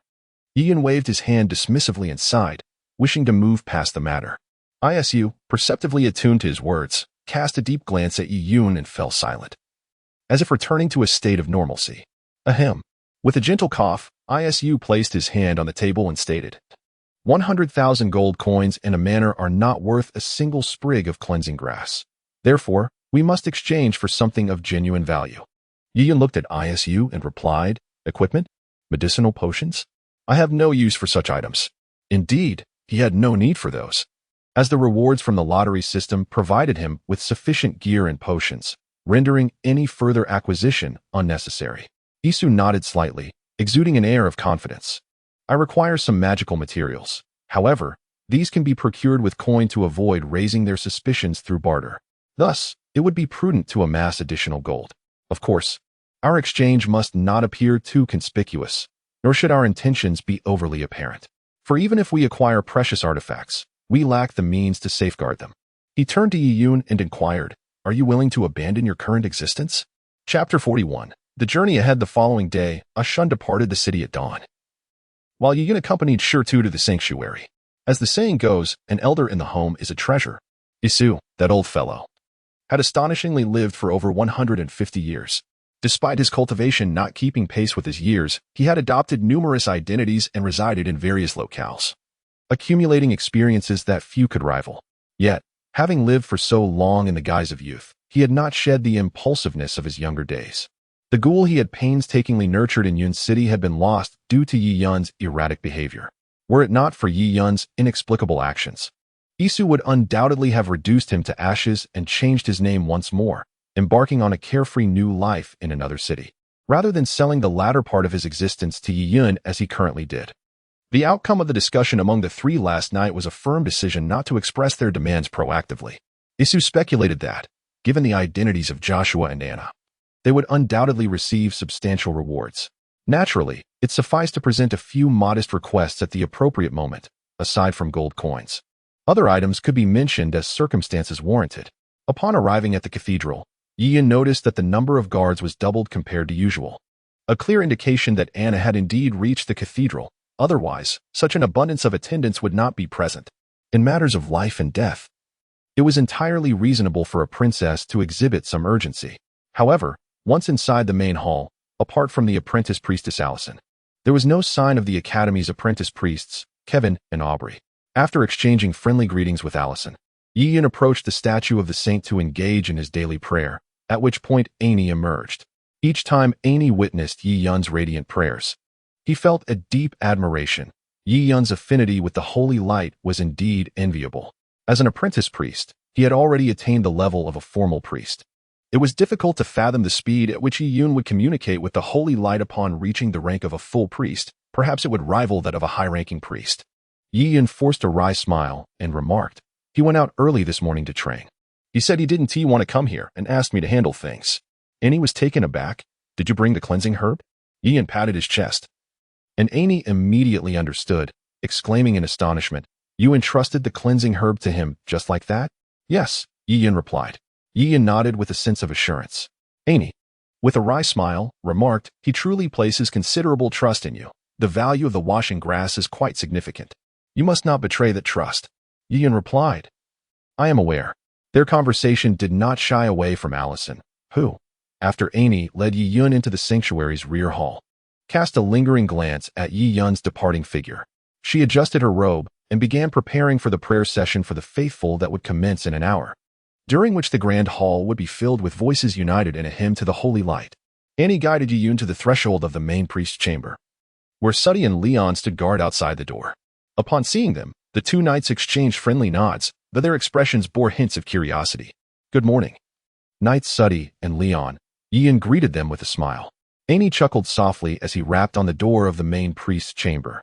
At that moment, Suddy and Leon reciprocated Yiyun's greeting with a polite, "Good morning." From within, a melodious voice resonated, and Yiyun immediately recognized its owner. Upon entering, he beheld two standing figures and one seated. Anna had donned formal attire befitting a princess, complete with a golden crown and an opulent gown. Upon noticing Yiyun's entrance, she offered him a gentle smile. Christie's attire remained largely unchanged from their previous encounter on the mountain, save for her inner gown, which was now white. She retained the same light armor, but her footwear had been replaced with iron boots crafted from the same material as her armor. The blue longsword slung across his back had vanished without a trace. Today, the oracle priest Joshua donned a golden robe that exuded an even greater air of nobility than usual, his back turned to Yiyun and the others. Lost in contemplative thoughts, "I have met Her Highness, Princess Anna," Yiyun declared, crossing his hands and performing a gesture of holy light. "Ah, you have arrived," Joshua remarked with a cheerful smile, turning to address the two, yet he was taken aback upon noticing the absence of the master of the cleansing herb. "Why are you alone? Is it that Ashun is unwilling to part with the cleansing herb?" At this statement, both Princess Anna and Christie were momentarily stunned. Gazing blankly at Yiyun, Christie's expression darkened as she stood behind Anna. "Ye priest, did we not come to an agreement yesterday?" "Lord Joshua, your highness, you misunderstand," Yiyun stammered, sensing the sudden shift in the room's atmosphere and breaking into a cold sweat. Ashun does not harbor any reluctance to present the cleansing herb. He merely felt that the atmosphere was somewhat uncomfortable, which is why he entrusted me to discuss matters with your highness and Lord Joshua. "Oh, I see. No harm done." Joshua's expression softened, and he waved his hand with a smile. Princess Anna breathed a sigh of relief, offering Yiyun a gentle smile, her demeanor warm and devoid of any condescension. "It is a pleasure to see you again. I apologize for the earlier awkwardness." "Greetings, your highness." Yiyun felt a touch of embarrassment as he gazed at Princess Anna, his limbs seemingly unsure of where to rest. Yet, this only added a glimmer of light to Christie's previously solemn countenance. "Weren't you quite audacious yesterday? What has caused this sudden change?" "I was rather impolite yesterday." "I beg your forgiveness, your highness," Yiyun said, his lips pressing together in a shy gesture as he lowered his head. "I harbor no grievances." "There is no need for apologies," Anna replied with a gentle smile, lightly shaking her head. Her dark blue hair swayed softly with her movement. And Yiyun suddenly noticed that today, her ebony locks seemed to possess an added hint of blue. Joshua, listening intently to their conversation, felt a surge of curiosity and inquired, "Did something transpire yesterday that I am unaware of?" Princess Anna shook her head. "There is nothing of consequence, Uncle Joshua. It is merely that Yiyun, the priest, is an exceptionally kind individual who took great care of us yesterday. This little fellow possesses an extraordinary audacity, undertaking tasks that others would shy away from. He has encountered danger several times yet has been remarkably fortunate." Joshua chuckled, his gaze towards Yiyun filled with satisfaction. Though he had known Yiyun for only a brief period, most of what he learned came through Annie and Sadie, who spoke highly of the young man. Having consistently achieved commendable results in several endeavors, it was a pleasant surprise to discover that Anna had sought him out again yesterday. First to discuss the matter of the cleansing herb, and then to lavish praise upon Yiyun. This significantly enhanced Joshua's impression of him, ensuring that Yiyun was firmly etched in his memory and heart. He was acutely aware that although the soul-cleansing herb belonged to Ashen, the crux of the matter rested with Yiyun. Without Yiyun's excursion yesterday or his encounter with Ashen, the herb would likely still be wandering in uncertainty. He also understood that once this matter was resolved, Yiyun would undoubtedly hold a prominent position within the palace. After exchanging a few pleasantries, Joshua steered the conversation back to the main topic. "Do you have the soul-cleansing herb?" "Yes, I do," Yiyun replied with a nod. Chapter 42. An unexpected reward. Gratitude to LMXY for their generous support. It is deeply appreciated. It must be said that the performance of this book has been quite disappointing. He retrieved a spiral little plant from his bosom, and at that moment, Yiyun distinctly sensed Princess Anna's breath hitch, while Joshua's expression transformed into one of radiant joy. And Christie could hardly contain her excitement, covering her mouth with her hand. Indeed, this was the soul-cleansing herb. Joshua, trembling slightly, accepted the herb. his countenance brimming with exhilaration. At last, we have found it. Anna, your dilemma can finally be resolved. At that moment, Anna's body began to tremble lightly as she inhaled deeply a couple of times to steady herself, her eyes sparkling with uncontainable joy. She turned to Ashen and said, "Please convey my gratitude to the child named Ashen for his willingness to part with the soul-cleansing herb. Did he mention any requirements or conditions in return?" Ashen gazed at the individual who, despite appearing mature, bore a youthful countenance that unmistakably revealed his age. In this world, there were countless 13 or 14-year-olds who exhibited far greater maturity than Ashen himself. Given Anna's nearly 18 years of age and her royal status, it was hardly inappropriate for her to address Ashen as a child. Yi-Yun remarked. He did not elaborate on specifics. He merely expressed a desire for some notes or methods pertaining to cultivation. It would be even better if he could receive some insights on alchemy and potion making. He is skilled in alchemy and potion making? Joshua inquired, intrigued. Yi-Yun shook his head. I cannot say for certain. However, he did mention that his teacher was a highly esteemed alchemist from a long-standing lineage. I see. Joshua nodded gently, glancing at Princess Anna. She smiled slightly and said to Yi-Yun, we can certainly accommodate his request. There is no shortage of cultivation notes, nor of alchemical and potion-making manuscripts within the palace. I can have a copy transcribed for him. Are these his only requirements? There are no additional demands. Yi-Yun replied slowly, shaking his head. Aside from the intrinsic value of the notes, he can make up the remainder with gold coins. Joshua chuckled. Yi-Yun, do you know the price of a single cleansing herb? Yi-Yun shook his head, feigning ignorance. At that moment, he was only pretending. During their discussion the previous day, he had clearly stated that it was worth at least 200,000 gold coins. How could he possibly be unaware of this? Especially since he was the one who first suggested the use of gold? Joshua smiled faintly and cast a glance at Princess Anna, who nodded slightly in response. Christie immediately interjected. This essence herb could fetch at least 200,000 gold coins in the current market, for those with genuine intent. It could even be sold for 300,000. 300,000! Yi-Yun exclaimed, astonished, staring incredulously at the essence herb in Joshua's hand. Is it truly that valuable? My annual salary barely amounts to 30 gold coins. Indeed, Princess Anna remarked, her eyes sparkling with amusement as she observed Yi-Yun's bewildered expression. She covered her mouth with a gentle laugh, feeling a sense of relief knowing her life was spared. A profound joy emanated from within her, and everything around her seemed captivating. Turning to Yi-Yun, she said, the essence herb is exceptionally rare. Its inherent value far exceeds this sum. This price is not exorbitant. Yi-Yun nodded in understanding. The princess then inquired softly, does he have any other needs? None, Yi-Yun replied with a smile. Old Master Isu often says that with sufficient wealth, anything can be acquired, so there is no need to trouble your highness or Lord Joshua to prepare anything special. Very well, Princess Anna contemplated for a moment before nodding. This essence herb has been of tremendous assistance to me. If your needs are merely a few notes and some gold coins, I feel that would not be commensurate with the value represented by this herb. You are a person favored by Uncle Joshua and a kind-hearted individual. Do you have anything you desire? Consider it a reward for helping us procure the essence herb. Me? Yi-Yun was momentarily taken aback. After pondering for a moment, he shook his head. I spend most of my time at the sanctuary and at home, and I don't have any particular needs. The 3 gold coins I receive as a stipend are sufficient for my sustenance. Standing behind Anna, Christie felt a sense of helplessness. She understood that Princess Anna believed this arrangement had placed a significant burden of gratitude on Yi-Yun and Ashan. Although it was merely a transaction, it was ultimately Yi-Yun's discovery of the cleansing herb that prompted this situation.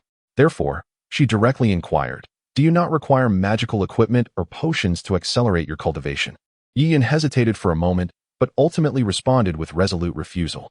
Your Highness, I am not a combat profession. Magical equipment would not be of much use to me. As for potions, I believe that the results of my own cultivation are far more reliable.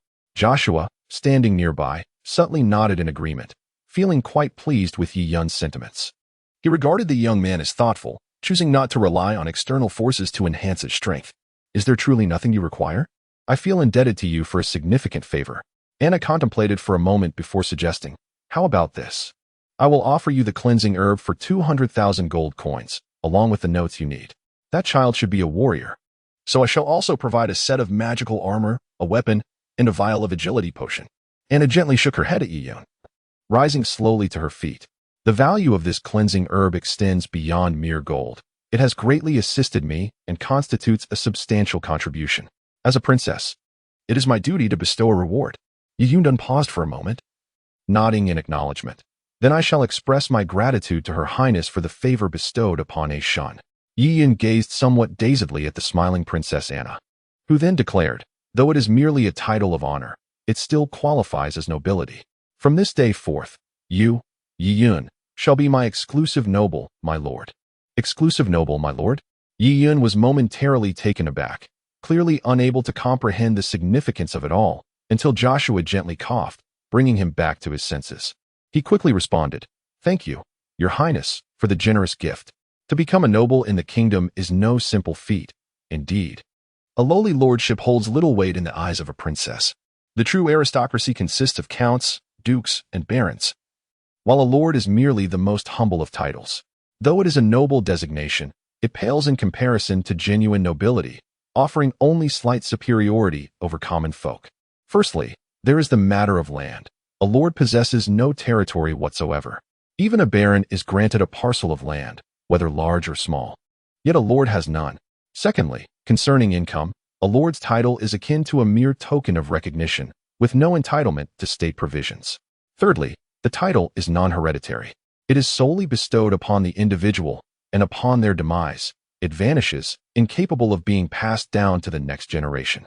The lord, referred to as a noble, undoubtedly enjoys certain privileges associated with nobility, such as the right to enter the city without dismounting from his carriage. An array of entitlements including tax exemptions for the cultivation of barren lands and reduced taxation on other levies. As a priest, he inherently partakes in these benefits.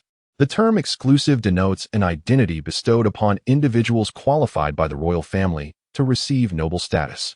Generally, only exclusive lords are granted this status, indicative of the royal family's favor, serving as a unique privilege to reward and court certain individuals.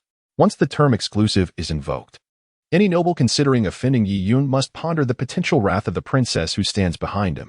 As for ranks above the lord, these require notification to the kingdom, followed by an evaluation, culminating in a document personally signed by His Majesty. Nobles possess the right to create their own coats of arms, and even a lord must ensure that the emblem reflects the royal individual who conferred their status. For instance, Princess Anna's coat of arms features a blossoming ice flower, signaling to others that he is the exclusive lord of the princess. However, Princess Anna is not at liberty to bestow the title of exclusive lord upon many. Throughout her lifetime, she possesses only 5 such opportunities. Yi Yun has thus far utilized this privilege only twice, the first being granted to Christie. Chapter 43. Exclusivity. The royal lineage is inherently limited, with direct descendants being even fewer. In comparison to the vast expanse of the Bolan Kingdom, the number of honored lords in a generation, at most a few dozen, is exceedingly meager. Furthermore, not every member of the royal family is inclined to bestow the title of honored lord indiscriminately, for once a title of exclusivity is conferred, the individual's actions become, to a significant extent, a reflection of that royal member. Christie grew up alongside Princess Anna from a very young age, even without the bestowal of an exclusive noble title. Her every action could still signify Princess Anna. Thus, the granting of the title served to strengthen their bond. Conversely, Yi Yun's elevation to the rank of honored lord was purely a stroke of fortune, were it not for the miraculous cleansing herb. Even if Yi Yun had rooted out all the hidden dark-blooded beings within Cloud City, it would have been in vain. The fact that Anna had procured the cleansing herb, a means for her to continue living without succumbing to an unacceptable condition, filled her with joy, and in her elation, it was entirely reasonable for her to grant Yi Yun the title of honored lord. As a priest of the Holy Light, possessing an exclusive noble title allows him to formally recruit up to 10 guards recognized by the kingdom. However, aside from this practical benefit, the title offers little else, placing him, rather inexplicably, in the princess's entourage, which, in reality, is little more than a decorative procession.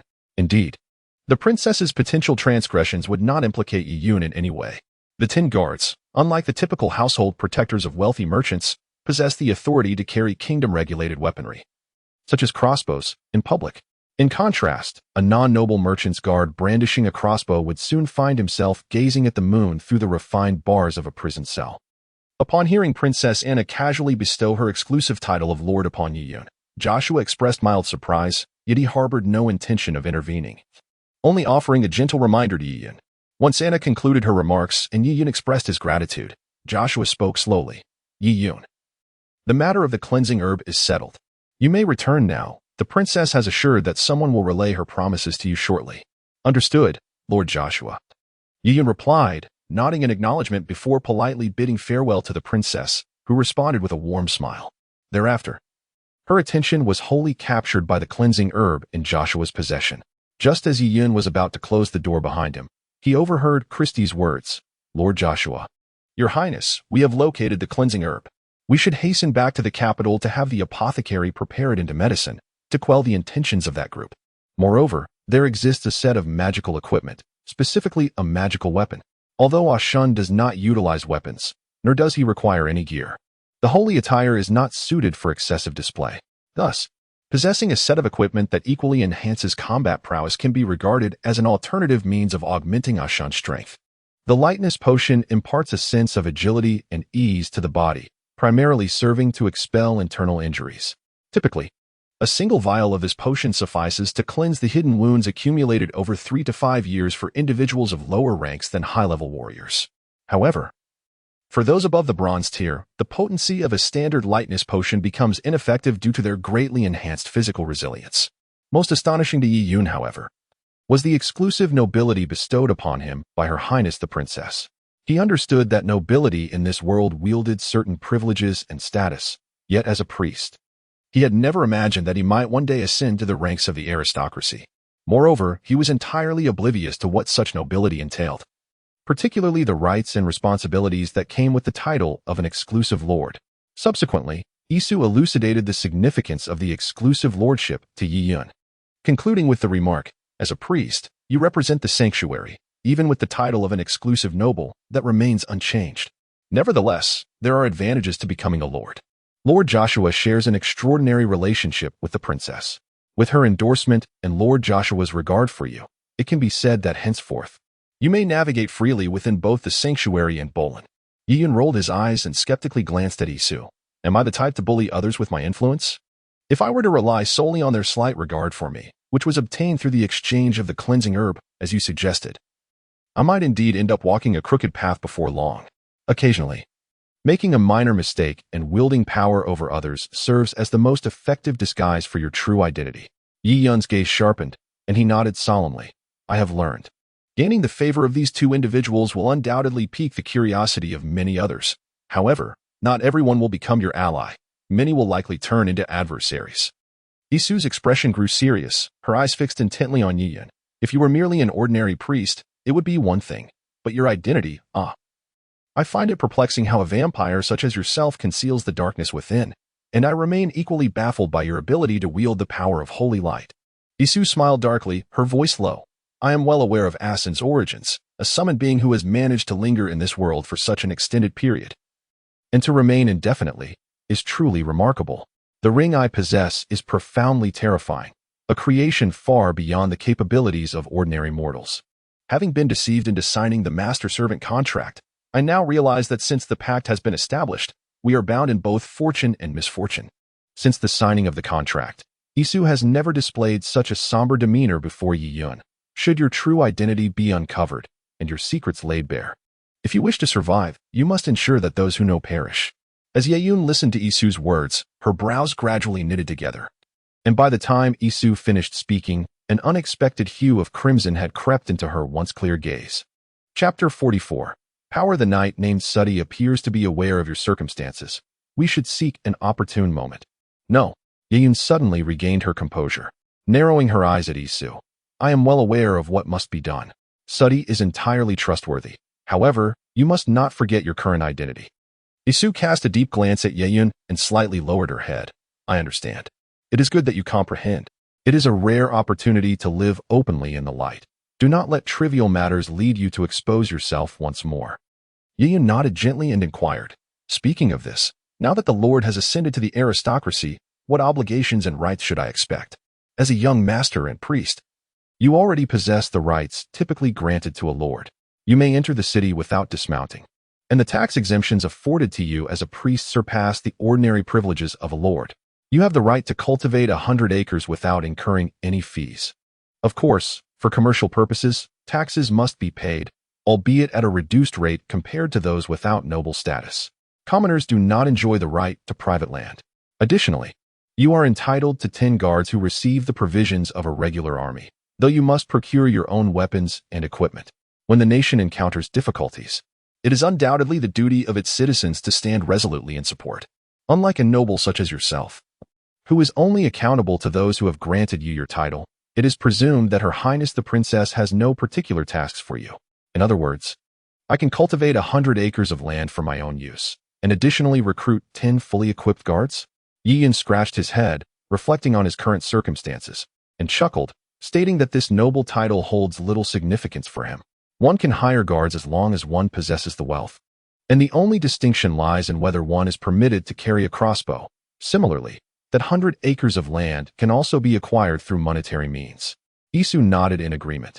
Indeed, this title merely affords you a slight elevation in status when mingling with the common folk. Yi Yun slightly inclined his head, yet his thoughts were entirely consumed by the notion of that 100 acres of land.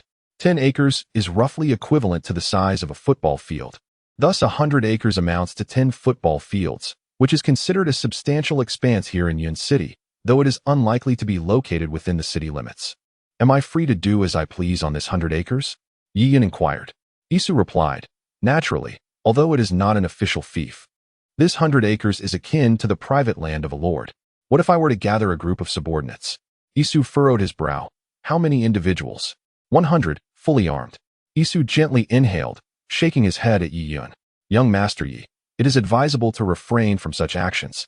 Enrolling 100 individuals poses no difficulty. However, if one were to brazenly conduct training and allocate equipment, as a mere minor noble and priest, the repercussions would be insurmountable. I understand, Yi Yun replied, furrowing his brow. He was aware of certain unspoken rules that govern this world. The notion of a noble commanding a guard of 100 was indeed excessive and could easily provoke the unease of those in power, such as the Lord of Cloud City. Nevertheless, given his current status, having 10 visible guards and around 20 household enforcers was not entirely out of the question. Then I shall recruit 30 individuals, he decided after a moment of contemplation. Once everything has been settled, I will hire 10 guards and 20 caretakers. Then clear 100 acres of land outside the city.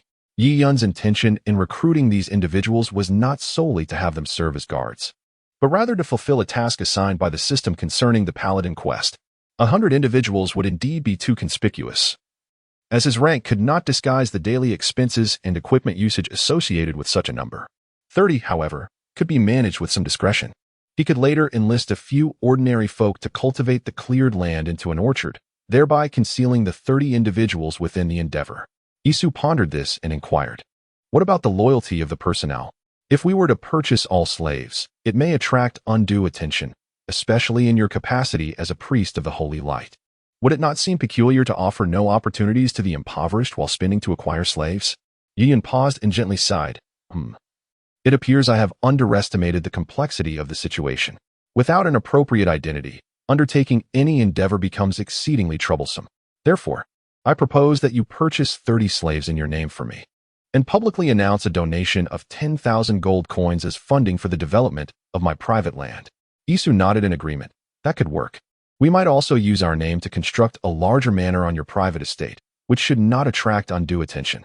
Once they had reached a consensus, they relayed the outcome to Ashen, who had no objections. However, as they awaited the arrival of the promised support, night fell. And Yi Yun departed for the chapel to stand watch, yet no one came bearing gifts, let alone the promised notes and equipment. The primary purpose of his night vigil at the chapel was to provide assistance in case of illness or injury, or to respond swiftly to any incidents that might arise during the night. This had long been a tradition and regulation of the chapel, and even in the absence of troubles, those on watch could not leave.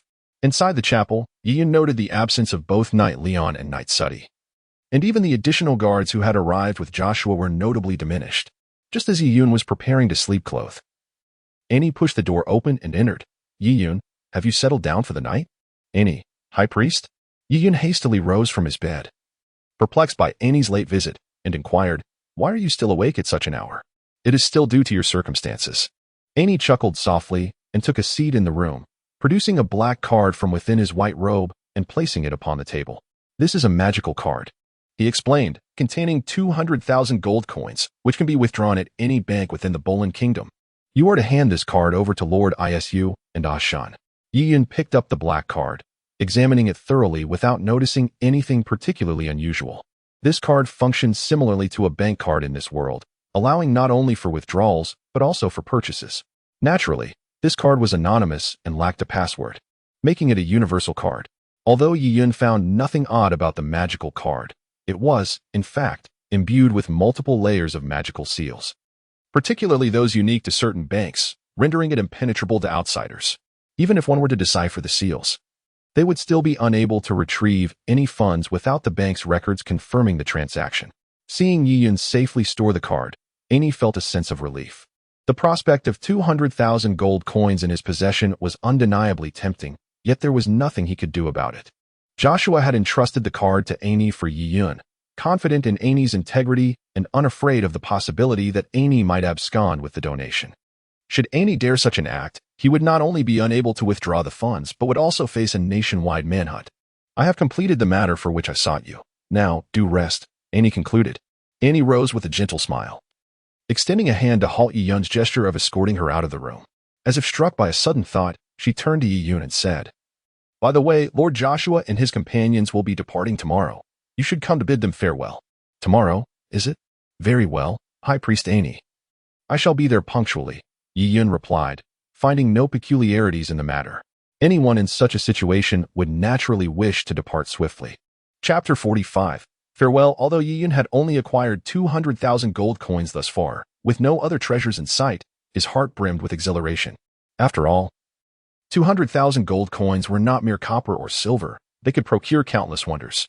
As he clutched the black magical card in his possession, his mind swirled with dreams of grandiose houses, numerous maidens, and an abundance of loyal, well-trained paladin guards. Thus, he drifted into his slumber filled with splendid dreams. And when he opened his eyes, it was already the following morning. Perhaps he had pondered too much during the night, for he was roused from his bed by Sir Suddy, who pulled him up while he still lingered in a sleepy haze, mumbling incoherently. Observing Yi Yun's disheveled state, Suddy could only shake his head in exasperation and exclaimed loudly, "Hurry up. Today, Lord Joshua and Princess are leaving. High Priest Annie has already gone to the Lord's mansion to wait. How can you still be here sleeping, oblivious to everything?" Awakened abruptly by a loud call, Yi Yun shivered slightly. As clarity returned to his eyes, he caught sight of Sadie's grim expression. Rubbing his eyes, he greeted, "Good morning, Sir Sadie. 200,000 gold coins must have you quite exhilarated." Sir Sadie cast a sidelong glance at Yi Yun, shook his head, and took a couple of steps back to allow Yi Yun to rise from his bed. "Did you not sleep well last night?" he queried with a hint of amusement. Yi Yun smiled, confirming that Sir Sadie's assumption was correct. "Let us tidy up quickly. We'll meet at the city gate." With that, Sadie strode out of Yi Yun's room. After a few moments of silly chuckling, Yi Yun recognized that the matter of sending off Lord Joshua and Princess Anna was no jest. He promptly prepared himself and emerged before Sir Sadie, looking spirited and impeccably tidy. Without further ado, Sir Sadie led Yi Yun out of the sanctuary, accompanied by 3 other novice priests from the Cloud City Sanctuary, Allison, Aubrey, and Kevin, whom Yi Yun had not seen in quite some time. Aubrey and Kevin, mirroring Yi Yun's own appearance, presented themselves as polished and exemplary individuals, leaving Yi Yun somewhat speechless. Upon arriving at the city gate, there was nothing particularly noteworthy to observe. It was eerily quiet, devoid of any signs that a prominent figure was about to depart. Yi Yun noticed several casually dressed individuals scattered around, clearly engaged in tasks of their own. Standing quietly at the city gate, the early morning light cast a gentle glow, and the flow of people entering and exiting was sparse. After waiting for a few minutes, only a handful of individuals passed through the gate. Suddenly, the sound of numerous footsteps filled the air, as Joshua and Princess Anna led a group of over 20 individuals slowly out of the city. As the two groups converged, Yi Yun and Suddy promptly bowed respectfully, greeting them with, "Lord Joshua, Your Highness the Princess." Joshua gestured lightly for the 4 to stand upright, while Princess Anna offered them a subtle smile, one that was both gracious and imbued with an unmistakable air of distance, suggesting her elevated status that rendered others hesitant to harbor any presumptions. Meanwhile, Kevin and Aubrey stood tall, their eyes betraying a sense of humility, embodying an aura of pride and excellence, eager to make a favorable impression before Joshua and Anna. Behind Joshua and Anna stood Annie and another middle-aged man, both wearing expressions of deep respect. The opulence of their attire and their positions indicated that their rank was undeniably high. The only individual who could stand directly behind Joshua and the princess alongside Annie within the City of Clouds was none other than the city lord, Roman. Despite his status as the lord of a city, he paled in comparison to the oracle priest Joshua and the royal princess Anna. In the capital, it would be inconceivable for Roman, a mere city lord, to stand directly behind either Joshua or the princess. Yi noticed that Christie winked in his direction. Yet it was evident that her gaze did not truly meet his. He instinctively tilted his head slightly, only to catch a glimpse of Allison subtly nodding and smiling in Christie's direction. This revelation momentarily startled Yi, prompting him to ponder. Were they already acquainted? Was Allison also from the capital?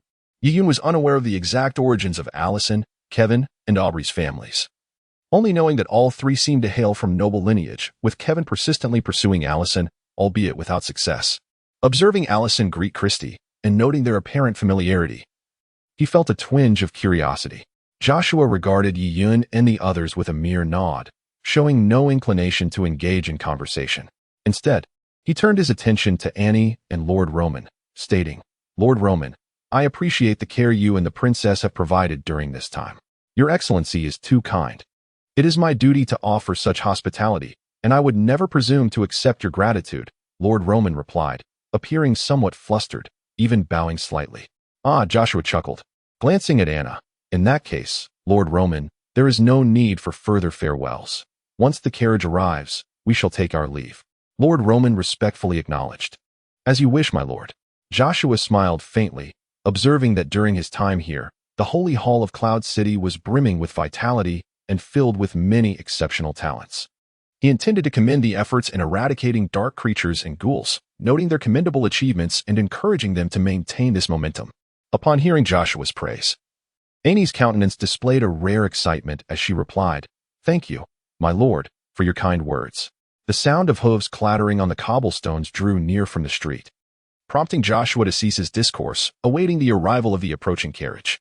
It was a luxurious vehicle, entirely white and adorned with golden lace, featuring a fully enclosed cabin spacious enough for 6 occupants.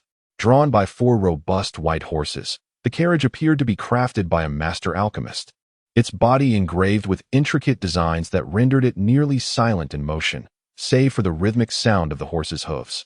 There was no discernible tremor or noise emanating from the carriage itself. Although the interior remained concealed, one could surmise its opulence. After all, how could the carriage of a princess be lacking in grandeur? Indeed, it was so smooth that Yi mused that even the 4-wheeled automobiles of his previous world might pale in comparison to its comfort. As the carriage approached the city gates, Anna, the princess, turned to the city lord with a gentle smile, saying, "Lord Roman, I have found my stay here most satisfactory. Cloud City is truly a splendid place." Chapter 46. Lord of Roman City, Yi was utterly unprepared for Princess Anna's parting words, which caught him off guard for a brief moment before he promptly nodded in acknowledgement. "Thank you for your kind regard, Your Highness. Should the opportunity arise, I shall endeavor to create the finest painting for you." As soon as the words left his lips, he noticed a subtle flush on the princess's face. She offered him a gentle smile and a nod before entering the carriage, while Christie also returned his gesture with a friendly nod. At this moment, it was evident that Kevin and Aubrey wore expressions of astonishment and intense displeasure, for Yi could keenly sense the murderous glint in their eyes. Joshua chuckled softly, offering Yi an encouraging nod before gracefully boarding the carriage himself. Shortly thereafter, the driver cracked the whip, urging the 4 magnificent steeds to proceed at a leisurely pace. As the carriage advanced, Yi observed that, unbeknownst to him, dozens of fine horses had appeared outside the city gates. Individuals clad in various attires mounted their steeds, swiftly transforming into knights and encircling the carriage, which gradually faded from Yi sight. Joshua and Anna departed as lightly as they had arrived, their exit marked by an effortless grace that only intensified the disdain that the two already held for Yi. Nevertheless, he remained indifferent to their sentiments. They were all apprentice priests, and in terms of rank and status, there was no distinction to be made. There was simply no room for fear among equals. Moreover, should Kevin and Aubrey provoke Yi, he would undoubtedly not feign ignorance. He would certainly administer a thorough lesson to the two. For Yi has never been one to tolerate such behavior. With significant individuals having departed and the crowd at the city gate beginning to disperse, Lord Roman suddenly broke into a smile and turned to Yi Yun, inquiring of Annie. Annie, High Priest, is this the esteemed Yi Yun priest? Indeed. Annie replied with a slight smile, gesturing for Yi Yun to approach. Yi Yun, pay your respects to the lord of the city.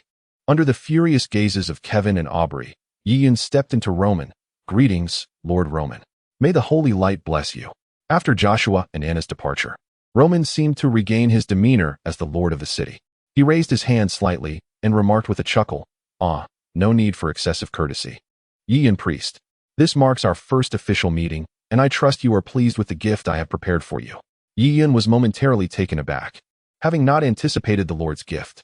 However, upon reflection, he soon realized that the gift referred to by Lord Roman was none other than his two attendants, Phil and Stone. Yi Yun expressed his gratitude with a smile. Thank you, Lord Roman. I truly appreciate the gift. They are quite remarkable. Annie High Priest added, Lord Roman, I hope you will look after this young lad in the future. Of course, Roman replied. Anyone who has garnered the attention of both Lord Joshua and Princess Anna is bound for a future that extends far beyond this humble cloud city. Who knows? I may find myself in need of assistance from him in times to come. The attitude of Lord Roman was exceedingly gracious, his words imbued with kindness as he said, Master Yi Yun, should you require any assistance from the Lord's residence, do not hesitate to seek me out. The doors of the Lord's manor shall always remain open to you. Upon hearing this, Yi Yun immediately grasped the situation. It was evident that his status as a privileged noble had come to Lord Roman's attention, likely due to the influence of Lord Joshua and Princess Anna, who had both urged the Lord to extend his care towards him. While Yi Yun's deductions were not unfounded, he maintained a demeanor of utmost politeness, clasping his hands and bowing once more to Lord Roman, expressing, Thank you, Lord Roman. Although it would not be an easy task for a city lord to deal with a priest, it was indeed quite simple to trouble one. Courtesy is rarely met with reproach, and Yi Yun ensured to uphold that decorum, reserving any disregard for Lord Roman until he reached a level of strength akin to Lord Joshua, at which point he could very well overlook Roman and the vast majority of nobles within the Bolin kingdom. As for Allison, the sole female priest of the Cloud City Sanctuary, her demeanor remained unchanged. She neither harbored animosity towards Yi Yun nor sought to draw closer to him. Her presence continued to exude an air of indifference, rendering her thoughts inscrutable. After concluding his prayers, Yi Yun lingered briefly in the sanctuary before bidding farewell to Annie and Suddy and returning home. Upon entering his abode, a white blur suddenly leapt into his chest, startling Yi Yun as he fumbled to catch the unexpected visitor. Once he discerned what it was, a smile involuntarily graced his face. Little one, you nearly knocked me over. Your strength is certainly growing. As Xiaobai grew increasingly familiar with Yi Yun, he harbored no animosity towards him. Instead, he underwent a transformation, gradually developing a reliance on Yi Yun after spending many days together. Upon hearing Yi Yun's praise, his large, dark eyes narrowed into crescent moons, revealing a smile that showcased his nearly fully grown teeth. Upon entering the courtyard, he noticed Tu toss aside the stone lock he had been holding and rush over, scratching his head as he greeted Yi Yun. Young master, you're back. This morning I went to the sanctuary to fetch you, but Uncle Reno said you had matters to attend to, so I returned alone. As he spoke, Tu's stomach emitted a grumbling sound, prompting him to chuckle sheepishly. Why not leave now? Yi Yun replied with a smile, cradling Xiaobai as he strode into the house. Inside, a table was lavishly set with a sumptuous breakfast, and Shun and Isu were already seated. Upon seeing Yi Yun, the two hastily rose to their feet. However, a sense of unease suddenly washed over Yi Yun. He had completed all 5 tasks along with a compensatory one, and he had already handed the washing marrow grass over to Joshua. Yet, he had not received any notification from the system, even though it had been a full day since he delivered the grass. With a growing sense of suspicion, Yi Yun lost his appetite and hastily finished a few bites before retreating to his bedroom, leaving Fei Er and Tu exchanging puzzled glances. Fei Er inquired, What is wrong with the young master today? This is his favorite breakfast. Tu echoed her confusion. I have no idea. Perhaps Shun knows something. As he calmly savors the food before him with a smile, while beside him, Isu glances thoughtfully at him. Chapter 47, Completion. So busy, so busy. With hundreds of papers laid out before me, certainly exceeding 500. All right, I'm dizzy from grading. The key issue lies with the humanities papers. If one cannot complete them, why not submit blank sheets? It's not like it would make much of a difference. Even if attempted, mistakes abound. I still have to scrutinize them meticulously, and then award a point or two. What is the point? Alas, where are the votes? Where are the votes? Ding. The host has completed 5 trial tasks. Congratulations, host, on becoming the sole occupant of this system. Congratulations, host, on completing the final trial task. Earning 500 points and the skill of reconnaissance. Reconnaissance, lock-on, consumes energy to detect the basic conditions of a target, non-upgradable. The cooldown period for the primary lottery has elapsed. Host, would you like to proceed with the draw? Currently, there is one opportunity remaining for the primary lottery. Has it already been 10 days? Listening to the system's incessant chatter, Yi-Yun finds himself engulfed in confusion. 10 days, merely 10 days, neither long nor short. Yet, within this brief span, an overwhelming number of events unfolded, making these 10 days feel even longer and more eventful than the entire month since Yi-Yun's arrival. After vanquishing the ghoul and injuring Suddy, I activated the system and proceeded to the Grave Hill to undertake a mission. For the first time, I utilized a summoning card. Conjuring the Charming Schwanger. From the Novice Gift Pack, I acquired various items, including my own battle pet. Foolishly, I fed my pet to the little white creature. Subsequently, I completed several more tasks, earning a chance to participate in a lottery, from which I drew a summoning card for Ashen. With Ashen's charm, I convinced Isu to enter into a master-servant contract, followed by the task of collecting washing marrow grass. Astonishingly, within merely 10 days, I had experienced so much. All of it felt like a dream to Yi-Yun. The inexplicable journey through time, the emergence of the system, and the guiding nature of the tasks, elements that previously existed only in dreams, now seemingly orchestrated for him. Yet, with the trial mission completed, no new tasks had been issued, leaving Yi-Yun with an unsettling sense of emptiness. Nonetheless, it offered a chance for proper rest. Ding. A daily task has been issued, a good deed a day. Why not wander through the city during your leisure time? You will discover numerous individuals in need of your assistance. These souls struggle daily for survival, enduring lives of hunger and inadequate clothing. They possess no faith, waiting for your salvation, to believe in you, to respect you, and to have faith in you. You shall bring them the purest light. By aiding one person in need each day, you will receive an unknown reward for this task. Task prompt, a mirror herb. The garbage cleansing grass has brought you an abundance of gold coins, far more than you could ever utilize alone. Utilize your wealth to inspire others, transforming them into your most genuine supporters. Daily tasks are not compulsory. However, persistence may yield unexpected rewards. The reputation bar has been activated. Currently standing at 10100, Bolin Kingdom, Cloud City. Some individuals have already heard of your deeds and are intrigued by your story. Yi-Yun was momentarily taken aback, having thought there would be no further tasks. To his surprise, just as he mused on this, a non-compulsory daily task was issued, along with the initiation of the reputation bar. This seemingly arbitrary daily task has inexplicably unlocked a previously dormant attribute, indicating a profound connection between the task and reputation. Although he remains uncertain about the extent required to complete this daily task, engaging in reputation-related endeavors can only be beneficial. Moreover, the rewards bestowed after each task issued by the system are quite substantial. Yi-Yun found no reason to neglect this opportunity. This system truly knows how to extract from its users. Nevertheless, having something to occupy his time is certainly preferable to idleness. Yi-Yun reassured himself, yet within, he brimmed with determination. In this bewildering world, the appearance of the system has provided him with a clear objective. The tasks assigned by the system have, unbeknownst to him, become a source of solace in his heart. Completing these tasks brings a sense of accomplishment, while moments of inactivity leave him feeling somewhat hollow. With a gentle wave of her hand, Yi-Yun remarked, "Let us first examine what treasures the beginner's lottery has to offer." Before long, the spinning wheel of the lottery materialized before her, revealing a modest selection: 2 types of potions, 2 segments of points, 2 pieces of equipment, a summoning card, and a legacy shadow. Upon noticing the 2 potions, Yi-Yun suddenly remembered that she still possessed a strengthening pill and a dream recovery pill, which she had nearly forgotten about after all this time. Additionally, there were some restorative potions and recovery elixirs specifically for use in her vampire state. As for the points, Yi-Yun had previously been unaware of their significance, and therefore had not given them much thought. However, after the incident involving Ashan, she realized that seemingly inconspicuous points could prove invaluable in critical moments. She now eagerly anticipated accumulating more points, as they might allow her to extend the duration of summoned entities when needed. The role of points in permanent summoning was, of course, self-evident.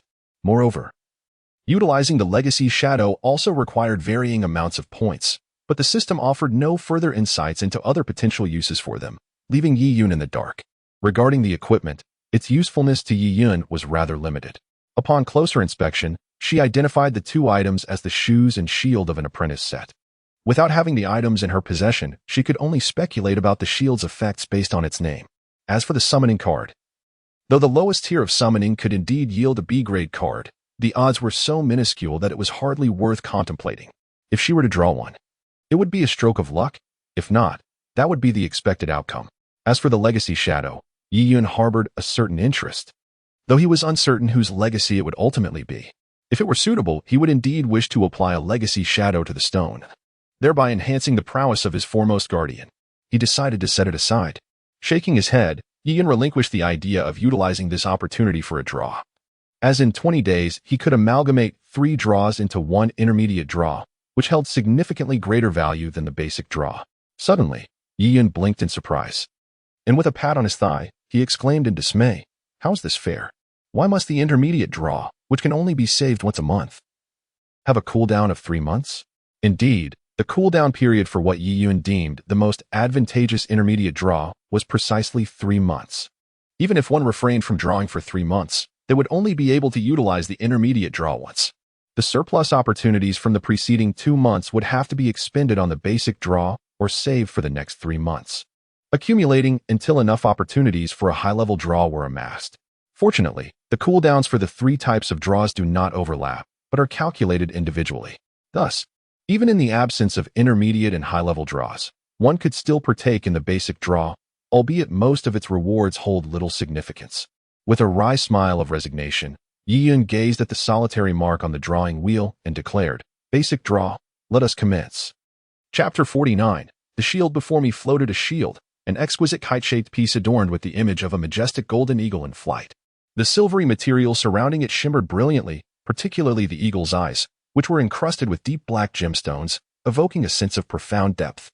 As Yi Yun gazed upon the shield, its attributes materialized before his eyes. Eagle emblem shield. The shield, successfully blocking an attack, increases defensive capabilities by 150%, while also slightly enhancing the wielder's defense, strength, and stamina. Although it appeared to be a shield of seemingly limited utility in this world, it was undoubtedly a coveted piece of equipment. Should Yi Yun choose to sell it, he could effortlessly fetch a price exceeding 10,000 gold coins, even if the buyer could not ascertain its detailed attributes. Once equipped, the shield's defensive enhancements, coupled with its boosts to stamina, strength, and endurance, would prove invaluable to a warrior.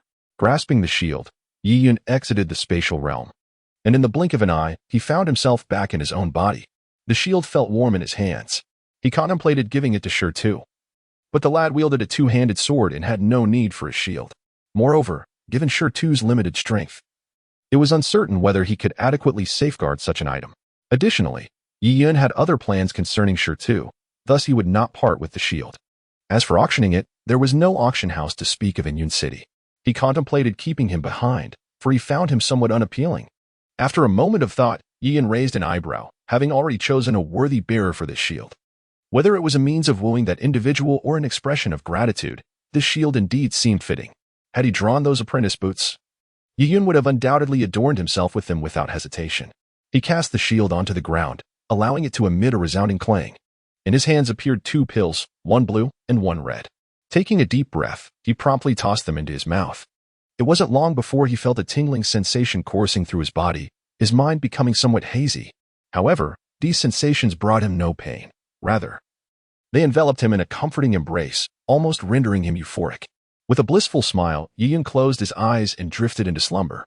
After a night of restless excitement over the gold, he finally succumbed to a deep and refreshing sleep, devoid of any extraneous thoughts or agitation. Only an overwhelming sense of relaxation. "Good morning, High Priest Ani. Yi Yun, you've arrived. What brings you here so early today?" Ani remarked, observing Yi Yun's rosy complexion and vibrant demeanor with a smile. "You appear quite invigorated." Gently patting his own face, Yi Yun replied, "I feel as though I have accomplished everything, enjoyed a restful night, and my body has nearly fully recovered. I feel exceptionally well." At this moment, Yi Yun felt an undeniable sense of well-being. Having consumed the strengthening pill and the dream recovery pill for the first time, the effects were undoubtedly remarkable. Coupled with the tripling of potency, his physical form had nearly doubled in strength, rendering him almost equivalent to a typical apprentice warrior in terms of physical prowess. Host: Yian LV8, 54-100, Race: Human Vampire Class, Cleric, Novice Priest, Low-Level Vampire, Inactive, Age: 15, 22, Reputation: 10-100, Bolin Kingdom.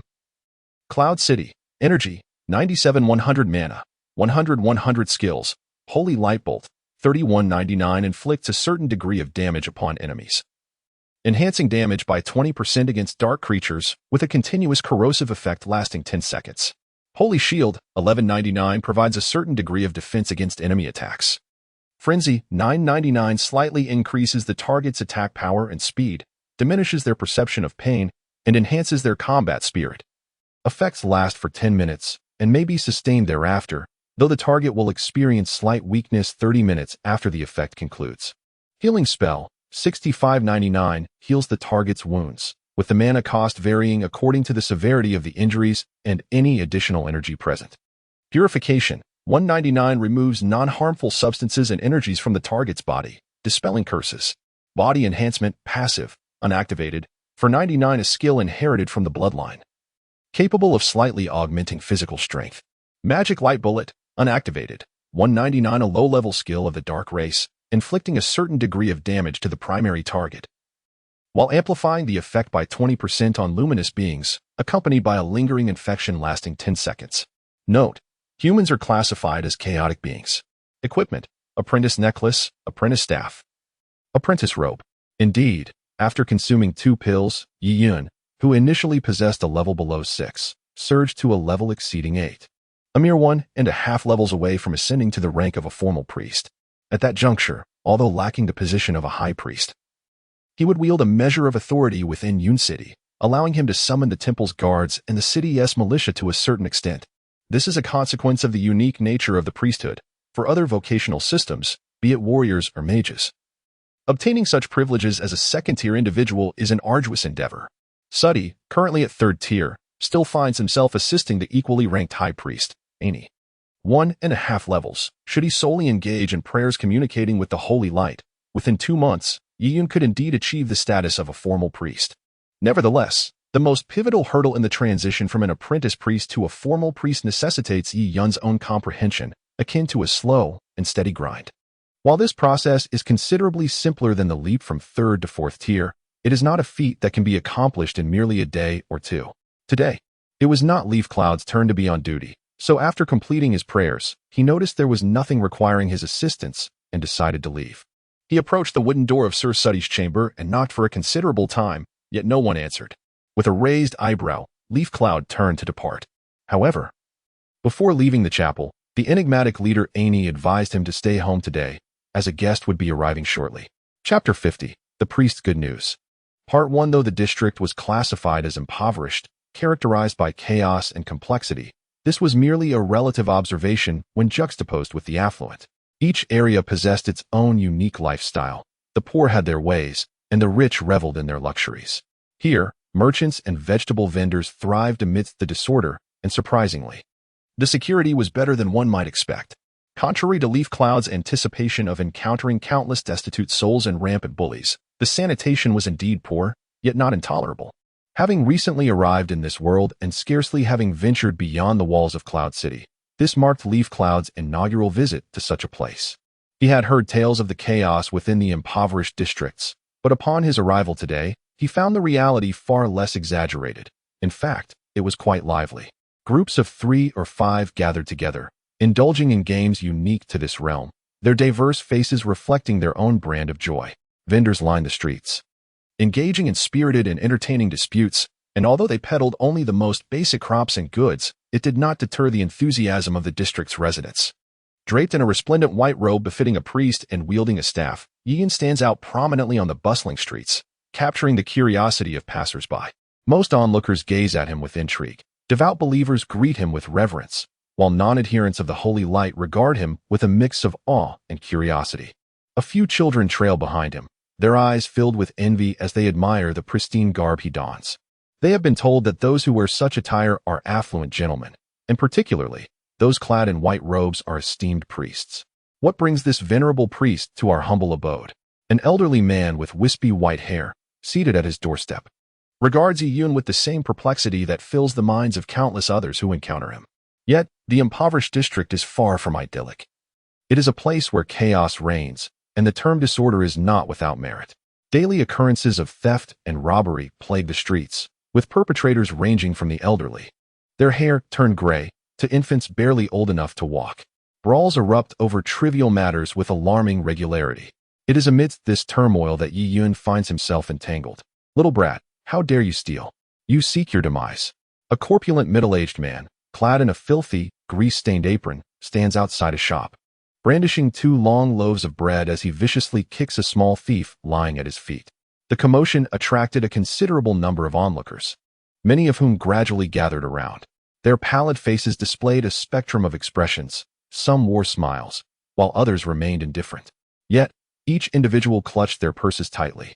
The events unfolding were all too familiar, far too mundane, and the instances of losing one's wallet amidst the chaos were not infrequent. Following the throng, Yi Yun slowly made his way forward, with no one daring to approach him closely, allowing him to reach the heart of the crowd and discern the unfortunate thief who had been assaulted. This thief was but a mere child, crouched on the ground, clutching his head in despair. His brown hair appeared somewhat parched, and his soiled face was marked by a pair of defiant eyes. His frail frame trembled under the blows of a corpulent middle-aged man, yet aside from the occasional groan of pain, no cries of anguish escaped his lips. Perhaps compelled by duty or a twinge of compassion, Ian furrowed his brow and stepped forward, exclaiming with conviction, "Cease this at once." It seemed no one anticipated that this esteemed priest would suddenly interject. The spectators turned their astonished gazes towards Yi Yun, but soon their expressions shifted, revealing a mixture of scornful laughter and knowing glances. Their faces betrayed a profound indifference to Yi Yun's noble intentions, brimming with distrust towards the outside world. And they observed with keen interest how Yi Yun would respond to the situation at hand. This is a humble bakery, where the sight of the rotund proprietor's grimy attire naturally suggests that the establishment's hygiene leaves much to be desired. The long loaf of bread he holds, as dark as a stick, is certainly not a delectable morsel. Yet, in this impoverished neighborhood, it has become an essential sustenance for the households each morning. The plump owner, with a cold sneer upon his face, intended to gauge who dared to meddle in his affairs. However, upon turning his gaze, he was met with an individual clad in the white robes reserved for holy priests, although he did not recognize Yi Yun. The swift transition from disdain to the most abject servility was striking. It left Yi Yun momentarily taken aback. The corpulent merchant's visage seemed to radiate a genuine reverence for the divine light and the priesthood, as he bowed and smiled ingratiatingly at Yi Yun, exclaiming, "Ah, it is the esteemed priest. What brings you to my humble shop? Is there anything I can assist you with?" At this moment, the child who had been struck raised his head, his 2 bewildered eyes gazing vacantly at Yi Yun, utterly perplexed as to why this imposing figure had compelled the portly owner to cease his actions. Adhering to the adage that one should not strike a smiling face, Yi Yun hesitated to speak. Moreover, the child, who was kneeling on the ground, had attempted to pilfer bread, and in truth, the fault did not lie solely with the bakery's corpulent proprietor. Thus, Yi Yun gently inquired, "Did this child steal something from you?" The countenance of the corpulent man suddenly brightened, and in a flustered manner, he exclaimed, "Indeed, indeed, esteemed priest, you may not be aware, but this mischievous little rascal and his band of thieving companions have been pilfering from the streets on a regular basis. Countless merchants have fallen victim to their misdeeds. Today, I finally caught him stealing my bread and was intent on giving him a proper reprimand." Yi Yun nodded slightly, and with a gentle wave of his staff, a radiant beam of white light enveloped the beaten child. The boy felt an immediate lightness, the pain from his earlier injuries dissipating, and the contusions upon his body began to fade gradually. Instantly, the child knelt upon the ground, straightening his back in astonishment as he gazed at Yi Yun, who was casting the spell. The stout proprietor and the onlookers were equally taken aback, completely unprepared for the priest to expend his precious energy in healing someone they deemed utterly worthless. Suddenly, someone shouted, "I understand now. This esteemed priest is the one who treated the old beggar last time. He is truly a good man." This revelation sparked a commotion among the spectators, who began to murmur excitedly, exchanging thoughts and glances, their eyes now reflecting a newfound respect and kindness towards Yi Yun. Chapter 51. The Restoration Elixir. Upon entering, the scene was a chaotic disarray, with scarcely a place to tread. Scattered about were an array of miscellaneous items collected by the mischievous little monkeys and their companions: pots, pans, bowls, forks, and an assortment of trinkets whose purposes remained a mystery to Yiyun. On a broad bed constructed entirely of wooden planks, 3 children lay sprawled out. 2 of them had already succumbed to slumber, their faces flushed and contorted with discomfort. The third child, however, exhibited a pallid complexion, his weary eyes gazing at the small monkey and Yiyun as they entered the room. Yiyun furrowed her brow, moving nimbly through the dilapidated space. In just a few strides, she reached the makeshift bed, extending her hands to touch the 2 filthy yet rosy-cheeked children. These 2, a boy and a girl, appeared to be no older than 8 or 9, likely the youngest among the little monkey-esque companions, and consequently the most vulnerable. After invoking a purifying spell, the 2 feverish children seemed somewhat improved, yet the purification magic did not possess the capacity to cure ailments. Even healing spells could merely mend wounds. When confronted with fevers, medicinal treatment remains essential. Otherwise, employing healing spells would only exacerbate their already fragile states. The third child, whose face had taken on a slight greenish hue, displayed a hint of color as well. Yiyun perceived this child to be in the most critical condition, though not as deeply unconscious as the other 2. The pallor of his face clearly indicated a severe issue. Maintaining a gentle demeanor, Yiyun addressed the child, inquiring softly, "What illness afflicts you? Where does it hurt?" Her gaze softened further, and her tone became equally tender. "I will help them, but first, I need to know your name." "My name is Rosa," the child replied. The child smiled faintly, though she appeared gravely ill. The smile was somewhat jarring. "I know my name, yet I have never used it. They all call me sister." The little monkey beside her held back tears in silence, her reddened eyes fixed upon Rosa, who lay on the bed. It was only now that Yiyun realized that if not for Rosa's disheveled appearance, she could easily be mistaken for an underdeveloped little girl. In aristocratic households, one often encounters girls of 12 or 13 whose astonishingly mature physiques reflect ample nutrition. In stark contrast, the Rosa before him was rather unremarkable in stature, hardly resembling a girl at all. Yiyun nodded slightly and inquired, "Rosa, how did you fall ill?" Rosa remained silent, diverting her gaze to the disarray of the room. Following her line of sight to a tattered bowl, Yiyun involuntarily gasped. The bowl contained remnants of food, some of which had already rotted, edibles that even the poorest of the impoverished would scorn to touch. The contents were scant but utterly chaotic, emanating a noxious stench. "Did you consume what was in there?" Yiyun frowned. Rosa weakly replied, "Yes." Yiyun, perplexed, asked, "Why would you eat such things? Do you not realize that they are inedible?" The little monkey, unable to contain his sorrow, burst into tears. He had not wept when he was struck moments ago. Yet now, he could no longer hold back. It was due to the lack of food. His sister had relinquished everything else for their sake. It was the fault of those people from the east, for if they hadn't come daily to seize their provisions, his sister would not have been reduced to such a state. And then there were the traitors, who, believing that following the sister was less comfortable than aligning with that other individual, had abandoned them completely. Yiyun's gaze sharpened with intensity. "That Tim?" The little monkey cried out. "Yes, it's that very Tim. It's all his fault." Yiyun comprehended that Tim might be the king of orphans, older than this group of children, with a greater entourage, though the specifics of his actions remained unclear. The villainous descriptions from the plump boy and the little monkey's words suggested that Tim was undoubtedly no virtuous character, regardless of whether his judgment was clouded by preconceived notions. Upon encountering Rosa and sensing her inherent kindness, Yiyun developed a profound aversion towards Tim, resolutely deciding to administer a stern retribution upon him. For the time being, this matter was set aside. Observing Rosa's deteriorating condition, the faint flush on her cheeks faded away. Yiyun furrowed his brow, contemplating the potential consequences of her diet. Consuming such substances without suffering from gastrointestinal distress would indeed be remarkable. Even with robust immunity, those items were nothing short of toxic. Could rotting food truly be fit for human consumption? It was possible she had already succumbed to poisoning. As he noted the increasing severity of Rosa's pallor and the occasional signs of her eyes dilating, he realized that even if a physician were to arrive, they might not have a remedy for her plight. This situation was becoming quite troublesome. Suddenly, an idea struck him. With a flick of his left hand, a vial containing a crimson liquid appeared, one of the rewards he had received from a quest, a small instant recovery potion. This potion was designed to provide minor healing to the user's injuries. Surely, it would be beneficial, as it was an item that did not exist in this world, bestowed upon him by the system itself. Yiyun hesitated, uncertain of the potion's efficacy on Rosa, yet he did not ponder the notion of waste.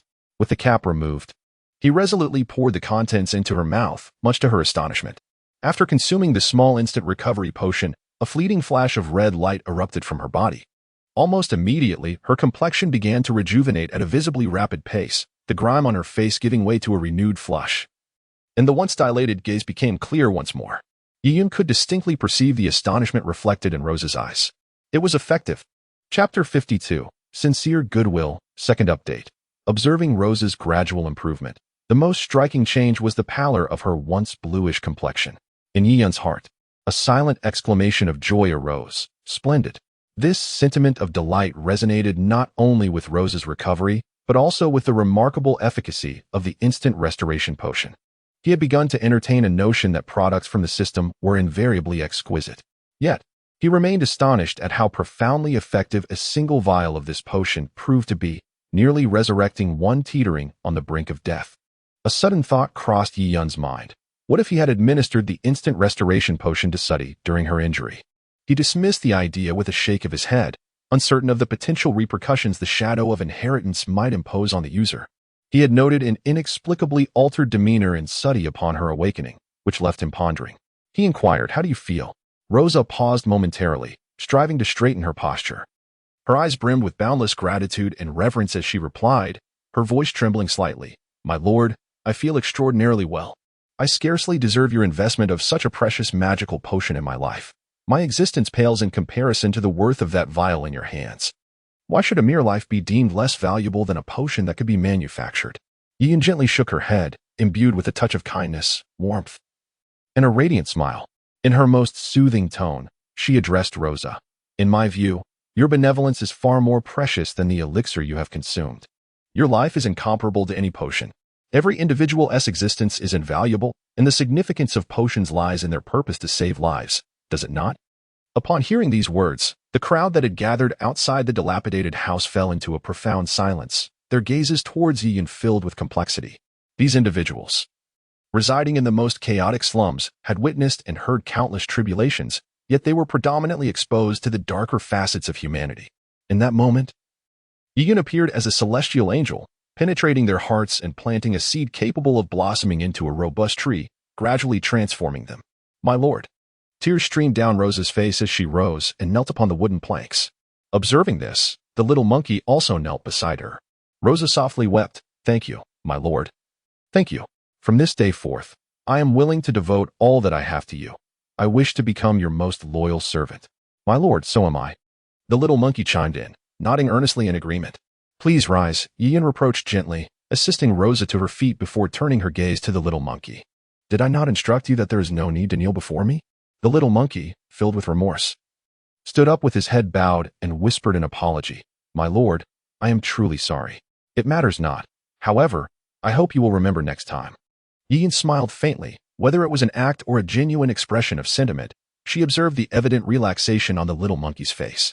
Rosa's condition was also improving, and she indeed felt a profound sense of accomplishment arising from within. At that moment, a voice filled with excitement called out from outside, instantly capturing everyone's attention. "My lord, I have brought the physician." The individual who had gone to summon the doctor returned with an elderly man clad in a gray robe, carrying a box, while a young man pulled him into the dilapidated house. "My lord." Although the physician was of considerable age, upon seeing Yiyun, he displayed a hint of surprise, bowing slightly as he addressed her before shifting his gaze to the two feverish children with flushed faces. Noticing them, he furrowed his brow slightly. Yiyun, exhibiting great politeness and grace, remarked, "Respected elder, I hope you can examine these two children. I shall cover their medical expenses." The old physician nodded gently. It should not pose a significant issue. Minor ailments seldom incur substantial costs. Yiyun shook her head. "Regardless, such expenses ought to be settled. I appreciate your assistance." "Very well," the elder replied, and proceeded to examine the two children. Rather than taking their pulses, he utilized some professional instruments to assess their conditions. Subsequently, he extracted 2 pills and 2 vials of medicine from the box, administering them to the 2 little ones. The adults observed that the 2 children were merely afflicted by a chill, with toxins entering their bodies resulting in fever. There was nothing of grave concern. After attending to their needs, the physician retrieved some medicines from his chest, and placed them on the only relatively clean wooden bed. He addressed Yi Yun, stating that with consistent medication, improvement could be expected within a few days. However, the children's frail conditions necessitated nourishment, and the medicines must be employed in conjunction with food. Yi Yun seemed to grasp the situation and inquired, "Are the medicines expensive?" The old physician glanced at Rosa before responding. "In total, it would amount to approximately 1 gold coin. This child is similarly affected. She appears extremely weakened. Although I am unaware of what concoction you have administered to her, it is advisable that she also receive medicinal support." "That is not an issue," Yi Yun affirmed, nodding as he produced another gold coin from his pocket to hand to the old physician. "Should 1 gold coin prove insufficient, feel free to send someone to the sanctum to find me. My name is Yi Yun, a novice priest of the sanctum." Although Yi Yun held the title of priest, it was essential to remember that he was merely a low-level apprentice at present. While he could manage superficial injuries to a degree, when it came to internal issues such as fever and poisoning, a novice priest would be at a loss, making the physician far more adept in such matters. The venerable physician cast a profound glance at Yi Yun, subtly nodding without the slightest hint of refusal as he accepted the gold coins. The act of seeking medical attention is not confined to another realm. It exists within this world as well. Although physicians do not hold the esteemed status of priesthood, they occupy a respectable position among the common folk, regarded as a noble profession. Moreover, most apothecaries evolve from the ranks of physicians without medical knowledge. How could one possibly concoct remedies? The old physician tucked the coins into his cloak, assuring, "I shall make the necessary arrangements for them. Thank you for your assistance." Yi Yun replied with a gentle smile, turning his gaze toward Rosa. "I have matters to attend to, so I shall take my leave. Should you require further assistance, do not hesitate to seek me at the sanctuary." Pausing momentarily, he added with a hint of hesitation, "I hope you will continue to nurture your kindness." Without waiting for Rosa or the little monkey to respond, he stepped through the door. Behind him, Rosa and the little monkey promptly knelt upon the ground, bowing thrice in reverence to Yi Yun's retreating figure. The rhythmic sound of their foreheads striking the floor resonated in the air. Yi Yun sighed softly, shaking his head gently. The onlookers outside clearly perceived the expression on Yi Yun's face, which evoked a sense of realization among them. This gentleman, who referred to himself as Yi Yun, genuinely detested being venerated in such a manner. He did not regard them as inferior beings at all. As Yi Yun advanced, the onlookers swiftly parted to create a path for him, their gazes imbued with respect. It was only after he had exited the throng that he paused and turned around, casting a glance at the crowd. The indifference that had once graced their faces seemed to have dissipated significantly, which elicited a sense of satisfaction within Yi Yun. However, his delight stemmed from more than just this transformation. He maintained a composed demeanor, adorned only with his radiant smile. This smile, though gracing a face that was not conventionally handsome, appeared remarkably charming. "If anyone is willing to renovate the homes of these children, I shall reward them with 3 gold coins." Chapter 53. A Visitor, 3rd Update. The 4th update will be released during the day. Ding. Daily task completed. Your actions have garnered you immense prestige, which shall be relayed to many more ears throughout the day. Prestige, 2100, Bolin Kingdom, Cloud City. Please continue your efforts, host. Indeed, the primary reason Yi Yun found himself spending another 3 gold coins before departing was due to the system's notification and the surge in prestige. He had accomplished but a single act, serving as a guardian angel just once, and this had catapulted his initial prestige of 10 points to an impressive 20, effectively doubling it. How could he not feel elated? He had hoped that by investing 3 gold coins into constructing a habitable dwelling for the children, he might see an increase in his prestige. Yet, to his surprise, the expenditure yielded no such reflection in his prestige value. Although 3 gold coins were squandered, Yi Yun felt no regret whatsoever. The prospect of providing a better living situation for those children filled his heart with solace, for they were indeed pitiable beings. Despite having once shared the plight of an orphan, Yi Yun's fortune far surpassed that of Rosa and the little monkey. Raised within the nurturing embrace of the sanctuary, his upbringing, though monotonous, provided him with security and comfort. Now, as a priest of the sanctuary, he enjoyed a status far superior to theirs, complete with his own abode and servants. Given his capabilities and the kindness that Rosa exuded, Yi Yun harbored no reluctance in bestowing his benevolence upon them. Nodding with resolve, Yi Yun stepped through his door, initially pondering who might be waiting for him, possibly someone significant, as conveyed through Amy.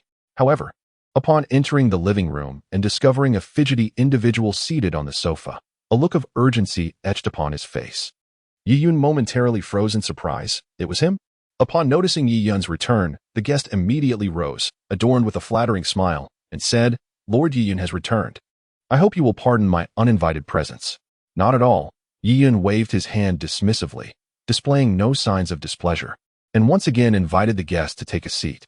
As he settled onto a chair himself, observing the guest's restless demeanor, Yi Yun began to grasp the underlying issue.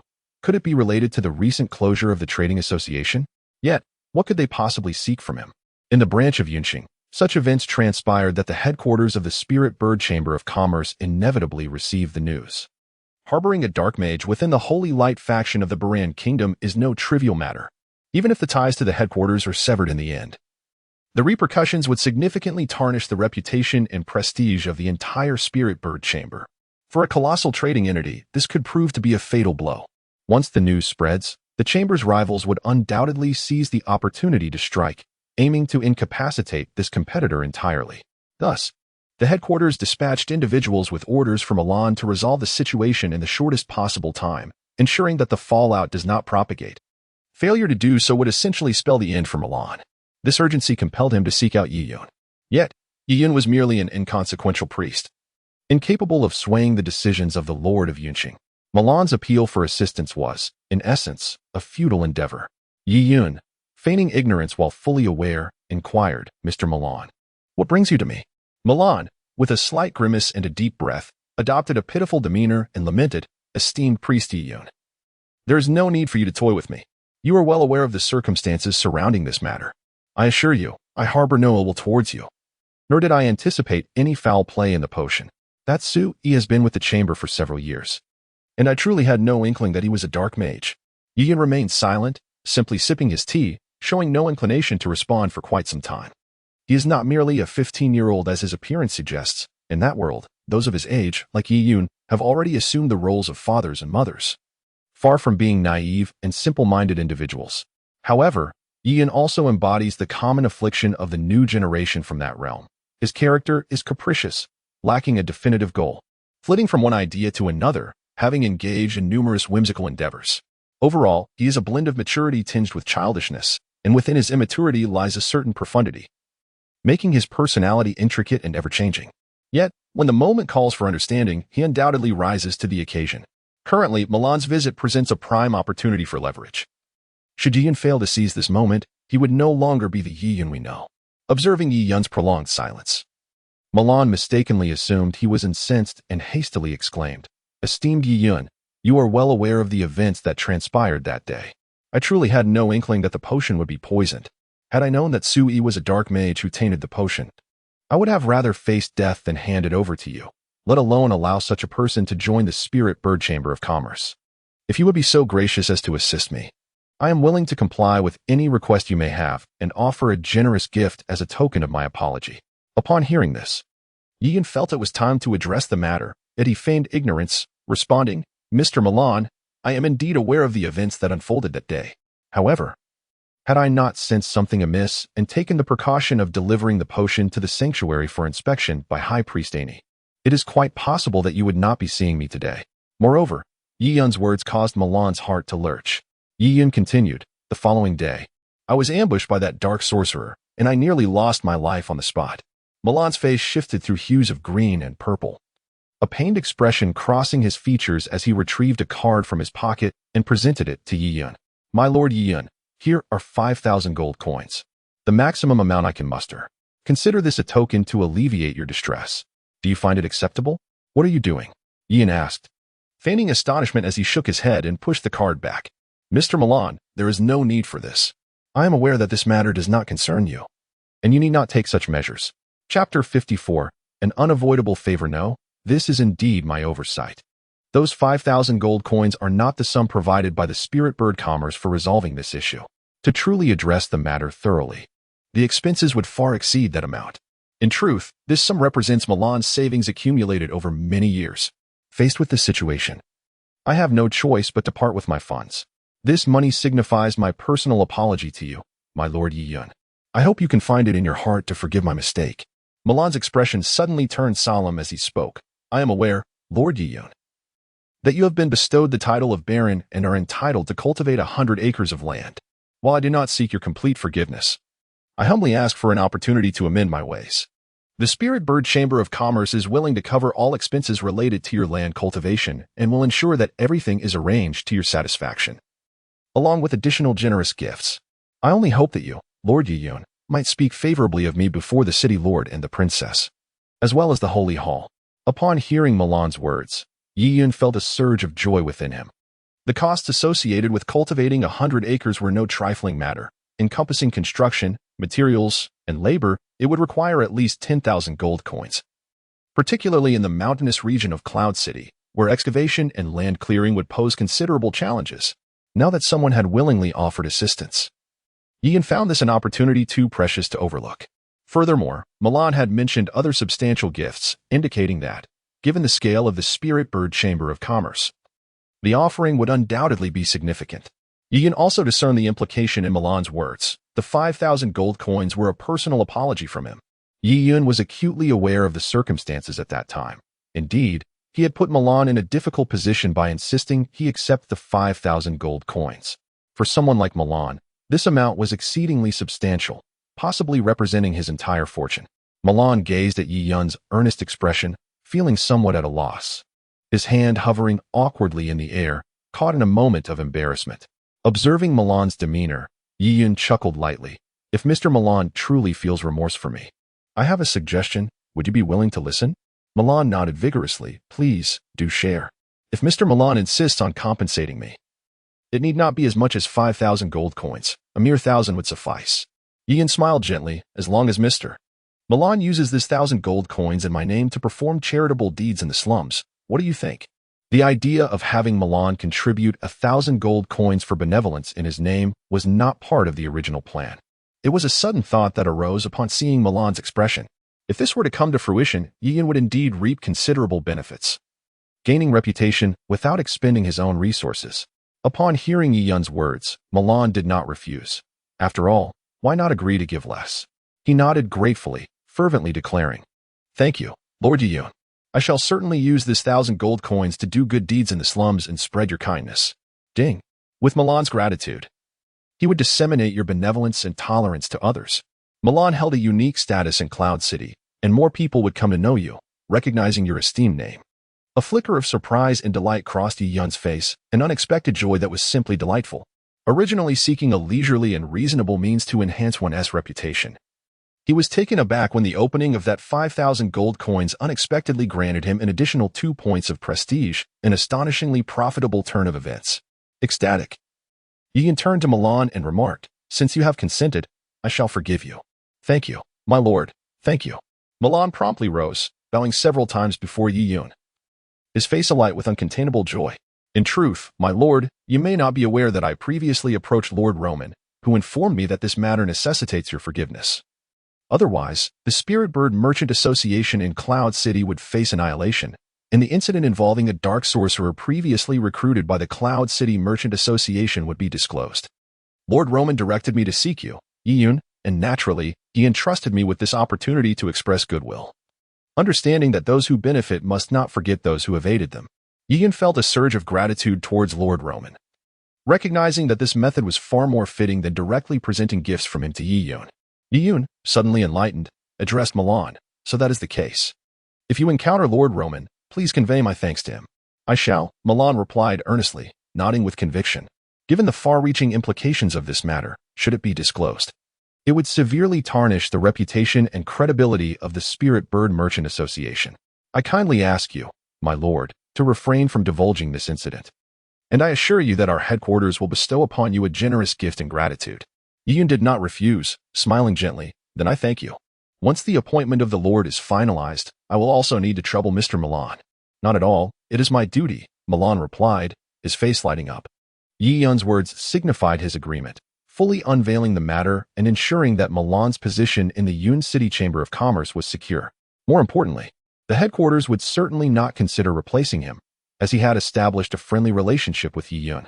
Bidding Milan farewell amicably, Yiyun watched as Milan hurriedly departed, chuckling to himself and humming a tune as he turned back through the door. It was only then that Isu and Ashen came into his view. Isu with a smile. remarked, "Young Master Yi, Milan's visit has saved us quite a sum of gold coins. With the assistance of the Spirit Bird Chamber of Commerce, the speed of land development will be unparalleled compared to our own efforts. They only need to send a 4th-tier Earth Mage, and within a few days, they can excavate the land for us." "I heard it all," Yi Yun replied, casting a sidelong glance at Isu, his smile unwavering. "Why would I refuse such a convenient opportunity?" However, I did not anticipate the swiftness of Lord Roman. Isu inquired, "Do you think his goodwill towards you is too hasty?"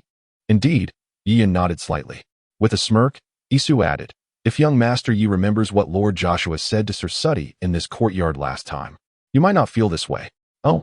Yi Yun meticulously recalled the words spoken by Joshua during his solitary visit to his home, nodding thoughtfully. Chapter 55. Entrusted to you, settling debts alongside today's achievements. Coke sought votes. The day after Milan's visit to Yi Yun's residence, the Lingbird Chamber of Commerce's branch in Yun City reopened, seemingly without causing any significant disturbance among the populace. However, news had emerged from the city lord's manor indicating that the Lingbird Chamber had merely been implicated. The reasons behind the city lord's announcement remained unknown to Yi Yun. Yet he was acutely aware that Roman had not only sold a favor he could not refuse, but had also undoubtedly reaped substantial benefits from the Lingbird Chamber. Otherwise, the swift reopening would not have been possible, nor would such news have circulated from the city lord's manor. Yi Yun found it hard to believe that Roman would overlook such a lucrative opportunity. Having agreed with Milan the previous day to visit the sanctuary, Yi Yun noticed Anir's knowing smile directed at him, which rendered him somewhat embarrassed. As a clergyman, the act of accepting bribes naturally brought about a sense of discomfort. Once others had departed, Anir called Yi Yun over, and the two engaged in conversation within the grand hall. "I heard you accomplished something yesterday, assisting several children?" Anir inquired. His interest piqued. Yi Yun was not particularly surprised by the circulation of news regarding Annie. Naturally, significant events occurring daily in Cloud City would be reported by others. Yi Yun did not believe that the events of yesterday in the slums could remain concealed from the public eye. Thus, he smiled and remarked, "Well, upon seeing them, I felt they were in need of assistance. I aim to help them with their ailments, rebuild their homes, and secure their future provisions. It required quite a sum of money." Annie nodded slightly and, with a smile, replied, "However, you have done remarkably well. The slums have always been the area with the weakest presence of the holy light, and it seems that many have developed a significantly improved perception of the cathedral following yesterday's events." Yi Yun shook his head, stating it was not much. "I merely spent a few gold coins. The guest who visited yesterday saved me a considerable amount of gold." Chuckling, Annie, perhaps aware of the situation, shook his head and smiled. "All right, let us not dwell on that. In a while, a festival will be held in a town beneath Cloud City, and a priest is needed to witness and preside over the ceremony. You shall go. Moreover, the awakening of dark bloodlines does not occur every month on the night of the red moon. In fact, it is rare for such occurrences in Cloud City to transpire even once a year. For most, the night of the red moon is not much different from any other day." Yi Yun blinked, understanding the implication of Annie's words. Only the sanctuary takes the ominous red moon night seriously, for it is a day when dark energies are at their most vigorous. For others, witnessing this phenomenon a mere 10 or 8 times throughout their lives has rendered it a mere habit, akin to how modern individuals may glance at a luxury car without much thought beyond that initial gaze. Regardless of its allure, a car remains just a car, and the streets are filled with countless vehicles. Thus, one cannot be rendered immobile by the sight of a single extravagant automobile. This holds true for the inhabitants of this world as well. A red moon is still just a moon, bearing no distinction from a regular one.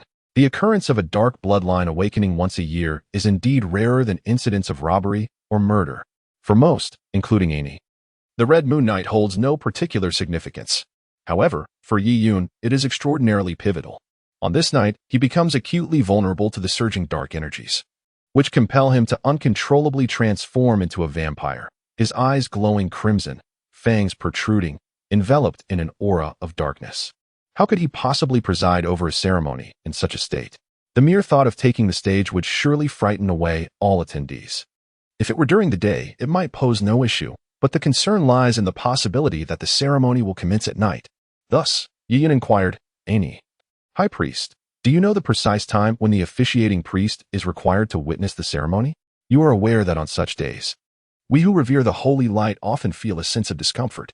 Yi Yun's expression displayed a hint of difficulty, But AI chuckled heartily, reassuring him, "Do not fret. The ceremony will commence in the morning. You merely need to assist them with the rites and witness the proceedings at noon. After all, there is still ample time until then. If you truly wish to abstain, I can send Allison in your stead. I trust the townsfolk would prefer her presence." Yi Yun offered an awkward smile, inwardly exclaiming, "AI, you have become quite mischievous." Thus, the matter was tentatively resolved. It was evident that Yi Yun would not preside over the ceremony. He had firmly resolved not to attend, for his identity as a vampire would inevitably be unveiled. Should that occur, not only would he be unable to serve as a priest, but he would also find it impossible to remain in the kingdom of Bolin. Although he harbored reluctance, it was not appropriate to outright refuse AI at this moment. Yi Yun contemplated waiting a few days to find the right moment to explain to AI his inability to attend, of course, fabricating a suitable excuse. Even though AI might not inquire further. Unaware of Yi Yun's inner turmoil, AI reflected and remarked, "I perceive that you harbor a certain compassion for the denizens of the slums. Historically, the impoverished districts of all cities have been the least illuminated by the holy light, and they harbor the fewest believers in it. I believe the actions you took yesterday present an excellent opportunity for our sanctuary to intervene directly in the slums." Yi Yun nodded, indicating his agreement with Annie's perspective. Following their visit yesterday, he had observed that the inhabitants of the slums seemed to regard the holy light with a detachment unlike that of people from other regions. Their indifference was palpable, as they appeared almost unconcerned with matters that did not directly affect them. Even the scant kindness they displayed was primarily directed towards their own kin. During his visit, he had initially received but a few smiles. The overwhelming responses were indifference and curiosity. The events of yesterday had already begun to establish a nascent reputation for him in that area, and he hoped that through his efforts, those in need would begin to embrace the faith of the holy light. Annie regarded Yi Yun with a serious and earnest expression, stating, "From today onward, the dissemination of faith in the slums is entrusted to you." "Me?" Yi Yun was momentarily taken aback. Incredulity etched on his face as he pointed to himself. "I have never preached before. During my time in the Bolin Archdiocese, I received no training in this regard. Surely, someone like Allison would be more suitable, as they possess prior experience in evangelism." Annie gently shook his head, his gaze imbued with profound meaning as he replied, "While they may possess experience, they are not suited for this task, nor am I. You alone are the most fitting candidate within the entire Cathedral of Cloud City. Engaging in such endeavors requires no specific experience, it merely calls for your sincerity. Those who have lost their way possess sensitive hearts, and they will undoubtedly sense your genuine intentions." Chapter 56. Along the streets as noon approached, Yi Yun once again departed from the Holy Hall, perplexed by the enigmatic thoughts of Annie. The implications of Annie's words seemed to cast upon him the entirety of the pressing responsibilities that the Holy Hall of Yun City must address, leaving him utterly bewildered. He had consented to undertake Annie's second task, which entailed the missionary work in the impoverished districts and the stabilization of faith across other areas of the city. However, upon accepting this mission, he found himself devoid of any clear direction or experience on how to proceed. Yet, with the acceptance of this task came a modicum of authority. At that moment, aside from Sir Sadie, Yi Yun held the liberty to mobilize the guards of the Holy Hall. Following Sir Sadie's injury and the sacrifices of several junior warriors, the Holy Hall had replenished its ranks. In addition to the esteemed Sir Sadie, there were now over a dozen junior warriors, as well as an impressive contingent of at least 50 ordinary guards and personnel from the Holy Hall. Initially, as a novice priest, Yi Yun could only command a limited number of ordinary guards and staff. However, a single proclamation from Annie elevated Yi Yun to the third highest position of power within the Holy Hall of Yun City, following Annie and Sir Sadie. Beyond the Holy Hall, Yi Yun also acquired command over a squad of city guards, specifically the unit he had previously led on patrol within Yun City. Thus, although these forces did not truly belong to him, Yi Yun had nonetheless gained a semblance of authority. Upon receiving a task from Annie, Yi Yun found himself endowed with the authority to command a squad of the sanctuary guards and a contingent of the city militia. This evoked a reflection on his daily missions, leading him to perceive a certain ease in accomplishing Annie's assignment, akin to setting daily goals and aspirations. It instilled within him an irresistible urge to persevere. Additionally, the notion of receiving task rewards based on completion piqued his curiosity about the nature of the rewards that would materialize upon fulfilling the system's requirements. In essence, the prestige he sought was not bestowed by the system, but rather earned through his own endeavors. The task of performing daily acts of kindness merely served as a guide for him to engage in meaningful actions. Yi Yun was acutely aware that, unless the shadow of inheritance was employed, the system lacked the capacity to influence the thoughts of others. This very realization rendered the system all the more trustworthy in his eyes. The idea of a force capable of swaying human hearts residing within an individual's mind was not one that would evoke worry in him. Having departed from the sanctuary, Yi Yun had no time to wander aimlessly. Instead, a thought took root in his mind, an idea that could once again augment his prestige. He instructed a mere guard from the sanctuary to use the token bestowed by Annie to mobilize the city militia squad, enlisting the aid of an individual accompanied by 3 novice warriors to venture forth to the slums. Upon arriving at the outskirts of the slums, Yi Yun gazed at the archway before him, a mere threshold that starkly divided the impoverished area from the more affluent districts. In a single step lay the chasm between heaven and earth, the distinction between the lowly and the esteemed. Within the slums sprawled chaotic and filthy streets, while just a few dozen meters away, cleanliness and order reigned supreme. Although the notion of shifting scenes may seem exaggerated, this brief distance indeed segregated the slums, rendering it one of the most despised locales. Standing in the middle of the road, Yi Yun attracted considerable attention, particularly due to his flowing white robe and the 3 stern armored guards flanking him. These 3 guardians, who had previously collaborated with Yi Yun during patrols, exchanged puzzled glances as they observed him lost in thought. A blue-haired youth approached Yi Yun, whispering softly, "Master Yi Yun, do we have a specific task upon our arrival here?" Yi Yun was roused from his reverie by the youth's inquiry. With a contemplative glance at the towering archway, he nodded slightly before turning to the young man beside him. "Lei Rue, I apologize for my distraction. I didn't quite catch what you just said." Lei Rue was nearly 20 years old, with a robust physique that towered a head above Yi Yun. His square face, framed by blue hair, exuded a delicate charm rather than a ruggedness. Adorned in gleaming silver armor and wielding a single-handed longsword, he sported a brown scarf around his neck, which indeed captivated the attention of young girls. Standing beside Yi Yun, he undeniably overshadowed her presence. Upon hearing Yi Yun's words, Lei Rue absent-mindedly rubbed his nose with his index finger and, with a slight smile, inquired once more, "Yi Yun, do we have a mission here?"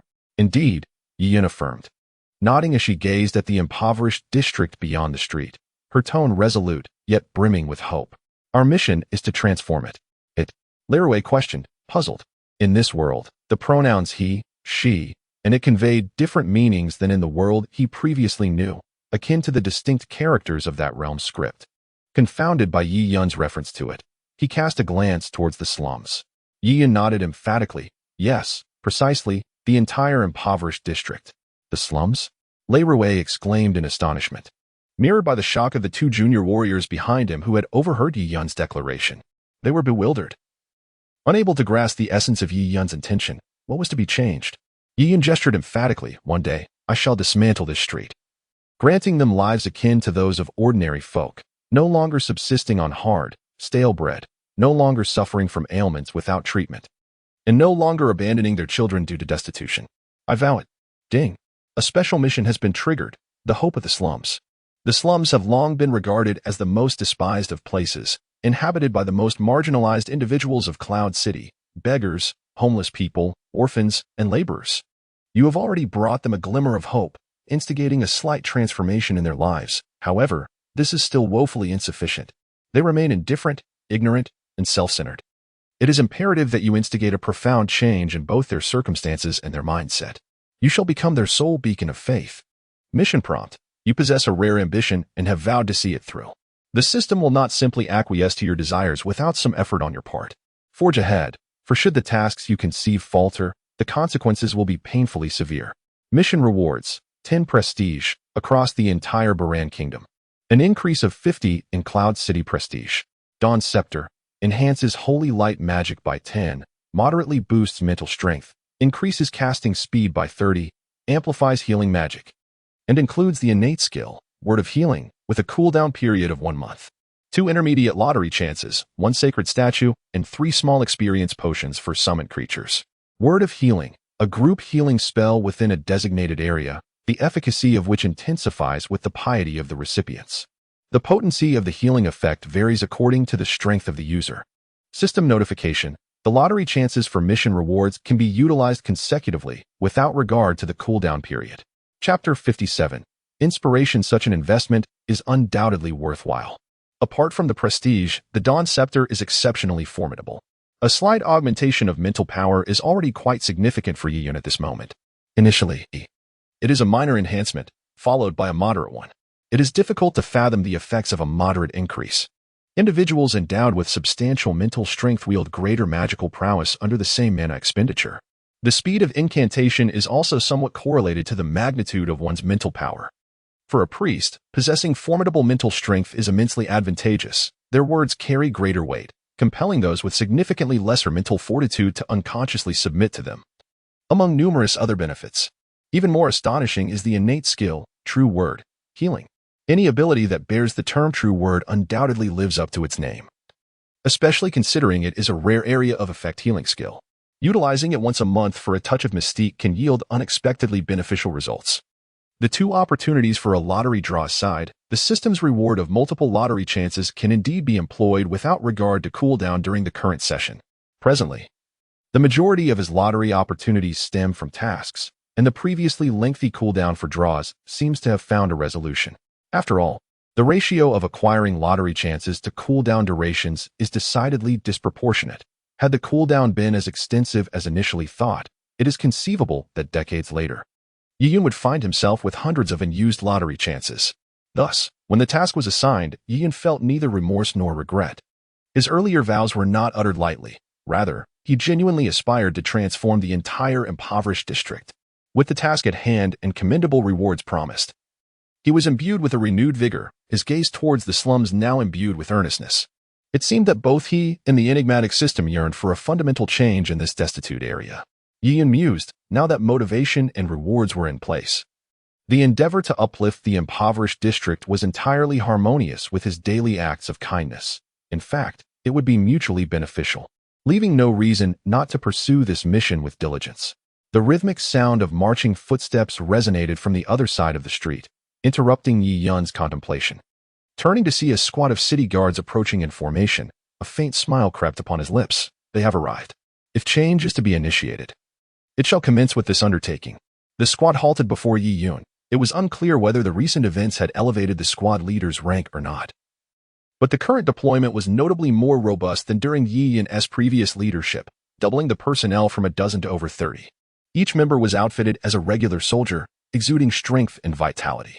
The leader stepped forward with a swift motion, and the guards behind him saluted Yi Yun in unison. Esteemed master of rituals, we are at your command. Greetings to you all. Yi Yun nodded and waved his hand, stating, today's mission is to eliminate a particular gang in the impoverished district. Their acts of theft and robbery have caused immense inconvenience and distress to the residents of this area. Therefore, our primary objective today is to capture the gang leader, Tim. Indeed, Yi Yun aimed to apprehend this notorious figure, whose malevolence was well known among the populace of the slums, in order to fulfill his daily act of kindness. Furthermore, he sought to solidify the respect and prestige he had earned in this region the previous day. According to the locals, Tim commanded a considerable number of followers who frequently engaged in detestable deeds, creating a climate of fear and resentment. Despite their overwhelming power, the residents felt they had no choice but to endure their tyranny. Now that Yi Yun had become aware of this situation, the timing was impeccable for him to unleash his resolve upon Tim. To establish his reputation in this otherwise neglected area, the consequences for Tim were all too clear. Master Yi Yun, you must assist us in imprisoning those rascals, cried the citizens. Long live Master Yi Yun. Listening to their fervent pleas, Yi Yun's expression remained impassive. He addressed the holy temple guards and the city militia before him. You have all heard the outcry against this individual named Tim, who has incited public outrage. As members of Yun City and the Holy Temple, we bear both the duty and responsibility to uphold the order of this city and protect the livelihoods of its citizens. Now, let us proceed. At your command. The collective voices of more than 30 individuals resounded, overpowering the myriad sounds of the surrounding populace.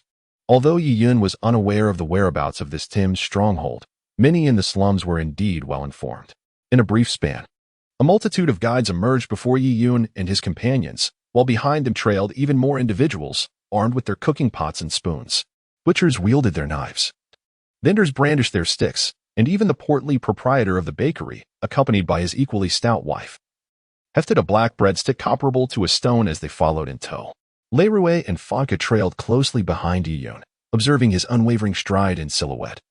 Each lost in their own contemplations. Leroy tightened his grip on the single-handed sword he held. He was not jesting.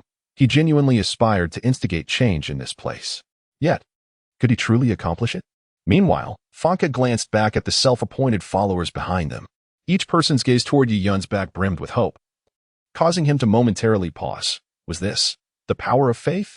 No, their belief did not lie in the holy light, but rather in this man. Indeed, these individuals hardly held a genuine reverence for the holy light. Perhaps they would outwardly profess their faith, yet internally they bore little acknowledgement of its truth. However, the events of the previous day had slightly shifted their perspective, leading them to perceive that the inhabitants of the cathedral were not as lofty and unattainable as they once thought. Yet this impression was not a reflection of the cathedral as a whole, but rather a singular impression of Yiyun from the Cloud City Cathedral. Perhaps the corpulent boss was motivated by the allure of gold coins, or perhaps he harbored a fear of Yiyun's status. Yet he fulfilled his promised task with commendable diligence. Now, Yiyun has returned to the impoverished district, a testament to the fact that he has absorbed the words of those without identity or stature, recalling their fervent desires and concerns for their safety. This has elicited a warmth in the hearts of the otherwise indifferent and unassuming inhabitants of the slums, a warmth they have seldom experienced, realizing that they truly exist in this world, valued and cared for. Consequently, in this fervor, they united without hesitation, wielding makeshift weapons, following Yiyun with unwavering resolve. Chapter 58. The gambling den. The throng behind Yiyun continued to swell, to the point where those trailing him were oblivious to the destination or purpose of the frontrunners. Observing the bewildered faces of those who followed or hastily departed, Captain Fan Ku, leading the city guard squad, furrowed his brow in deep contemplation. Fan Ku quickened his pace to close the distance. My lord Yiyun. Yes? Yiyun, maintaining his stride, turned to face Fan Ku. Fan Ku replied, the number of people following us is increasing exponentially. I fear the impact may be too significant, and I worry about potential complications. Upon hearing Fan Ku's words, Yiyun turned to glance back, momentarily taken aback. Behind them, a throng of countless individuals followed closely, their vibrant, multicolored hair creating a kaleidoscopic vista.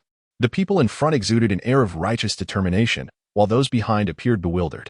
Nevertheless, upon witnessing this scene, Yiyun subtly nodded in acknowledgement. He turned to Fan Ku and remarked, this is a war that belongs to them. Every individual possesses the right to participate. Yiyun's words illuminated Fan Ku's understanding. He did not perceive the swelling crowd as a negative development, perhaps even welcoming the notion of greater numbers. Fan Ku felt somewhat helpless, as confronting the ruffians of the impoverished districts resembled a battle of the masses. His squad of city guards was more than sufficient. Yet any chaos arising during the capture could complicate their efforts, rendering the endeavor counterproductive. However, with Yiyun's assertion, Fan Ku refrained from opposing him and merely expressed, my lord, I fear that there may be informants among the crowd. That is of no concern, Yiyun replied with a smile, shaking his head. His bold summoning of the city guards and the display before the impoverished district indicated his confidence. The pivotal objective was not whether they could apprehend the band of ruffians led by Tim, but rather whether they would choose to act. Indeed, for Yiyun, capturing Tim's faction today was of little significance. What truly mattered was the completion of his daily benevolent task and the elevation of his reputation within the impoverished community. As for whether Tim could be apprehended, Yiyun harbored no apprehension, as long as he presented himself in this manner, allowing the denizens of the impoverished district to recognize his willingness to ameliorate their circumstances and enhance their lives. His objective would be sufficiently realized. This was a performance orchestrated by Yiyun, a spectacle designed to propagate his reputation within the impoverished district with utmost alacrity. Furthermore, Yiyun entertained no trepidation regarding Tim's potential escape, for prior to this, before Annie entrusted him with comprehensive jurisdiction over the impoverished district during the preceding night, Yiyun had already dispatched Ashen and ISU to locate and subdue Tim, thereby enabling him to reap the fruits of their labor. Today's events merely presented a fortuitous juncture, Annie's directives empowering him to amplify the magnitude of this spectacle. When the guide led Yiyun and his entourage to a secluded courtyard situated near the city's periphery, Yiyun discerned that they had reached their destination. Surveying the detached residence, which surpassed even his own abode in the city in terms of size, a surge of indignation welled within Yiyun's heart. For within the impoverished district, The possession of such a secluded courtyard was virtually unattainable. Countless individuals lacked a domicile to call their own, and this expanse of land could readily accommodate hundreds of the district's inhabitants. The occupation of such a tract, undoubtedly, had rendered numerous individuals homeless, a circumstance that could not fail to ignite Yi Yun's ire.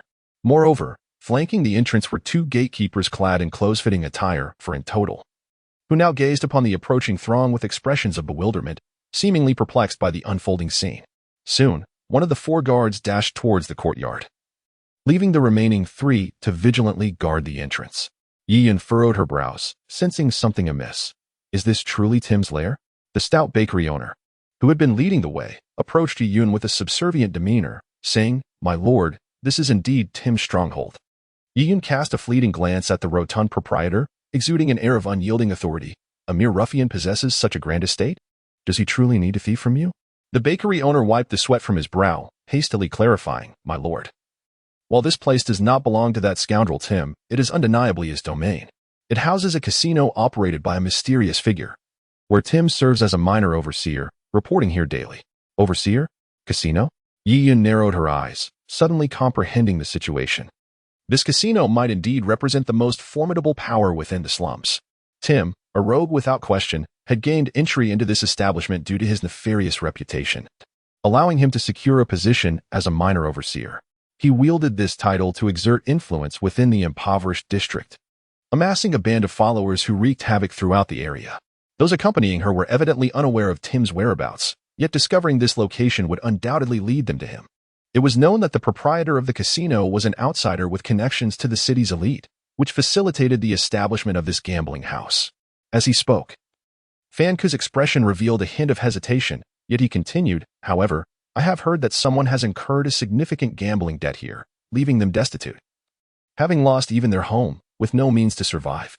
Although Fan Ku spoke with delicacy, Yi Yun comprehended the underlying message. This casino was backed by powerful figures in Yun City, and those in debt were driven to the brink of ruin. Lei Rue was no fool. Upon hearing that those burdened by debt faced near insurmountable hardships, he understood that it was akin to complete devastation. The teachings of the Holy Light instilled in him an intense abhorrence for such matters, and fury ignited in his eyes as he fixated on the premises, gripping his long sword tightly, ready to charge in at Yi Yun's command and wreak havoc. Suddenly, an elderly beggar emerged from the crowd, tears streaming down his face as he fell to his knees behind Yi Yun. "My lord, kind and benevolent priest, I beseech you, please save my grandson. Ever since he entered that place, I have not seen him again. I implore you, my lord, save my grandson." Yi Yun gazed at the kneeling elder, his heart aching with compassion. He gently lifted the old beggar to his feet, saying, "Speak slowly. I will do my utmost to assist you." "My lord, thank you." "Thank you," the beggar replied, his voice trembling with gratitude. The elderly beggar wept profusely, tears and snot streaming down his face as he desperately wiped them away with his tattered garments. "I have but one grandson," he lamented. "His parents left us too soon, and I lack the means to provide for him. I have painstakingly raised him on the charity of others, and now he has vanished. I am terrified. Terrified that I may never see my grandson again. The last time I came here searching for him, they not only chased me away but also unleashed dogs upon me. If it weren't for your kindness, I would have lost all hope of seeing him again. I implore you, noble sir, I beseech you to rescue my grandson from within. Please." Yi Yun, supporting the old beggar's trembling hand, suddenly halted, recognizing him as the elderly man he had treated long ago on the road. The wound he bore had been severe, though not inflicted by a professional, yet neglecting it could have proven fatal. "I shall assist you. Trust in me," Yi Yun declared, gently patting the old man's shoulder, his eyes brimming with resolve. A place that disregards human life holds no justification for existence. Chapter 59. Sealing. Here are 2 chapters to compensate for yesterday's absence. The baby has been experiencing fever fluctuations, alternating between high temperatures and brief moments of relief, accompanied by bouts of diarrhea.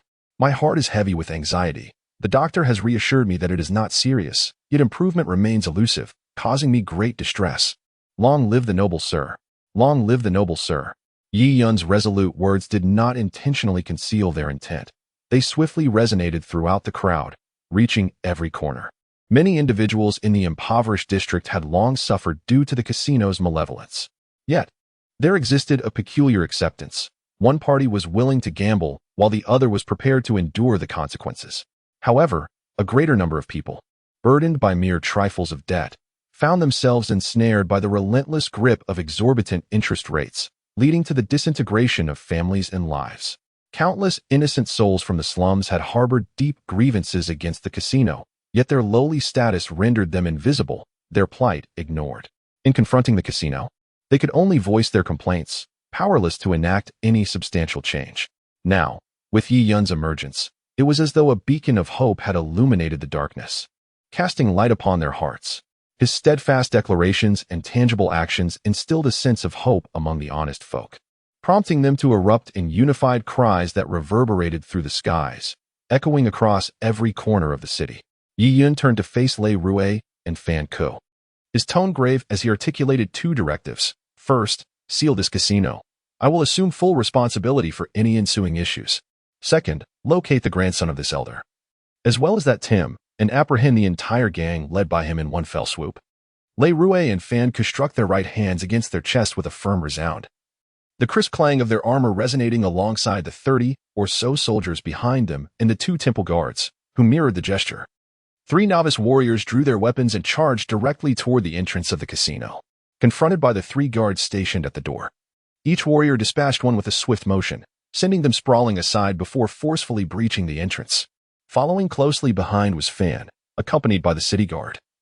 Over 30 individuals surged forward, nearly overwhelming the door with their collective force.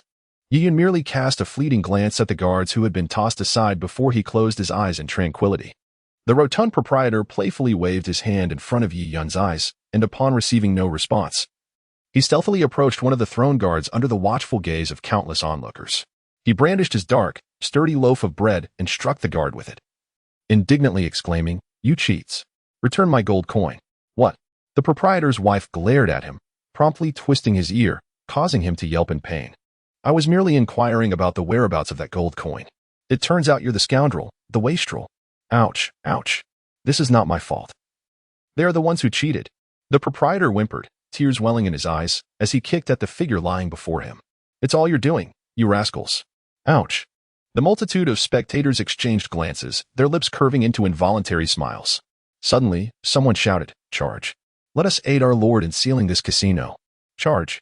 Then, countless individuals with hair of various colors charged boldly into the courtyard, shouting fervently. 3 minutes later, when Yi Yun opened his eyes, he couldn't help but let out a chuckle. The 3 guards lay on the ground, bruised and battered, their bodies marked with an array of footprints, while the once intact courtyard wall now bore a massive breach. From the entrance, one could see that nearly an entire section of the wall had collapsed. Surrounding Yi Yun were a dozen individuals clutching pots and pans, anxiously encircling him, among whom was the little monkey he had previously assisted, clinging to him closely. As Yi Yun and his companions made their way, 2 figures swiftly approached, causing the civilians protecting him to grip their belongings tightly, ready to shield him. Witnessing this, Yi Yun felt a surge of emotion, touched by their concern. When he discerned the identities of the 2 figures racing toward him, he smiled and reassured those surrounding him, saying, "Thank you all, you need not worry, they are my family." His words brought a sense of relief to his protectors, and the little monkey, trembling, reluctantly lowered the stone he had been holding, his eyes filled with envy as he gazed at the approaching duo. Yi Yun stepped forward to greet them, a hint of confusion on his face. "Ashun, sure too, what brings you here?" Ashun glanced at the dilapidated wall and the chaotic scene within, offering a gentle smile. "We knew you were in trouble, so we came." Stone tilted his head back and grunted a couple of times, saying, "If I hadn't encountered you at the street corner, how would you know that the young master was in trouble?" "Hee, Stone." Yi Yun smiled reproachfully at him. While Stone shrugged and fell silent, Yi Yun turned to Ashun and inquired, "Is the matter settled?" "Yes, we have apprehended him," came the reply. "Stone, please go inside and see if there is any assistance needed in subduing the gamblers with the city guards and the Templars." Stone's eyes lit up. "But I won't be responsible if things get broken, young master?" "Indeed, indeed," Yi Yun responded with a chuckle, nodding his head. Stone joyfully shouted and seized his great sword, charging towards the area with the densest crowd, while yelling, "Make way. The priest's personal guard is here." As he barreled through, he paid no heed to whether those before him were foes, simply pushing everyone aside, eliciting a chorus of cries from the throng. Observing Yi Yun conversing with Ashun, the crowd that had originally surrounded them dispersed somewhat, becoming Yi Yun's most loyal protectors, ensuring he remained unharmed. What brings you here? Ashan queried. After we captured that individual, I and the old man ISU heard that trouble had arisen here, and he sent me to investigate, replied Ashan. Hee. Yi Yun chuckled lightly and nodded, saying, Old man ISU may find it inconvenient. You should proceed first and bring the captured individual over. It's fortuitous that there are so many people here. We can resolve matters directly. Understood. Ashan responded with a sound and hurriedly departed. Meanwhile, Yi Yun cast his gaze upon the vigilant little monkey, who was looking around anxiously, and gently beckoned to him. Come here, little monkey. Why yes, sir, the little monkey exclaimed. Rushing to stand before Yi Yun, his face flushed with excitement. Observing the monkey's animated demeanor, Yi Yun offered a warm smile. There is no need to be nervous. How are Rosa and those two little ones faring? Chapter 60. Wait upon entering the casino. Yi Yun was met with a scene of utter devastation. Tables and chairs lay in disarray, while dozens of individuals writhed on the ground in agony. The civilians who had come to assist or disrupt had scattered, leaving a large area vacant. A contingent of 30 city guards was divided into two squads. One was tasked with guarding the groaning ruffians and gambling lords, while the other scoured the various rooms of the casino in search of something. At that moment, an old beggar was weeping uncontrollably, cradling a young man who appeared to be in a dismal state, teetering on the brink of unconsciousness. The old man's cries were heart-wrenching, resonating with profound sorrow. Yi Yun sighed softly and waved his hand, instructing someone to escort the sorrowful duo away in search of a physician. Continuing deeper into the establishment, Yi Yun spotted a man seated on the ground, nursing a small wound on his forehead. This individual glared resentfully at a man in his 30s who was being restrained by two guards from the sanctum. The man's expression was equally grim, kneeling in submission with multiple large footprints on his chest and a visible knife wound. Yi Yun furrowed his brow and inquired, Is this the individual I am meant to meet? Not at all, my lord. Lei Rui shook his head and said, This is an intermediate warrior. He did not dare to strike us with full force. It was only through the combined efforts of the three of us and your guards that we managed to subdue him, though your guards did sustain minor injuries. Yi Yun glanced at Shur-Tu, who appeared remarkably energetic, and gently shook his head. It's nothing. With that, Yi Yun approached Shur-Tu, brandishing his staff. Under the influence of Yi Yun's healing magic, the small wound gradually began to mend, closing up and ultimately appearing as if it had never existed at all. If it weren't for the traces of red blood on his head, one would scarcely discern that Shur-Tu had recently suffered a minor injury. Thank you, young master. Shur-Tu said, patting his perfectly healed head and grinning foolishly at Yi Yun. With an exasperated shake of his head, Yi Yun turned to Lei Rui and inquired, And what about that person? Inside, Lei Rui gestured towards a room on the second floor of the gambling den and led Yi Yun upstairs. Upon entering the room, Yi Yun beheld a lavishly dressed man leisurely seated within, nonchalantly pouring himself a glass of fine wine. Upon noticing Yi Yun's presence, the man displayed a hint of surprise, followed by a bemused smile as he regarded Yi Yun. You are a priest? An apprentice? Yi Yun furrowed his brow, glanced at Lei Rui beside him, and nodded. Indeed. I am Yi Yun, an apprentice priest of the Holy Hall. The man appeared to be no more than in his 30s, adorned in exquisite attire that, if not for his presence in this particular locale, would undoubtedly suggest he belonged to a person of considerable status, perhaps even a successful individual. However, this perception was restricted solely to the realm of Cloud City. Had he been in the royal capital, such a figure might not have drawn as much attention. Upon hearing Yi Yun's self-introduction, the man displayed a hint of confusion, then responded with a subtle smile. Yi Yun? I have not heard of you. I am only aware of a priest Kevin, a priest Aubrey, and a high priest Ein in the Holy Hall of Cloud City. Yi Yun narrowed his eyes, letting out a cold chuckle. Well, today you shall remember me well. Very well, Yi Yun, the apprentice priest, the man leisurely articulated, emphasizing the term apprentice. He continued, Allow me to introduce myself. I am Sir Wade. I must inquire as to the purpose of your visit to my casino and the disruption it has caused. Sir? Yi Yun mused, contemplating his priestly status, which rendered any concern moot. The reason? He scoffed, stating, kidnapping, assault, the breeding of thugs, inciting public outrage. Does that suffice? Kidnapping, assault, breeding thugs? Good heavens! Wade feigned astonishment, spreading his hands in disbelief and exclaiming, Who have I kidnapped? Whom have I harmed? Caged enforcers, esteemed apprentice priest. Do not tell me you are unaware that as a noble lord, I am wholly entitled to establish my own guard. As for inciting public ire, Who dares to claim that I have done so? Those commoners outside? Ha ha ha, they lack the standing to accuse me. observing Wade's expression. Yi-Yun could hardly restrain himself from delivering a resounding slap across his face. Taking a couple of deep breaths, Yi-Yun heard Wade continue, however. Even if I were to act, what authority do you, an apprentice priest, possess to meddle in my affairs? The guards of the sanctuary and the city militias you accompany have no jurisdiction over me, let alone the audacity to come and demolish my casino. Not even the enforcement agency has come to investigate me.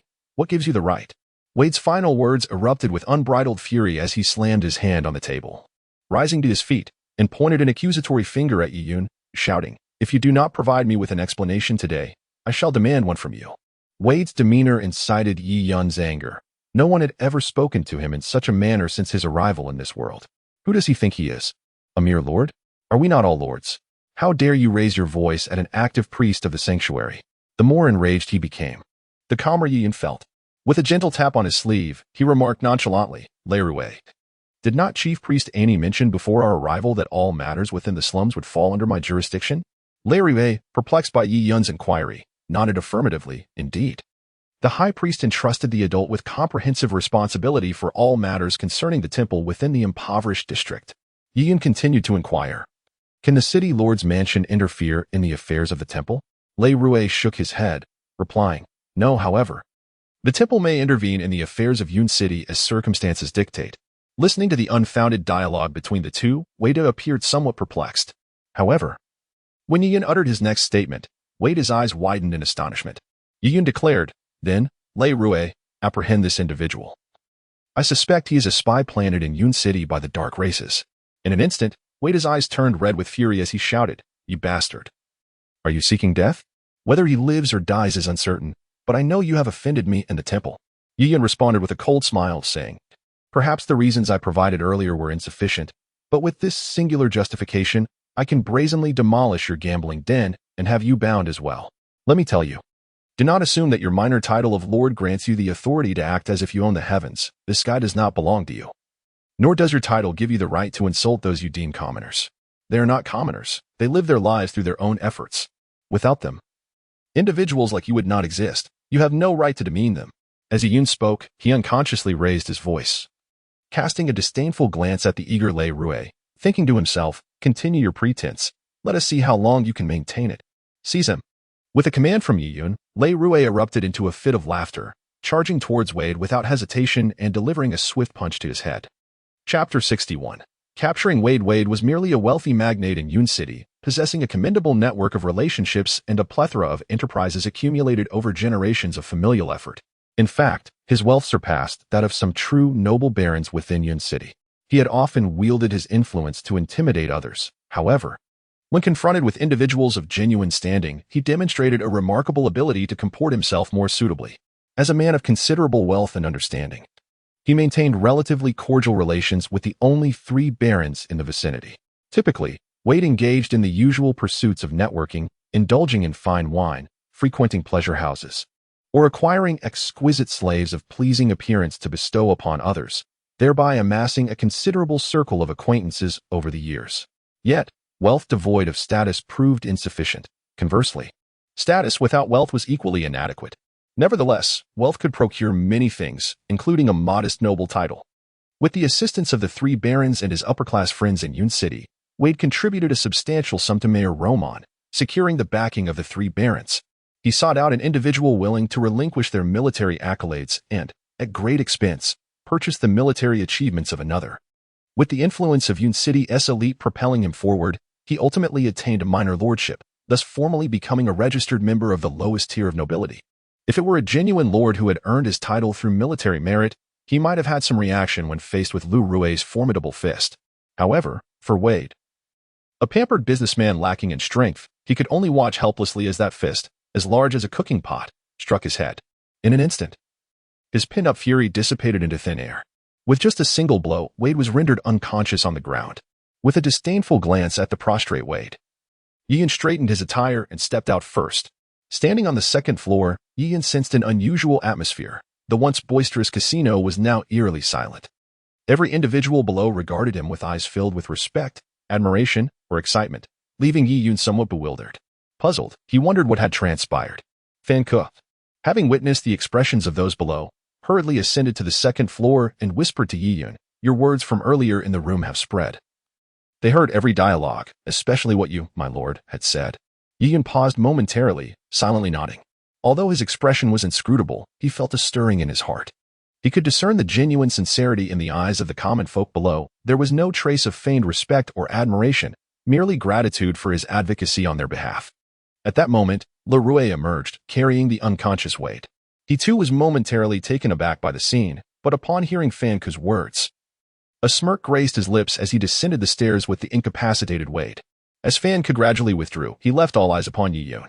Observing the crowd below, Yi Yun understood that he was expected to utter words of significance, not only to solidify the respect and prestige he had garnered today, but also to fulfill the yearning of these individuals for inspiration. He knew that whatever he said would plant a seed in their hearts, one that could grow into a towering tree. Taking a deep breath, Yi Yun slowly began to speak. Esteemed friends, I extend my heartfelt gratitude to each of you for standing alongside us today, as we have come together to dismantle this wretched place that has shattered countless families. This marks a monumental victory, one that heralds transformation for the entire impoverished district. It will teach us the essence of unity, the virtue of giving, and the importance of assistance. The holy light guides us to face all challenges with kindness and sincerity. The apathy that once enveloped you shall begin to dissipate from this day forth, allowing your lives to flourish through solidarity and mutual support. I am profoundly grateful for your selfless presence by my side today, undeterred by the prospect of injury or pain. Your valor moves me deeply, and your unity brings me solace. In gratitude for your unwavering spirit, and in pursuit of genuine change for our community, I have resolved, on behalf of the sanctuary, to reclaim the land beneath our feet, transforming it into a haven for aiding others. This initiative will ensure that those in our district who go hungry receive at least one meal each day, and that the homeless find a warm shelter to call home. Dear friends, may the holy light bless you all. Long live Master Yi Yun. Long live Master Yi Yun. May the holy light bless you. May the holy light bless Master Yi Yun. Ding. The daily good deed task has been completed. Due to exceptional performance today, you have gained 30 prestige points, bringing your total prestige to 52. Ding. The progress of the special task Hope in the Slums has increased. The current completion rate stands at 20%. Please continue your efforts, host. The sudden notification from the system sent a jolt through Yi Yun's heart. He had not anticipated such a swift rise in prestige, accumulating 30 points in such a short span. A total of 52 prestige points is a significant figure, indicating that from this day forth, Yi Yun would gain considerable renown in Cloud City, especially within the slums, where he would undoubtedly become a well-known figure. Prestige is not merely a measure of fame. It embodies the respect and acknowledgement bestowed upon him by others. The substantial prestige Yi Yun has garnered signifies that he has earned the fundamental respect and recognition of the people in the slums. Whether this respect can transform into reverence depends on Yi Yun's future actions. At that moment, a voice of fervent enthusiasm silenced all others. Master Yi Yun, our Spirit Bird Chamber of Commerce is willing to provide funding for land acquisition and redevelopment. Furthermore, we will offer daily donations in your name for a minimum of 1 year. Yi Yun was momentarily taken aback, and so were all those present, their gazes converging on the individual who had just uttered those words. Upon recognizing the person, Yi Yun let out a soft chuckle. It was Milan, who had pledged to dedicate the entire sum of 1,000 gold coins as an act of atonement for the impoverished district, and also the esteemed manager of the Ling Bird Chamber of Commerce in Cloud City. Milan's presence here stemmed from hearing that Yi Yun had come to the impoverished area, prompting him to hastily prepare by bringing along provisions for charity as well as some subordinates from the chamber. However, by the time he arrived, the situation at the casino had already been resolved. After Yi Yun finished speaking, Milan realized that this was an exceptional opportunity, one that would not only serve as an act of contrition but also enhance the reputation of the Ling Bird Chamber of Commerce. Consequently, he stepped forward without hesitation, summoning all his strength. His face flushed as he shouted the words he had just spoken. Chapter 62. An offer that cannot be refused. Second update. Days passed, and the events at the Wade Casino in the impoverished district began to circulate, creating quite a stir throughout Cloud City. Particularly within the impoverished area, the public's perception of the sanctuary underwent a significant transformation, and their respect for Yi Yun deepened immensely. Whenever Yi Yun walked through the impoverished district, seemingly indifferent, he was invariably met with the most sincere smiles and courteous greetings from the residents. However, it is with a sense of helplessness that Yi Yun realizes that although the inhabitants of the slums have developed a significantly improved perception of the Holy Hall, They have not genuinely embraced the faith of the Holy Light. If one were to suggest that these individuals possess an initial belief, Yiyun could only conclude that the object of their faith is, in essence, himself. In recent days, Yiyun has ceased to be preoccupied with the daily tasks. He has discovered that upon receiving daily alms from the Spirit Bird Chamber of Commerce, the daily tasks are completed in due course.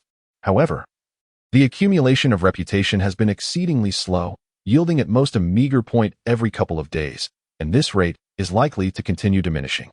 This realization has made it clear to him that it is impossible to gain further reputation within the slums. If he desires more, he must seek it elsewhere.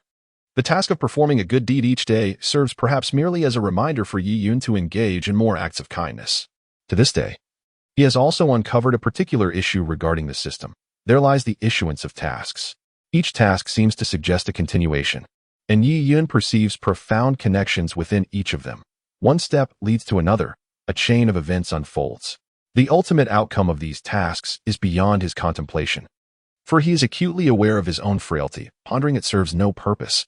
Moreover, Yiyun also discerned that the system exhibited an overly omniscient and omnipotent demeanor in certain adverse aspects. The assignment of tasks was remarkably precise, however. Peculiarities arose in other areas.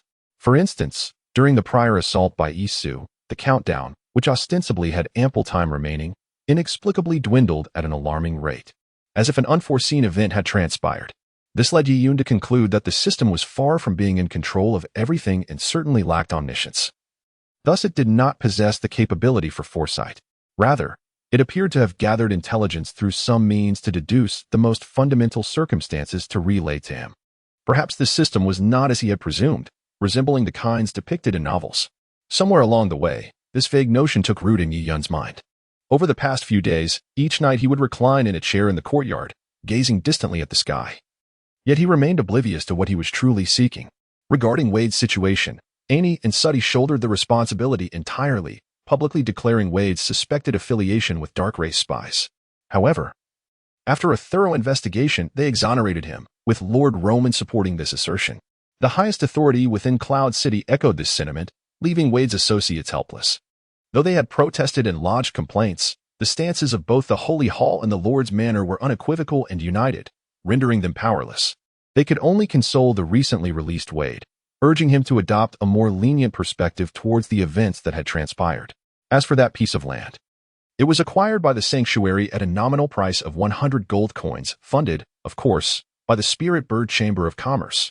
In just a few days, the chamber completely transformed the courtyard and constructed numerous rooms, officially renaming it Hope Cottage to provide shelter for the homeless, albeit not without conditions. These individuals are required to adhere to certain tasks in service of the Hope Cottage or engage in collective efforts to clean up the dilapidated slums, gradually improving the unsightly environment. Although progress is minimal at the outset, persistence will eventually lead to a revitalized community. Additionally, the Spirit Bird Chamber strategically established an affordable shop adjacent to the Hope Cottage, dedicated to selling essential goods for these impoverished citizens. Within just one day of operation, the business thrived remarkably. Although the profit margins are modest, this initiative has garnered the Spirit Bird Chamber a reputation unparalleled by other enterprises, effectively erasing the memory of its previous closure. The community now speaks highly of the chamber's benevolence. Yet, inevitably, the actions of Yiyun remain at the center of attention. Wade, having to swallow his bitterness in silence, harbors deep resentment towards Yiyun. This sentiment extends to many influential figures within Cloud City, who have developed a negative perception of Yiyun due to his actions, which have undeniably provoked their refined sensibilities. Collaborating with the sanctuary and the city guards to establish a refuge has crossed certain boundaries. After all, Yiyun is merely a priest, and nothing more. Several days have passed in this manner, with daily excursions between the sanctuary and home. During moments of leisure, Yiyun traversed the surroundings, seeking those in need of assistance. In this time, he aided a gravely ill individual and several accident victims who lacked the means for treatment. Observing adventurers entering the city bearing injuries, Yiyun generously offered his healing powers with a smile. Whenever he encountered the unfortunate, he would bestow upon them a few copper coins and guide them to the Hope Cottage. Within these few days, the entire Cloud City became aware of the presence of a benevolent priest, and through his acts of kindness towards adventurers, Yiyun also garnered a modest reputation within the realm of adventure. As these adventurers journeyed far and wide, it is conceivable that one day, his name might echo in even more distant lands. Engaging in the same benevolent acts each day, Yi Yun found no monotony. Rather, he perceived great significance and accomplishment in aiding those in need, a sentiment he had never experienced in his previous world. In an effort to amplify Yi Yun's recognition and expedite his acclimatization, Annie disregarded Yi Yun's hesitations and directly assigned him the task of presiding over the festival. To Annie, overseeing the festival was undoubtedly an excellent opportunity for self-promotion. As long as he executed the task competently, he could attain substantial reputation and acclaim. Thus, Annie unceremoniously assigned the duty to Yi Yun and hurriedly departed, unwilling to entertain Yi Yun's objections or allow for any refusal. Chapter 63. The Legend of the Saints. Without delving into the peculiar and astonished gaze with which Isu regarded Yi Yun, it was evident that upon witnessing Yi Yun's joyful expression directed at the ring in his hand, he hastily concealed his hand behind his back, while the other waved gently before him. "Young Master Yi, what shall I do if you take the ring?" With a sweeping gesture, Yi Yun replied, "It matters not. Simply hide it away." Isu's lips curled slightly in a wry smile. "Yet, young Master Yi, this ring's function is merely to conceal the user's aura. It does not prevent your transformation into a vampire, does it? Moreover, this ring is of great significance to me, particularly at this moment." Yi Yun paused, his mouth agape as he stared vacantly at Isu, and with a resigned sigh, he admitted, "Indeed, that is the case. This ring holds no utility for me whatsoever." The bright ring, capable of masking dark auras, proved utterly useless for Yi Yun. Its efficacy was limited to individuals whose levels were no more than 3 times that of the user. And given Yi Yun's current standing, still shy of level 10, encountering a seasoned warrior would unavoidably expose his true identity. It would be far more pragmatic to devise a better solution. Yi Yun felt a profound sense of helplessness. He had no desire to preside over any ceremony, especially one occurring on the night of the blood moon. All he yearned for was to retreat to the sanctuary of his home, to remain undisturbed in his bedroom, and to sleep soundly until dawn, living his life as if nothing had transpired. However, Kani insisted on assigning this task to him, leaving no room for refusal, which was truly exasperating. While he could perhaps grasp a portion of Kani's intentions, he, Yi Yuning, would rather forego such concerns. Isu observed Yi Yun's demeanor with a hint of helplessness. Yet he inquired with mild confusion, "Young Master Yi, are you not aware of this festival?" Yi Yun shook his head, his expression marred by distress as he replied, "Accustomed to express gratitude to a charlatan, what else could I possibly know? What I truly wish to comprehend is what I ought to do now, perhaps feign illness." Isu was momentarily taken aback, his face a mask of bewilderment. "Young Master Yi, as a vampire, is your aim not to infiltrate the sanctuary for the purpose of this very festival? What does this festival have to do with me?" Yi Yun rubbed his head, suddenly sensing something amiss. With a swift motion, he fixed his gaze upon Isu. "What did you just imply?" Upon hearing Yi Yun's words, Isu's expression mirrored that of someone who had seen a ghost, his astonishment palpable as he exaggeratedly chuckled. "My master, my esteemed lord, please do not tell me you are entirely oblivious, especially regarding this festival. Good heavens, if you are unaware of this, why did you dispatch my ghouls? This is disastrous, utterly catastrophic." Yi Yun suddenly felt that this festival concealed numerous secrets, stirring within him a profoundly unsettling sensation. What is truly going on? Do not tell me that your ghouls were summoned solely for this festival?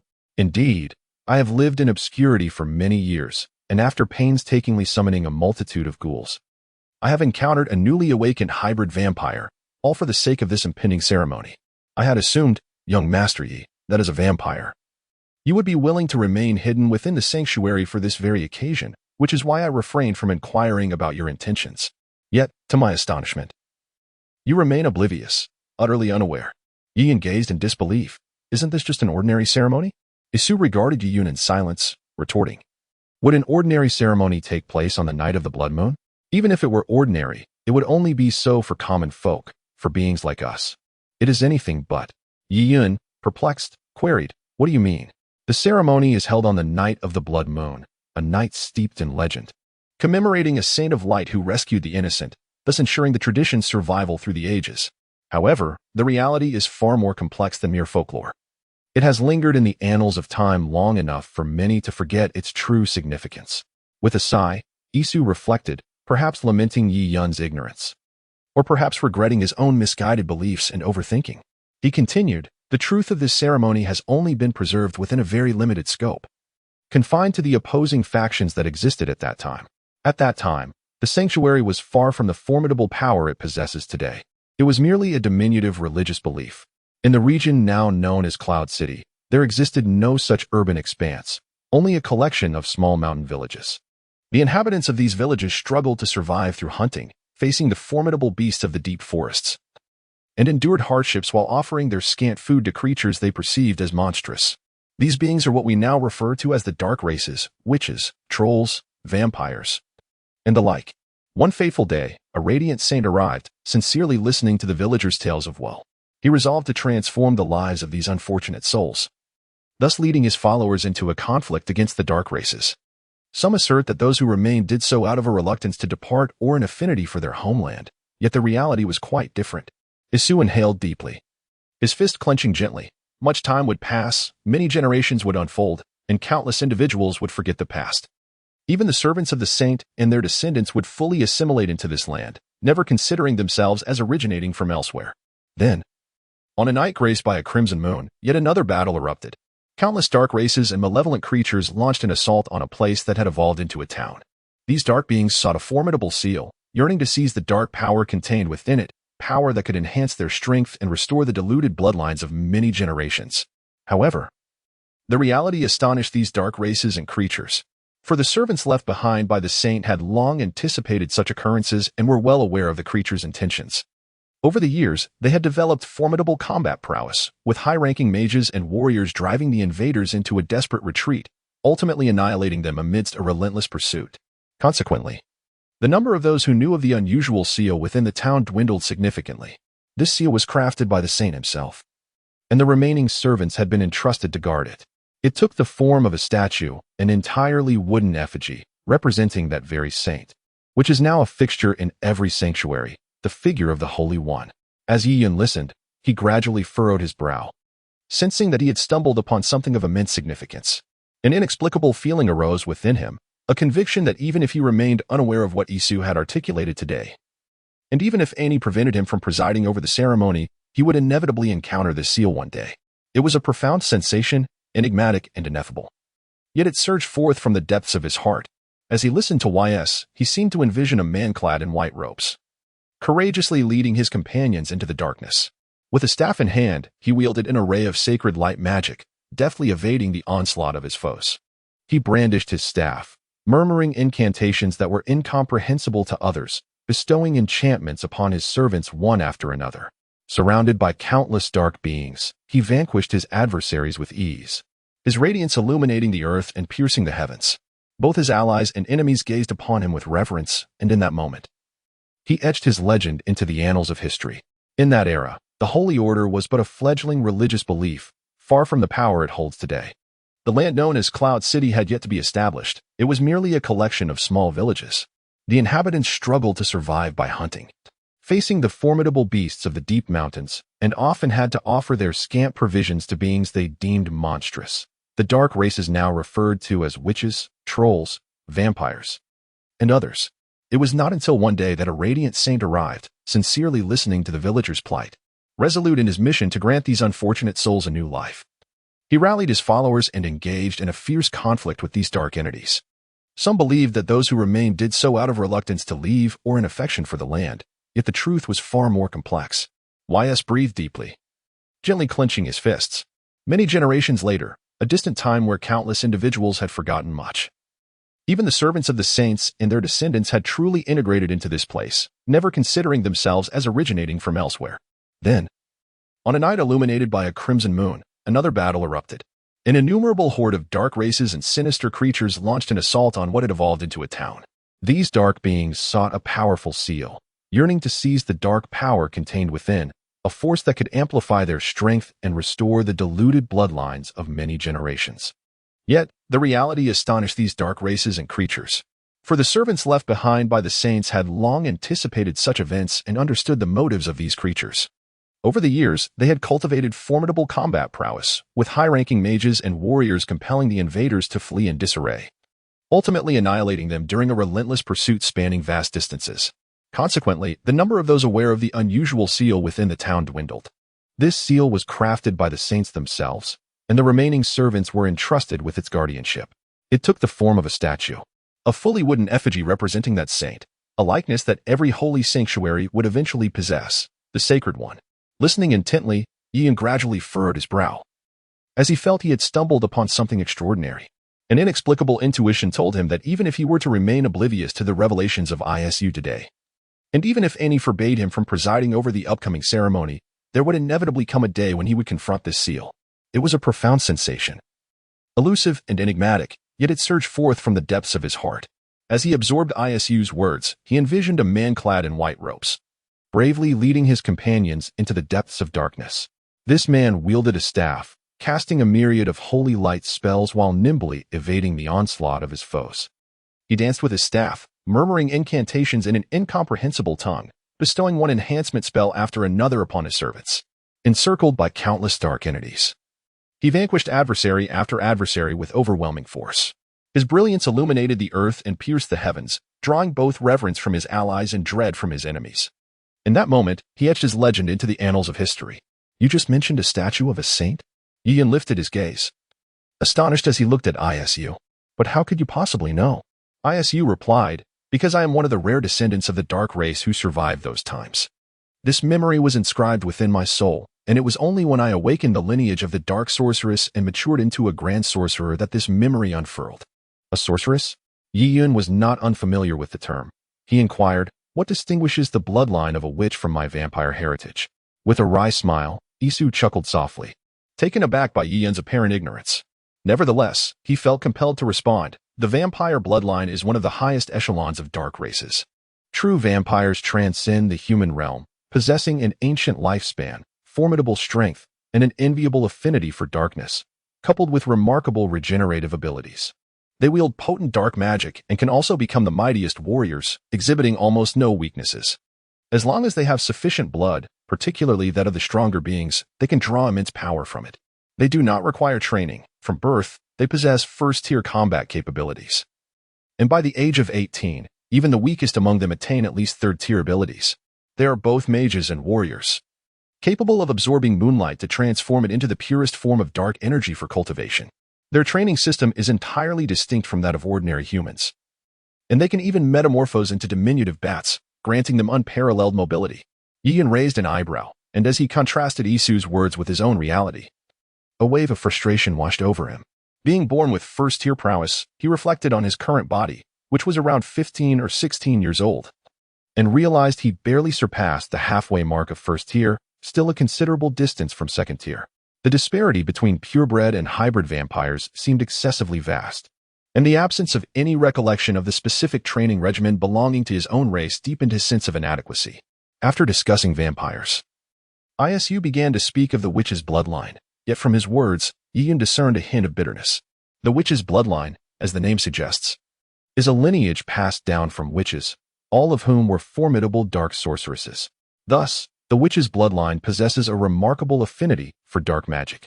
The witches wield immense spiritual power, enabling them to control lesser dark beings to fight on their behalf. Their potent spiritual energy imbues them with an enchanting allure, akin to seduction. Witches also enjoy prolonged lifespans. However, their longevity is achieved through the absorption of others' life force. Yet, I am a man. Must I become a mere pawn? No. No, you have misunderstood. Realizing he had been seen through, Ian chuckled and deftly shifted the subject. As for the women whose life force was drained by ISU, what concern was that of Yiyun? He inquired, since you are aware of all this, why did you not remain hidden in that town, instead of coming to Yin City? It is not that I do not wish to, but rather that I cannot, ISU replied, shaking his head.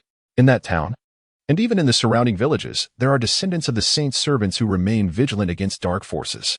The town is exceedingly insular, making it impossible to settle there. Moreover, within that town exist beings of power rivaling, if not surpassing, my own. Conversely, due to the presence of the sanctuary in Cloud City, those individuals rarely set foot within its confines, consciously avoiding any interaction with the sanctuary. The reasons for this elude me. Yet I suspect it is because they wish to prevent the secrets of the seal from being divulged once more. Within Cloud City, the most formidable figures in the sanctuary are merely Annie and that Sadie. I harbor no fear of them, and given the vastness and chaos of Cloud City, the addition of one more person would hardly attract attention. Thus, I chose to remain here, nurturing the ghouls in hopes of seizing the seal during the upcoming festival. Yi Yun smirked slightly. If that is the case, wouldn't my participation in the festival be tantamount to courting death? Undoubtedly, ISU replied candidly, nodding. However, if young Master Yi were to complete the festival during the day and depart immediately thereafter, it might not pose a significant issue. Nevertheless, I do not support your involvement this time, young Master Yi. Why not? Yi Yun inquired. ISU took a deep breath, his gaze fixed intently on Yi Yun, and stated, because this time, I have already made contact with certain individuals from the dark races who share an interest in that seal, and we plan to launch an assault on that town together. Damn. Upon hearing this, Yi Yun's mind resonated with a sharp chime, and he instinctively raised his middle finger at ISU. Ding. System task initiated. Seize the seal. Chapter 65. The decision. A reader remarked that the dichotomy between darkness and holy light is not distinctly portrayed, and the holy light faction lacks any semblance of representation. Furthermore, the protagonist's vampiric lineage remains unexhibited. However, as the narrative unfolds, these elements will gradually manifest. This tale unfolds at a leisurely pace. The Holy Light faction is an immensely transcendent and formidable entity within the narrative. Yet, this does not imply that a mere town holds any significance for such a grand faction. Thus, in a small mountainous town like Cloud City, the cathedral does not possess any particularly extraordinary attributes. The role of the Cloud City Cathedral, aside from expelling dark entities, officiating ceremonies, aiding in healing, and serving as a training ground for novice clerics, encompasses an additional purpose that is of paramount importance. Ding. System task initiated. Seize the seal. This task is mandatory. It must be accomplished. Failure to complete it will result in the system severing ties with the host, and any consequences arising from such a departure will not be the system's responsibility. The necessity to seize a seal capable of containing countless demonic bloodlines and powers is imperative.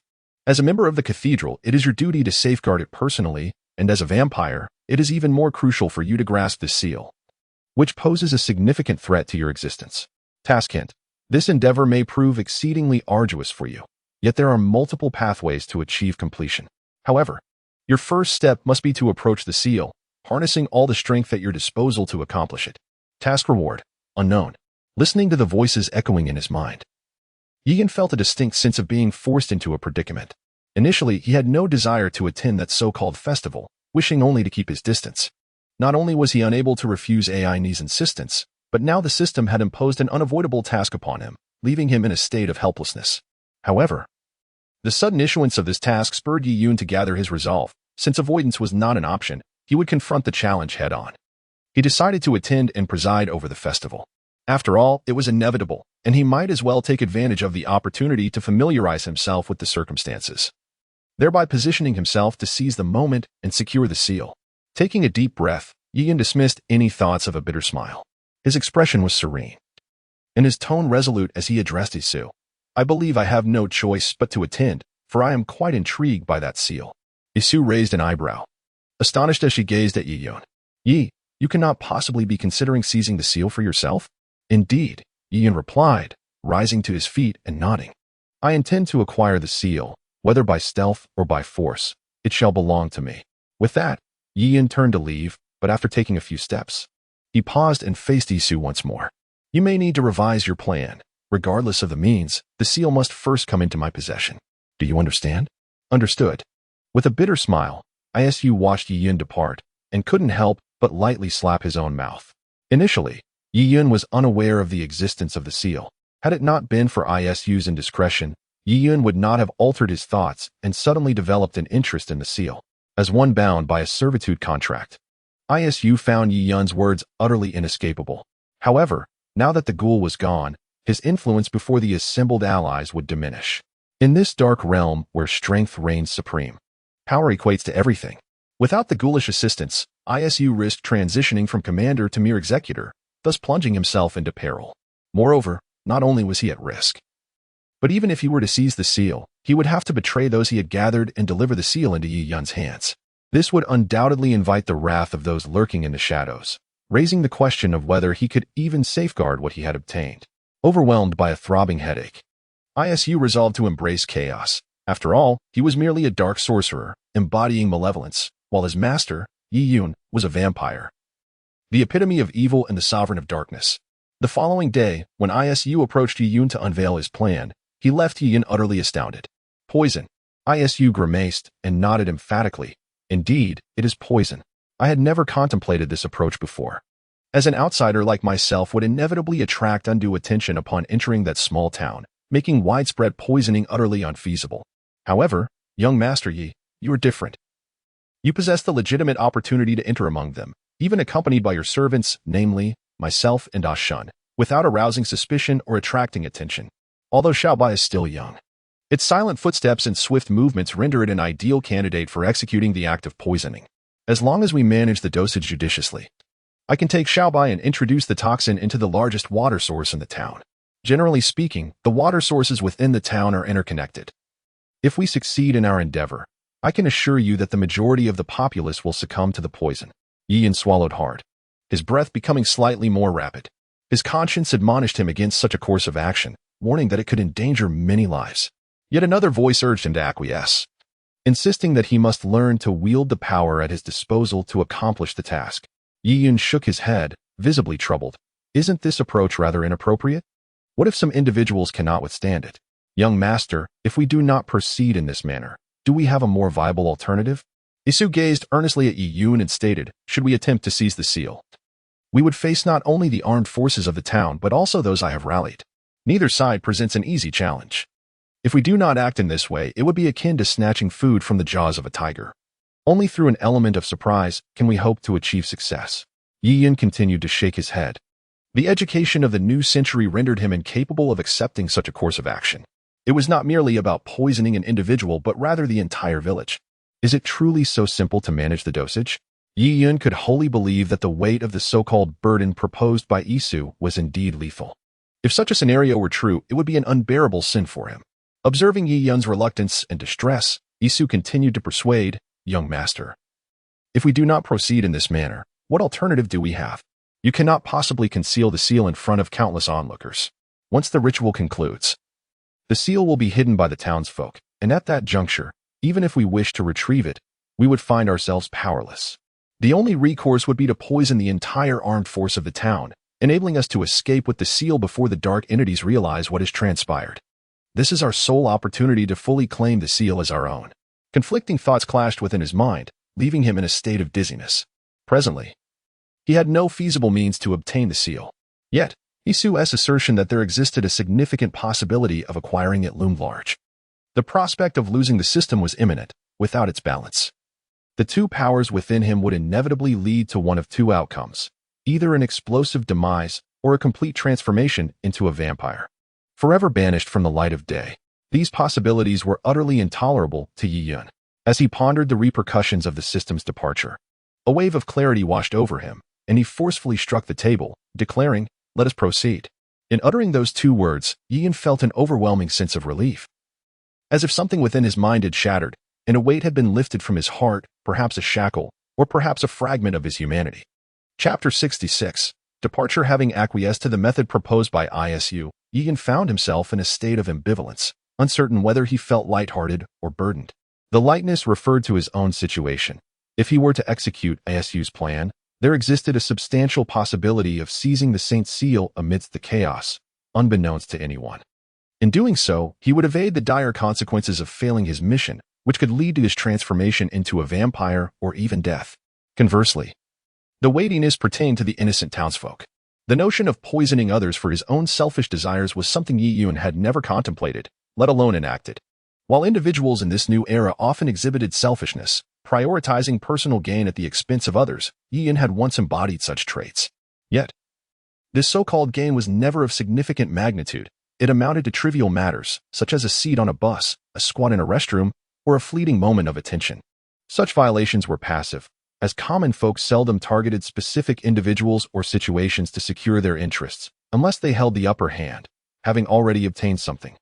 They would be unwilling to relinquish it without consequence. This passive infringement upon others' rights was commonplace, and between individuals, an invisible shackle governed their behaviors. Now, however, Yi Yun had shattered the shackles of his own conscience, embracing Isu's concept. For him, this was akin to enduring a torment, a struggle teetering between righteousness and malevolence, benevolence and wickedness. Yi Yun felt a sense of relief within, naturally comprehending the underlying reasons. Such actions, driven by self-interest and wrongful deeds, once undertaken, often lead to a repetition of the transgression. The fear of transforming into a person he no longer recognizes, or worse, one he comes to despise, loomed heavily over him. Yet, the reality was inescapable. At that moment, he found himself powerless to secure the sacred seal unscathed, the sole reason being his own frailty and lack of strength. Were he immensely powerful, he could have boldly seized it and fled without causing harm to others. Were he vastly strong, he could effortlessly ascertain the hidden location of the sacred seal following the ceremony, again without inflicting injury. However, he was not in such a position. He lacked the requisite strength and was left to resort to dubious means for acquisition. Nevertheless, Yin repeatedly cautioned Isu to exercise utmost prudence with the poison, ensuring that no irreparable situations arose, and he fervently wished that no life would be lost as a consequence of their actions. Thus, the poison was transformed into a remedy. Administering a drug sounded far less sinister than poisoning. As for the nature of this remedy, Isu claimed to be aware, yet his true intentions remained shrouded in mystery. Yin might have sensed Isu's atypical thoughts, but he chose to refrain from further discussion, deliberately opting to forget. In Asin's vicinity, both Yiyun and Isu maintained a profound silence, choosing not to disclose the matter to Asin. The reason for this reticence lay primarily in Yiyun's understanding of Asin's character, kind-hearted and straightforward. He could be described simply as an exceptionally good-natured individual. Isu, having spent considerable time in Asin's company, could discern this truth through his extensive life experience. Should they reveal the situation to Asin, it was likely that the news would spread throughout the entire city even before any action was taken, although the festival had yet to commence. After agreeing to Isu's proposal, Yin found himself uttering a particular phrase to himself each morning and evening. I am merely a victim of circumstance, compelled by necessity. In the future, I shall not act thus. If others do not wrong me, I shall not wrong them. This is my first and last time. Perhaps such affirmations provided Yiyun with a modicum of solace, albeit self-imposed. As days passed, his spirits improved significantly. And with each passing moment closer to the day of departure to the quaint town, he felt an exhilarating anticipation, yearning for the day to arrive swiftly. Was my heart inherently malevolent? This question occasionally haunted Yiyun, prompting introspection regarding his mindset. However, after some reflection, he embraced a contemporary mindset, reminiscent of the New Age ethos, convincing himself, at the dawn of humanity, our nature was deemed wicked. This wisdom was imparted by our ancient forebears. Human nature is fundamentally flawed, and in the pursuit of survival, I have committed no wrong. Before long, the time arrived for Yiyun to journey to the town, with the festival set to begin the following day, coinciding with the night of the crimson moon. Though there existed a cart path, the treacherous mountain roads rendered travel perilous, particularly at night when encounters with the beasts of the wilderness were more likely. Therefore, on the morning preceding the festival, Yiyun meticulously prepared for the journey. Accompanied by A Shun, Shirtu, Xiaobai, and Isu, as they boarded the carriage provided by the sanctuary en route to the town. Among the entourage was the official guard, Fan Ku, leading a contingent of ordinary guards from the sanctuary as they proudly marched through the city gates. Within the carriage, only Isu, Yiyun, and Xiaobai occupied the space, while Shirtu diligently performed his duties outside, guiding the horses alongside the somewhat restless A Shun. At the rear, Lei Rui, clad in resplendent silver armor and wielding a single-handed longsword, sat astride a magnificent white steed, followed closely by a guard detail of nearly 20 men, establishing Yiyun's presence with a semblance of grandeur. The atmosphere inside the carriage was notably quiet. From the moment of departure, Yiyun experienced a tumult of emotions, alternating between anticipation and an undercurrent of conflict, causing his expression to shift frequently, prompting Isu to refrain from speaking. After 2 hours of travel, Xiaobai, feeling particularly restless, was the first to leap from the carriage, gleefully scampering about on his forepaws, swift and silent. Soon thereafter, the increasingly agitated Yiyun also disembarked, prompting Lei Rui to call a halt to the procession. Dismounting to join Yiyun's side. "My lord, do you require a moment's respite?" he inquired. Yiyun exhaled deeply, gazing ahead at the expanse of verdant greenery. Sunlight trickled through the gaps in the leaves, transforming the path into a mesmerizing spectacle reminiscent of starlight, momentarily lifting Yiyun's spirits. "How much farther?"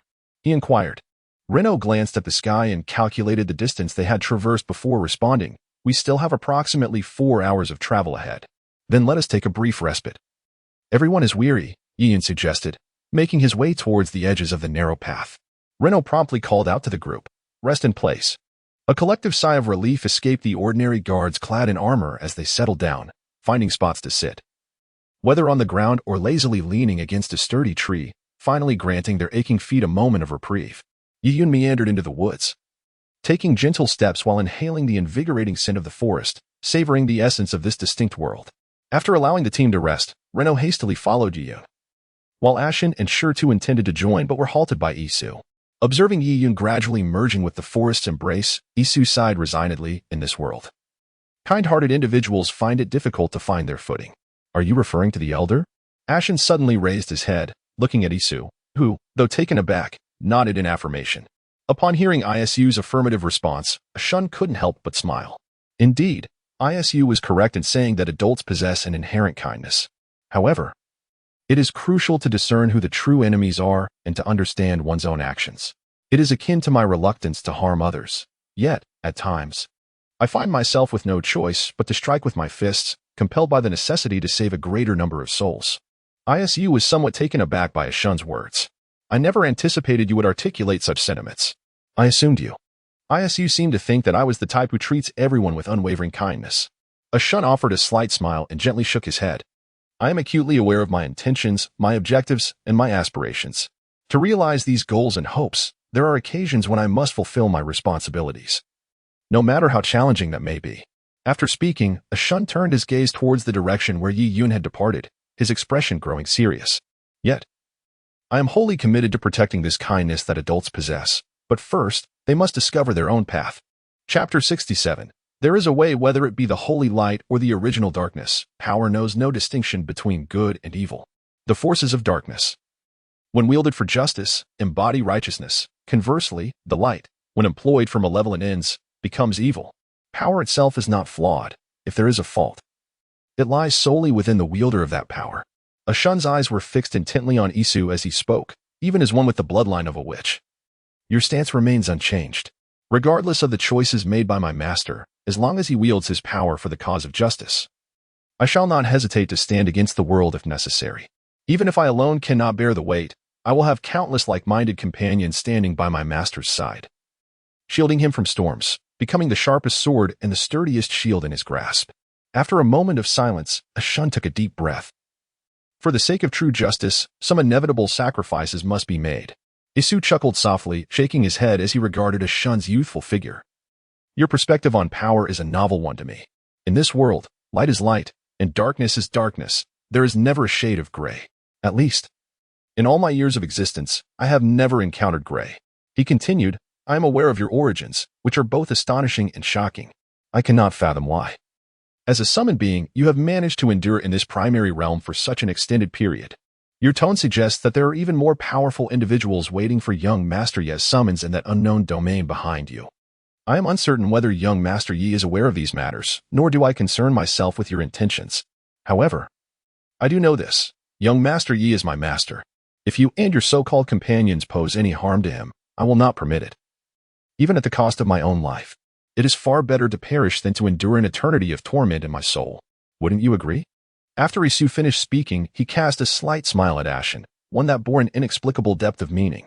Ashen stared blankly at Isu, then suddenly shook his head and smiled, his expression as warm as the rising sun. Once, someone very dear to me said, to grow old without dying is to be a thief of the heavens and a thief of life. Ha ha.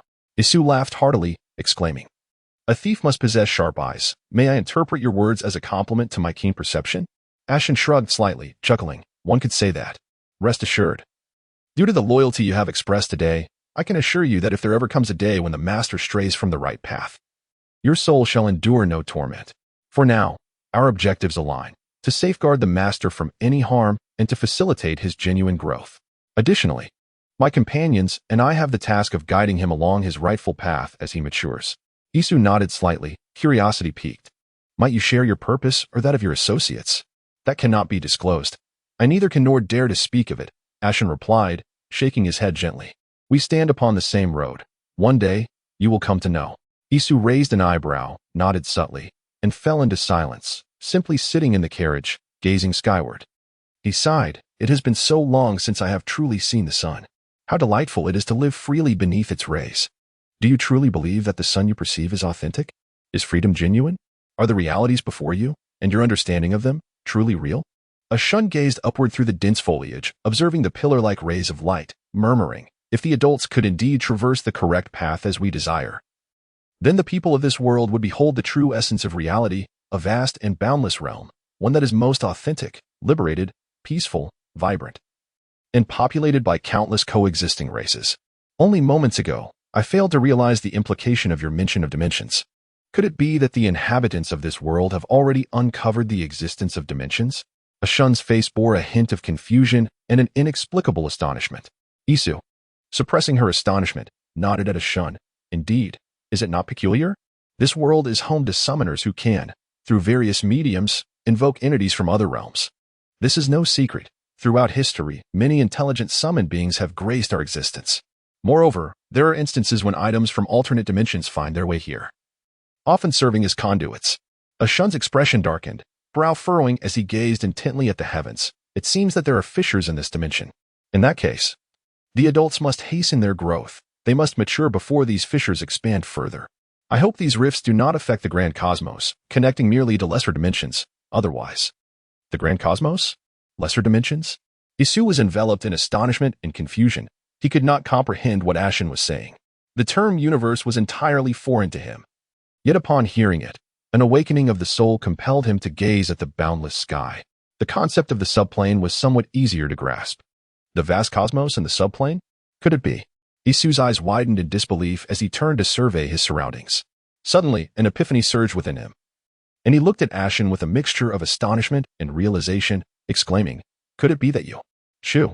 Ashen swiftly gestured for silence, smiling gently. It appears you have made the connection. It is vital that you keep this to yourself.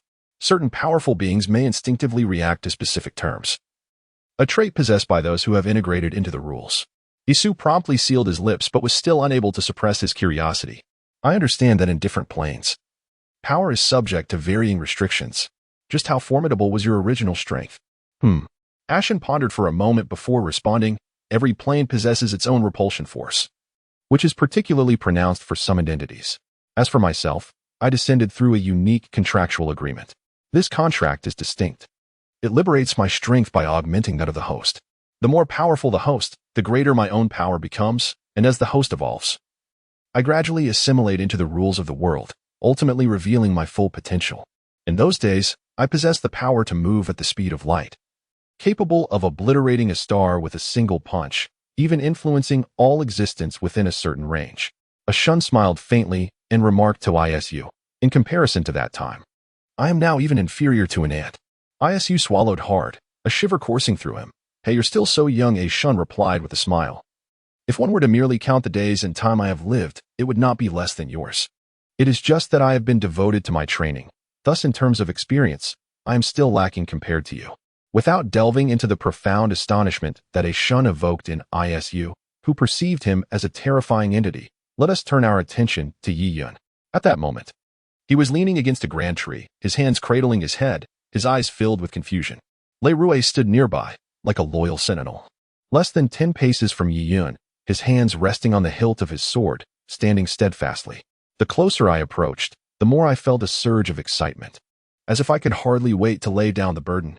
Yi Yun stared vacantly ahead, his mind swirling with countless thoughts. Why do I feel that this action is unfeasible, even as my heart resists it? Yet, what alternative do I have if I do not proceed in this manner?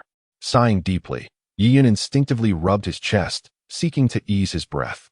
However, as he pressed his hand against his chest, his eyes suddenly blinked twice. He had encountered something hard, a card roughly the size of his palm.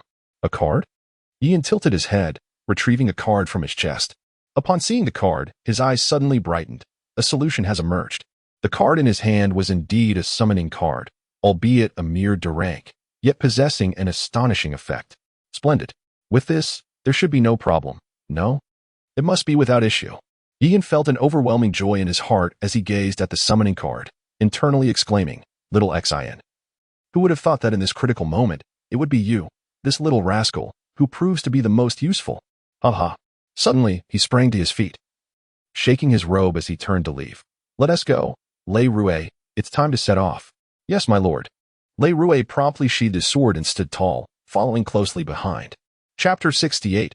Arrival at Lin Ying Town. Upon returning to the carriage, the team resumed their journey. Xiaobai, perhaps having been away from the forest for too long, did not return until Yi Yun called out to the woods several times. Covered in dirt, he bore no resemblance to his previously pristine and obedient self. As soon as he hopped back into the carriage, he unceremoniously burrowed into Yi Yun's white robe, prompting a wry smile from Yi Yun. After finally managing to tidy himself up, Yi Yun turned to Isu and said, Isu, let us hold off on administering the medicine for now. I might have another way to obtain the seal. Isu was momentarily taken aback, then nodded in understanding. I see. Although there was a hint of doubt in his heart, and he remained unclear about the method proposed by Yi Yun, Isu nonetheless acquiesced, mentally preparing himself for the possibility that Yi Yun's plan might prove unfeasible. In such a case, he would still have to administer his medicine. However, he feared that Yi Yun's so-called method might cause him to miss the optimal timing for administering the remedy, necessitating a dosage several times greater than originally anticipated. Should that occur, if those afflicted did not receive timely treatment and detoxification, it could potentially jeopardize their lives. Isu did not intend to disclose these thoughts to Yi Yun. Even if Yi Yun was not planning to seize the seal during this trip to the town, Isu still intended to procure it. He had already formed a resolution in his mind, regardless of the outcome concerning the seal. It would either remain unattainable or fall into the hands of either himself or Yi Yun. The journey was marked by silence, with several brief rests along the way. Even their midday meal was taken on the road, relying on the provisions they carried and the small game the escort team hunted in the woods, making do with what they had. It was not until just before sunset that they finally arrived at their destination, Lining Town.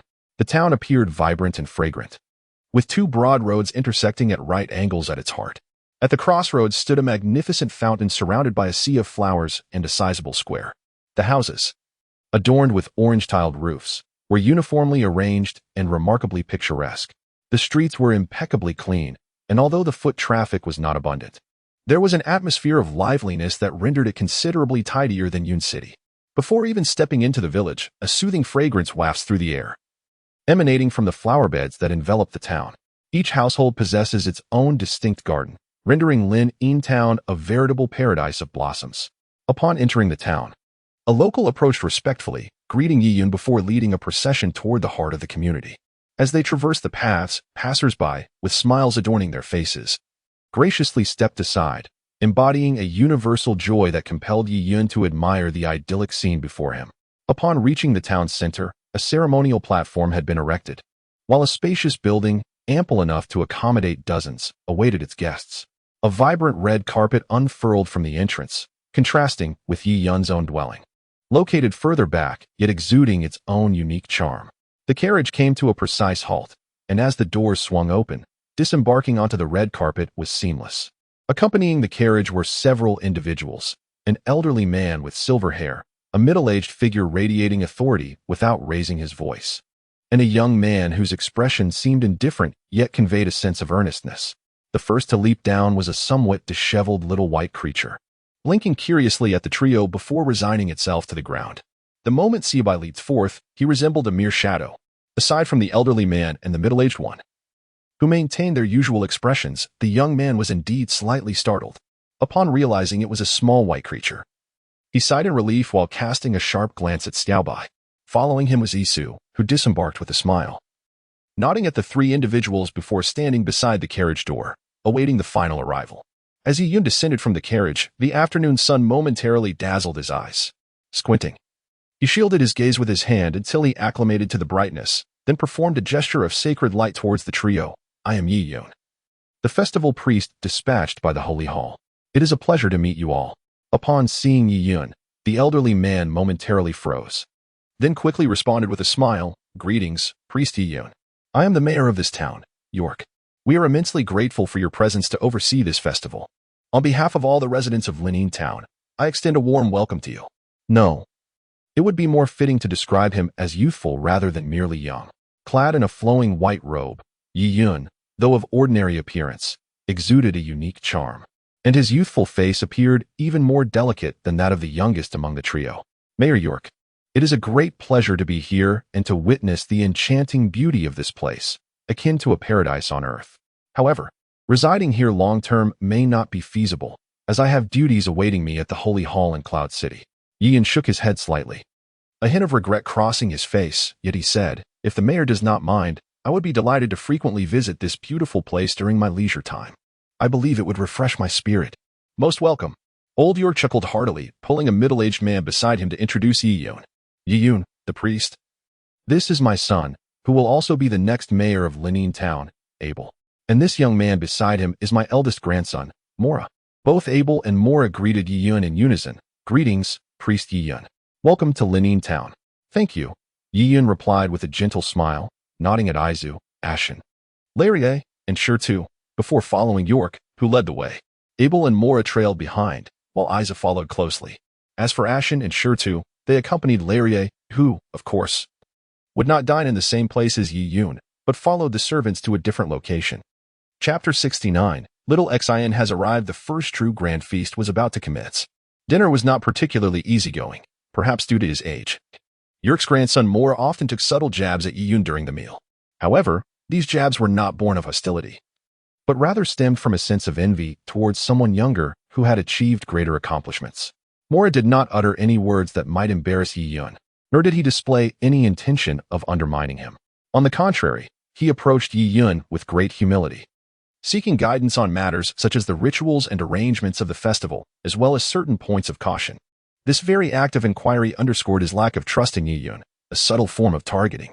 However, Mora was acutely aware of the gravity of the situation, recognizing the significance of the person before him, and thus refrained from excessive conversation. After hosting the dinner for their guests, he departed along with Old York and Abel. Once the three had left, Yi-Yun, feeling the pangs of an unsated appetite, could only sigh in solitude, lamenting the follies of youth. The adage rings true: those without facial hair cannot be trusted with important tasks, aptly describing Yi-Yun's current predicament. It was no wonder that the York family held such attitudes, as they had shown no disrespect in their manners, leaving Yi-Yun with little to complain about. Late into the night, with the moon positioned directly overhead, Yi-Yun's room remained illuminated. Observing this scene, Isu knocked on Yi-Yun's door, cradling Little White in her arms. Upon entering the luxurious bedroom that Old York had arranged for Yi-Yun, she found him languidly sprawled across the soft bed, holding a card that had once left him profoundly astonished. The sight of the card rendered her initial words utterly trapped within her. Isu gazed at the card, which bore a striking resemblance to another, though the photograph's true appearance remained elusive. The mere sight of its back imbued him with an inscrutable sense of profundity. He mused. So this is what Yi Xiao intends to rely upon. No wonder he claims to have a solution. If what Ah Shun said holds true, that each summoned individual possesses distinct abilities, perhaps acquiring the seal could indeed be a simple task. Is there something amiss? Isu's arrival roused Yi-Yun from his reverie, who regarded Isu with a hint of perplexity. This. Isu hesitated momentarily before shaking his head. It's nothing of concern anymore. Upon noticing Isu's gaze directed at his summoning card, Yi-Yun suddenly grasped the situation and chuckled. You've seen this before. It's identical to the one used to summon Ah Shun. This time, our success in obtaining the seal hinges upon it. Summon level, D little Xin. Originating from the world of Crayon Shinchan, it possesses no combat capabilities whatsoever. Potential, unparalleled, however. One would hardly wish to summon a mischievous child with such immense potential for chaos, would they? Skill, extreme luck, akin to a dual offspring of the goddess of fortune and the goddess of destiny, wherever he may be. The two deities shall never take notice of you. Gazing at the card in his hand, Yi-Yun was utterly convinced that the fortunate little rascal, Xiao Xian, could undoubtedly procure the seal he required, and perhaps even yield greater benefits. However, the timing of summoning Xiao Xian posed a critical dilemma. The information inscribed on the card indicated that summoning too early might hinder progress, potentially leading to unforeseen misfortunes due to Xiao Xian's tendency to be a liability. Conversely, summoning too late could result in missing the opportune moment entirely. Earlier, while reclining in bed, Yi-Yun had contemplated this very issue. The D-rank summoning card could only sustain itself for 15 minutes, or until the conclusion of the battle, rendering those 15 minutes exceedingly crucial. Yi-Yun had also discovered a method to extend the summoning duration by expending points. The D-rank card required a minimal consumption rate, and after the time limit, maintaining the summoning merely necessitated 10 points per minute. Given Yi-Yun's current point balance, it was more than sufficient to allow Xiao Xian to linger in this realm for over an hour. Upon hearing Yi-Yun's words, Isu nodded and, after a moment of contemplation, curiously inquired, Young Master Yi, is the individual summoned by this card similar to a Shun? Similar? Yi Yun was momentarily taken aback before bursting into laughter. How could they possibly be alike? Each card summons a distinct individual, each endowed with unique abilities. Occasionally, one might even encounter something peculiar. For instance, the lad summoned by this card possesses astonishing destructive power to the extent that he might inadvertently bring about his own demise. Ah, Isu exclaimed softly, quickly adding, "Young Master Yi, let us adopt a more prudent approach. We might as well have Xiaobai administer the potion directly now.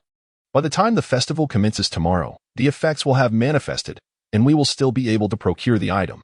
The reason Isu articulated such a suggestion stemmed from the profound shock brought upon him by Ashen, particularly regarding Yi Yun's assertion of astonishing destructive power. Isu had initially envisioned the summoning of a formidable berserker, making the idea of simply administering the drug seem far more stable. However, he failed to grasp the true meaning behind Yi Yun's description of this destructive force, and Yi Yun offered no clarification. Instead, he turned his gaze to the window, gently scratching his head. "What time is it now?" Isu also glanced outside and replied, "It is already midnight. In approximately 2 hours, the preparations for the festival will commence. And in around 3 hours, it will be your turn to take the stage, young Master Yi." 3 hours left? Yi Yun mused as he calculated the time, nodding slightly. "Since you are already here, let us wait a moment." "Very well," Isu replied, uncertain of the reason behind Yi Yun's request for him to wait. Yet he nodded in agreement. As more than an hour passed, Isu, seated nearby, could not resist the urge to nap for a while. Upon opening his eyes, he caught sight of Yi Yun stepping out of bed, now dressed. "Awake, I see," Yi Yun said to Isu with a faint smile, once again grasping the card in his hand. "The timing is just right. It is nearly time to summon him." Upon hearing Yi Yun's words, Isu sprang up from his chair with a start, bracing himself in readiness. It was not that he held unwavering loyalty towards Yi Yun. Rather, at this moment, he merely acknowledged him. What compelled his behavior, akin to that of a devoted servant, was the binding contract of their souls. He wished to avert any misfortune that might befall Yi Yun, such as death or injury. For the torment of his own soul would be far from delightful should Yi Yun meet a dire fate. Even if Yi Yun survived, a moment of anger could trigger the powers of the contract, leading to his own demise. To spare himself from such anguish, he naturally endeavored to perform flawlessly. "Shall we proceed with the summoning?" "Yes." Consuming points to extend the duration. The summoning of a D-grade card incurs a cost of 10 points per minute for duration extension. Please specify the time or choose to terminate. Yi Yun took a deep breath. Choose to terminate. The summoning commences. The card gradually detached from Yi Yun's grasp, hovering in the center of the room. Suddenly, a flash of golden light erupted, and the card dissolved into shimmering motes. A black hole materialized, gradually revealing a small creature with an elongated face, short stature, scratching its head, clad in a blue top and green shorts. At that moment, the creature appeared to be half asleep. Yi Yun distinctly observed a pair of large hands ejecting the little being from the black hole, which landed with a soft thud on the ground. As the golden light faded and the black hole vanished, only the small child, rolling about on the floor, remained. "Ga?" Isu discerned the individual summoned and immediately emitted a sound reminiscent of a duck. Surely this cannot be right? Indeed, it was not mistaken. Yi Yun, witnessing the drowsy little Exine sprawled innocently on the ground, helplessly covered his forehead. But how could he possibly be asleep? Isu, momentarily taken aback, approached directly. Upon seeing the little fellow, he completely forgot Yi Yun's earlier remark regarding his formidable destructive potential. He seized the collar of little Exine's garment. "Youngster, cease your slumber and rise promptly." "Well," little Exine rubbed his eyes and remarked, "It's quite late, yet you still summon someone. Are you not aware that lack of sleep can lead to wrinkles? I won't accept this. You must adequately compensate me, preferably with a lovely big sister." He. Chapter 70, Little Exine Takes Action, Part 1, Young Master Yi. "Is this truly your summoned entity?" Isu inquired, disbelief etched across his face, his expression fraught with confusion. "Is there some sort of mistake?" "Indeed, I summoned him, without a doubt." Yi Yun sighed and replied, "This child often engages in rather eccentric behavior. I would advise you to set him down. Otherwise, one cannot predict what terrifying occurrences may befall you." The drowsy little Exine chuckled lightly, bashfully scratching his head. Hee. "Please refrain from such flattery. It makes me feel shy." "No one is flattering you." Isu cast an irritated glance at Xiaoxin. Yet he complied with Yi Yun's instructions and gently set Xiaoxin down on the ground. "Can't you at least conjure an apparition properly? A child like you is dreaming of beautiful women. How absurd." Upon witnessing this scene, Yian felt a sudden jolt of surprise. The remarkable charisma emanating from Xiaoxin had inadvertently disrupted the typically composed and taciturn Isu, drawing him into this whimsical atmosphere. It seemed prudent for me to maintain a distance from this fellow Xiaoxin. You simply don't grasp the world of men, he mused. Suddenly, Xiaoxin struck a pose, hands on his hips, and burst into laughter. But men don't eat green peppers, ha ha ha. Isu was momentarily taken aback. Green peppers? What on earth are those? Just then, Xiaoxin wiggled his bottom and slid over to Isu, his eyes wide with wonder. So, there are no green peppers here? You are truly fortunate. Isu's face twitched slightly. Are green peppers some dreadful food? Indeed. Xiaoxin nodded earnestly, a serious expression on his face. Green peppers are the most fearsome and unpalatable things in the world. Isu envisioned a terrifying dish being consumed, and an immediate sense of dread washed over him. He nodded in agreement. Indeed, we are rather fortunate. Isu, Yian called out sharply, interrupting his thoughts. What are you doing? Me? Upon encountering Yi Yun's inexplicable reproach, Isu momentarily froze in astonishment, only to swiftly regain his composure. With a gaze filled with trepidation, he fixated on Xiao Xian and instinctively retreated several paces. I don't know. I can't fathom why this is happening. The moment I laid eyes on him, it felt as though we had been acquainted for countless years. Xiao Xian, donning an expression of feigned shyness, replied, Well, it's not been that long, really. By the way, who are you? Ahem. At that juncture, Yiyun could no longer remain silent. He shook his head in response to Xiao Xian's inquiry, saying, Xiao Xian, the reason I summoned you here is that I hope you can assist me with a task, if you would be so kind. Of course, Xiao Xian declared selflessly, patting his chest. Whatever concerns you is my concern too. However, you must introduce me to a beautiful sister, and I would like a photo collection and some bear-shaped biscuits. Yian sighed in exasperation, nodding wearily. As for the photo collection and the bear biscuits, I am at a loss. But I can indeed introduce you to a lovely older sister. I'm just a child. How could I possibly fancy a beautiful older sister? Xiao Xian retorted, adopting a serious demeanor, though his wide eyes betrayed his sincerity. What do you need me to do? Help me locate a wooden statue known as the Sage Seal. It resembles something like this. Yiyun described the appearance of the sage statue, while Isu continuously supplemented his account, eventually handing Xiao Xian an illustration to aid his understanding. Originally, it was simply a wooden figure. For Shinchan, there was nothing beyond his capabilities.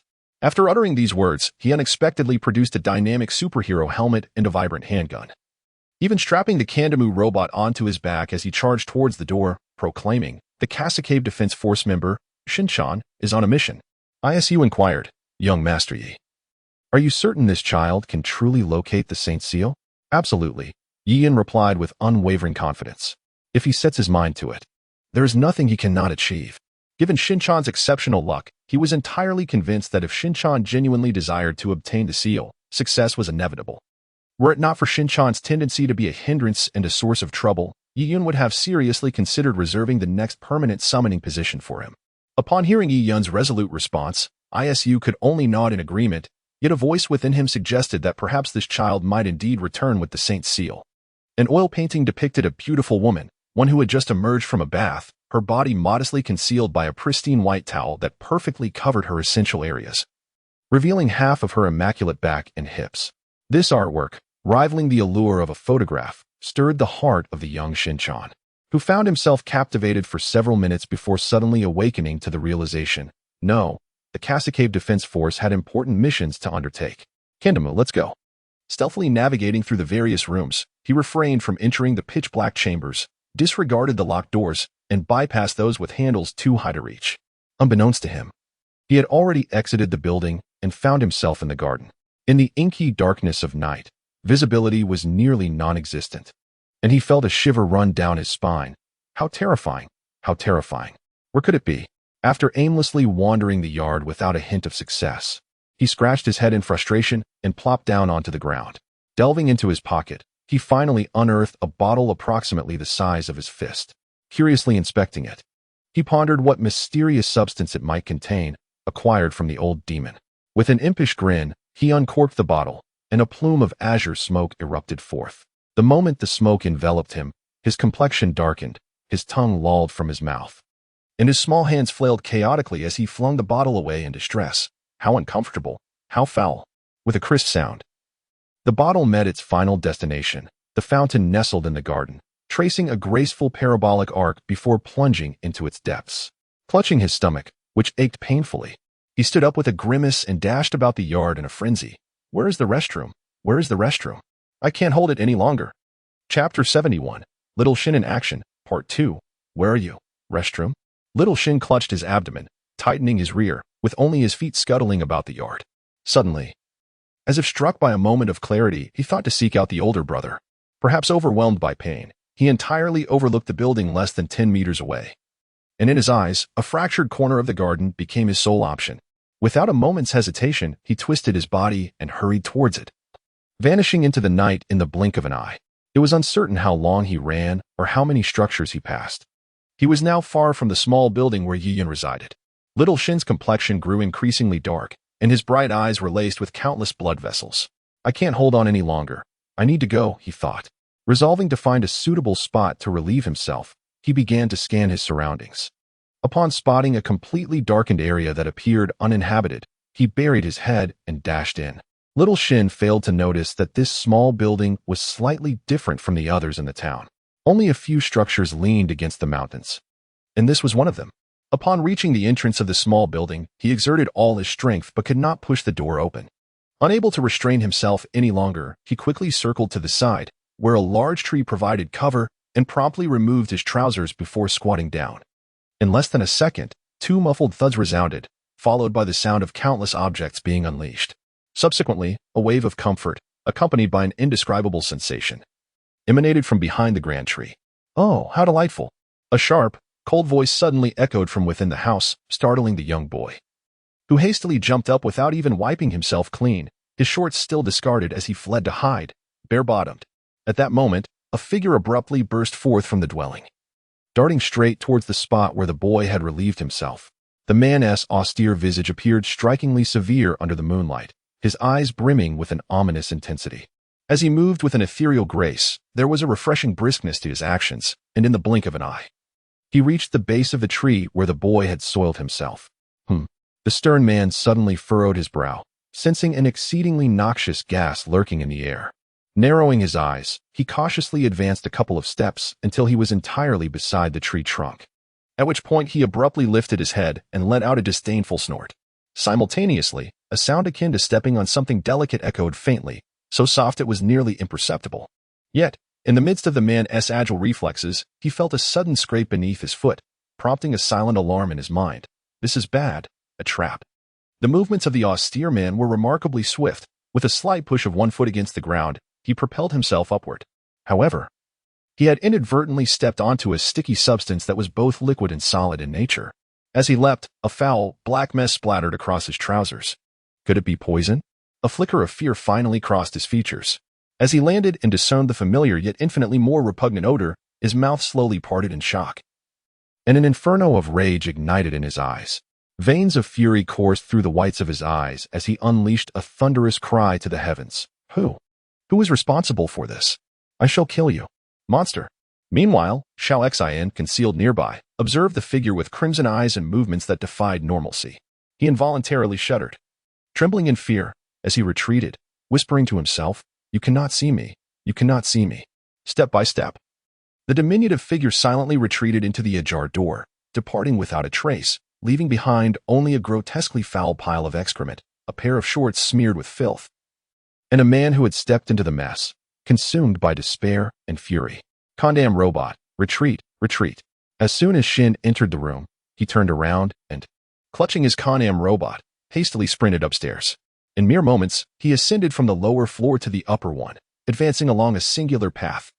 Although there seemed to be no way forward, Shin, with his head down, collided headlong into an unseen barrier.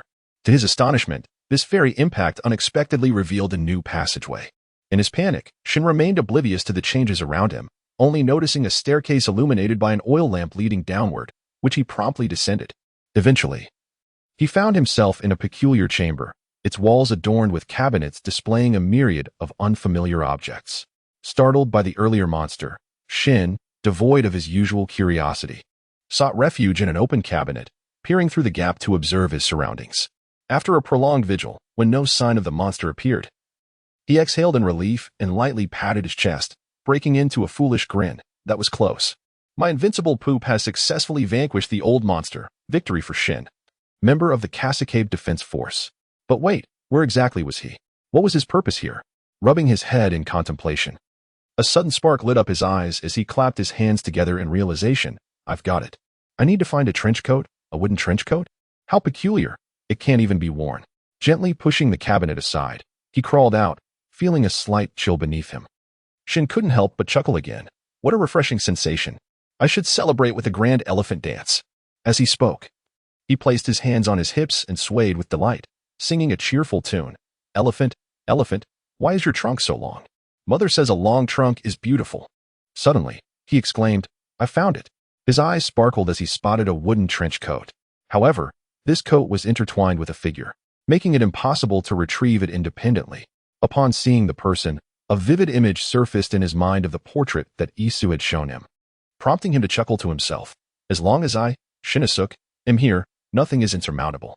Chapter 72, Shinosuke in Action, Part 3, Unbeknownst to him. He produced a pair of white shorts from somewhere and donned them, one hand tugging at the front while the other scratched his head, laughing foolishly. My shorts are so large.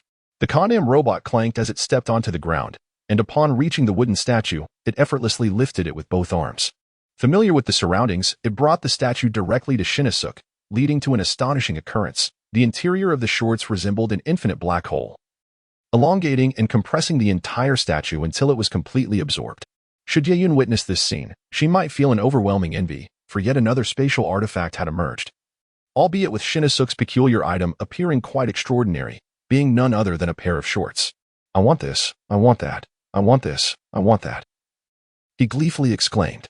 In the confines of the hidden chamber, little Xian began to leap about chaotically, his tiny hands pointing aimlessly, while the Condam robot, akin to the most devoted of servants, diligently followed behind, collecting various items and stuffing them into Xian's possession. In less than 5 minutes, the entirety of the room's contents had been thoroughly cleared away by Xian and the Condam.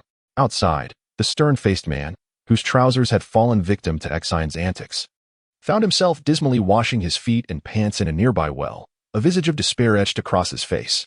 He scrubbed his shoes repeatedly, yet the foul odor stubbornly lingered. Just as he managed to clean his shoes, coinciding with the moment Xian seized the statue, the man finally succeeded in washing his trousers as well. Feeling parched and aggravated from his futile efforts, the stern man poured himself a refreshing draught of well water and gulped it down, taking several hearty swigs. Before he could properly set the bucket down, a shrill alarm pierced the air from within the house. Cursing under his breath, the man disregarded his trousers, clad only in a pair of shorts, and dashed inside without hesitation. He ascended the stairs with urgency, forcefully pushing open what appeared to be a wooden wall, and within mere seconds, he burst into the hidden chamber. Upon witnessing the chaotic scene within, a surge of adrenaline flooded his senses, leaving him dizzy and infuriated, on the brink of fainting. The sole reason he remained conscious was the sight of little Xian, energetically bounding around the room. Two pairs of eyes met. 4 eyes. You gaze upon us, and we gaze upon you. A bead of cold sweat trickled down the forehead of the young child, while the Condam robot exhibited a similarly peculiar phenomenon. More exaggerated than the child, the robot's eyes suddenly turned pitch black, collapsing to the ground and reverting to its original toy form. Ah, Condam robot, what have you done? Upon witnessing the robot's transformation, the child let out a startled cry and dashed towards it, sorrowfully exclaiming, Condam, Condam, you cannot leave me alone. What will I do without you? The cries and wails were truly heart-wrenching, yet the stern man remained utterly unperturbed, his anger intensifying. Are you done performing, kid? Seeing the adversary unmoved, the child broke into a nervous sweat, sheepishly glancing around while scratching the back of his head. Please don't praise me like that. The stern man's expression grew increasingly frigid. Stop pretending before me and reveal what you have concealed. Otherwise, I shall make you aware of the most excruciating punishment. No, please don't, the child pleaded, wrapping his arms around the stern man's leg and raising his innocent eyes that sparkled with a plea. Please don't punish me with green peppers. That would be the cruelest punishment for me. The stern man paused for a moment, then replied with a sinister grin. Green peppers, huh? Do you think it would be that simple? I will strip your skin, extract your tendons, and then meticulously chop you into pieces. Ah, no. You old monster. Little Xian, filled with terror, leaped up and turned to flee. Yet, before he could take a single step, He was seized by the collar by the stern man. Run? Where do you think you're going? This is your last chance. Hand over the item, and I shall grant you a complete corpse. I don't know. I know nothing. Little Exion flailed his limbs in midair, his face a portrait of panic. Entirely oblivious to the increasingly dark expression on the stern man's face and the furrowed brow twisted in pain. Suddenly, a stream of yellow liquid erupted onto the stern man's face, jolting him from his agonized reverie. As he lifted his head, he was met with the sight of a tiny elephant joyfully spraying water. Little Exion, feeling utterly embarrassed, exclaimed, "Oh dear. I was so frightened just now that I couldn't help but wet myself. Hee. Ah, you seek death." The stern man howled in fury, and in a reflexive motion, he violently hurled little Exion away. However, as he prepared to deliver a kick to this despicable creature, he was taken aback to see the airborne child suddenly brandishing an object resembling a hand crossbow aimed directly at him, shouting, "Bubble gun, fire!" just as he intended to evade the hidden weapon launched by the young boy, given his prowess. He could have easily sidestepped such an attack with a mere flick of his foot. However, in that critical moment, an excruciating pain surged through his abdomen, momentarily blurring his vision and dulling his reflexes. He could only watch helplessly as he was struck by the device known as the bubble gun.